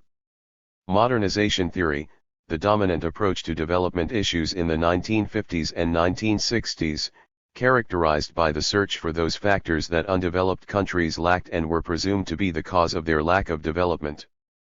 This involved modernization theorists such as Rostow in a comparison of developed countries with undeveloped countries to identify the differences between them. These differences were put forward as the reason for the Third World's lack of development. Different theorists put forward different factors as the main causes of undevelopment. A lack of technology. A lack of capital. Overpopulation. A lack of entrepreneurs. Inappropriate values for development. However, modernization theories have been criticized for the following reasons. That they view the experiences of the Third World from a Western point of view. That they lack a historical perspective, lumping all Third World societies together, ignoring their individual cultures and histories. That they assume that many of the features of Third World societies that were actually imported there by the colonial powers are native to the Third World. That all the Third World has to do to develop is to repeat the experience of the First World. This is difficult, because the First World developed without any competition from other societies, while the Third World has now to compete with the First World. See 5 stages of economic growth. Modified extended family, a term used to denote the continuing importance of wider kinship networks, even when most people live in nuclear families or on their own. It is made possible by the development of modern communications, which have allowed families to keep in touch with each other even when they live at a distance. It implies that the wider family is still an important locus for identity, even where geographical mobility is high. See family structure. Monogamy, a pattern of marriage in which people may have only one legal spouse at a time. It is the form of marriage found in most Western societies. The growing pattern in many industrial societies of marriage, divorce, and remarriage, possibly continuing through more than one divorce/remarriage, is referred to as serial monogamy. See polygamy. Monotheism, religious belief based on the notion of a single, omnipotent God. Christianity, Judaism, and Islam are examples of monotheistic religions. See polytheism. Moral entrepreneurs, individuals and groups that claim and are recognized by society as having a particular interest in issues of morality. They include religious leaders, media gatekeepers, such as the editors of newspapers, and politicians. They are often active in moral panics, and are important in the process of agenda setting. Moral involvement, the way in which individuals are committed to a society if there is a value consensus. Because individuals share common values, they are likely to be committed in a way that engages their moral senses. Such an involvement is likely to be deep-seated and lead to strong feelings of loyalty from individual members of society. Moral panic, a situation in which media reporting has created a folk devil out of a particular social group, and the public demands that the authorities do something about it. This expression of concern is described as a moral panic, because it is based on an outraged sense of offense to public standards of behavior, though the information that prompts it is often limited and inaccurate. Morbidity data, information relating to the nature and extent of illness in a population. It is usually measured by the number of hospital admissions and doctor-patient consultations, statistics relating to time off from work as a result of sickness, and self-reported illness data from health surveys. Mores, pronounced mores preferred and socially sanctioned ways of behaving in any given society. These are a stronger form of norms, in which more fundamental habits of behavior are involved. Mortality rate, the number of deaths per thousand of the population per year. These rates are often broken down to show differences by age, gender, and social class. The infant mortality rate is considered a particularly important indicator of economic prosperity or the lack of it. See death rate. Mortification of self, the process by which, on entering a total institution, the individual is stripped of all social supports and individual identity. The process involves many different aspects. Humiliation by staff. Abuse from staff and other inmates. Allocation of a number. Allocation of a uniform. Issue of standardized equipment. Cutting of career occupational contacts. Restriction of family access. Motivator hygiene theory, a theory developed by Herzberg, among others, to try to explain work satisfaction and work dissatisfaction. The theory suggests that the factors leading to satisfaction in work are not the same as those leading to dissatisfaction. Satisfaction factors were motivators and included achievement, recognition from superiors, and responsibility. Dissatisfaction factors were more associated with hygiene and included working conditions, as well as job security and type of supervision. Mugging, generally a term for street robbery with violence, although the importance of the term sociologically is that there is no actual offense of mugging, just a vague and undefined category of offenses. Sociologists have therefore been interested in mugging as a social construction and in particular in the way that the mass media, police, and judiciary can shape public attitudes toward phenomena and create moral panics. It is the apparent appearance of a crime wave of mugging that set sociologists to investigate the reality behind the statistics. They were able to show that the statistics were less important in creating a moral panic than the official reaction to the statistics. Multicultural education, education that teaches students about the culture of other groups, particularly other ethnic groups. This has led to controversy, as some parents have argued that they wish their children to learn only what they see as the indigenous culture, rather than the food, customs, and religious beliefs of other cultural groups, particularly immigrant ethnic groups. See anti-racist education. Multinational companies, a term used to describe capitalist companies that carry out their business operations in more than one country. The term has been attacked for hiding the central issues of who owns these companies and in whose interest they operate. Multinational seems to imply that these companies are operating outside of national interests, and are not owned by individuals of any nation in particular. While there is some evidence of a dispersion of large companies' shares throughout the world, most of the large companies operating on a global level are still dominated by people from one particular country. It is thus possible to identify multinational companies, MNCs, primarily owned by Japanese or American capitalists. For this reason, the term has fallen into disuse. See transnational companies. Multiple realities, a term used by Schutz to suggest that every individual exists on a variety of levels, each of which is real for as long as the individual inhabits it. The basic reality is the Lebenswelt, the world of everyday knowledge, which exists at the level of the unconscious and which we inhabit without reflection. However, other realities also exist when we pause in the everyday world and engage in other forms of thinking such as speculation, rational calculation, religious devotion, or thinking sociologically. These other realities exist as long as we are thinking this way. To reach these states of thought, we perform a leap of consciousness. Multiple roles, the adoption of different roles in different circumstances as we move through different parts of our lives. For example, during the course of a day we may be parent, workmate, boss, customer, lover, etc. We switch from one role to another with relative ease, though there is potential for role conflict within these multiple roles. Multistage sampling, a sampling technique in which an initial, usually random, sample is selected, for example of high schools in the US, and then a further sample is drawn, say of groups of students within those schools. Multistage sampling can go through more than 2 stages, providing that the sample at the end of the process is large enough to generate useful data. Myth, a sacred tale that usually relates events of great significance to a particular society, such as the origin of its people, or tales about its gods or past heroes. This is the anthropological definition of myths, and they were studied by Malinowski, who used them to try to uncover the dominant values of a society, and by Levi Strauss, who argued that all myths expressed ideas about certain fundamental binary oppositions, such as male/female, friend/enemy, and nature/society. However, more recently Barthes has examined myths as a system of communication, namely the signs through which culture is expressed.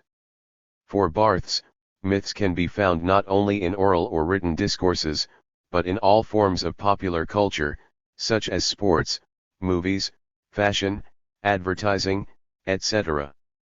N. Narcotization, the process by which the mass media reduce individuals to a state of mindless existence. The term was developed as a contrast to the notion that the media provide an opportunity to educate and entertain the masses. The idea of narcotization is a response to the power of the media in totalitarian societies, where absolute control over the radio and newspapers can be seen to ensure the domination of nations by particular ideologies. It is argued that, by being provided with endless diversions, the masses lose the capacity for independent political thought. Nation-state, the political unit that covers a particular geographical area, but more importantly, encompasses all those who identify with each other as sharing a common history, culture, and language. The growth of the nation-state was characteristic of Europe in the 19th century, although the process is still continuing in the areas of the former Soviet Union and Yugoslavia. Globalization theorists argue that the importance of the nation-state is in decline, under the impact of the twin processes of globalization and localization. National Deviancy Conference, a group of British sociologists who challenged the orthodoxies of criminology in the 1970s, by focusing on the deviants' own accounts of themselves and the political dimension of crime and criminality. The offshoots of the NDC developed radical alternatives to conceptions of deviance, which shifted the focus away from the criminal and toward the forces of law and order. The increase in crime in Britain during the 1980s and the reality of violence as an aspect of criminal activity led several of the NDC theorists to turn to alternative ways of conceptualizing crime, associated with a realist approach.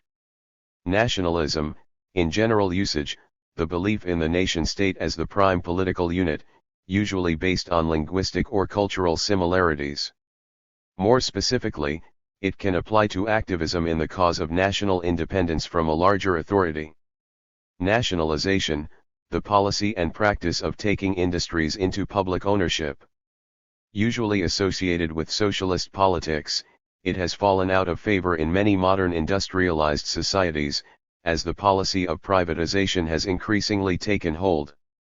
Natural history of professionalism, a concept developed by Wilinski that suggests that there are certain logical and historical steps through which an occupational group must go before it can become a profession.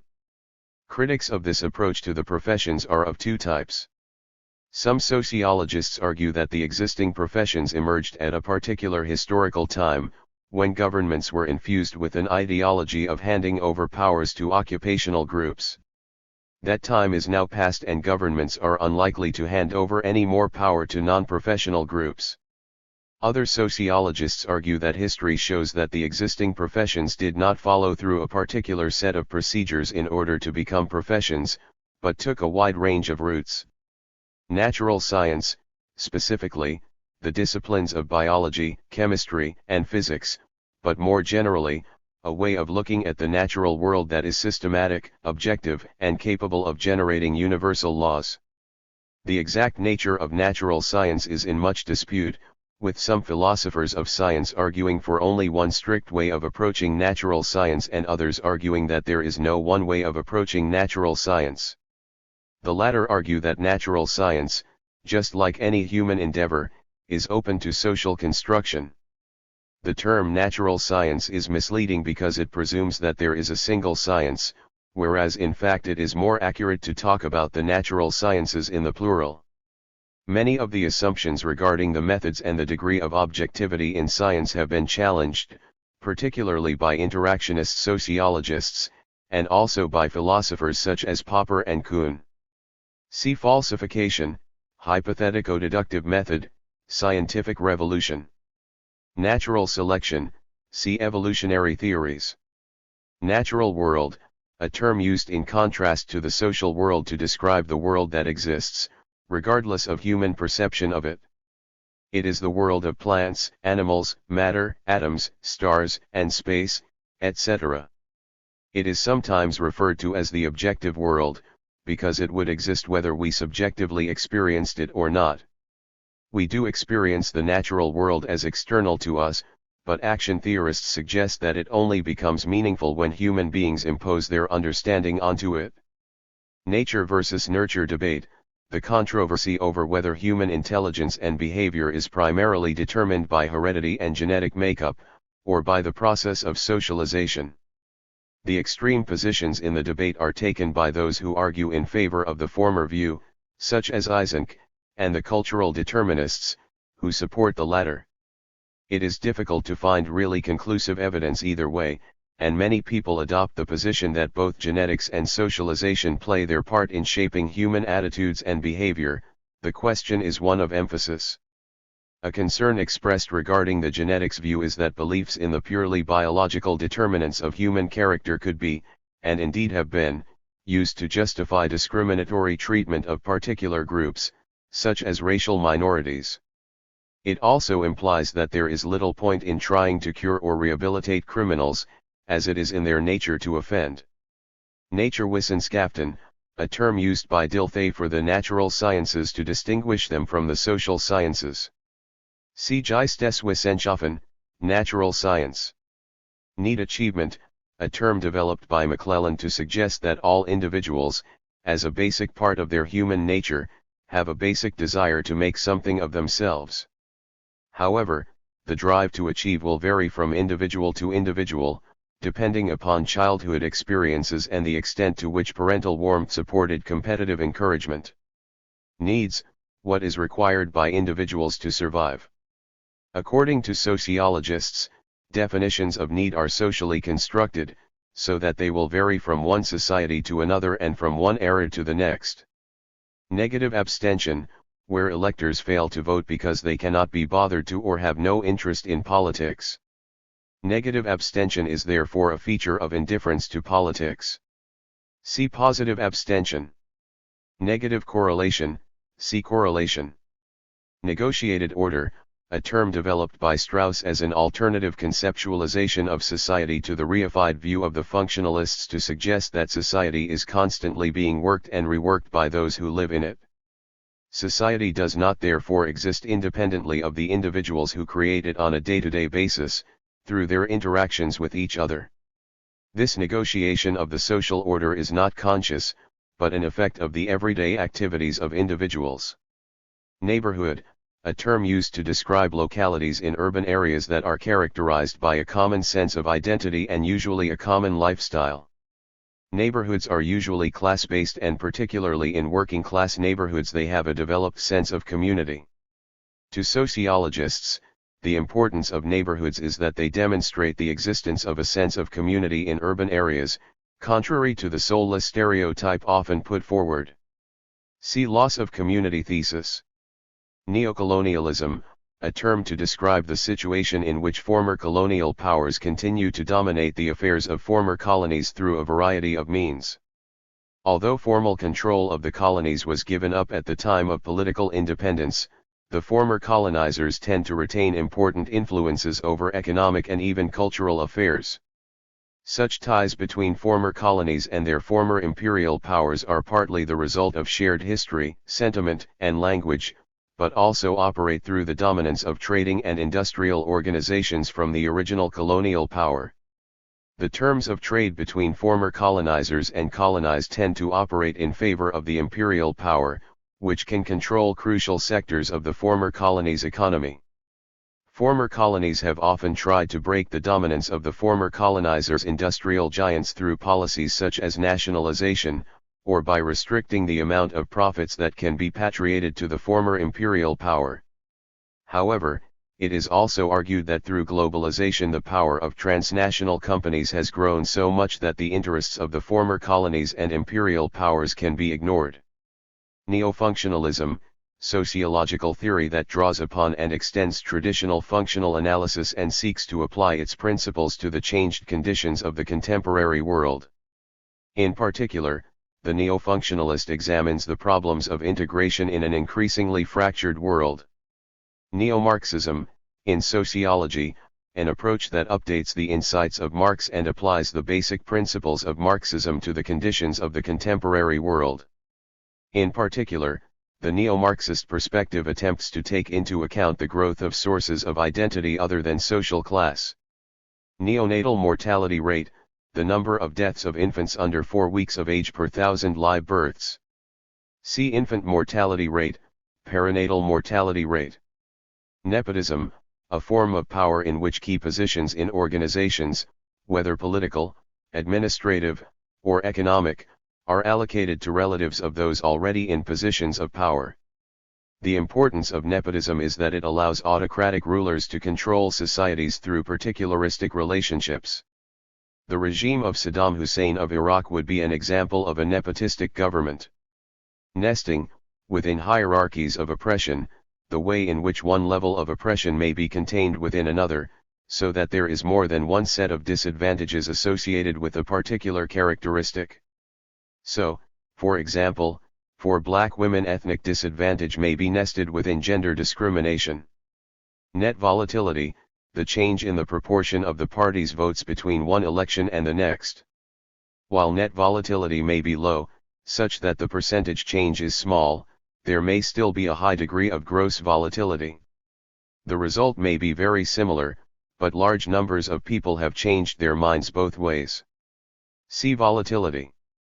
Networking, the process by which people establish business and personal contacts that they believe will be useful to them.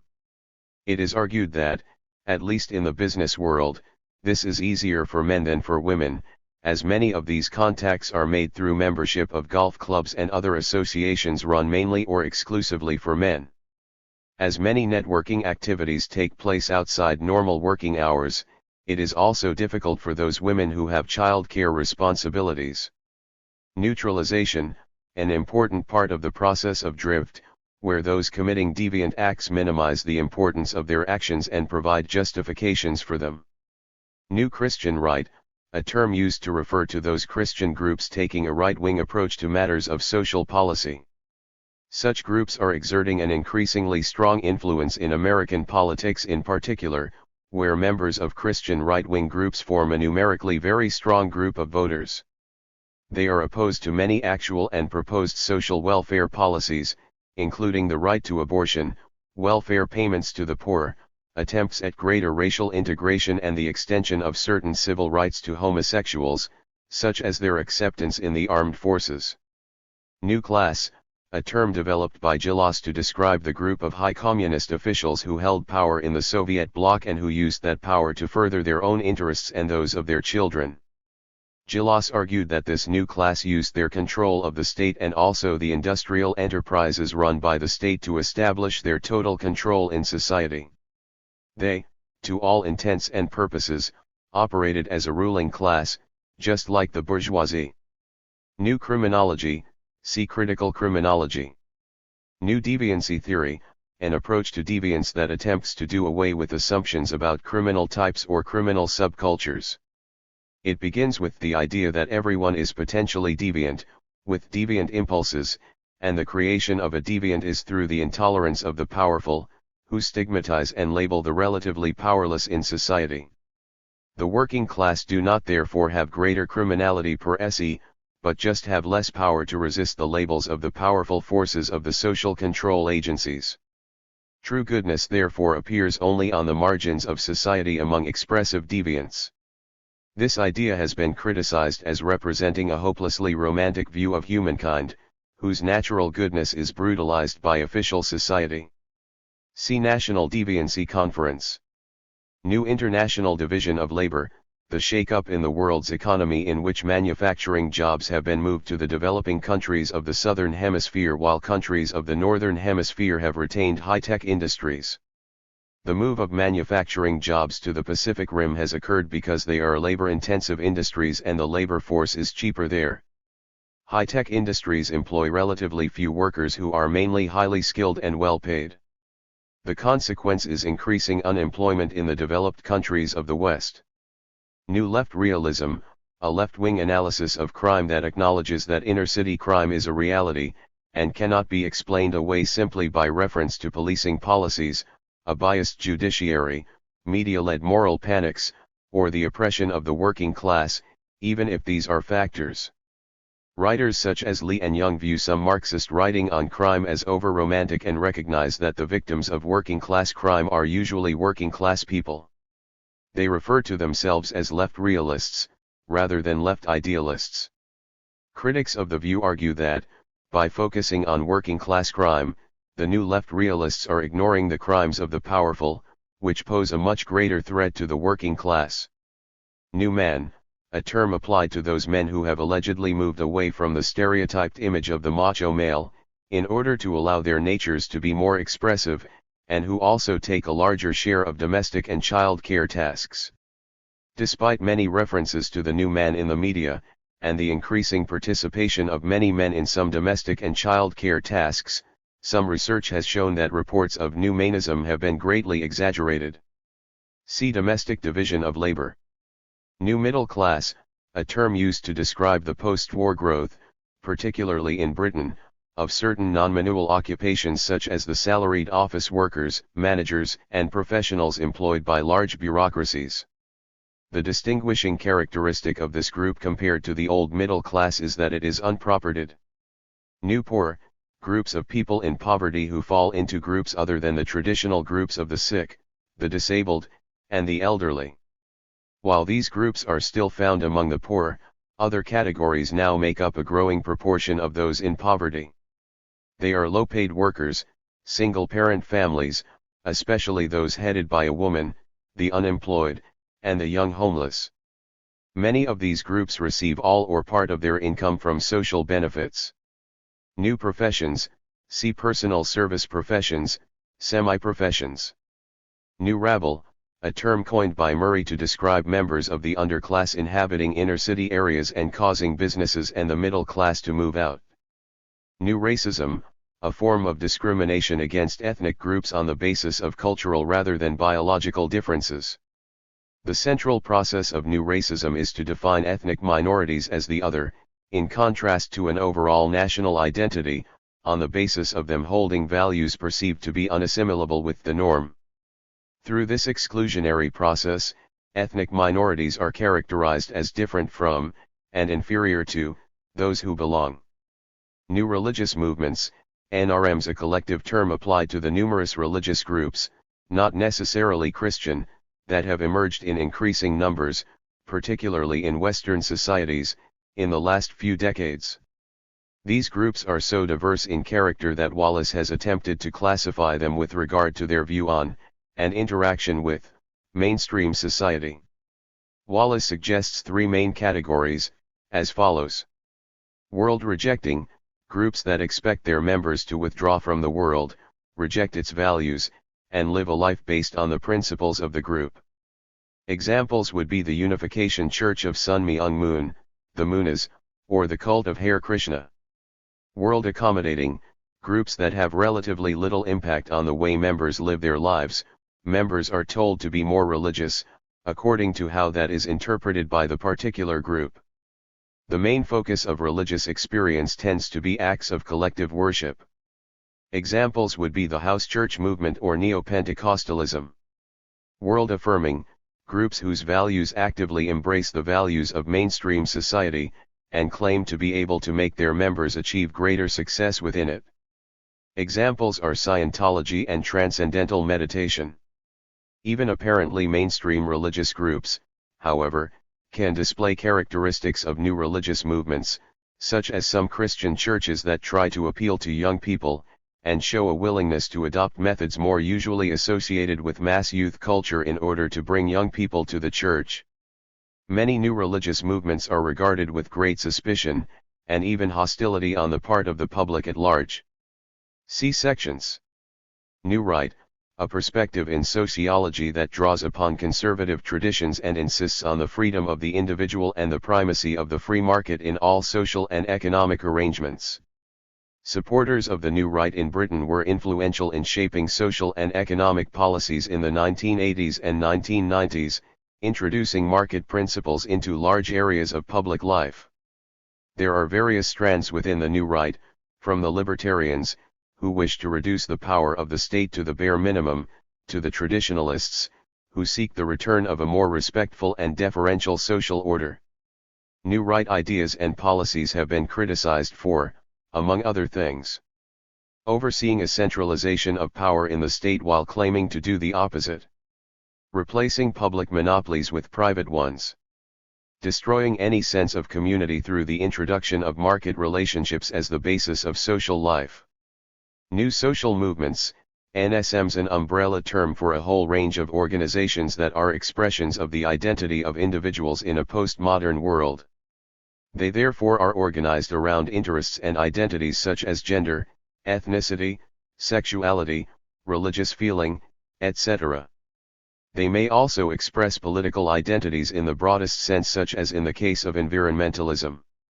They stand in contrast to traditional political movements that were class-based.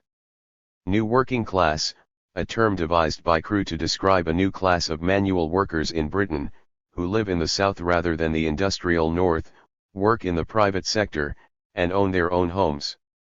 It is argued by Crew and others, that this section of the working class can be attracted to conservatism as a political force, as it accords with their material interests. See Old Working Class, sectoral cleavages.